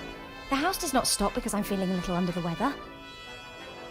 That is true, but you cannot be expected to complete all your tasks if you are not in the right frame of mind. Honestly, Detective, it was best for me to not sit and wallow anymore. Have you been able to uncover who the blackmailer is? The blackmailer's identity has been established, and they will pay the price for their crimes. Wonderful news, Detective. You can put it all behind you now. You must be thrilled. I would not say thrilled, knowing that such a close friend has betrayed us. Mademoiselle is correct. What I have learned over this weekend is that people are not always as they appear. While they may give an impression of being a friend or ally, they can in fact be something completely different. And, what of the Major's killer? Well, mademoiselle, that is why I have asked you here now. I'm not quite sure what you want me to say, Detective. Your honest opinion is all I ask, and, s'il te plaît, do not hold back. We only spoke when there was something in the house to be done. We did not speak of interests or pastimes. You knew of his work with Monsieur de Silva? I only know what is required of me to know, and that is very little. But you were aware of his work as security at Monsieur de Silva's factory. I was. The factory your beloved Luke worked at before he was cruelly taken from this world. Yes, Detective. Yes, that is where he spent his last moments. Standing shoulder to shoulder with his fellow workers. The resulting riots were a terrible tragedy. One that I hope we will not have to see or experience again. Nobody deserved to die that day. Not my Luke. Detective, what kind of question is that? It is a straightforward one. Mademoiselle, if there is something you wish to tell me, now is that time. I'm sorry, Detective, I just don't know how to answer it. Let us consider what we know of the Major. He fronted the militia that attacked the workers at the strike. You were aware of this? You finally had someone to blame for Luke's death. Someone conveniently located in the same house, alone in his study. No, Detective. It wasn't like that. Tell me what happened with the Major on the evening of his death. I was only in here trying to prove what I heard Mr. Beckers say. I was going to report him, I swear. Miss Angeline, you believe me, don't you? I want to.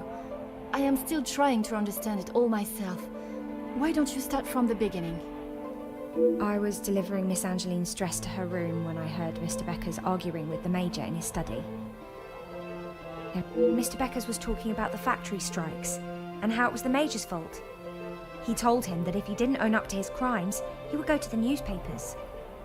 I cannot imagine the Major would have taken kindly to Monsieur Becker's threat. He didn't. He called him some rather uncouth names before Mr. Beckers left and went downstairs, and made sure to keep out of sight. After the altercation between the Major and Master Gideon, you went to speak with him outside, and I thought I could look around his study without anyone knowing. I had to know for sure. If it was true, he deserved to be held accountable. And did you find the proof you are looking for? I found a payment from Mr. De Silva, but there was nothing incriminating about that. I was so nervous. I felt like my heart was beating out of my chest. And then you saw the blackmail note. I recognized the writing on the envelope. I couldn't believe it. How could he do such a thing to Angeline? To the family that had taken him in? Common sense would determine the Major was another victim of the blackmailer. If I'd have used common sense, I wouldn't have been snooping around alone in his study in the first place. I heard the footsteps in the hall, and before I could move, the Major was standing in front of me, demanding to know why I was going through his belongings without permission. I tried to come up with an excuse, but nothing came out, and when he saw the letter in my hand, it was like Dr. Jekyll turning into Mr. Hyde. I tried to move around him towards the door, but he hurled something towards me, and it crashed against the wall. That would explain the damage to the wall. I froze. I have never been so scared in all my life. I thought he was going to kill me there and then. And you thought you would beat him to it? Oh, Detective, you make it sound as though I had it all planned. He lunged forward and grabbed me by the arm. I tried to push him away, but he was too strong. His grip just got tighter and tighter. If only you had seen the look in his eyes, I dared not even scream. I saw the sheath on his belt. I didn't know what else to do. I didn't want to hurt him, but he wouldn't let go of me. So you took your opportunity to put an end to it all. I just wanted to get him off me. I didn't want to hurt him. I reached for it and I jabbed it at him. His grip instantly loosened and I ran straight out the door and didn't look back. You did not even look to see what state you had left him in? She had just been attacked, Detective. Oui, please. Continuez. I ran down to the pantry looking for Rahana. I explained to her what had happened and she went to find Archie. She said we went back to the study and he was still lying there, motionless. Archie said that no one would believe me. That if someone like me killed someone like him, I would be sent straight to the gallows. He left the letter so you would find it. He said that if people knew what the Major was really like, then they wouldn't care what happened to him. So I am to believe that it was Monsieur Sterling and Mademoiselle Rihanna that cleaned the scene and orchestrated a plan that included a fake telephone call and dressing as the Major so that he may be seen. You had nothing to do with that. I swear I had no idea that is what they had done. Archie just told me to stay out of sight. I am no master criminal. Then Monsieur Sterling and Mademoiselle Rihanna will be charged for obstruction of justice and impeding my investigation. Please, Detective, they were only trying to help me. If they wished to help you, they should have brought all of this to my attention immediately instead of committing more illegal acts. Surely you haven't forgotten what happened with Florette. She was only accused of stealing a bracelet. I killed a man. It is a day I have not forgotten, mademoiselle. Even for a moment. Without your help, I don't stand a chance. Please, Detective Poirot, you are the only one that can help me. Oh, Elizabeth, why didn't you come to me? I didn't think you would believe me. I felt so guilty. And when it was announced yesterday that he was a victim of the blackmailer, I wanted to tell you everything. I came to find you last night, Detective, but Archie stopped me. I'm sorry.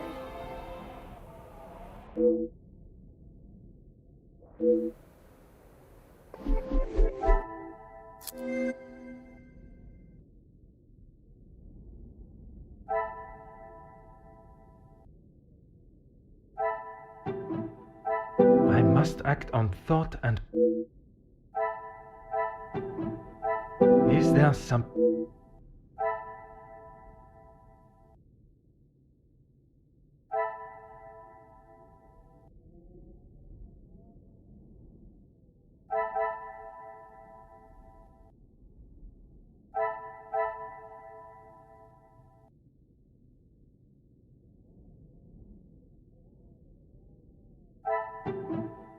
I cannot see the logic in it.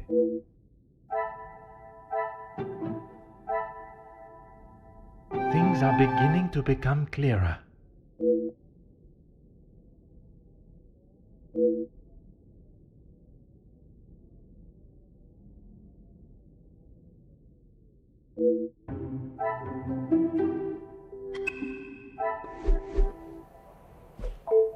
Oh, yes, Detective. I don't know where it is. If you have been honest with me until now, I ask that you continue. I'm sorry, I really don't know. Archie dropped it out of the study window and he said he would deal with it. I couldn't bear to touch the thing.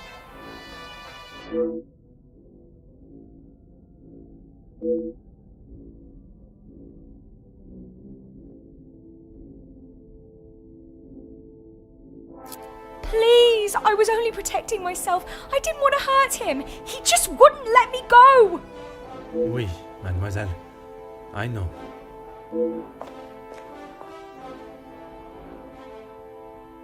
Mademoiselle tells quite the harrowing story. I cannot imagine the Major acting in such a way, but Elizabeth could not make up such a story. After learning what I have about the Major's character this weekend, I would not question the lengths he would go to in order to keep his secret hidden. I know that you share a close bond with Mademoiselle Elizabeth, but you cannot allow your personal feelings to taint your belief of what took place. She has committed a terrible crime, but she will live with that for the rest of her life. She is not a cold-blooded killer. If what she says of the Major's attack is true, she acted in self-defense, and in the law's eyes, a crime has not been committed. I will do everything I can to make sure her story is heard and a fair trial is conducted.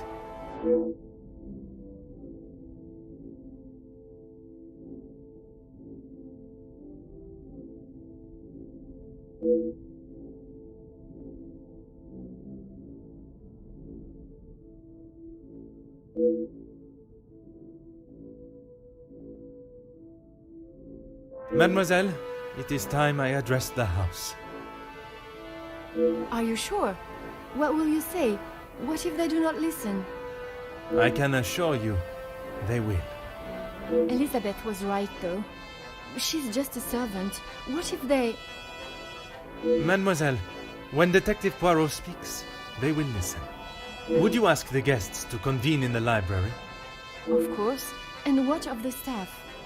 I have told Monsieur Sterling to remain in the staff quarters with the others. When the authorities arrive, they shall be dealt with. You have been of great help to me throughout my investigation, and now that it is over, I have one final request. You only need to ask. While I am speaking with the guests in the library, would you watch over Mademoiselle Elizabeth in my room? You don't think she will try and escape, do you? In her position, I do not know what she might try.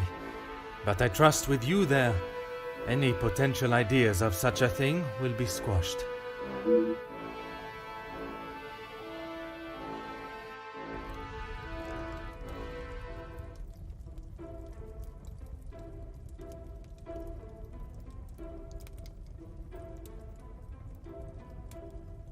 Detective, you have spent more time making us sit and wait for you than anything else. Madame Van den Bosch, if you think I have spent my time focused on anything besides uncovering the Major's killer, you are sorely mistaken. I'm sure you will be eager to share your findings with us then. All in good time, Madame. Firstly, to understand the truth of what has occurred this weekend, one must know the timeline of events that not only preceded the Major's death, but succeeded. We are all well aware of what happened before, Detective. You can save your breath. You are only aware of what the guilty parties wanted you to believe. But now I shall apprise you to the true events. The reason for us all being here, you know. The altercation between Monsieur Demire and the Major, you know. The body of Monsieur Hagen was found while we were all sat enjoying a most delicious meal. That you also know. But what was kept from us all was that his body lay on the study floor for far longer than was thought. It was that servant. She found him. S'il te plaît, monsieur. It was indeed young Inga that found the Major's body lying lifeless in the study. So it was her. Monsieur, I will not allow for any further interruptions. I return to the Major's body. If we are to believe the scene that we were presented with, the Major must have been killed during the first course of our meal, a meal that none of you left, even for a moment. Speaking in the evening, you all confirmed one another's alibis, and although there was doubt in the validity of some, I confirmed that they were indeed all true. What I could not understand was how a man came to be found dead, and every guest accounted for at the time of death. That is until I questioned the latter. Monsieur Beckers, I shall now allow you to speak. You saw the Major smoking a cigar in the snow. Is that true? It is. False. You saw what you were meant to see. Someone in the Major's coat standing outside, giving the illusion that the Major was still very much alive. Monsieur da Silva, on the afternoon of the Major's death, do you recall hearing a telephone ring? Now that you mention it, I have not heard a single ring all weekend. Correct. The telephone lines have been down for the duration of our stay, meaning the telephone call that was received and promptly directed to the Major's study was yet another act of trickery and deceit. But it did not end there. When I entered the study for the first time, it was obvious someone had already been there and falsified the scene to stage a burglary and clear away important evidence, including the murder weapon. What followed was an investigation that had already been hindered. But even those lengths were not enough to derail me for long. I think we have all had enough of your self-praise, Detective. Perhaps you would like to tell us who killed him now? Madame, as I'm sure you would expect, it is not as simple as that. What many of you do not know is the discussion that was had between the Major and Monsieur Beckers earlier that day. What has that got to do with anything? I told you I didn't kill him. That I know to be true. What you do not know is that it was not only his ears that heard your spoken words. I hope you are not implying I had something to do with it. No, madame, there was another. Mademoiselle Elisabeth. You are all aware that the Major was hired by Monsieur da Silva to front the security during the workers' strikes. What very few of you know is that it was the Major's order that instigated the vicious attacks on those unarmed men and resulted in numerous deaths, including Mademoiselle Elisabeth's fiancé, Luc. Monsieur Beckers confronted the Major, declaring that he was to hand himself in. That is what Mademoiselle Elisabeth overheard. Now, knowing the truth, she waited until the Major was away from his study. After he stepped outside following the confrontation with Monsieur Demire's fist, it looked to be the perfect opportunity, or so she thought. The Major returned and found her looking for the proof she required to hand him over to the authorities. If the maid bumped him off, why hasn't she been arrested?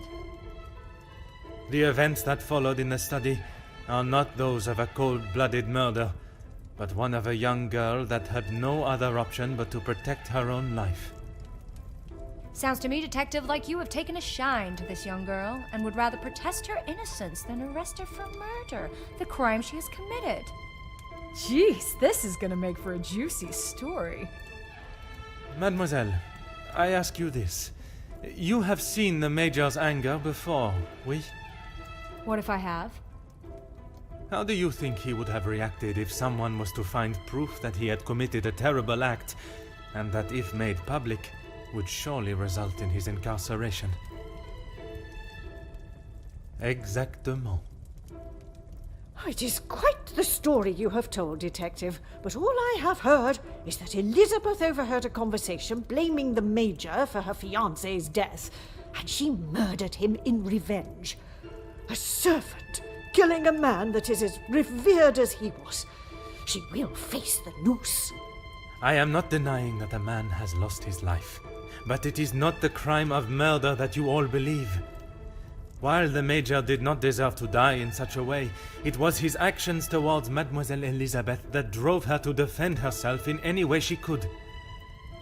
Mademoiselle Elizabeth will be punished, but we will let the law decide the severity of her punishment.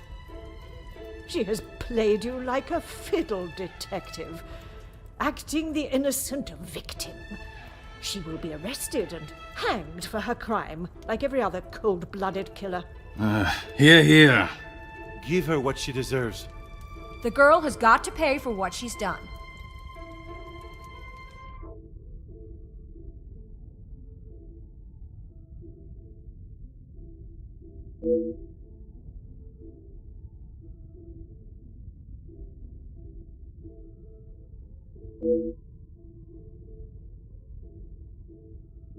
Those of you that are calling for the hanging of Mademoiselle Elizabeth, have you forgotten the roles you played? Your actions have been far from innocent. Look, Detective, I see where you are going with this, but it's not going to work. So maybe the strikes were down to De Silva and Beckers. But don't try and drag me into their mistakes. Mademoiselle Conrad, if you are so confident of your innocence, perhaps we should begin with you.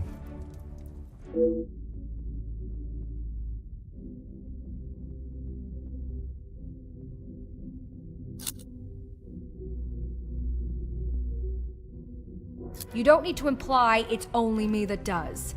Ask any of my journalists, they'll say the same. Even if in the process people are hurt? You knew the situation surrounding the strikes, and only sought to swell the anger in people and create further chaos. Mademoiselle, you so often have something to say. Now is not the time for silence. You really are delusional. Maybe you should just keep your theories and claims to yourself.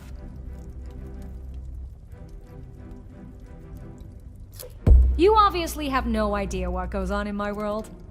I would say stick to honest police work, but it seems that it's not in your field either.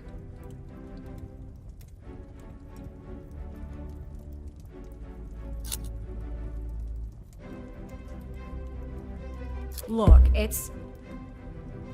Mademoiselle, I do not have time for your excuses. Do you wish to state your direct involvement, or should I? It's not... Okay, fine. Yes, the story was going nowhere. There was a deal on the table, and it was going to be done and dusted. Everything you said is true. I wanted the story. The scoop that would have blown the others out of the water.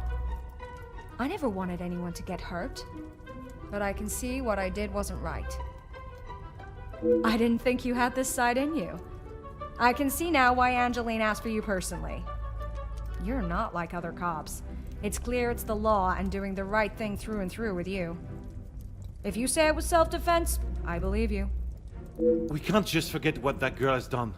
It's not Jackie's fault, or any of ours, that she decided to do what she did. Monsieur Beckers, you are the last person I expected to defend Mademoiselle Conrad. We talked only last night, and correct me if I am wrong, but you have already declared the role you played. To me, at least. Yes, we talked. It's just not fair of you to attack Jackie like that, putting words in her mouth until she succumbs to your plan.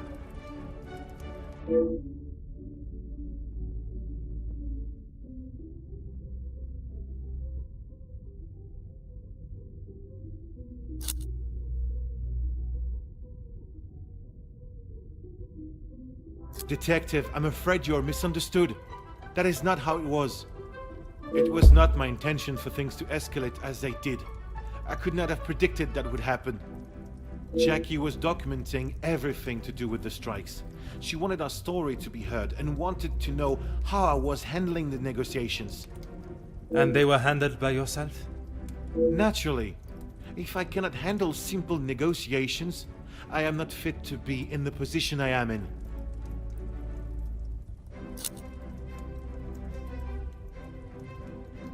I was only pushing for what my men deserved, what they needed.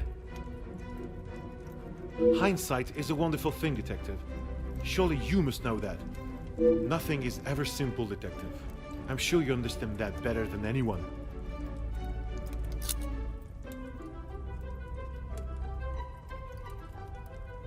You're right, Detective. I have tried so hard to deny my part, but I know only too well that my decisions led to the death of those men. I know I cannot excuse what I've done. I just want you all to know that I am not a hateful or malicious man. I only wanted to prove that I was the right man. I have lived in other shadows for so long. I thought I would be able to finally step into the light and be the one that everyone remembered, not forgot. Monsieur da Silva offered me a deal and I turned it down. I thought I was doing right by the workers, but it was only myself I was thinking about. What more proof do you need? He said it himself. I made a generous offer to reach a resolution, and he turned his nose up at it. It was not that simple, though. Oui, an offer was made, but Monsieur Beckers and the workers would never have been forced into that position had their working conditions been satisfactory to begin with. This is outrageous! Do you plan on blaming everyone for doing their jobs? I suppose it makes you feel better about yourself, doesn't it?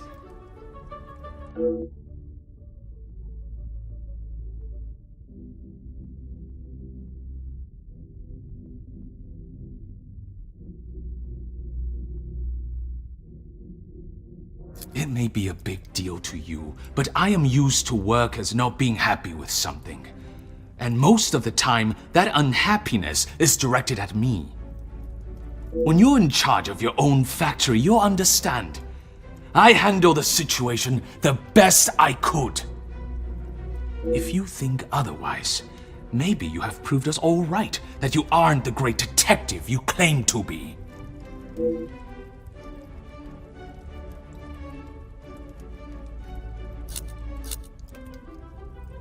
You said it, anonymous.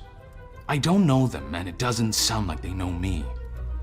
When you have something people want, money, they will do anything, including constructing lies to get their hands on it. Monsieur da Silva, you seem to have forgotten our previous conversations. I recall them just fine, thank you.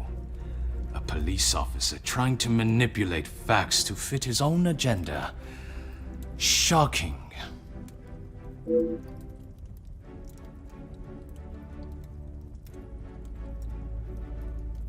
Is that what you plan to do?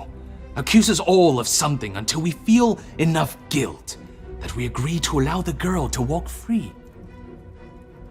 The events that led to the Major's murder are not as simple as you have tried to convince yourself.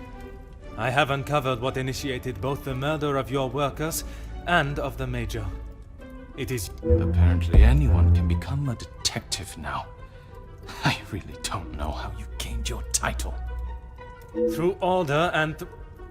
Order?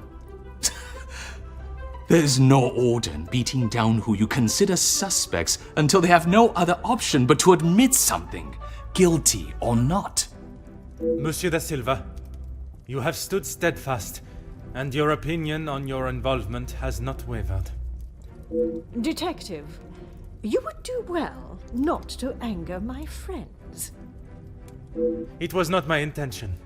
I only want those responsible to be held accountable for their actions. The Major's death does not fall on one person alone. Does your position on Mademoiselle Elizabeth's guilt remain the same? Even after all your attempts, Detective, Felix was still murdered. Self-defense or not, she chose to hide what she had done because she knew what she had done was wrong. And she will be punished for it. It was not choice to hide anything, madame.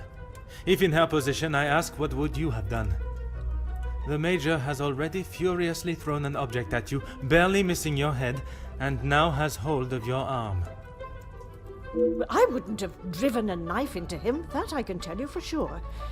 She is no fool. She intended to kill, not to defend.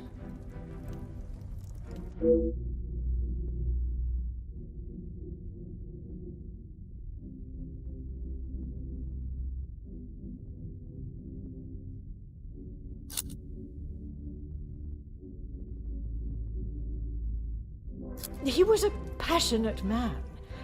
Sometimes conversations and arguments turned heated, yes. So, even you confirm he had a history of aggression.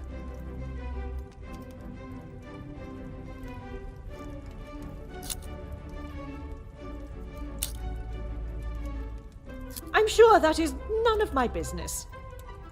Likewise, it is none of yours. The Major shot and killed a number of unarmed prisoners as they were bound and terrified, posing no threat.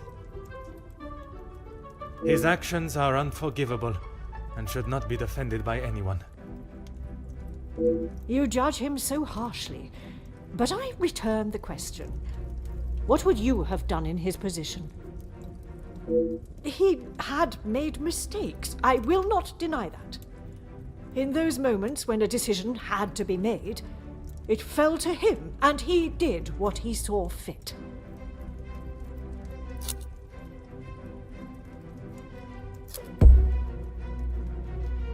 S'il te plaît, madame. I ask that you consider everything you know of the Major carefully. My friend has been murdered in cold blood, and you have the gall to ask me to save her? I will see to it that your superiors know of your crooked tendencies and wavering morals. Elizabeth will hang for this. There is no more a fitting punishment for her crime. I knew that you had a cold heart, but never would I have expected to see you turn on a young girl so cruelly. Excuse me? She may have been the one that held the knife, but look at the monster that stood before her. It could not be clearer the type of man... No, I shall refrain from offending men everywhere. The type of creature that he was. He bribed, he extorted, he murdered. And yet when he attacks a young girl and she does us a favor and stops him for good, she is punished. I'm sorry, Margot, but I am struggling to understand why you have involved yourself in this affair. Because that girl does not deserve your judgment. You should be ashamed of yourself. You all should be for allowing this to happen. Countess, I have talked at length of the Major's death, but not the reason for my invitation in the first place. When I last gathered you all together, I spoke of a blackmail ring that was rife in the area, and then of the letter that the Major had received. Mademoiselle Angeline requested my help personally after she received such a letter threatening her family name. She felt I was the only one that could uncover the truth. Get on with it, detective. Who dared try and extort my family and then have the gall to allow me to welcome them into my home? If it was not for the honesty of a young servant, I would perhaps still be looking for the For goodness sake, it was me. Margot, how could you?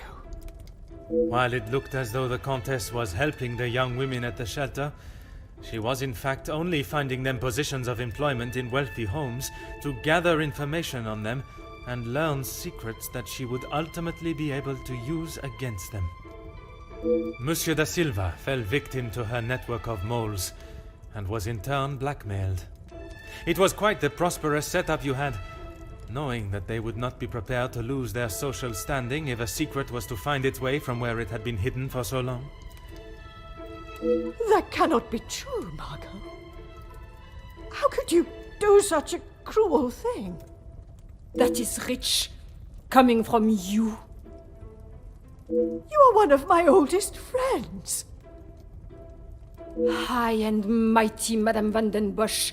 You think you can do what you wish when you wish it and there will be no repercussions. You are as bad as all of them. If I do not get a straight answer out of you, I will march you to the police station myself. I'm surprised it took the Major this long to start living with you. He must have been on the edge for some time. How dare you speak to me like that? In my own home! A home you share with the father of your daughter for so many years, and she still remains none the wiser. You have no right! Maman! Angeline? Have you heard what she has admitted to? She is merely trying to make herself... Is what she says true? Felix, he was my father? That is the secret that the letter was talking about, isn't it? You told me that we had nothing to hide. Detective Poirot, were you aware of this? Oui, mademoiselle. But it was not my place to repeat. I don't understand. What about father? Your maman betrayed the love of a good, honest man and played away behind his back and then kept it hidden for all these years like a lady of the night with her client list. You will say no more. Angeline, I... Did Felix know? This is not an appropriate conversation. He knew, dear girl. He knew the whole time. It is only dear Edwin that was blind to their deceit. You will not talk of him like that. You will not talk of him at all. If I don't, who will? You never deserved him. You don't even deserve the memory of him. Countess, there is something that you still have not explained. What more is there for her to say? How long were you in love with the Viscount for? Margot? Is that true? We were destined to be together. And then you turned up. And I was all but forgotten about. But you were nothing more than friends. And you made sure of that, didn't you? From the day you arrived, it was all about what you wanted and what you had to do to get it. You didn't consider Edwin at all. He was just a purse to you. I loved my husband, and I miss him every day. Loved him enough to stray? Both of you, no more! Please, Angeline, let me explain. Maman, I do not wish to hear anything else from you. Not even your own daughter wants to hear your lies anymore. Cassandra van den Bosch, all alone. How dare you!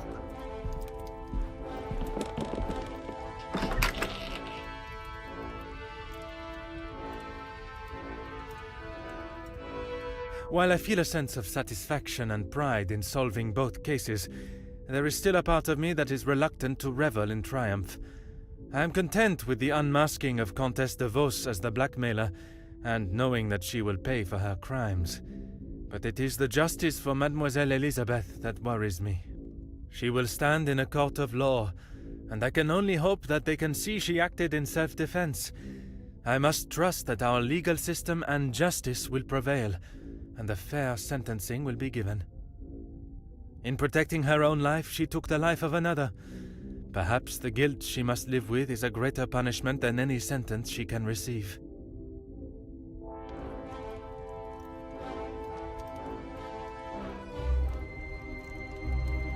Countess de Vos was taken from Nemozinet House in cuffs and placed under arrest. Although she initially tried to plead her innocence, Inga, along with a number of other girls that the Countess had found employment for, came forward and made full statements. She was charged with 5 counts of blackmail and extortion and sent to a house of corrections, where she will have a new life to become accustomed to.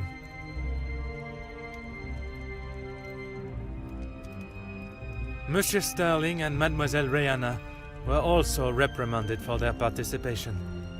While they may not be facing time in prison, tampering with a crime scene and obstruction of a police investigation are certainly not something that houses and new employers will look positively on.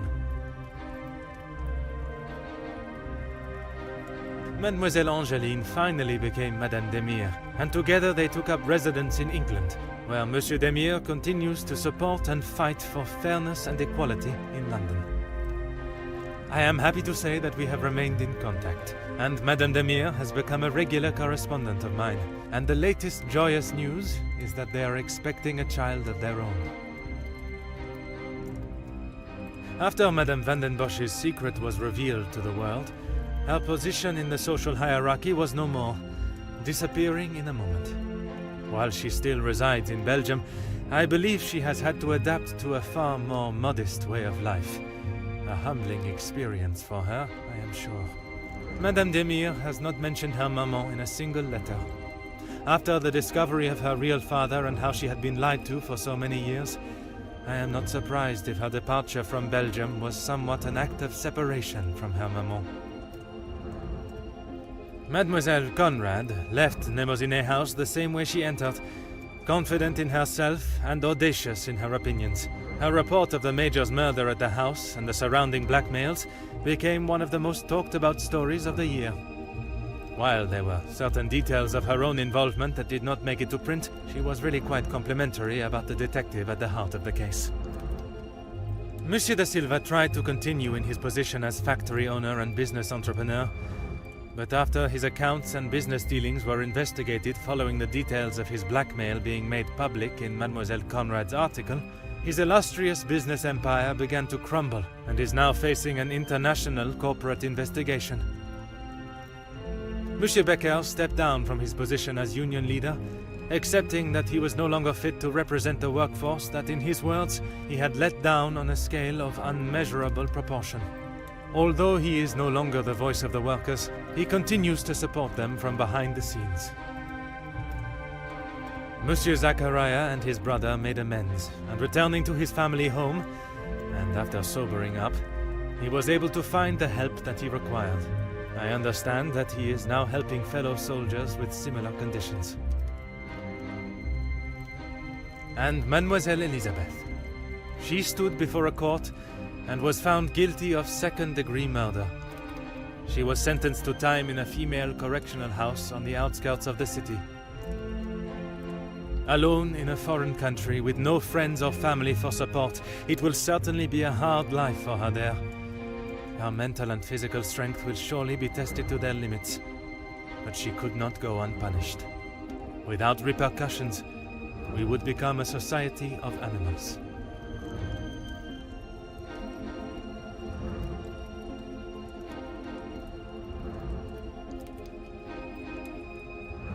The death of Elizabeth's beloved Luc has been at the center of everything.